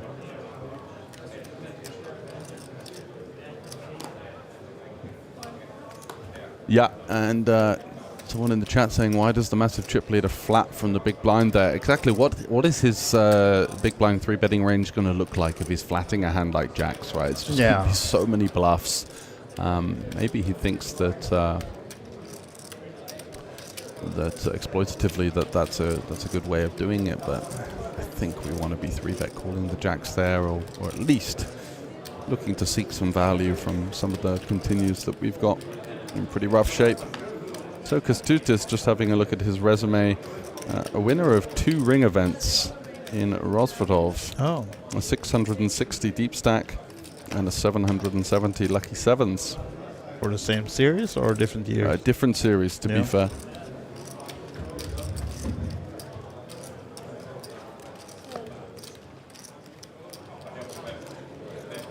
9-7 suited for MC. Best hand there is, if you ask me. Let's see what MC coaching says about defending. Yeah, versus this slight size up from Jonas.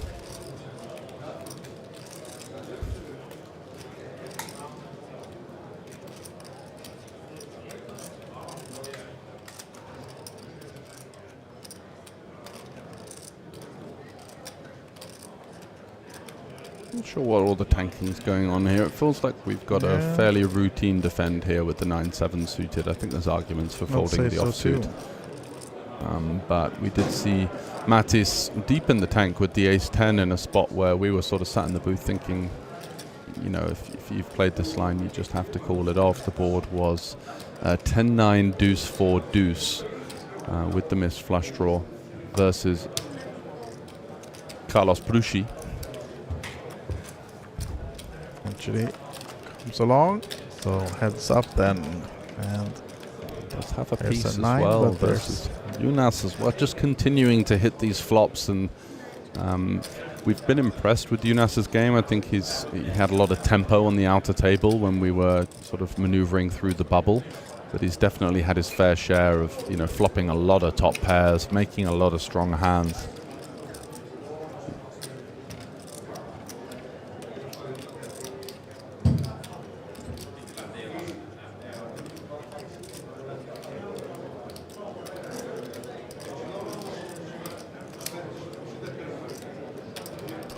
Seven with the back door versus the button, just not going to be going anywhere here. Raising seems suicidal on an ace-king high texture, where we're just really stripped of hands that... Oh, another hard as well. Yeah. I think we're going to see a check-check here. Mattis is one of the medium stacks. He's still going to have hands like king-queen very often here. He's still going to have hands like king-9, queen-9. And yeah, I think it's just nice to just employ a little bit of pot control in position, let a river roll off, and reassess our options versus our opponent's maneuver.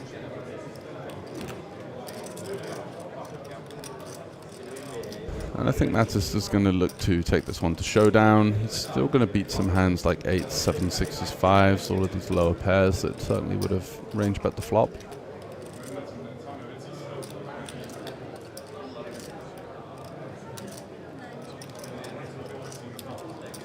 And now the question is, does Jonas, can he find hands that he wants to seek some value from? Hands like king 8, king 7, maybe queen 10.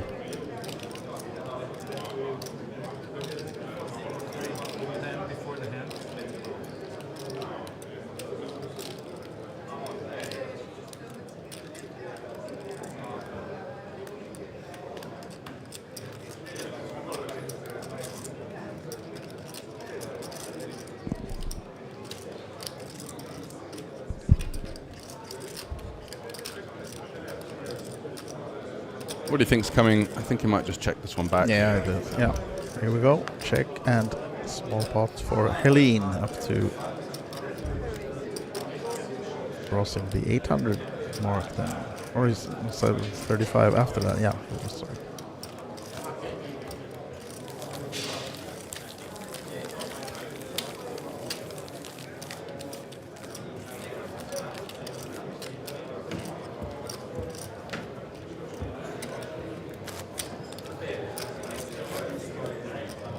Yep, so still 7 players remaining. It's 1 o'clock local time here in Tallinn.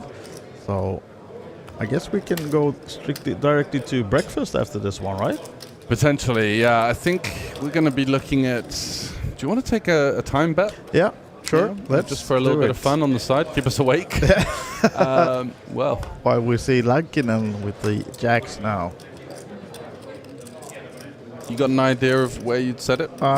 Give me 30 seconds. Yeah, I'm just going to have a little think myself. So over to Tommy, going to be min-raising here. Certainly, you know, shoving isn't bad, but it's just a real waste of the hand when we're raising into 6 uncapped ranges. And I know that sounds defensive, but you know there are outcomes in which we can quite comfortably fold the jacks here. So 3-bet, 4-bet, all in.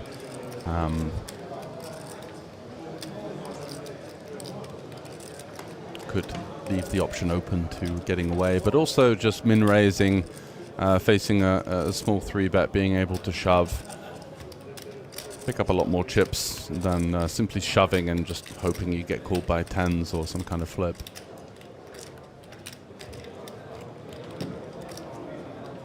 You're not checking poker lens, are you? Oh, God. Any edge. I'm checking the structure. The structure. Okay, that's the smart way of doing it. So yeah, I know exactly when this tournament will end. You do? Yeah. Of course I don't, but I have a guess. But I have a guess. Idea. I have an idea. And okay, go on then. I'll be generous. I'll set the line, and you can say later or earlier. Okay, yeah, sure. And I'm gonna go. So we do have the all-in first. So let's get back to proceedings here. Yeah.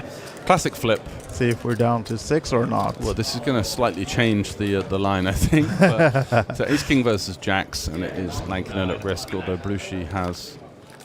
I know it's almost even stacks, as you can see. So yeah, there's the king. Bad news for Lankinen. Continued run good here for Blushi. Found his way out of trouble on the pure bubble with 8s versus 9s. Finding back for the the trouble. Lankinen, that's not the one. No, and we can see on our chip counts that actually it's the Ace King from Blushi, which is the at-risk stack. Yeah, the star seems to be with the wrong hand. So if the graphics are correct, he'll be left with about 16k, Mr. Lankinen. Yeah, so just we'll see about that. Whether it was the dealer or our minuscule production. Dealer error. I don't think you can blame her. No. But not something that she's going to lose her job over. It's just it's a very close stack. Just a fair warning, right? If you ever do that again, that's the first strike. Yeah. 3 strikes, you're out. You're going to be dealing the heads up at this rate. Yeah. Okay, so the over/under is over/under. Yeah, I'm going to go with 7 left. Very tough field. Lots of really ICM aware players here. Average stack looks to be around about just over 30 big blinds. 445. So what level are we on now? The blinds are 612. Wow, all right. Wow, so this is behind by far. You said 445. I'm gonna put it later. You think later? Yeah, definitely. Because this can't be. What breaks do we have coming? Is it 20 minutes? Yeah, 20-minute breaks.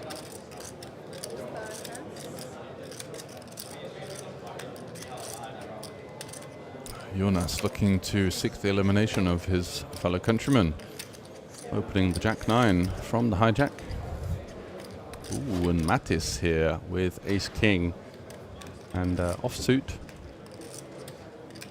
Big blind is forced all in. I think just usually one way to go here, and that's just going to be to send all of the troops into battle. Yeah, okay. I'll set an exact time. 5:05. 5:05? Yeah, that's my line. So let's do it like this. 4:55. Or anywhere in between is a push, and then I have earlier, you have later. Yeah. Okay, yeah, we'll fair. do that. And the usual 10 euros worth of hot dogs. All right, now then, Lankinen with his 1.5 big blind. Now the star is at the right hand at least. Yes, we're back on track. The 5-8 risking. Oh, ooh, there's some outs. Nice little gutter ball for Lankinen. Looks absolutely Does he even want to win this one? Needs a 7 now. Is it always coming? No, unfortunately not. And would have liked to have had the 5 of clubs there for the flush, but hey ho, it's been a quick final table performance there from Lankinen. Didn't really put a foot wrong.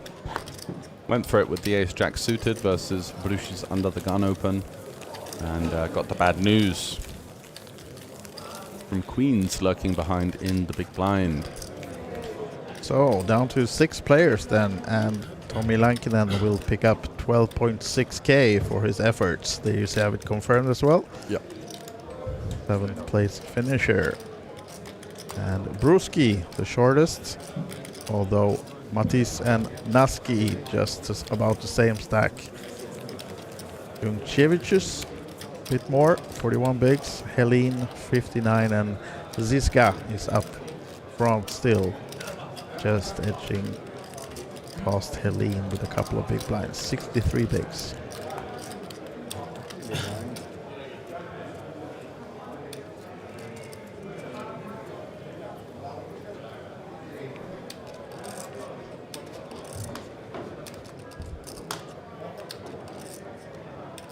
Still a lot of MC rooting in the chat, and Hikibis is also awake. He's been to all of our broadcasts since. Blast from the past. Yeah.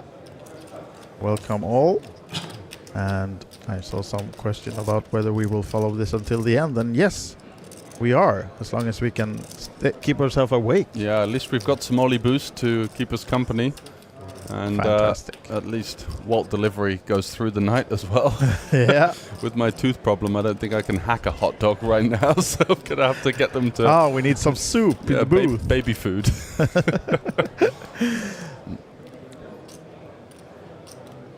Whoa, what's going on here? Well, now this guy's putting his big stacks into play. So he's peeling the jacks versus the open, and now it's 3-betting with the 6-5 and earlier positions. It's all a little bit all over the place, but and also interesting now for Helene. I mean, he has a really nice hand, but he's up against the only guy covering him in the tournament. Yeah, it takes some balls to find the 4-bet here. Yeah. Although I think Ace Queen versus the small size. I don't just mind peeling here, to be honest. Keep some of the bluffs in. Keep the hands that we dominate in. We are going to have to face a rather precarious situation out of position, but let's see what he arrives at. Is he going to find the gusto and go for the 4-bet?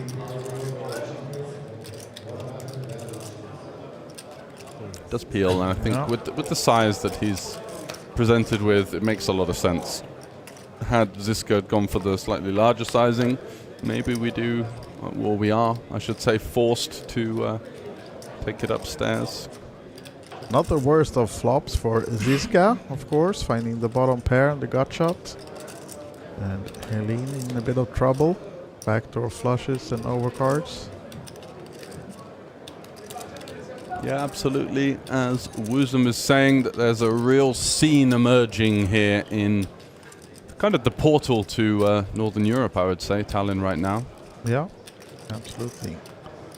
A huge turnout in all the events so far, and we're just, normally in this kind of series that goes on for 9-10 days, you normally build and have the big weekend coming up, and of course it's going to be a big one, but it's been huge fields already. Yeah, absolutely. I met a lot of people arriving today as well, so I think there will be a hectic weekend coming up. For sure. Might need to build some more tables. How's your carpenter skills, Might Mr. need a few Sam? better commentators. We're getting Polax. I'd have actually quite liked to have seen a bet here from Helene. I think we're going to be able to maneuver quite nicely, and I think we're going to have a lot of the stronger hands here. I'm not expecting to see 3-bets from hands like 9s, 8s. I'm not expecting those hands to check back the flop. Our opponent, and Helene is not expecting to see the 6-5 no, in Showdown. that's for sure. Yeah.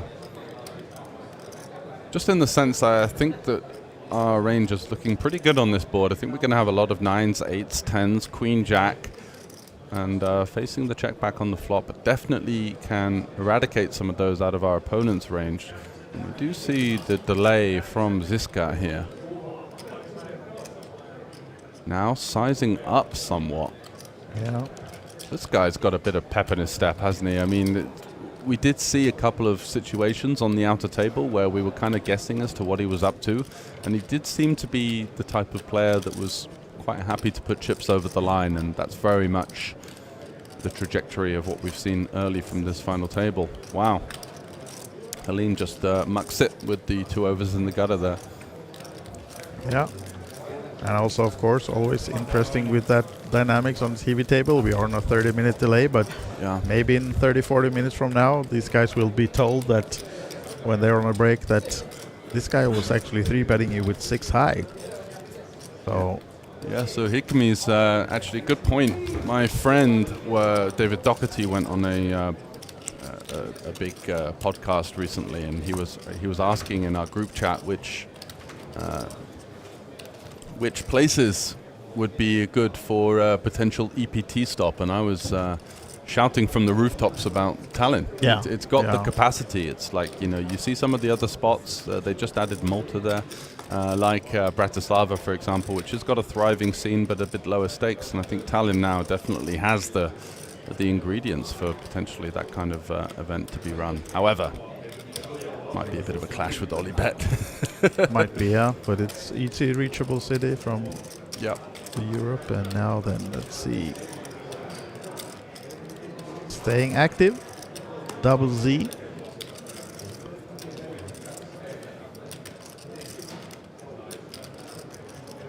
And 10-9 suited for Kęstutis. We've seen him peel a 3-bet in position with King-9 off, button versus small blind versus Carlos Bruschi. I think 10-9 suited can find its way into a peel here.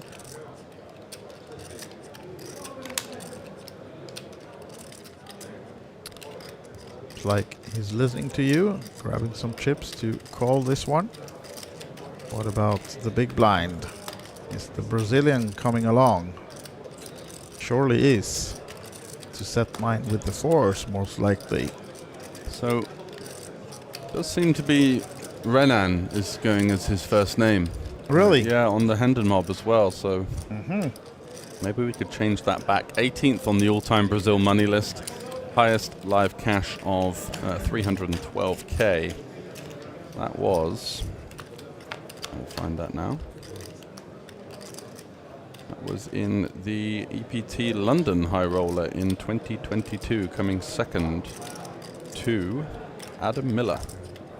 No help for the 4s, no set, but still the only one with the flush draw. Small one though, open-ended for Kęstutis. And swing and a miss for the man in the fisherman hat.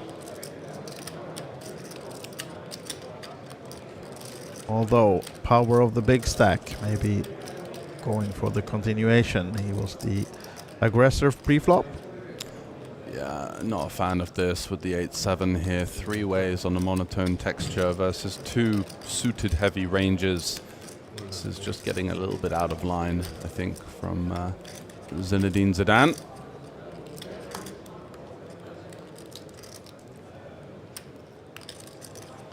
And one taker so far. Kęstutis comes along with the 1 big blind bet. Is it worth another 12k? No, Bruschi is out. As the 9 hits, and that's a nice card for the Lithuanian. Yeah, a pair now for the Lithuanian alongside his open-ender. Some semblance of equity finally for Ziska. Betting into 2 players with just 8 high, no spade on the flop. Are we going to see him taking off here? And actually, considering we're going on a little bit of a Hendon mob round of the table, this is a good guy to have a look at because he's got an extremely interesting playing style. Live earnings of $272,000 and a largest cash winning the CAPT Seefeld main event, which was... while you're at it, setting lines, what's the line of the age of this guy? Yeah, it's got to be sub 28 and over 23, I would say. I'd meet in the middle at 25, 26. Yeah, I'll agree with that one. Kind of an up-and-comer. Was playing tournaments as small as €120 one-day tournaments last year, and seems to be on a bit of a meteoric rise. When did he have his first cash then? If we judge by that, how old he might be. Yeah, good question actually. It's probably going to be something like 2018, I guess. Yeah, that's my guess as well. Let's say 2020. 2023, wow. Oh. So he could be even 23, 24. Yeah. But he was playing the dailies in Rozvadov just a couple of years ago. Wins CAPT Seefeld there, the 2K in the Austrian ski resort. I was there playing a couple of events myself. Fantastically run event. Yeah. And yeah, now if we do arrive on the river with this kind of hand, which seems like somewhat of a reach on the flop, we just have to bluff. That's 70, 67 French maybe? 59. Yeah, snap fold from the better hand, and Double Z gets it done again. Yeah. Edging closer to the million mark. Yeah. Could be the first player to hit the 7-figure stack. Yeah.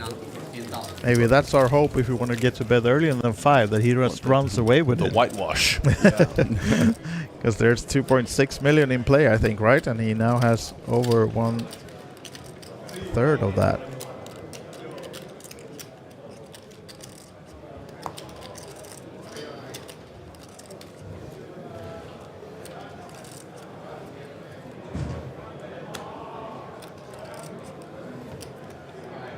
Matisse not liking the 8 deuce, of course.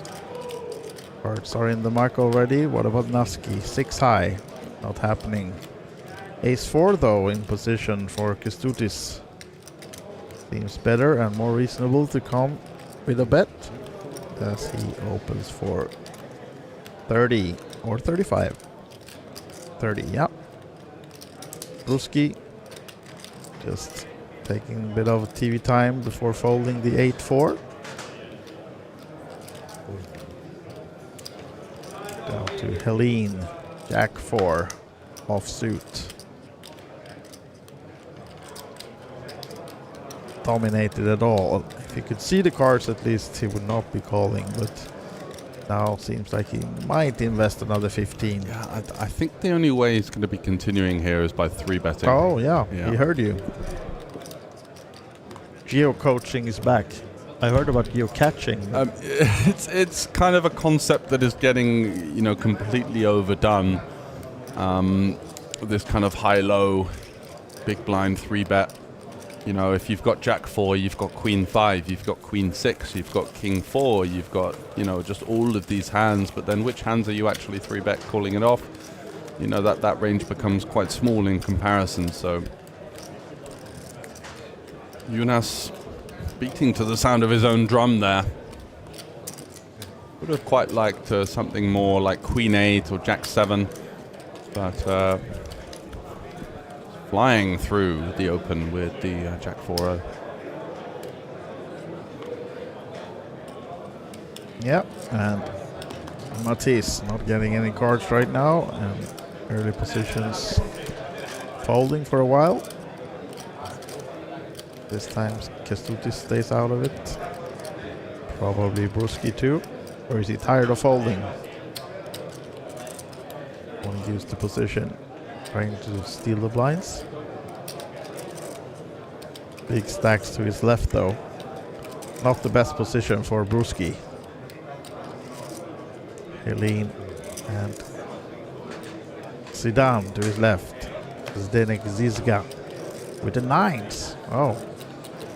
Helene just limping from the small blind, but surely the aggressive Mr. Zdenek Zizga will be coming back at him. Taking this one upstairs. Going to be thinking about a size something around 50k, I think.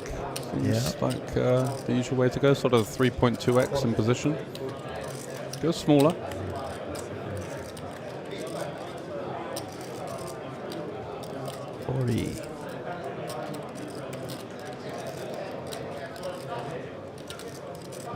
And yeah, limp calling King 6 gets a bit dicey here. You do get a good price, but 3 options on the table. A tight fold appeal, getting the price, or even a cheeky limp raise.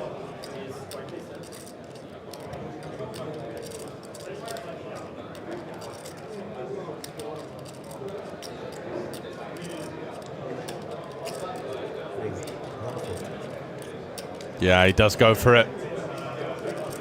These guys are really setting the tone against each other. We saw the 6-5 off 3-bet earlier, and now we're going to see the limp raise from the King 6. And powerful in the sense that even a hand like nines is now slightly concerned already, facing the limp 3-bet here. Absolutely, and a big one, 140k from Helene.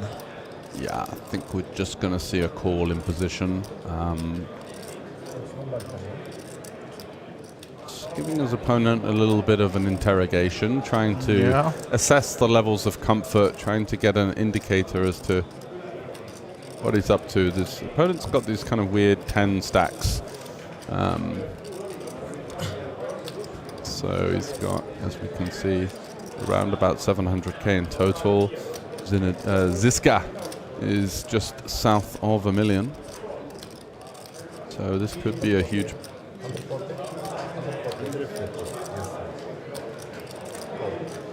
Yeah, it does call in position with the nines, taking a flop. Interesting.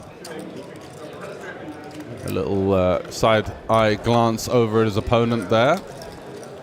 Oh, okay. So the King of Hearts is a pretty nice card to have in this spot. And as far as flops go, apart from flopping the king, this is somewhat decent for us.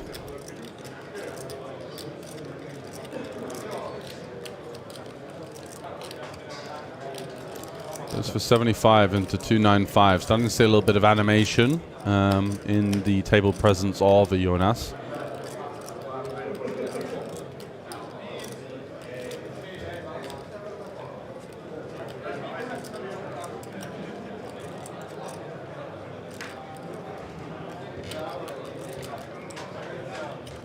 And a call from Ziska, keeping his opponent honest.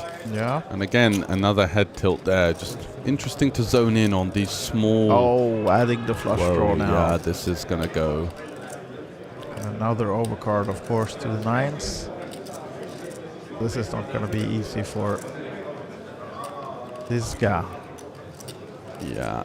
Are we going to see something like 120k and a shove on the river, 110, 115, this kind of region, looking to apply pressure to the hands like 7s, 9s, 10s.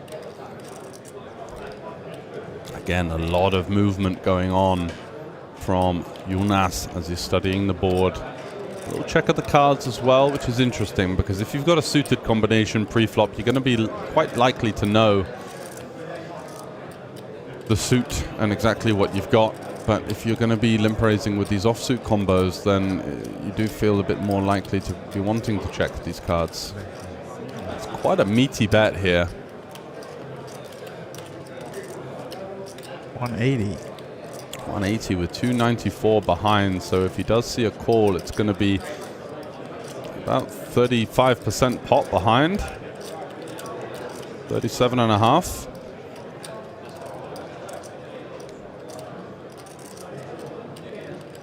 What is Double Z going to do here with this really annoying situation developing?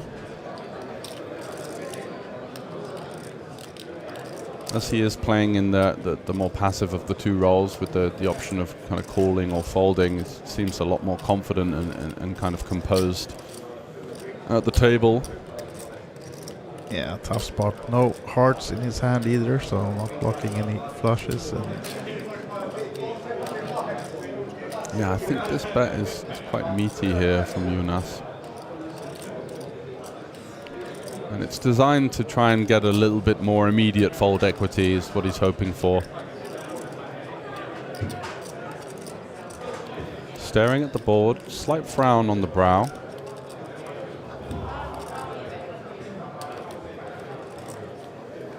And Ziska going through all of the live tricks here, playing with his chips, just trying to assess the comfort levels of his opponent.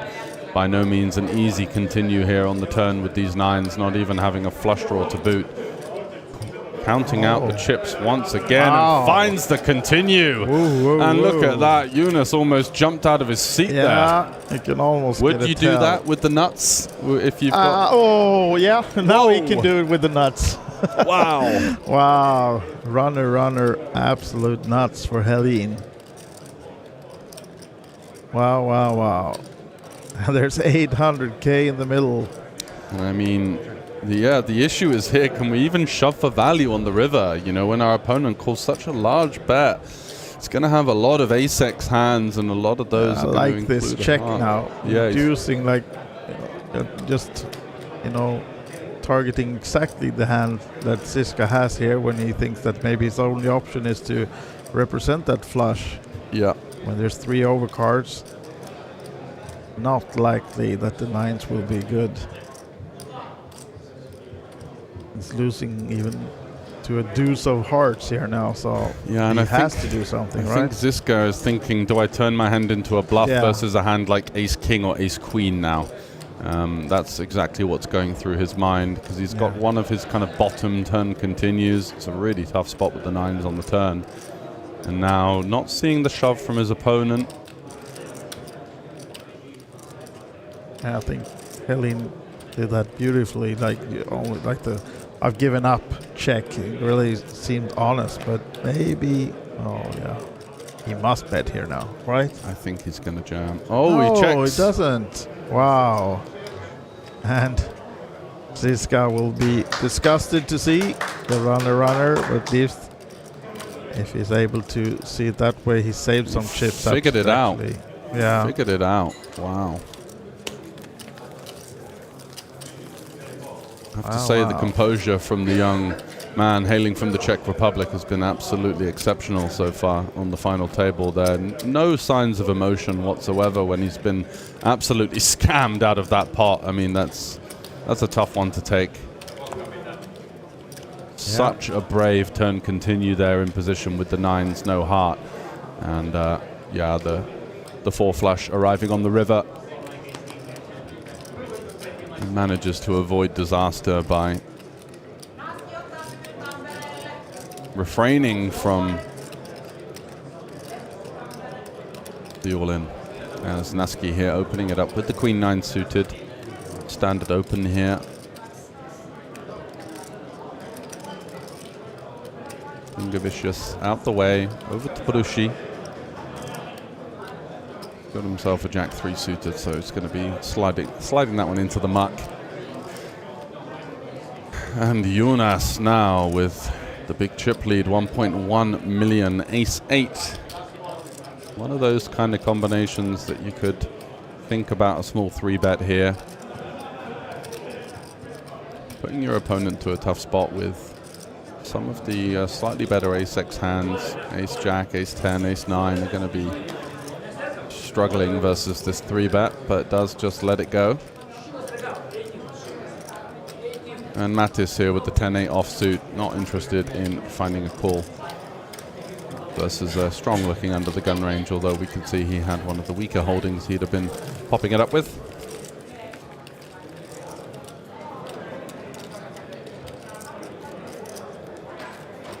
How much for first, says Sounds Therapy. It's going to be 90,000 euros plus a bit of change. Yeah, the payouts started at 7th place with 12.6 thousand. I think the next one is about 16 something, and up top is 90k. Yeah.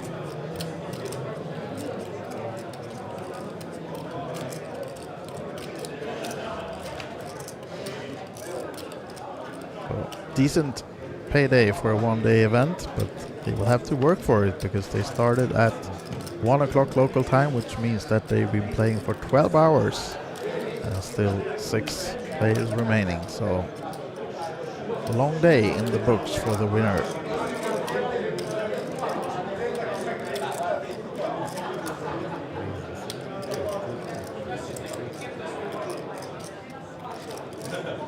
And this guy seems to be liking the 6-5. I think he has a favorite hand, actually. Yeah, Okay, trying to employ some pressure on some of these shorter stacks in the blinds. Yeah.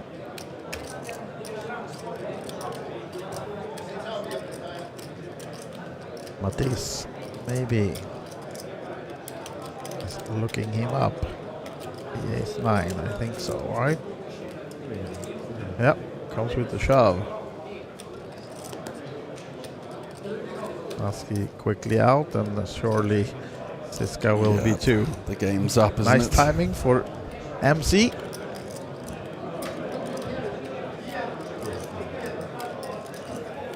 And Ziska then using a bit more chips, now down to just over 500.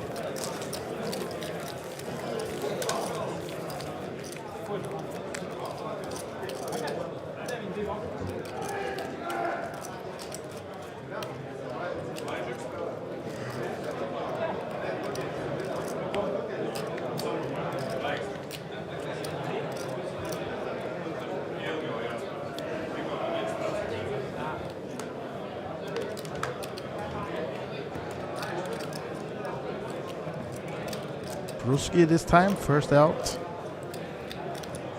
Probably not playing the 8-4 suited. No, he's not. Mystery hand so far from Jonas Helin in the hijack position. We've just got those cards slightly outside of the reader. Are we going to see some more fireworks between Jonas and Double Z here? The grudge.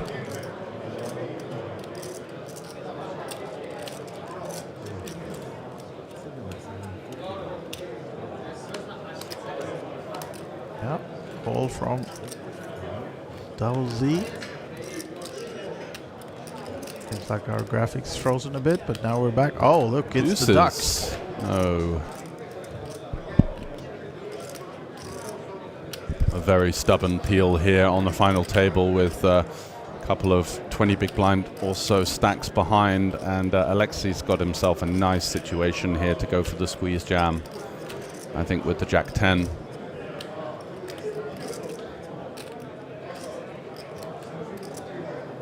Just goes for the call. And that's going to allow Kęstutis in as well with the 10-9 suited, so it's going to be a multi-way chaos post-flop here. Jonas doesn't even know what he's got started here. Every man and his dog fancies a piece of the flop.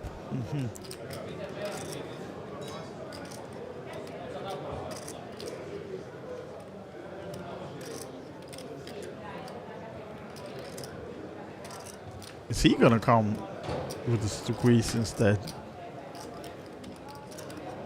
Doubt it.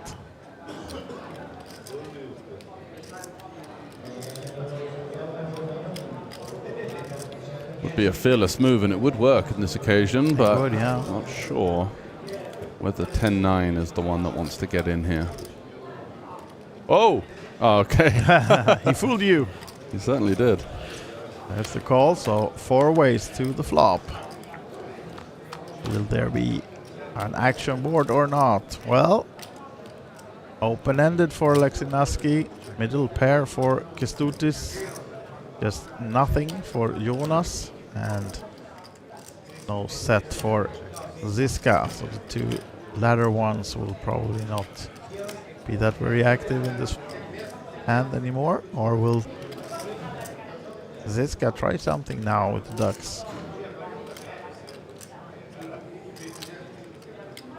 Actually, looks like he is. Interesting choice. Yeah, does have the diamond, but again, continuing to feel like he's just a little bit overdoing it here. The 6-5 off 3 bet, the deuces peel, the 9s was played, of course, very strong, and you know, it's so many parts of his game where you look and think, wow, this guy's fearless, he's a real candidate, and then there's just these kind of weird little plays that just seem completely unnecessary. Husky, of course, calling with the open-ended. What about Kęstutis with the middle pair? He steps out of the way. Helin will as well, so heads up then. Yeah, and in terms of, like, interesting turn card now, it's going to be a decent one for Ziska, and that's maybe some of the reason why he did stab the flop. He's just going to have a lot of hands like King Queen and Queen Jack here, but 4 ways. Are we going to see him find another bet? It's going to work if he does find it. Does have to be quite concerned as to the strength. Oh, there we go. The continuing range of Naski. Straight filling up for Naski. So the losing streak of Ziska continues. Now down to 454 at least. Yeah, the one slight concern is that hands like King 10 and King Jack of Hearts are likely to be quite natural checkbacks. There's only 2 combinations. He could also have some suited ace-x in there as well that doesn't want to face a raise on the turn from some of the Queen X in Oleski's range. So it does go for the check here, and I think it's quite a shrewd decision. Opens the door for hands like King Jack, King 10, maybe even some of these types of spookier holdings to reopen the action, and just going to one-chip call. Let's check it and see another bad news turn or river, sorry. So Naski 465 now, building back 30 bigs plus.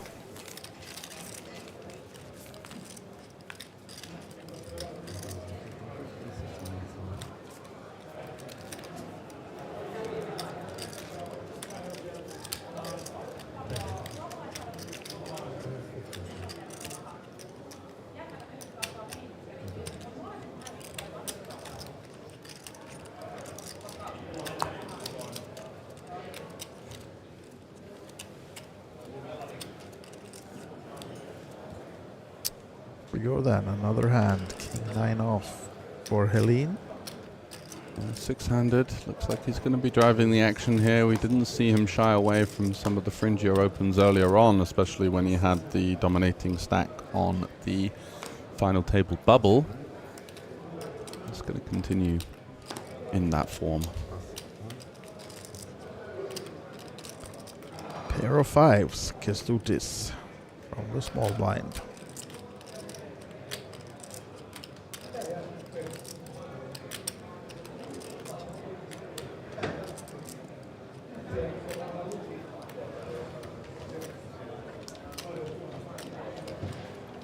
And a couple of people in the chat saying that the 4-bet jam with the 9s may have been the route, and I really am not a fan. I think that the efficiency of shoving 9s there is just so low. Whoa. Oh, see the shove. A brave take here from the Lithuanian. Yeah. Versus under the gun 6, but well aware of the how wide the range is from Jonas.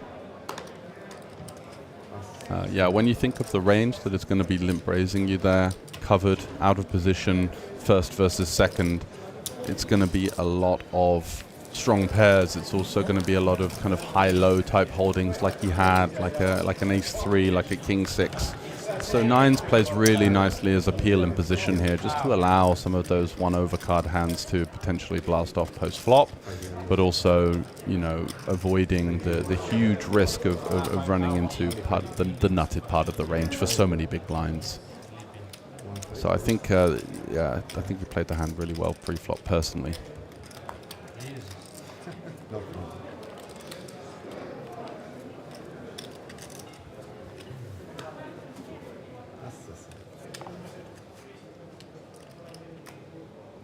Finally, a decent hand for MC. Rather quiet so far on this final table, but now it's time to step into the action. At least that will be my guess. Mattis with the king-queen. Nice spot for him to open it up and start to...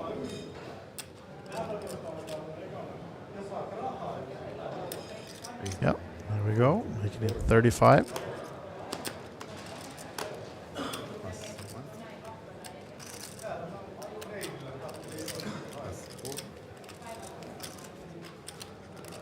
Blushi getting a little bit short, but by no means in any kind of immediate danger.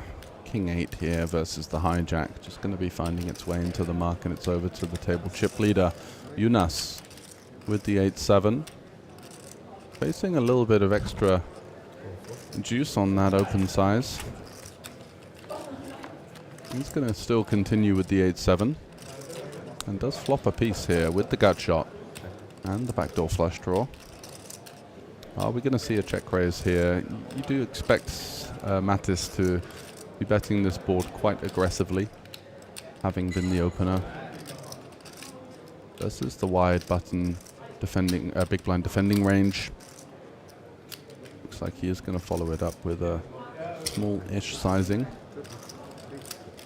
32 into 105.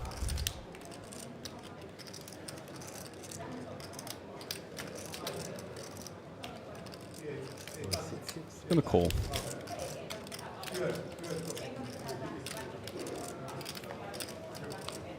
Here's the 6 he was looking for.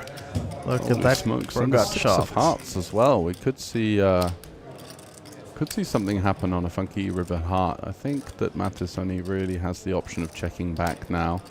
Lots of 2 pairs and potential straights in our opponent's range that we simply don't have. And now the heart arrives on the river.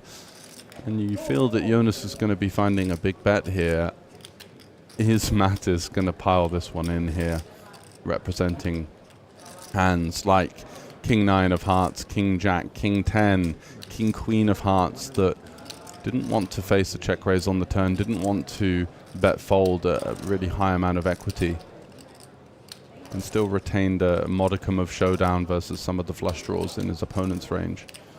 So yeah, 110k from Jonas and Mattis here. Is he going to find the hero jam? What do you reckon, wise guy? It's a big size. Ooh, I was just about to say I think he will give it up, but okay. I'd be so tempted here. I really think a hand like 2 pair is going to struggle to find a bet call, but of course the 8-7 is not going anywhere, regardless.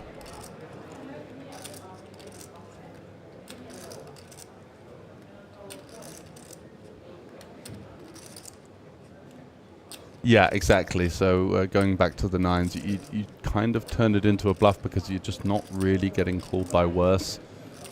Hands like 8s and 7s aren't going to limp raise pre anyway. They're just going to limp call with the stack configurations. So you might occasionally achieve something by folding out 2 overs, which is kind of a nice win, but it's the risk premium of running into the top of the range, which is going to be quite a big part of the limp raising range there. Second versus first. Going to be pretty snug, I think, for the most part. Of course, fair few bluffs, but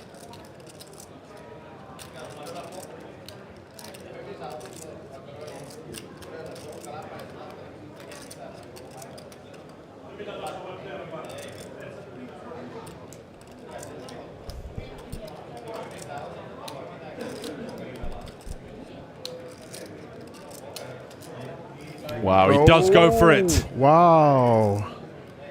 I don't think Helene was expecting that. No, he wasn't. And look at the disdain on the face, and he's got a straight here, you know. Yeah, like he's gonna. but this is tough. I mean, he's got such a big stack, and it's only 159 more. It folds! Oh, wow. Wow!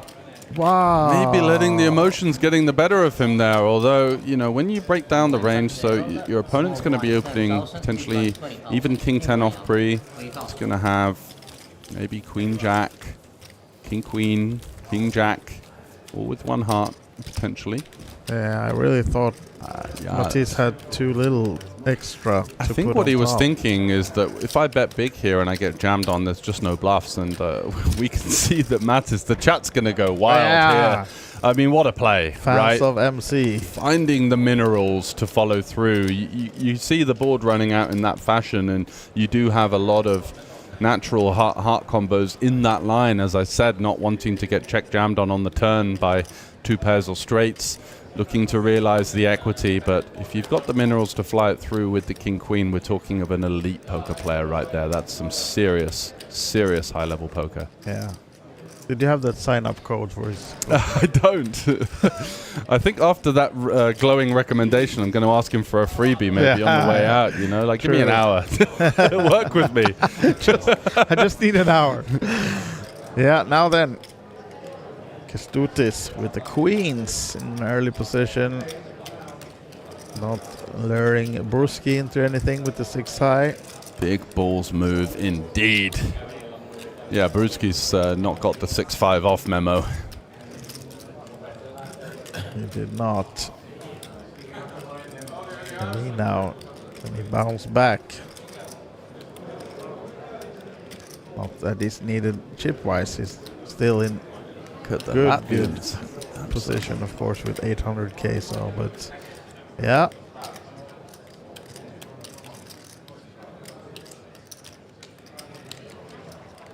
Will not be happy to learn from the stream later on that actually was a real bluff from MC.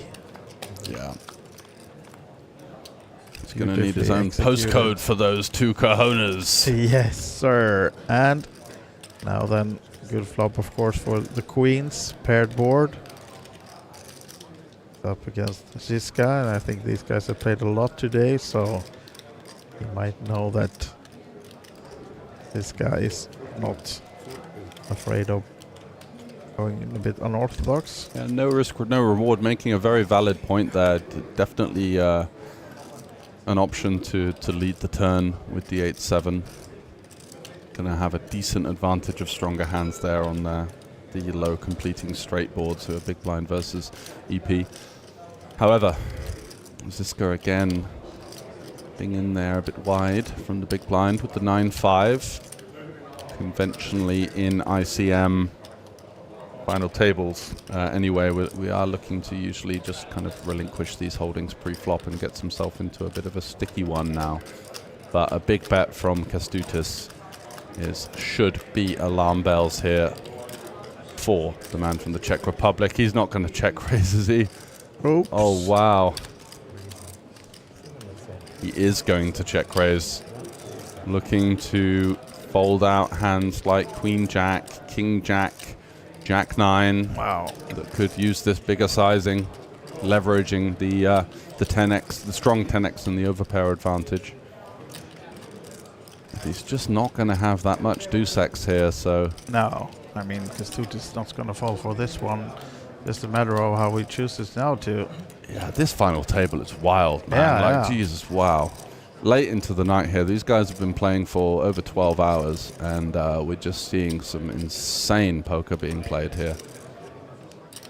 Surely getting value for our money. Yeah, I like this call here, especially with the diamond as well. Let our opponent hang themselves with these kind of hands with the backdoor equity that could find their way into the check raising range. And 8 of clubs seals the deals for Kestutis. No chance for Ziska to win this one other than getting Kestutis off his queens, but that will be a hard thing to do.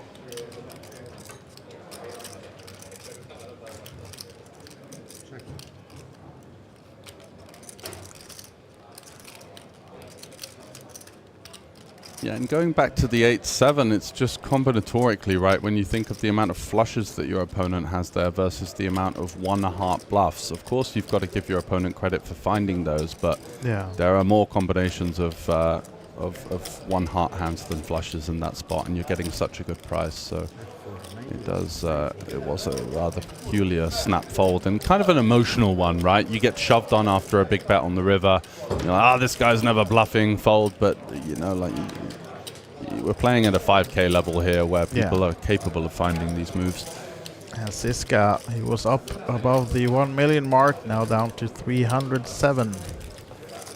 Yeah, it's been a bit of a fall from grace. There has been a couple of well-played hands, the 9s where he got unlucky. But yeah, the deuces, the 6-5, the 9-5 off defend, it's all looking a little bit all over the place for the man from the Czech Republic.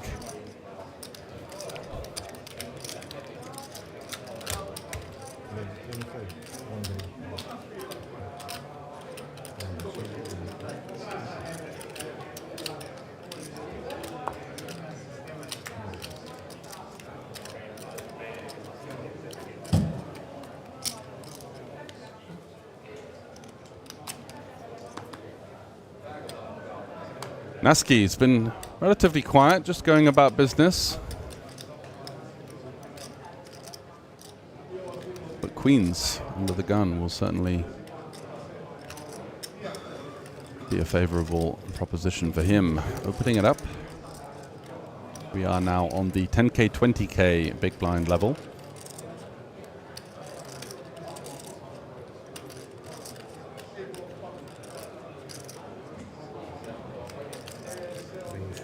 Skulix are saying, I think Ziska is a nit. I mean, we definitely can't call him a nit. That's pretty outrageous from the last couple of orbits. This guy's quite the opposite. He's ready to tango. And you can see why he's had some great results recently. The fearless style. It's tough to play against, but he has, of course, run into a few holdings. The queen's there, of course, the rivered flush from Jonas. And Alexei getting exactly what he's looking for here. The 3-bet with the queens, just going to be sending this one in.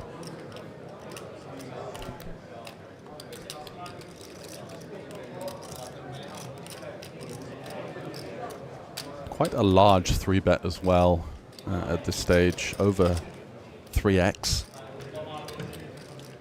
Potentially designed to force his opponent into a 4-bet or fold kind of scenario, and we can see that Alexei's just woken up with it here.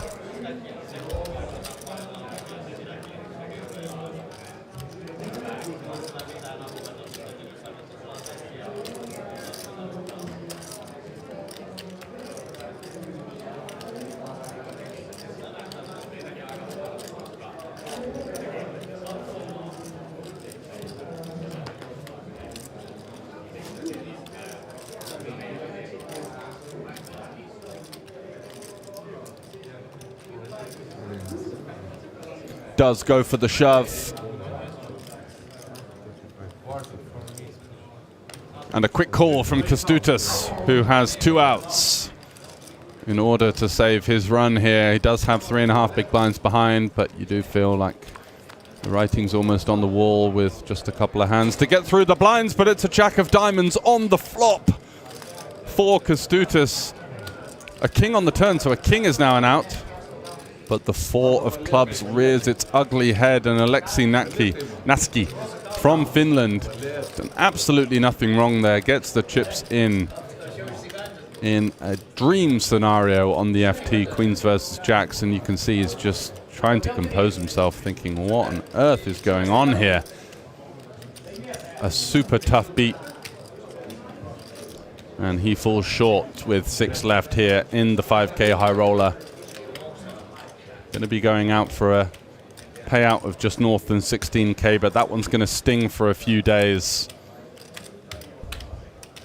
Going to be tough to get out of bed tomorrow after taking such a huge beat in a massive spot on a final table such as this, the biggest buy-in event of the week.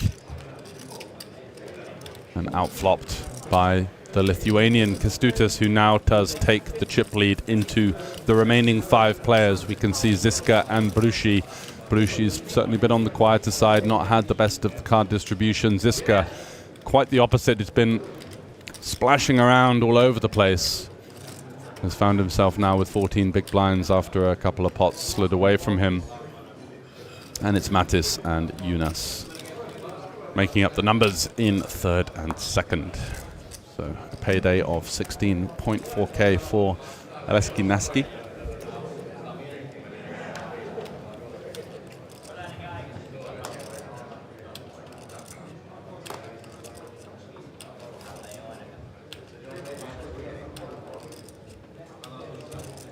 Yeah, it's a brutal beat. It doesn't really get sicker than that.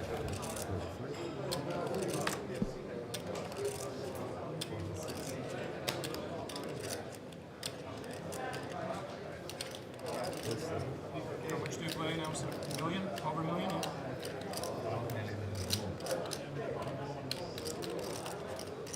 Yeah, I think it's 1.1 million for the Lithuanian, as Mattis asking and inquiring, I should say, in the small blind, but 4-3 off, just got to show some respect.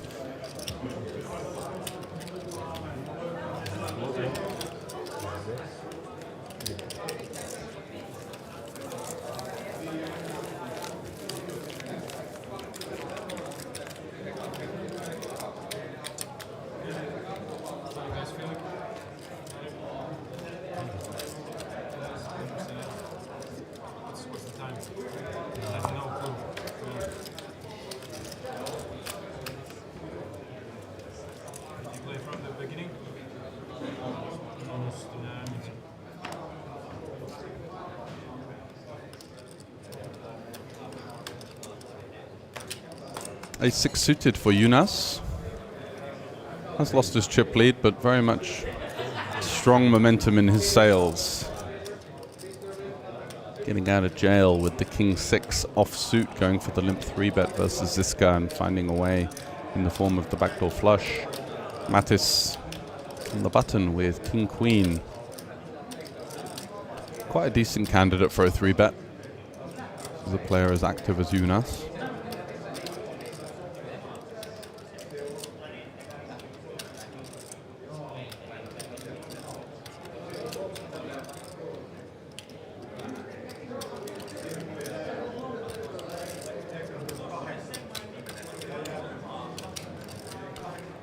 Some awareness here of the stack distribution, understands that Jonas is opening into the shortest stack at the table. So it did look as though he was kind of considering a fold there, but we'll see what he arrives at. Very much studious, well thought out player.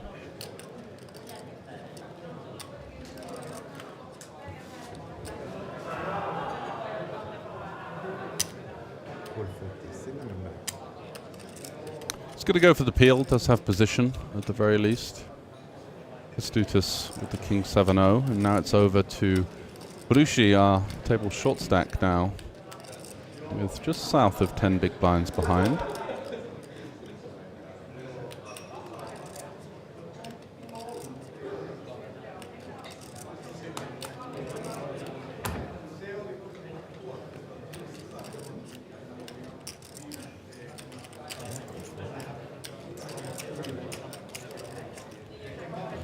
It's going to come along for the call with the King 9.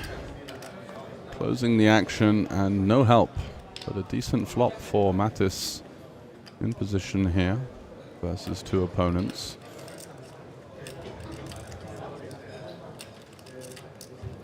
Complete swing and a miss for Jonas with the ace-6. Just going to check this one over.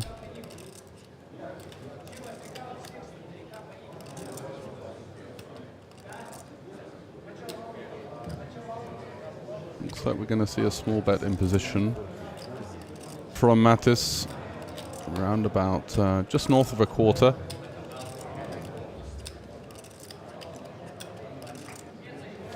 And King 9 for Bruschi. It's a gut shot and a backdoor flush draw, but just the 9 high finds his way into the muck, and that's going to be followed by the ace-6 of hearts here. No reason to continue.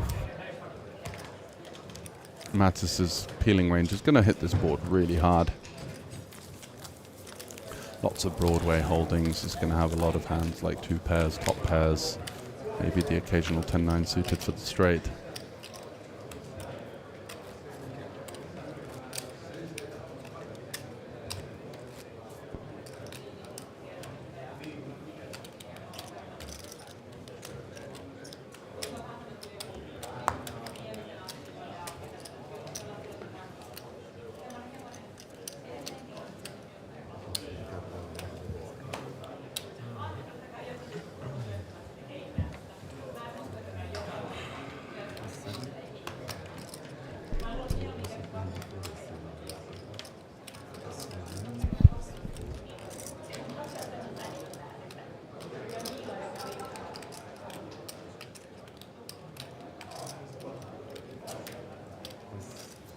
Bruschi surrendering the small blind there with the 6-5, just allowing Jonas to pick up another pot uncontested.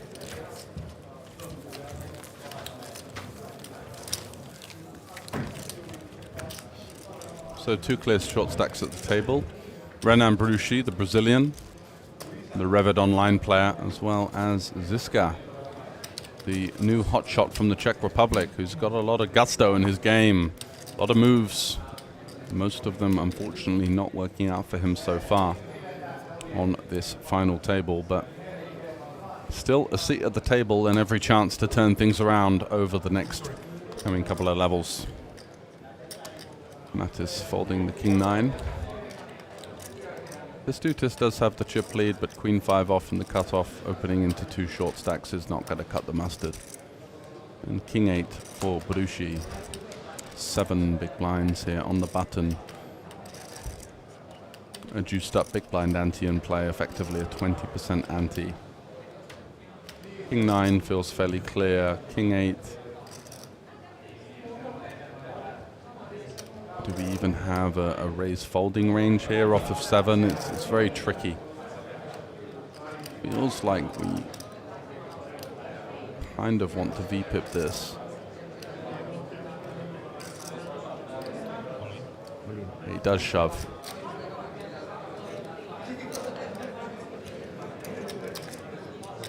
And Zdenek is going to let this one go.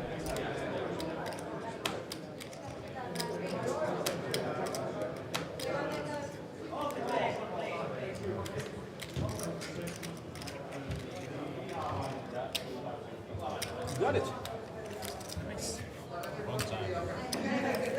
I used it before. Yeah, you used it on bubble. Come on. One time is one time.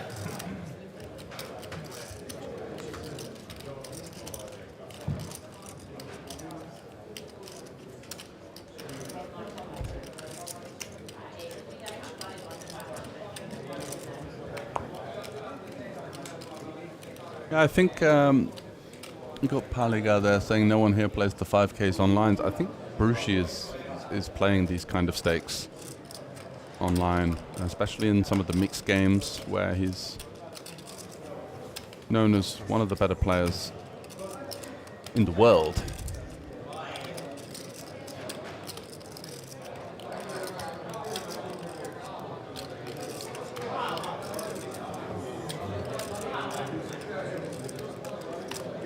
They lead now with the King 10 off. Almost 800k in front of him. Spreading water for a couple of orbits. The big pot with the King 6 was really the defining moment for him on the feature table so far.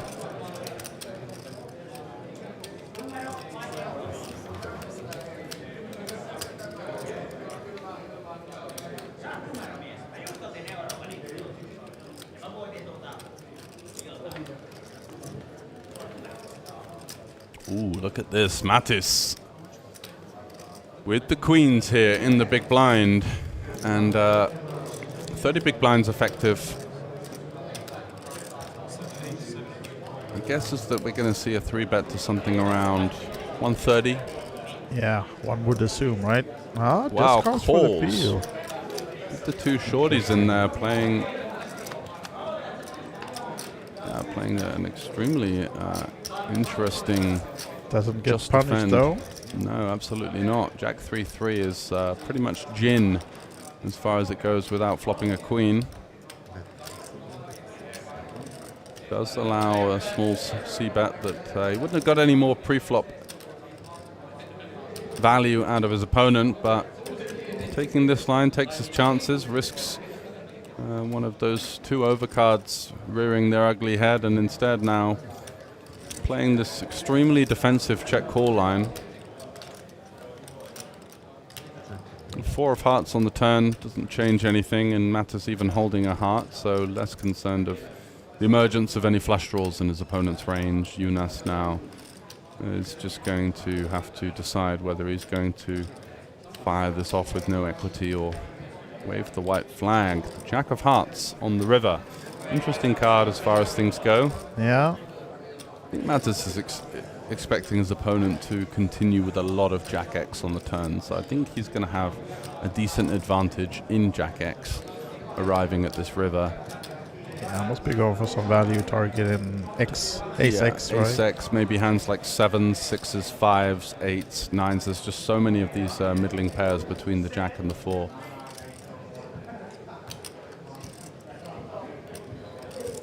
Sizing wise, you're never incentivized to go too big in these spots on final tables. The smaller bet is going to have a little bit more efficiency than when we're playing for chips. Thinking of a size around half pot. Goes for a bit north. 110.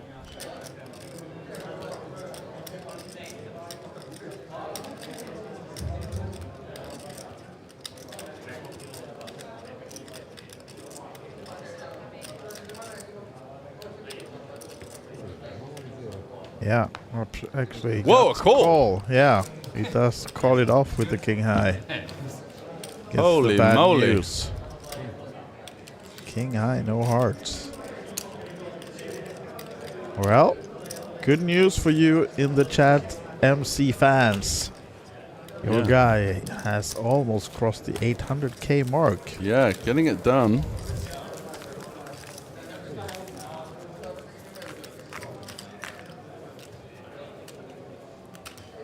And Roland's in the chat, going wild. The only thing we can understand, though, is slay. We know what that means. But we sure know that you're rooting for Mattis as well. And yeah, looking good for him now. Started like a short stack when we started the final table. And finds a call out of thin air there. I wasn't expecting King 10 to defend, but what do I know? Wow. Jonas there with the first misstep, really. Has been playing really solid. Yeah. Now he's back to burying his head in the palm again. Back in the depression mode. Bruski now getting shorter. Yeah, I think 10 big blinds. Someone of Bruski's ilk. He's never going to jam here. I think he's going to think about going for either a min raise or a fold. He's having a little look at the stack distribution.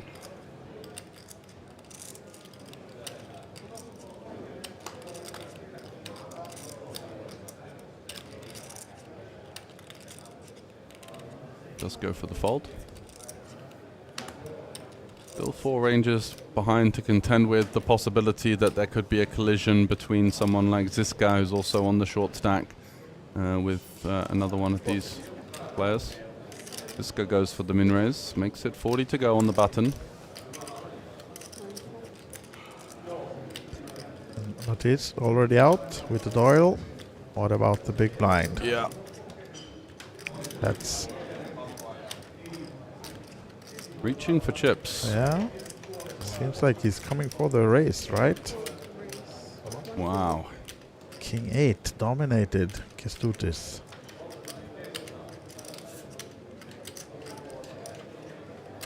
Still though, hard spot for Ziska because he needs to play for his entire stack if he's to continue with this one. Put in half his stack here with King 8. Fascinating choice of hand selection here, really. Trying to put pressure on some of these bottom opens from the button. And Ziska really dwindling down the chip counts and now down to below 10 big blinds if he folds this one. Really decision time whether to try to go with this and maybe hope for a lower pair or something like that for Kestutis. I was a bit surprised to see the min raise with the King Queen here. He's playing 12 bigs. We've got this large ante in place, 20%. And yeah, surely with hands like maybe King 8 off, King 7 off, could go for the raise fold. But King Queen just feels like a lovely hand to push. Yeah, just to avoid these kind of things as well, being put to the test.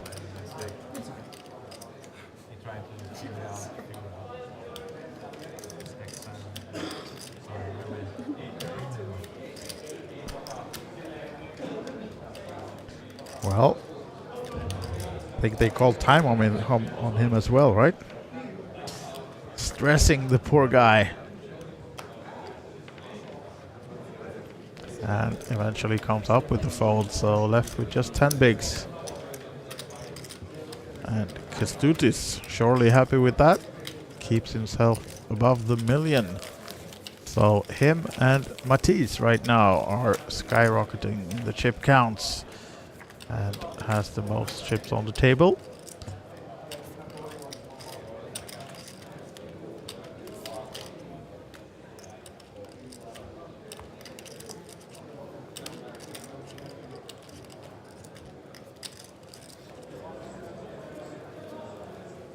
It's time for Jonas Helin to be under the gun, quickly folding. And now just calling Ziska with the ace-8 suited. Yes, I definitely would assume that he will be pushing this one. It's going all in, but he chose to just call.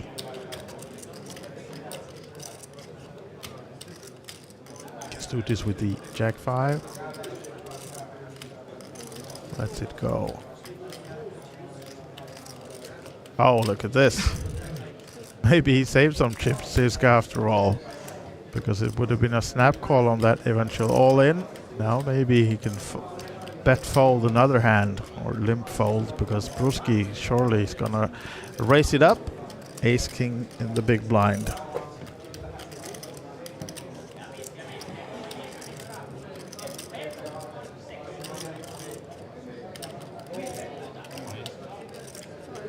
Yep, ships his stack in. And what does this guy do now then? Almost the same stack size.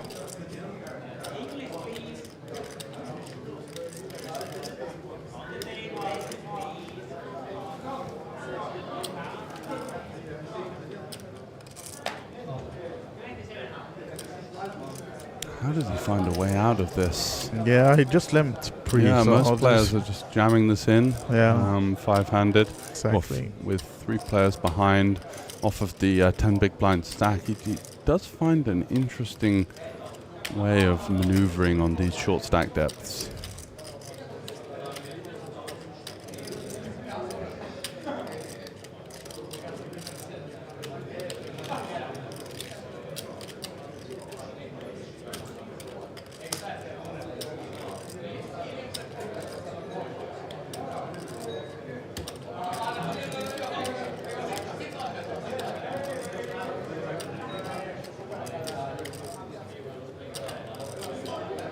If folding is left with just 9 bigs, so I mean, yeah. Yeah, fascinating how he's managing to limp fold a hand as strong as ace-8, not jam pre, the king-queen raise fold, just beating to the sound of his own drum.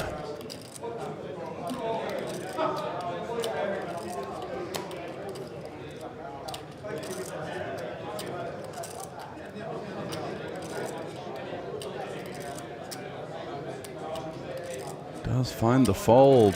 Yeah, he does. This guy's got a sixth sense. Lord of the Rings, a lot of them. And Brucey, nice pick up there for the Brazilian. Back up to over 10 big blinds. Yeah. 10,000, big blind 25,000, big blind ante 25,000. By the end of this level, you will be in 20 minutes break, and we will manage the chip race of the 1,000 value chips. There you have it. All the information needed. U blinds, 30-minute level, and after this one there will be a 20-minute break in the chip race. So right now, big blind 25,000, which means that we have at least 2 players on the table with less than 10 big blinds. This guy's one of them, but now folding. Matisse, on the other hand, has almost 800k to his name. And a nice hand.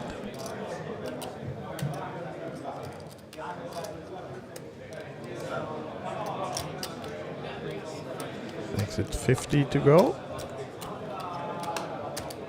What about our chip leader? 7-5 in the same suit, but yeah, he really wants to see this flop as well.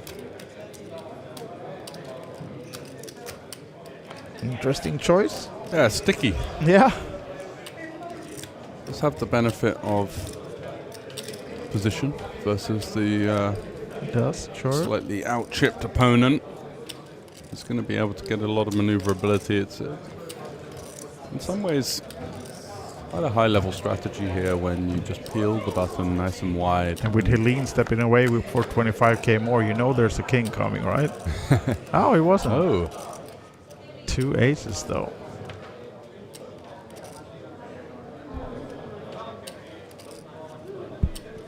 So, all of a sudden, Helene and Zdenka decided that we're going to run away from the table. Is the bar closing? Final order? Maybe the phones get a bit of info. Yeah, might chat be. with some of the rail, see what they think of the proceedings so far. Yeah. That And could looks be like it. Kęstutis is lasering in on another pot here, turning the 7 versus Mattis's Queen 9, which looks like he's just going to be taking the showdown.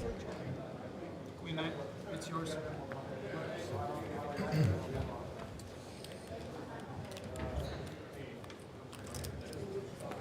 It's yours, he said, and he's correct with that one. Yeah. I don't think he was expecting 7-5 though. No, absolutely not. Kęstutis has got a couple of tricks up his sleeve. Yeah, Hikimis, I agree. I think they will be playing longer than 5 a.m. actually. Unless there's some kind of a deal made and they finish it a bit quickly to get up and play maybe the main event tomorrow. Now, people running back to their chairs. Did they make it on time or not? That's the most excitement we got right now. Is Jonas' hand live or not?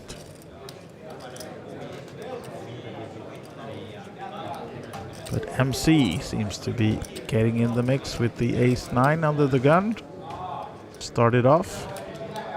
And Helene is walking off, so I don't think he made it on time. Snooze you lose, and we'll have to wait for the next hand as Ruski 8-6 off.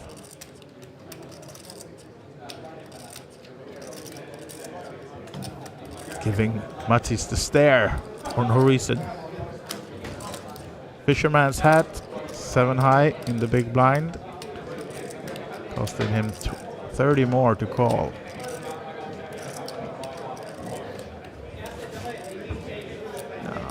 I don't know what I think about that call. 30 more with just 100 behind. 7 high. Yeah, I guess he's just trying to take a flop and flop some equity and go with it, but it's looking a bit ropey, isn't it, for the man from the Czech Republic? Yeah. Double Z kind of. What's he thinking about here with the 7-6? Trying to buy a check back, but it's just going to be a one big blind or an all-in basically from Mattis. I think he's just going to put him in here.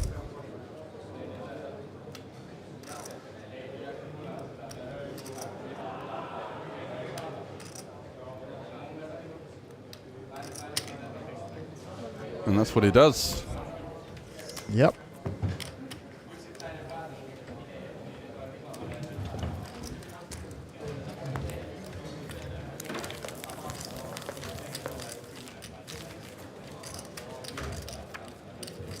Oh, everyone's running around.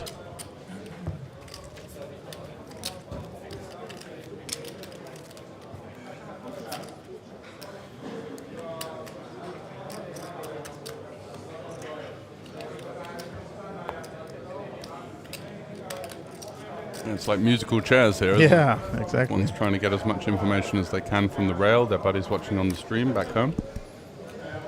Certainly within the rules, it's a little bit of a grey area. You feel like there's a bit of etiquette in just not doing it in between every hand and kind of disrupting the flow of the streamed final table. But hey, these guys are playing for a lot of money and they've put the money up themselves, so.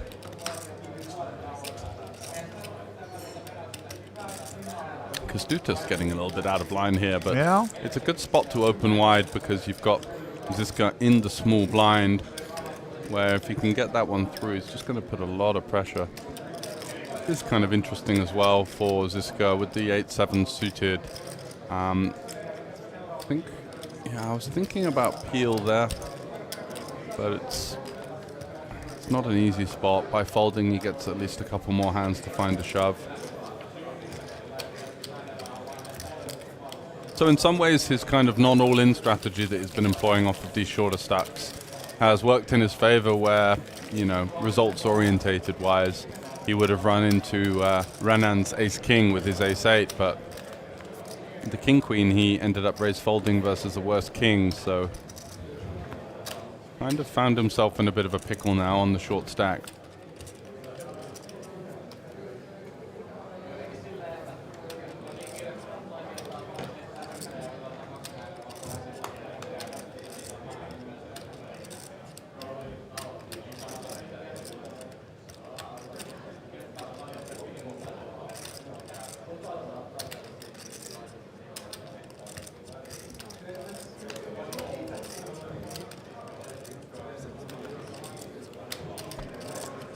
Helene just folding the sixes. And then we do see the shove from Ziska. Finds his way into ace-queen, I should say. After this really slippery, limpy min-raise kind of style. And Jungavicius, I should say, is quite incentivized to keep the short stack in. So by folding, he allows himself the opportunity to put a lot more pressure on the other players that are looking to make that pay jump. I don't think you do want to be calling any two in that spot, despite the favorable price. Happy to keep the short stack alive and to be able to apply pressure to the two medium stacks of Jonas and Mattis.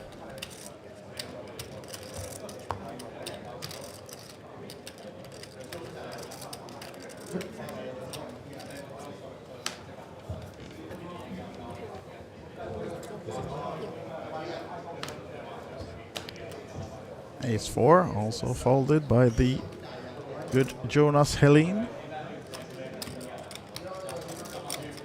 This guy has already folded, so it's over to Mattis. With a, so far, mystery hand. The Ace-4 was Helene's hand.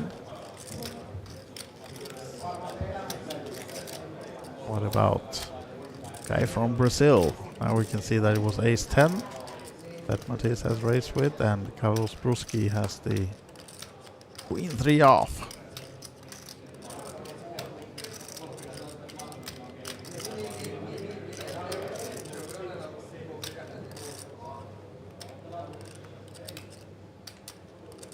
Don't think it's too much of a decision at this stage. Ooh. Would be very surprised to see him continue here with Ziska just about to go through the blinds in two hands.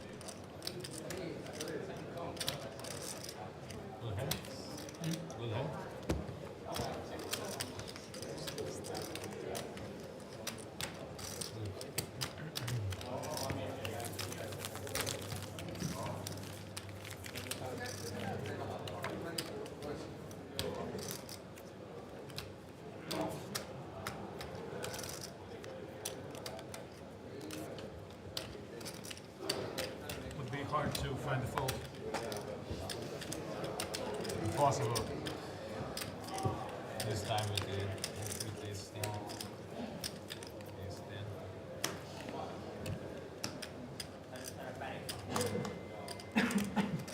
Right then, now should be time for Ziska to.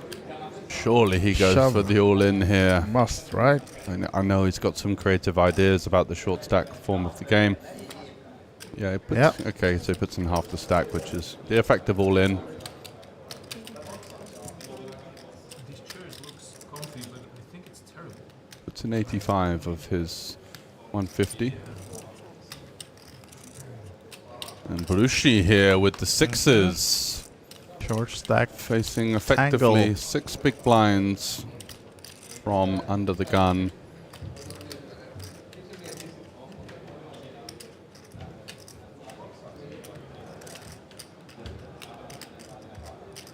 Do we tango here with sixes versus Marginal, the 6 BB? right? And yeah, but it's also the fact that you've got the big blind and the ante as well in play. So 6 to win, 14.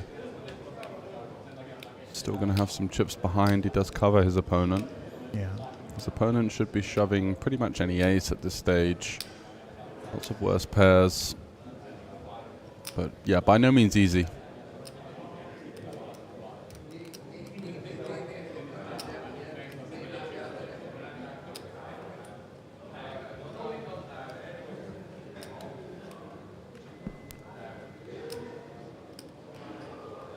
I guess the issue is for him if he folds and Ziska's move gets through, he's now going to be the short stack.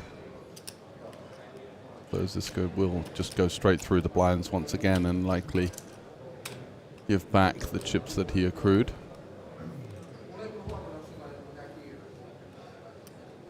We saw him take the 8s versus the Swede on the pure bubble. in a slightly deeper spot. But of course, now much more, actually much less severe ICM, because the pay jump is smaller than it was for between 0 and the min cash, but Yeah. of course future game scenarios to consider as well.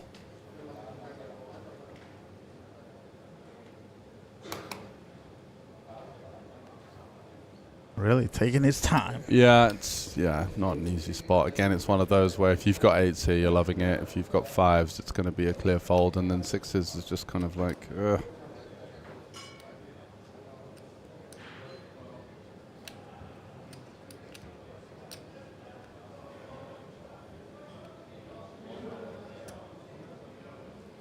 Does muck it.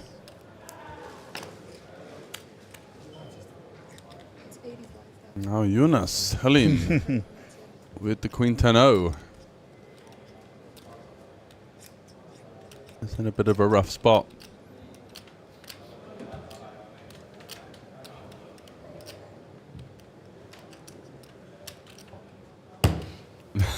He does it. All right. Cards on their back.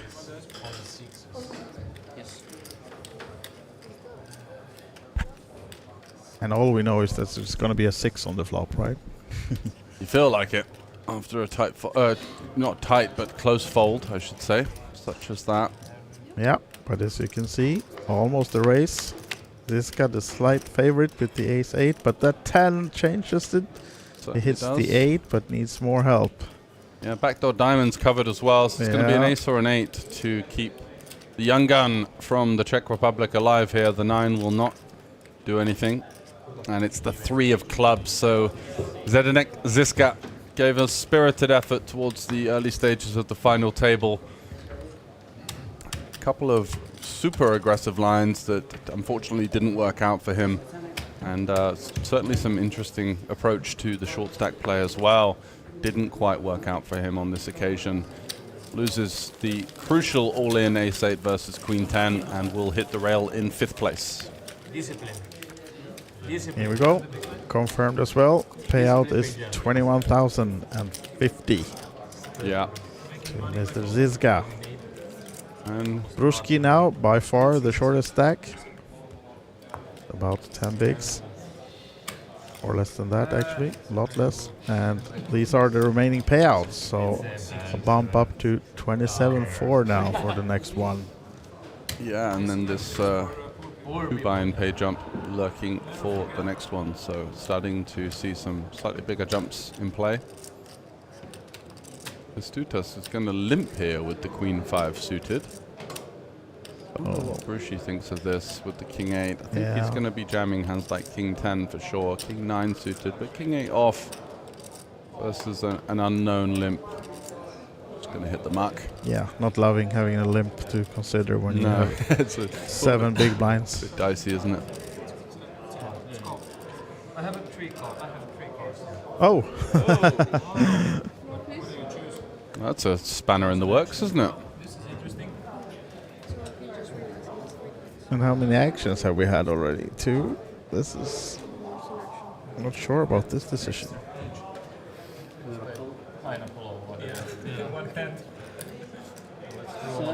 I mean, obviously his hand is dead, but I think the hand plays on otherwise, right? Because we've had action. So yeah, his hand is killed, but the hand goes on. I'm gonna check.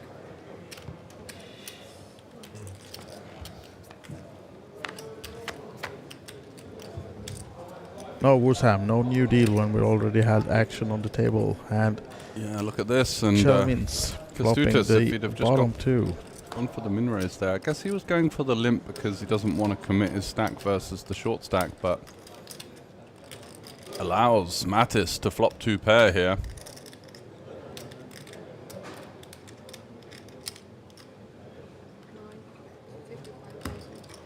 So the ruling was because 2 actions have been made. Yeah, then of course the guy with the 3 cards, that hand is killed because it's up to him to make sure before any action that to let the dealer know that it has 3 cards, and that would have been a misdeal, but now his hand is killed, but the other guys keep playing. And they're going to bring a new deck? Seems a bit Yeah, probably the dealer says that it was due to the the cards slippy. clipping together, you know? Of course. Could never been anything else. Nothing to do with it being 3:30 in the morning, I guess. Yeah, and the poor dealer probably worked for 12 hours already, so not blaming her.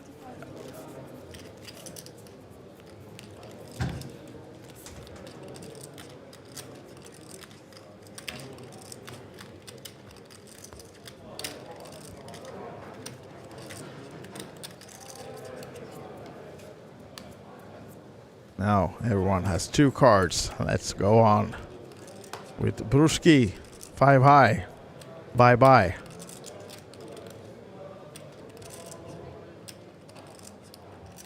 Not exactly what he was hoping for here. No, he's got this not kind exactly. of mini pivotal point where he's about to put almost half his stack in through the blinds. Quite frustrating in the big blind ante format sometimes. And Jonas is just folding ace-3 suited here. Do you think he would take second place just to go to sleep right now? Second place money? Yeah, I don't know what's going on there. I think, yeah, sure. I see the argument that, you know, we do have the short stack. We're just kind of trying to wait him out. But I think ace-3 suited on the button. Surely we're going to have to do something. We can't just kind of surrender the next couple of orbits and wait for Renan to bust.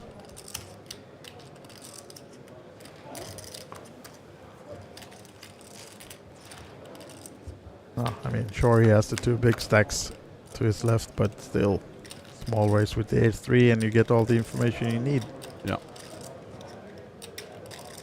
As MC now flops the open-ended, and Kestutis left with just backdoor outs.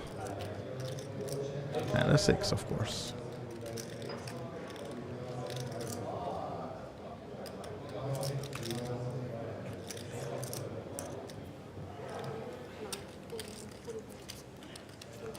So, MC building towards that million. Just do this on 1.1. And then, you know, we have Bruski with just 5-6 big blinds. And now it's time for him to invest 2 of them. So we will not see him fold even 5 high this hand, I assure you. This is where it will go in as soon as someone is racing.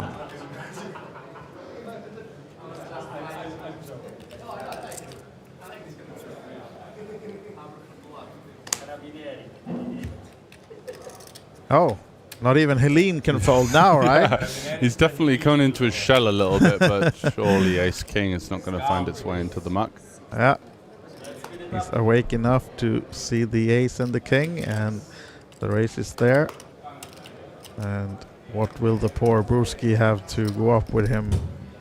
We saw 1 king folded at least. 9-7. 4 big blinds behind for Bruski. I mean, 9-7, not the worst hand to do it with. Yeah, starts with just a call. Just going to call because you can still fold on boards like ace deuce deuce and stuff like that. But absolutely, any kind of equity is going to be donk jammed, and if he flops really big, he might even go for the check as a trap. Not the other one, the flop he wanted. Yeah, not ideal. 2 overs in the back door. Yeah. 7 high. 2.5 bigs and a dream for Bruski. Yeah, can he find a way to muscle his way back into the tournament? I mean, we've seen him work some magic in a couple of situations. He won that pivotal all-in versus Lankinen, one of the first hands of the final table coverage, ace-king versus jacks. Also the 8s versus the 9s on the pure bubble to avoid being completely crippled. Found the backdoor spades, so a pivotal couple of hands for the Brazilian now, if he is to have any chance of being crowned the Highroller champion here in Tallinn. Kestutis limping on the button, inviting the push from Bruski, but it's more inviting him to just call. Yeah, exactly. No need to commit when you can still retain the chips behind and live to fight another day if the board is completely not in your favor. Wow! Here we go. Unfortunately for... Oh, sorry, it was Brewski with the jack-8. Sorry, I thought he had the 9. Brewski's flopped a yeah, flush. Yeah, absolutely. But not. Istutas is going to put the shorty all in, I think, by the looks of things. Yeah, just goes for the one big blind.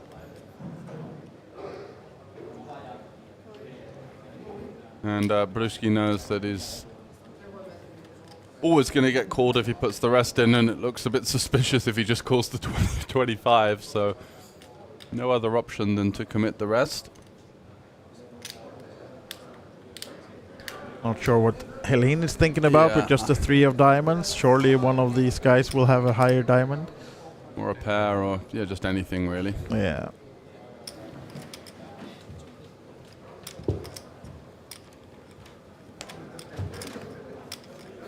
And a rather fortuitous flop just when he needed it the most for the Brazilian. Yeah, absolutely. Flopping a flush.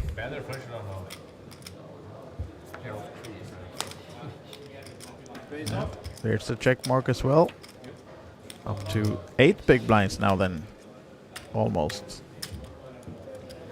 Yeah, 39 behind.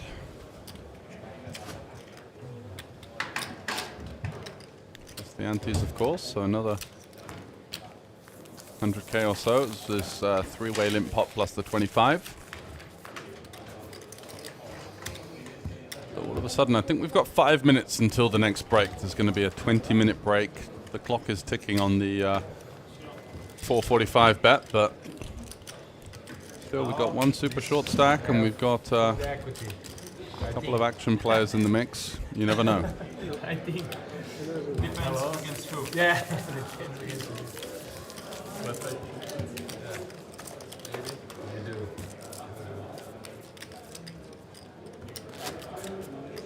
Higimis is asking if we have any other stream for any other formats, and George will be happy to tell him that we'll be doing PLO tomorrow, right? Yes, can't wait. Gonna have the PLO 4 or 5 card 1K, and expecting a big field in that one, considering the trajectory that the Kings of Tallinn has been on in the 10th anniversary edition. Just seeing bumper fields just about everywhere, especially in all the pure mixed games. I guess you could call PLO somewhat of a mixed game, 5 card potentially, but I think we're going to see 200 runners or so in that one. Yep. So that'll be on tomorrow. Not sure exactly the time, but it will be daytime. And I mean, we're going to have a quick turnaround, are we? I think so, yeah. Yeah. Maybe sleep here in the booth for a couple of hours and just go straight into the mix. But yeah, tomorrow is the PLO, and then the next planned stream is Sunday for the final table or final 2 tables of the main event.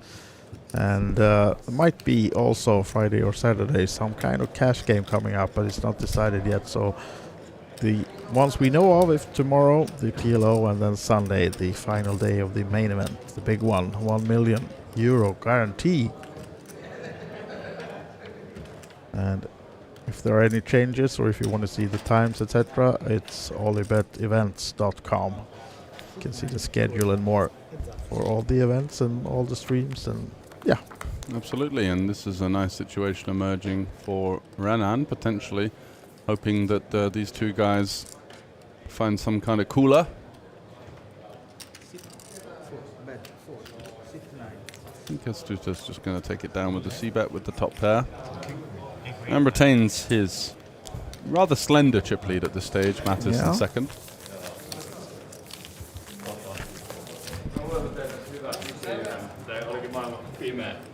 And we have the blinds round for the Brazilian before the break. Maybe. Under the gun for the next hand.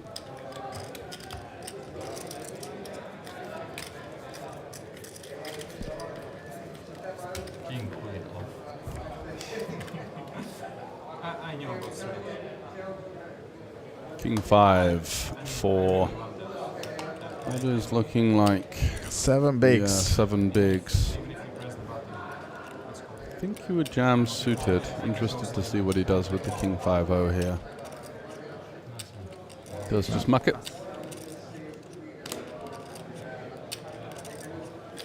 Jonas has not been too active with this short stack configuration, just looking to get the pay jump locked up.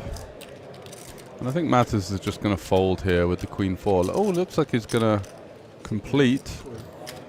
Not the best price because it's 10.25 instead of sort of 15.25 or something like that. So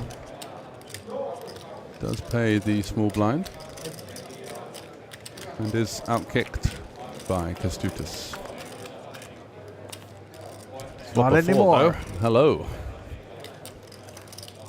Could see a 25k bet here, could see a check.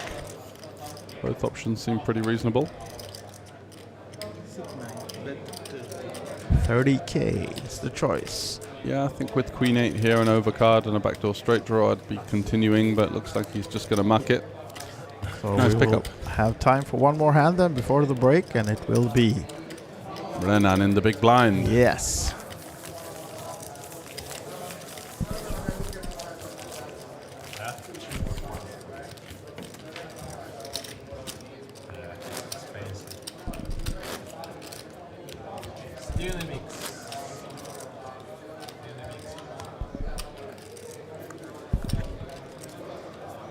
Let's see whether it will be a double up or maybe an elimination or just nothing of those two. Helene now all of a sudden waking up. I was just about to say he was waking up, but continuing. Matisse surely will be betting. Yeah, he's going to be happy to raise call the small stack in the big blind here. Just going to be a standard open. Makes it 50 to go. What about our chip leader? Kęstutis, nah, not likely. Now then, down to, not the worst of hands at all. Ruski with the queen 8, surely peeling this one. Hoping to hit or at least get some clubs on the board. 4 big blinds behind, so by no means out of the reckoning, but looking to flop something. He does flop a gut shot, but look at this from Mattis. Yeah, just wow. Got it all, right? Couldn't hit the board any harder, really. Oh, even killing the queen, and yeah, this is just trouble for Ruski.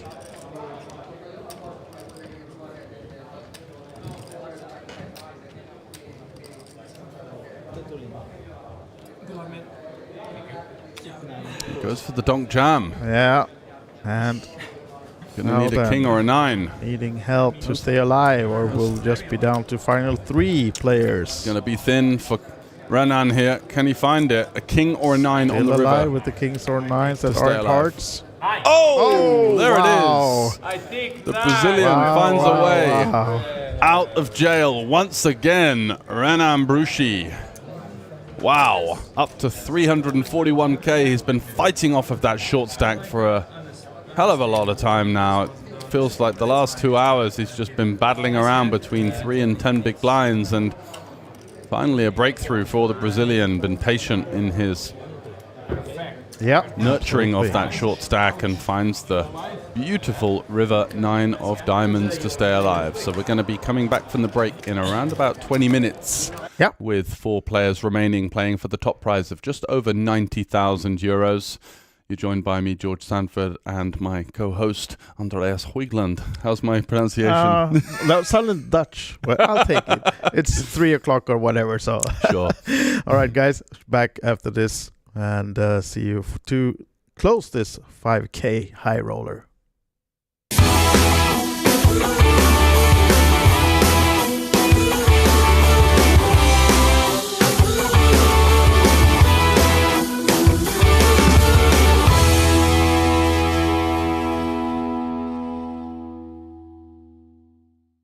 Welcome guys back to Tallinn. It's the 10-year anniversary of the Kings of Tallinn, the beautiful event we all love, and we are so happy to welcome you to this edition. Right now, behind me, playing at the TV table, some familiar faces. They've all won a Queen or Kings of Tallinn edition during the years. Among these guys playing this sit and go is Rano Sotla, who took down the first event in 2015. We also have Juha Helppi amongst the winners, Sarah Benjamin, who won the ladies edition last year, and all of these are battling it out for a VIP trip to Fiorentina game. They will be able to go and see the game game and enjoy some nice VIP treatment. But let's go and meet a few of the players as well, look at how the game went down, and see what they have to say about this. They started on 7 players. I can see there's been 2 re-entries made. Rano Sotla, winner 2015. Who made these 3 entries? Well, I guess it was me. Yeah. It was you? Yeah, it was me. Today, What happened? Well, I just decided, that today it's gonna be on me. Matias Sillander even said that they should change the name, that Royal Showdown sponsored by Ranno. Today is giving show for the fans and a little bit punting here and there. Yeah. It's really nice. Like, I was very nervous coming here, especially because Martha was supposed to come, so I would have had some female support, but she unfortunately couldn't make it. But the guys have made it very welcoming, and we're having fun. It's not too serious, but at the same time it's serious, but it's like also having fun and chit-chatting and stuff. So joined by Matias Sillander, the most recent winner of them all. Is that to your favor? Yes, I suppose so, yeah. You have old players like Johan and the guys, right? Yeah, and Ranno, he won in 2015, I think, and he hasn't updated his playbook since, so yeah. He's not doing great. No, of course. It's a really fun table to play. Aggressive playing. Who's the strongest one?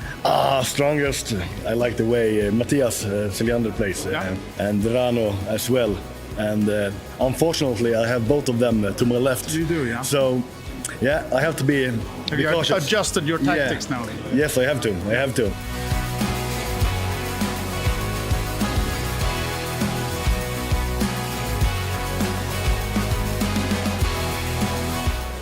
I think Deuces is just going to jam. Yep.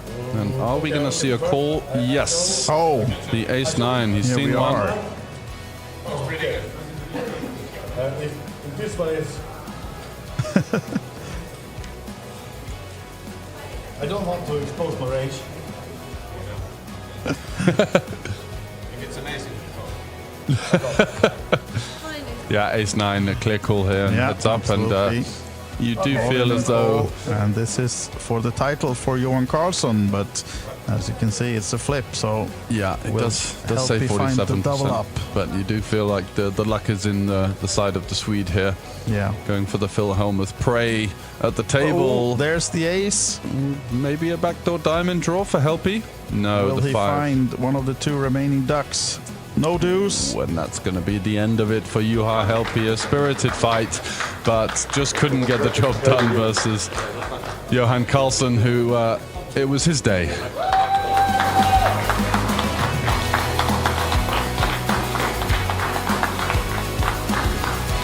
You will help me. One of my idols from when I started playing, even though I started playing like, it's close to 20 years ago. Like, You Help Me was already around and a famous name around the poker community. I told him a couple of times, it's a pleasure to be here playing with you. Yeah. Heads up. Then eventually I got out of it with a win. I can't feel more happy than I do right now. And part of this winning this tournament is having the possibility to bring a friend, going on a VIP trip. If my girlfriend would like to, I would love to bring her with me on this event. Of course you should. She's supporting me, and I love what she do for me, being here, supporting me all the time. Huge congratulations, Johan Karlsson. Enjoy the victory. Thank you very much. Yes! That's it for the coverage of the Royal Showdown. I hope you enjoyed, but of course a lot of more events to come during the week. So make sure you check us out on our socials, and on olibetevents.com you can see the full schedule and see whatever event suits you the best to come join us here at the Hilton and the Olympic Casino. Bye for now and see you soon.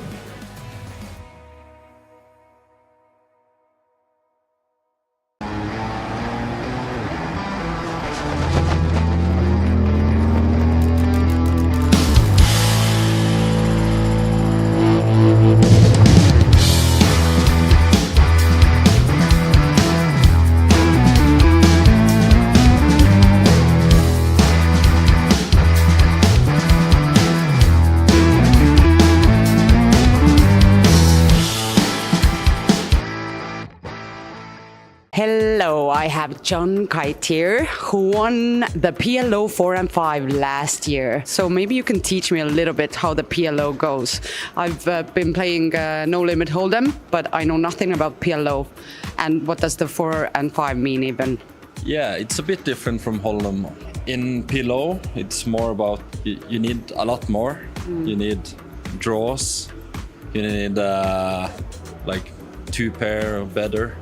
You don't want to go crazy with like 1 pair, like over pair, as you do in Hold'em maybe. Yeah. In 4 cards, it's mostly about having aces, nut suits, high pairs. In 5 cards, you can have a bit more rundown hands, which means like, for example, Jack 10, 9, 8, 7. That's really good to crack aces, for example. Can we do a little like example or just to... And I really want to know, what does the 4 and 5 mean? Yeah, Is it like 1 round with 4 cards and then 5 or... Yeah, 1 round of each. So we're 8-handed. So first we have 1 round with 4 cards. This is a very good 4-card hand. This is for me? Yeah. Very good card. Oh yeah, maybe turn it around. Yeah. So, you like equity run very close in PLO compared to Hold'em. Let's say you have aces versus kings in Hold'em, it's like 80-20, right? Okay. But here it's more like 33-66. Even though, so if you have like aces with something, against kings with something. And here you see we have a double suited kings. We love the hand, but against aces we're always a dog, obviously. But when you have kings, you always want ace blocker. That always helps. Less chance for your opponent to have aces. But in the game you still have like the flop and turn and river the same way in that. You just get more cards. And a big difference is you have to use 2 cards from your hand. Yeah, right? These are the cards that play with the table, right? So normally, if there's 4 5s in Hold'em, you both split, right? Yeah, odds. Because you both have an ace. But here, you have to use your 2 best cards. So if you have have a full house. Even though the board is this, no one have quads. Okay, so still 3 of the cards is playing from 5 cards altogether playing. So you have a house here and aces full, or 5s full of aces. Okay. So that's a small difference. Like if there's 4 to straight, having just a jack is no good. Like this is not a straight if this is the board. Okay.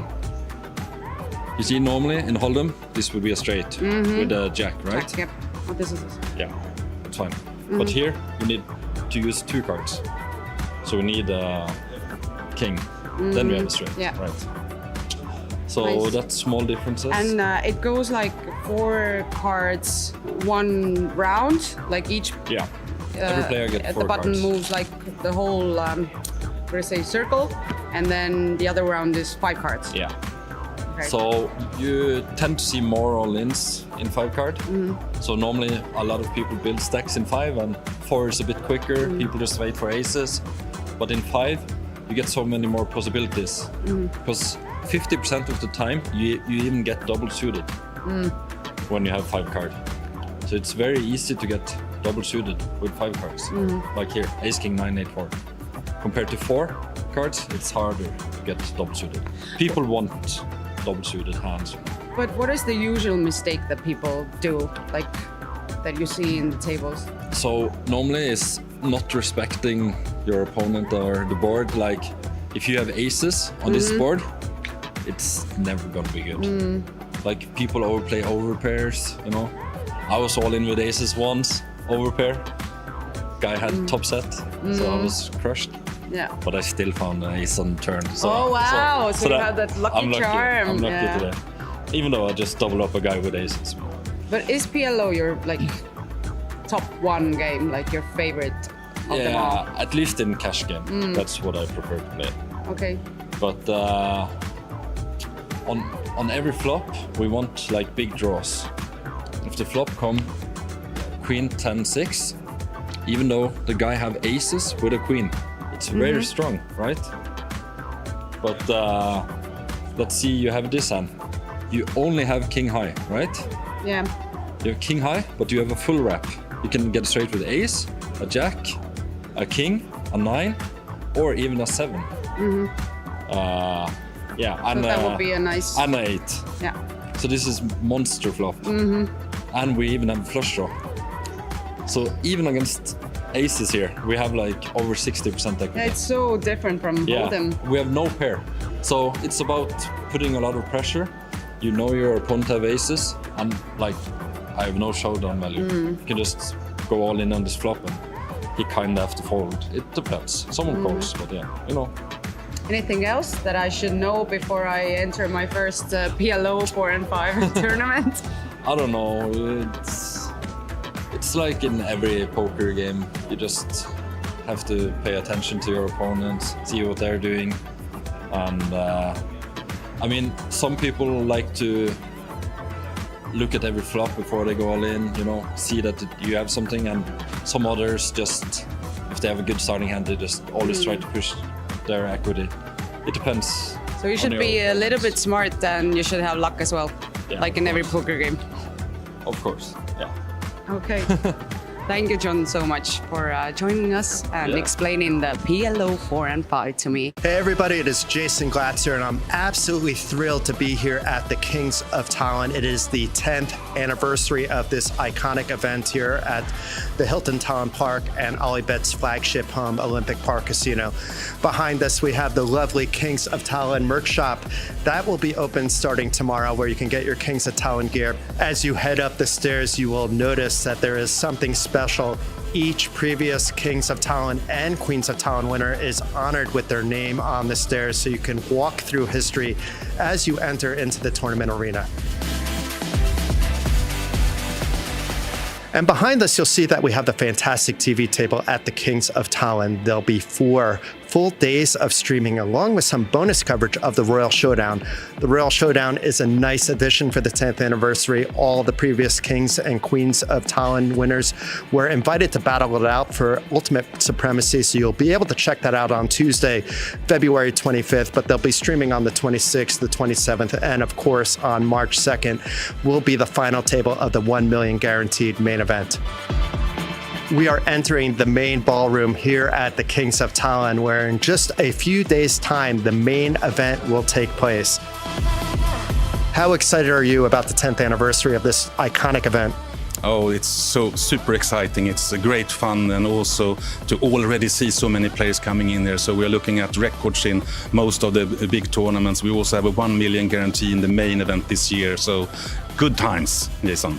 I might not be a poker king, but you certainly can be at the Kings of Tallinn and earn your rightful seat into this throne with 64 numbered events for the 10th anniversary at the 2025 Kings of Tallinn. The main event, €1 million guaranteed prize pool, will be following that throughout the week. All the side events, results, news, and more. Check it out at alibetevents.com, along with our media partner, Poker.pro.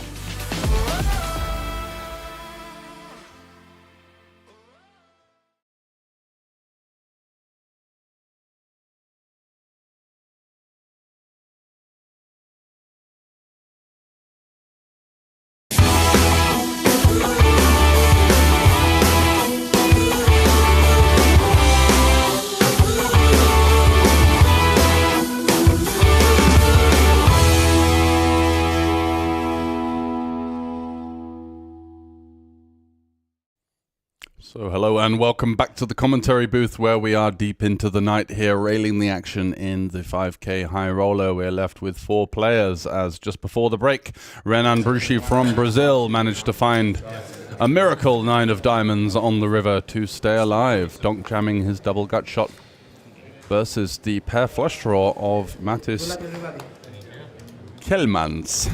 How's that? I would go with Chelmins. Chelmins?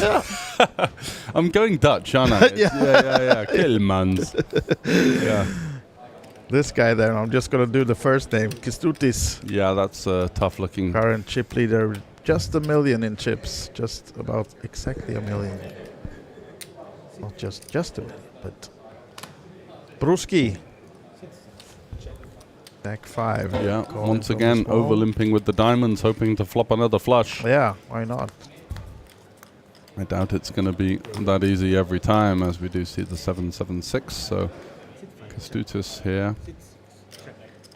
It's like it's Kęstutis to bet and win this one. No, I doesn't. thought he might have had a stab with a hand like 5 Now deuces he spades. will, at least with the flush draw. Yeah, you do feel like that is coming. Jonas. And now it's somewhat unlikely that either of our opponents has a 7. They could go for the trappy check raise, but decent spot there for Kęstutis to fire one through and pick up another pot up to 1.1 million. Again, he's been kind of floating around north of $1 million for a while now, looking for that breakthrough, looking to move on and kind of build that stack for a potential heads-up bout versus one of the other 3. Would be the favorite to make the heads-up at this point with this current stack distribution. I feel like Jonas is getting a bit tired. We've seen some signs of fatigue. See whether he's been able to find some momentum in the break, perhaps. Yeah, get out doing there. some push-ups, get some fresh air. Head under the cold tap. All of these things are... or inhale and Oli boost. Yeah, absolutely. I like the use of inhale. It's just one sip and down. But Kęstutis on 1.1 million now. And folding though. What about Bruski? 7 high. Oh, grabbing the chips. Thinking about it. Is he really? No. Yeah, just mucking it. Jonas, Helene. On a bit of a downward trend. We did see him flirt with the 1 million chip mark at one point, but chips have been coming and going. We saw Double Z, the man from the Czech Republic, was the chip leader coming into the final 7, but couldn't get it done. Lots of support for Brazil in the chat. Yep, and also some Latvian flags.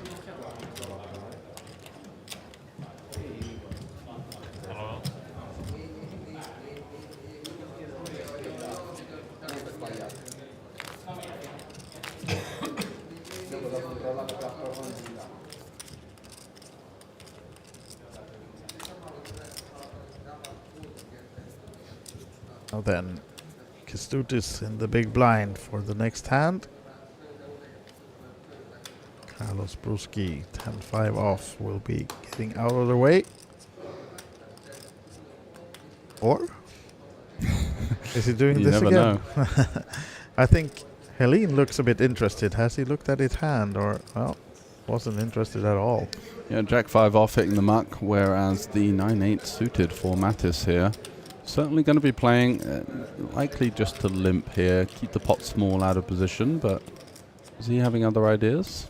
No. He fooled me, which could be part of the shtick, trying to get his opponent to think that he was going to be doing something funky. Kęstutis here, 8-7, is a very natural check back. He was also reaching for chips, but yeah, late into the night, a couple of signs that these guys are weathering the storm somewhat, and we do see an ace-8 deuce. So this could get very interesting on a lot of turn cards. The 7, the heart, the 9. Between these two middle pairs, a bet and a call.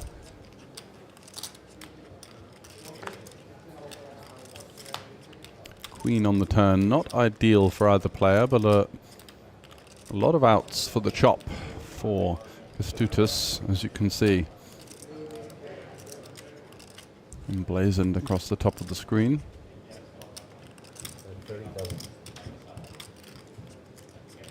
And versus the Czech, he's going to go for a small block in position with his 8, looking to seek some value from some straight draws, some king highs. He's kind of holding. 3 on the river, and it's actually the 9-8 that's going to hold up here. Is Kęstutis able to find a river value bet and does wisely check back, and that's going to be the winner for the Latvian. Yep. Little bit of momentum heading in his favor. Almost catching him. 900 versus $1 million. Yeah, absolutely.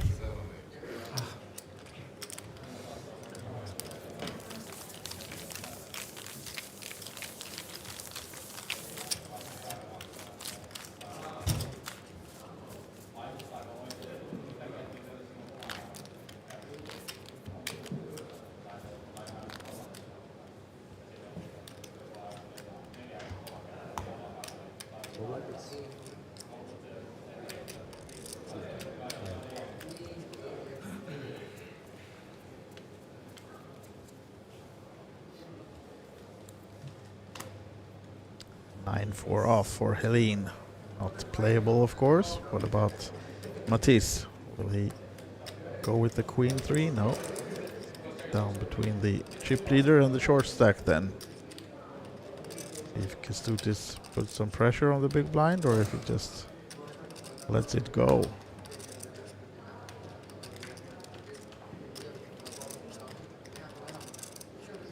Eyeing the stack of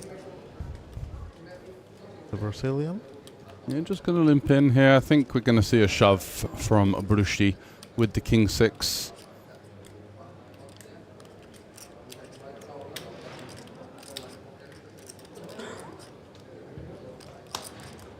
Question for you in the chat, George. Did you find the baby food?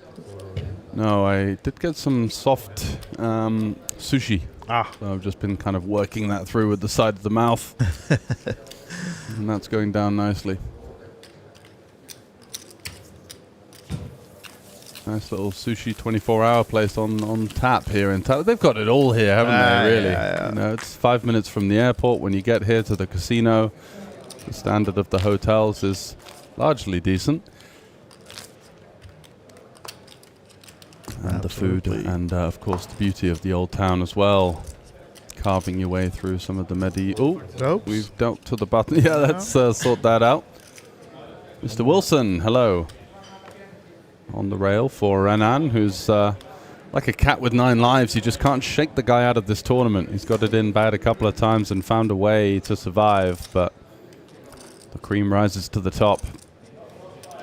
Now also the Lithuanian flag is flying in the chat.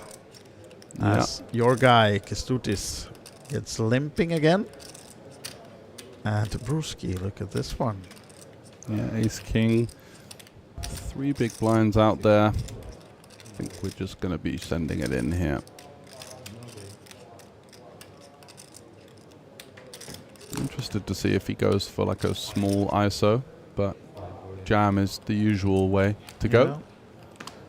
So 11 bigs, 10 more for Kestutis. What do you reckon?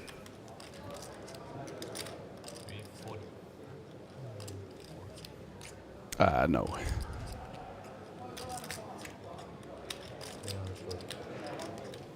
It's a very defensive style from the chip leader so far, just playing a lot of limps. You know, when we did have Renan on the sort of 3 to 5 big blind stack, it made a little bit more sense.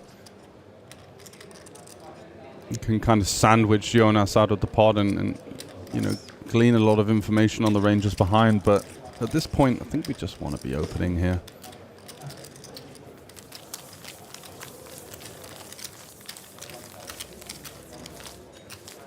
No, we never go hungry or thirsty. We're looked after quite well, aren't we? Yeah, absolutely. Enjoying ourselves. Except all the things you mentioned, you also have the almost 24-hour Olibet bars here as well with food and stuff. So yeah, we don't have to go hungry or thirsty.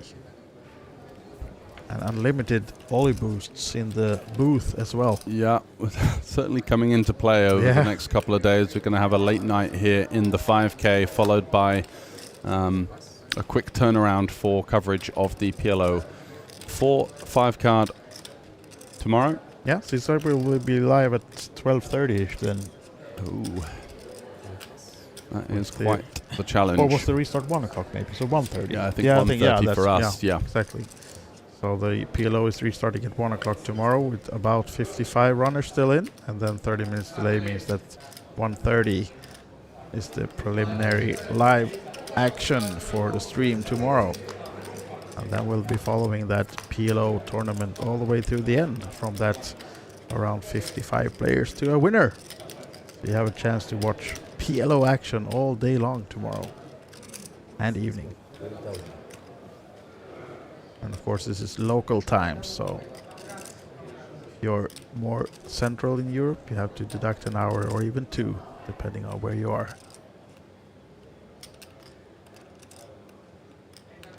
But now we're playing the pot between Jonas and Matisse. And look at the trips for Jonas.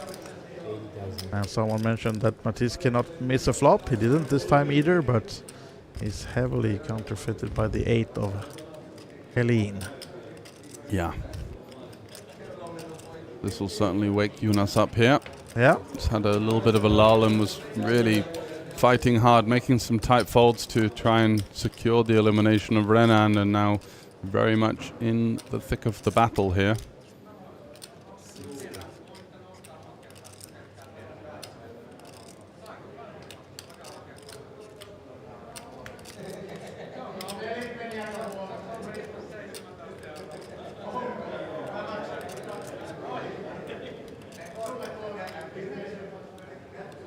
What's Mattis cooking up here, having raised the flop? With the 4, he's going to go for a little block on the turn.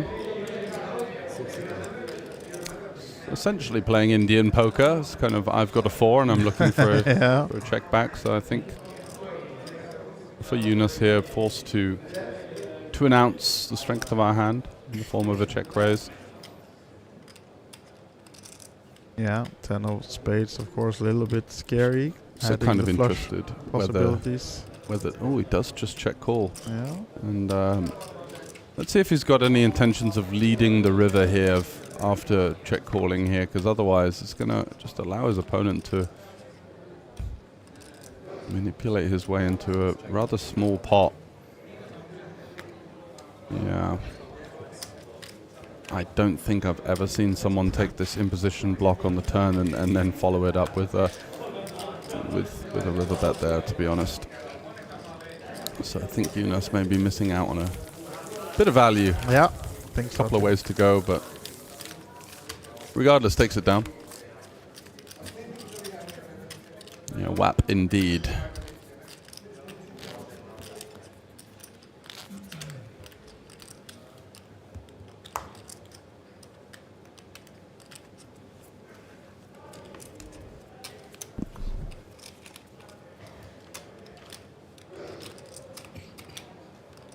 Now then, still the short stack, but at least 13 bigs for Brewski.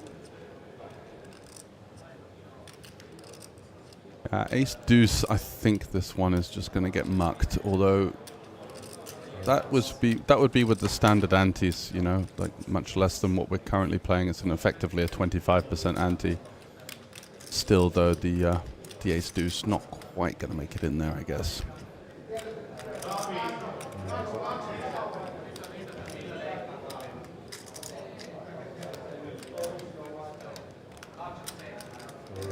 Kestutis taking things upstairs here. Had enough of the limping game.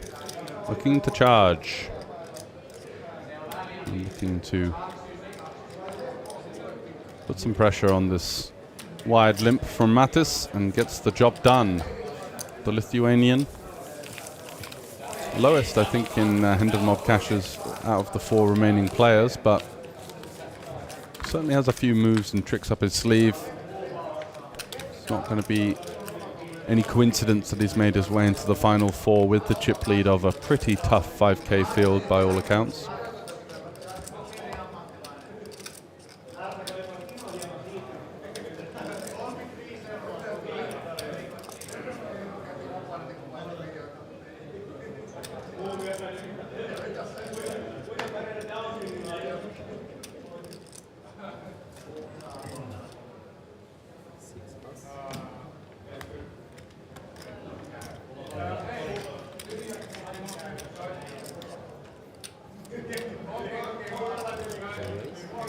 Do you see the shove from Kestutis? Yeah. What has Renan got cooking up here in the big blind? Doesn't look like they have the peel. Yeah, looks like you might have a piece. Ah, here we go, right?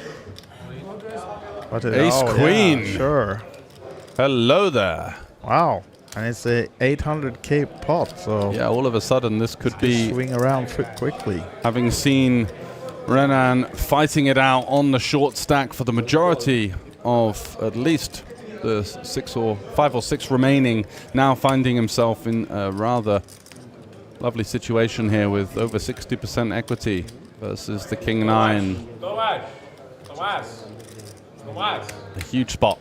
Yeah. For him and, of course, his team, the Senkul's Angels. Yeah, seems looking like for the they're team offline. Trying to get the attention of Israel, but let's see if he can fade the king and the 9. Oh, there's nasty the king. Business. Oh, just the ace. And it's not going to come on the turn, so 3 out. are we going to see Barry Greenstein arrive on the river to save Renan? No. Now the king. It's overkill with the king of clubs on the river, and Kęstutis, the Lithuanian, can do no wrong. As Renan Bruschi fighting hard there on the short stack, got his way back into the reckoning there and loses out on a 60-40 for the chip lead. Can't be too displeased with his run. Got himself out of jail a couple of times when the cards were on their backs, and does cash in 4th place for 27,400 euros. Yep. And here's the updated chip count now.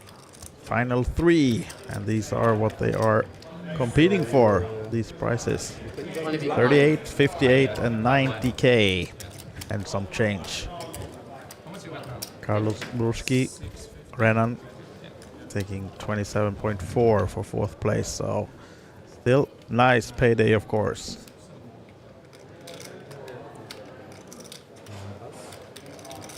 But it just stings a little bit when you get it in that good, of course, in the big pot. So, yeah. Renaninho, good game, says Tim in the chat. Hey, Tim, how you doing? Friend of mine from Slovenia. As Kęstutis now on a roll. Ace-Jack. Jonas looking interested. Is he coming with a 3-bet or just checking his chips? Ace-7. Well...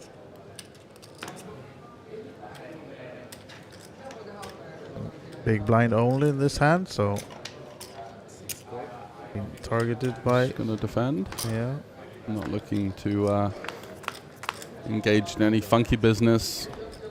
Seen Jonas kind of, I wouldn't say wilt away, but it's certainly, you know, doesn't quite have the pizzazz and the gusto of the game that we saw towards the beginning of the final table, and certainly when he was carving through the bubble. Yeah. It's just kind of run out of steam a little bit. I'm not sure whether that's fatigue or whether the pay jumps and the stage itself has kind of overwhelmed him somewhat. Just check call the turn, of course, with the ace high. Not going to be going anywhere. And the river 10 gives Kęstutis the check mark, and it's another pot for the Lithuanian.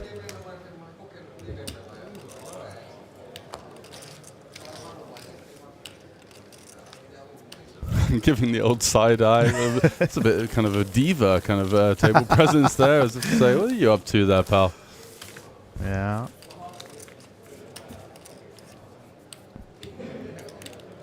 Yeah, there certainly is a small chance. So we're at 3:20 local time.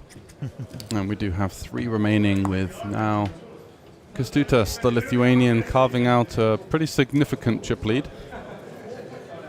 Average stack of just under $1 million, and he's got 1.6, so over half the chips in play. This could take 15 minutes and could take 3 hours. It's one of those, isn't it? Yeah. Not likely 3, but could take at least 2 hours. Because they are pretty deep, and yeah, don't think they will just make a deal and flip for the trophy. These guys want to play it out.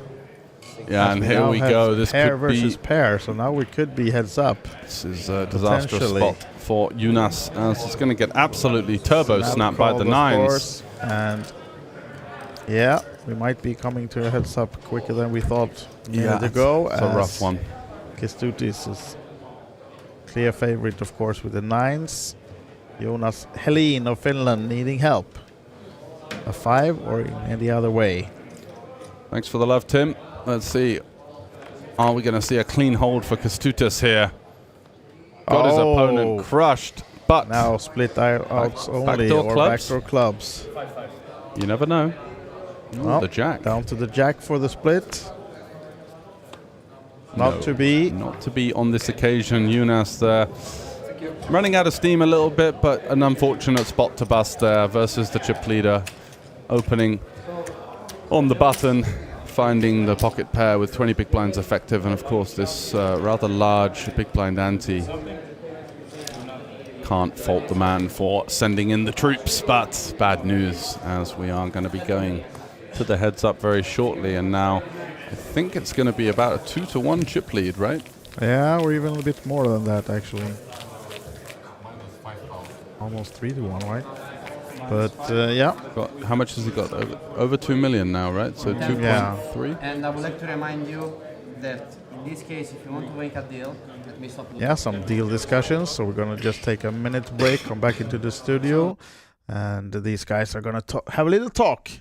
We haven't heard any official results of that talk. I know they are soon about to resume play, but we don't know if they made a deal or not. But they were explained the rules by the officials that if you make a deal, you have to leave certain percent to play for, and yeah.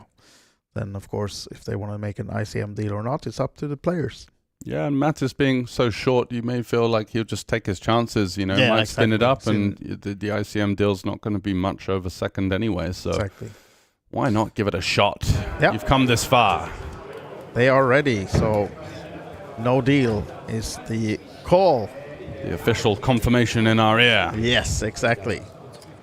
So now we'll get to see the exact chip count of these guys.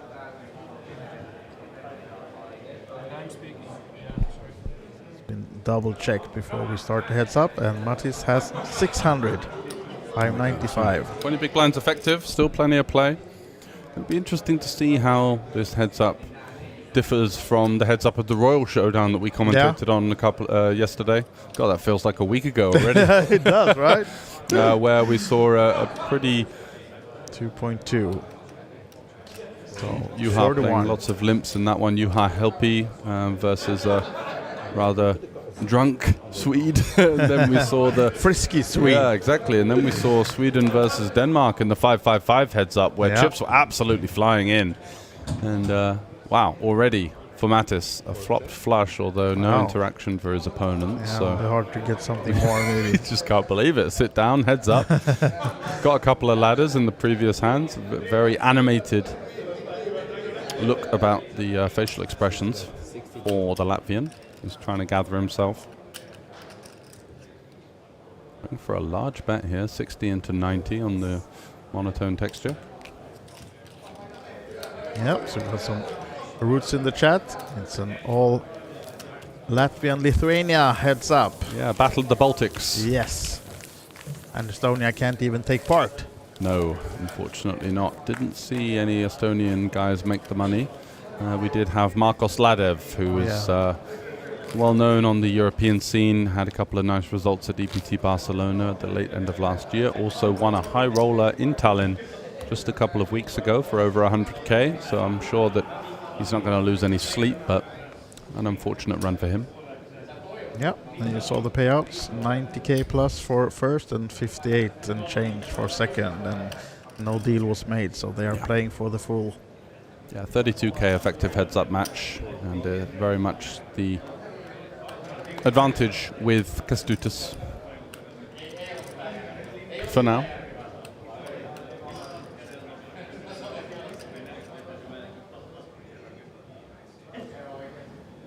Yep, unfortunately for Mattis, he wasn't able to get anything more out of Kęstutis on the previous hand with the flopped flush, and not this time either, just getting the limped blind of him. Slowly climbing. Yeah, trickling his way up the ladder. Trying to grapple his way back to an even keel, I guess, is his first priority. And then go from there and see what happens. Give himself the chance of taking down a prestigious 5k here at the Kings of Tallinn 10th anniversary edition. And a record-breaking field in the 5k of 58 players. So Mattis is limping in with the pocket fours here. Potentially some designs on a limp jam. Let's see if Kęstutis is going to go for a somewhat of an unorthodox ISO here with the 7-3 suited.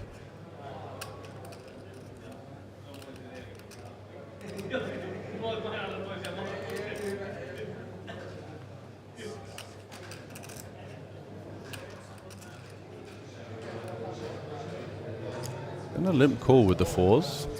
Maybe feels like he's a bit too deep to send in the chips, but my cards would have been, my chips would have been over the line. Pair on pair. Bottom pair for Kęstutis, just kind of firing out 50k into the abyss. Certainly going to be seeing a continue here from Mattis with his pocket 4s. Decent showdown and backdoor draws galore. Queen of Diamonds improving the hand of the Latvian as we see Kęstutis go for another quick bet. Yeah, quick 50k. Not exactly screaming of strength at this point. Does look a bit worryingly like a sort of 5x holding. So Mattis really no choice but to take his price in position. And a 10 on the river. Kęstutis reaching for chips. Goes for 75. I'm really not sure what he's trying to achieve here. Maybe turning his hand into somewhat of a bluff.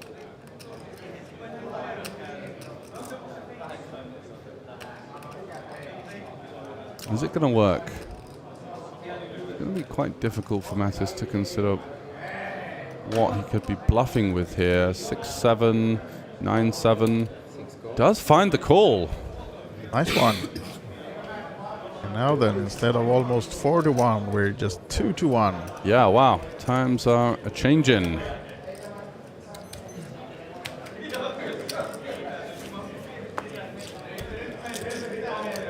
One double up from turning it around completely.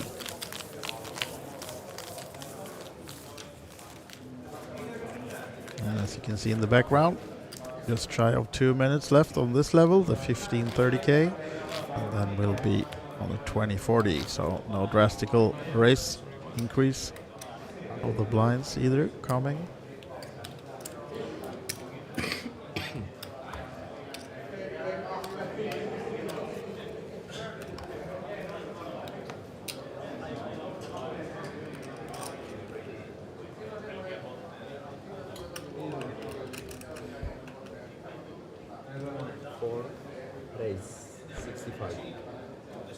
So Kęstutis mixing it up a little bit, going for the raise now with the 5-4 suited. Going to see a continue from Mattis, one would imagine, with the Jack 8.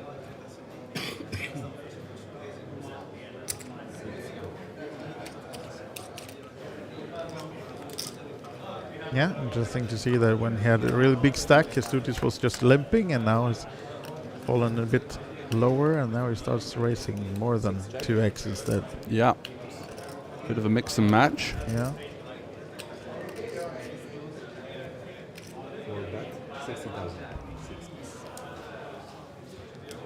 Quick hold from Mattis.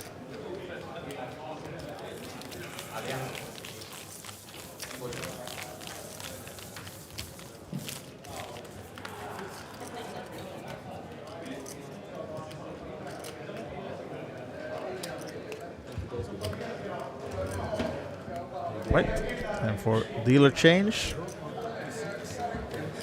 And if you by any chance just woke up and tuned in here at 3:30 local time, this is the heads up in the 5K Highroller. Firstly, sort your sleeping pattern out, and secondly, unless you're like somewhere tropical or something, I don't know. Yeah. What time is it an actual normal human time of the day? Somewhere like Cambodia, maybe? Yeah, but Australia's just woken up and has breakfast and stuff. That's true. 8:30 a.m. in Cambodia. Let's have a look at Sydney. Like 11:30 or something? 12:30, yeah. Yeah. Spot on. So, lunchtime in Sydney and ace queen for Matisse. And enjoying some Northern European poker with your shrimp on the barbie. Yeah. All right, mate. Let's make it 80. Oh, now it's coming quick call with the 9 deuce here. They were suited. Yeah, suited hands. Certainly good enough to and PV pipping. Gets rewarded with a 9. And the backdoor flush draw. It's yeah, you got the works. About as gin as it gets here in the grand scheme of things for the 9 deuce. Middle pair, backdoor flush draw. Our opponent got a bit of equity as well. Mattis with the overcard, the backdoor flush draw, backdoor straight draw. Gonna start out with the bet. Whoa. Oh, now then.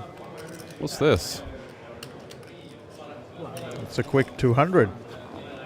Yeah. Okay. So Interesting. What are we doing now with the ace queen? This wasn't supposed to be happening. Yeah, this wasn't in the script, was it?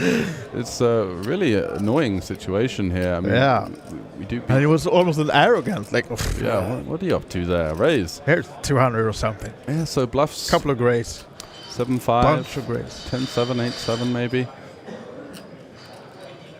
Some hands that wrap around the 9 potentially. Backdoor flush draws. Matisse just loved his hand until 16 seconds ago. It's just going to muck it versus the size up there. A rather annoying situation to have to face, and the blinds are indeed up. So 20k, 40k now.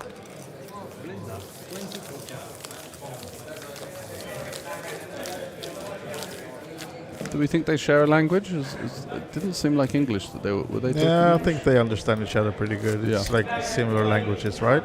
What do you say, chat? We have you both. How much in percentage do you understand each other? Latvia and Lithuania. I would go 60 to 70%. That's a total guess. Yeah, okay. Anyone awake? There's no answers. Everyone's sleeping. So I was speaking to no one. It's like in a slightly different part of Europe. The Czechs and the Slovaks have almost got the same language. But they were the same country. Yeah, exactly. But then the Polish can understand a lot of Slovakian quite. Okay, I was. Now we're being told 5%. Wow, okay. So that means they're just talking without understanding each other then. Yeah, they're just saying words. All right. Yeah. It's that time in the night. Everybody thinks the same. Okay, maximum 10%. Thank you for Thanks clarifying. very much. And after 10 drinks, maybe 15%. Yeah, surely. But these guys are not having any drinks. These are serious sportsmen. Mind sport in practice. So now then, all in, and Stut is asking for a count, but surely he will not be calling with the 8-6.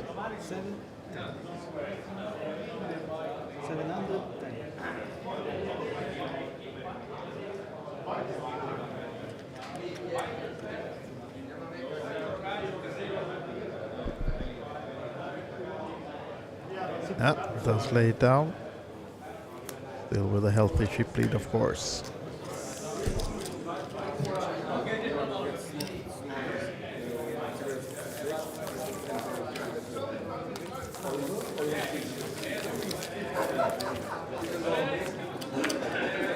If I'm drunk, I can speak 100% Estonian.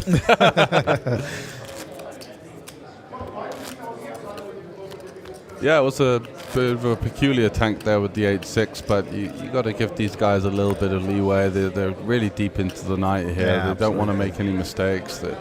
I know, obviously. Better safe than sorry, right? Yeah, just double check and kind of.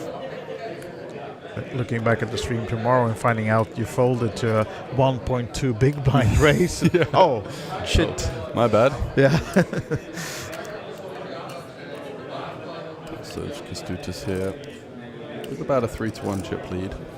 Yeah. Going to knuckle back the Jack 4. Going to see a lot of these kind of hands in heads up. Fortunately, with the big blind ante, it does lend itself to a lot of limping and a lot of checks and kind of stabs. Open-ended versus the gut shot.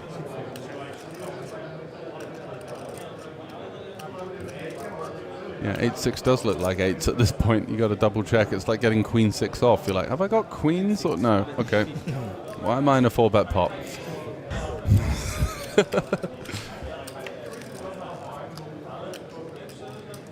Little 4 for Kestutis. Wow, a cheeky little 4 there. That's a fun way of getting there. Quick check there from Mattis, checking back his equity. And the deuce on the river.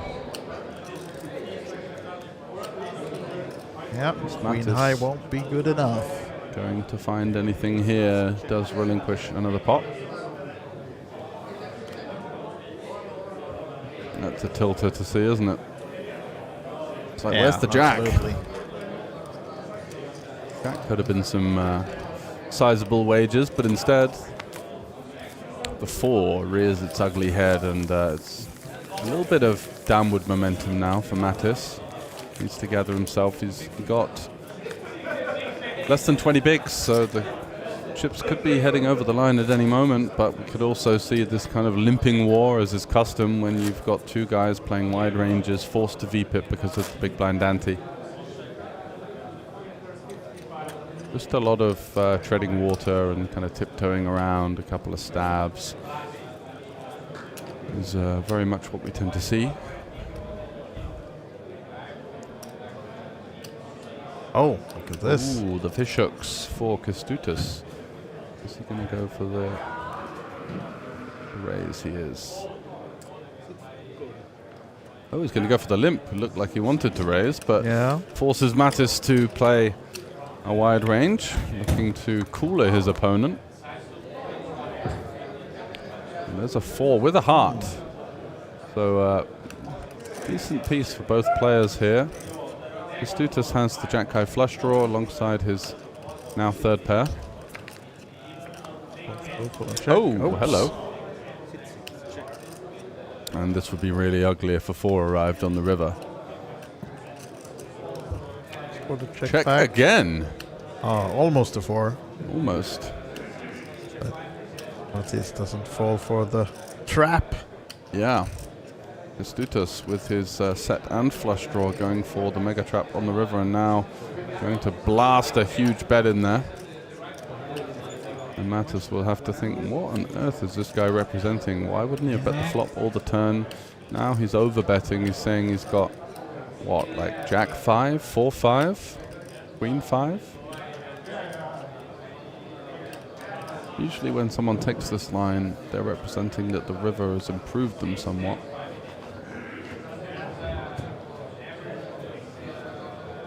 We did see the world-class play earlier on where Mattis was able to get the King of Hearts blocker through. Bluff, nod of the head, and picks up the chips. Business as usual for Kęstutis.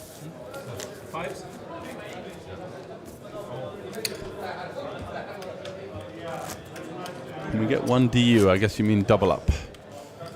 Well, yeah. He's going to need one if he's going to win the 5K high roller.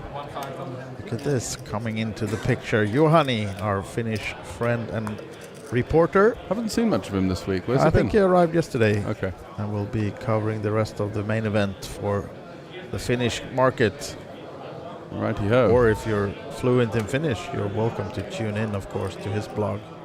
But that's good luck language with that. we don't understand. That's 5% is a lot. I think 5% is a way overstretched. Yeah. Maybe I know. No, nothing. Now, push from Kęstutis. Yeah, having none of the limping game from Mattis there with the queen 10, just rifling it home. Yeah. Dominating as well, but no call, of course, for Mattis. And now then, investing 80k, big blind and ante out of his 500 plus, so almost getting close to committed now. Yeah, getting whittled down a little bit, but hasn't had the best of the distribution. You were the guy who said to commentators, you said to commentators that I'm a coach.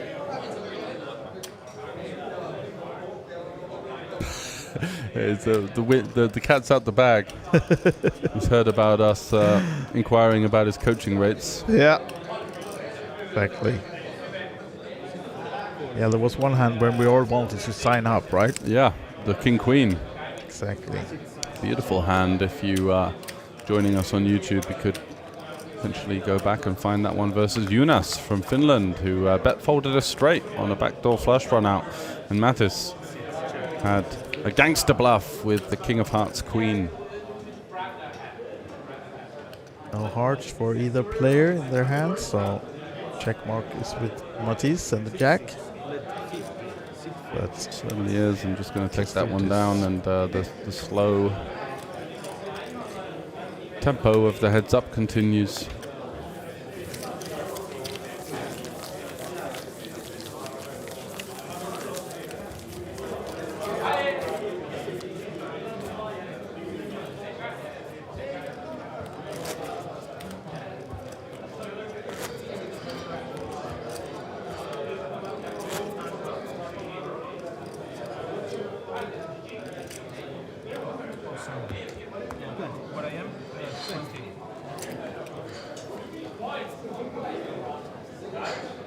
Now then, surely race is coming from Matisse. King, Queen on the button. Just a sneaky little limp. Will it be now then a push? This might be actually building for action. If he decides to go big, I think Matisse won't have it. Yeah, he does. And decision time for Matisse Chelmins, sorry. Could be seeing the chips over the line here. Yeah, there we go. All in a call. Just a bit of a cooler at these stack depths. Heads up with the big blind ante as well. Fives versus King Queen. What do we fancy, chat? Do we think that we're going to see a Latvian resurgence here late in the day in the 5K? Yeah, there's been a double up predicted, but let's see. Need help to make it, Matisse. Ooh, gut shot and overcards. Yeah, 10 and the outs backdoor clubs currently. Can he make it already on the turn? Oh, now down to the jacks only. Brutal 5 on the turn. Almost locking it up for Kęstutis. Is it going to be the jack? No, the it's king. A paint card, but not a jack. And that seals it for Kęstutis.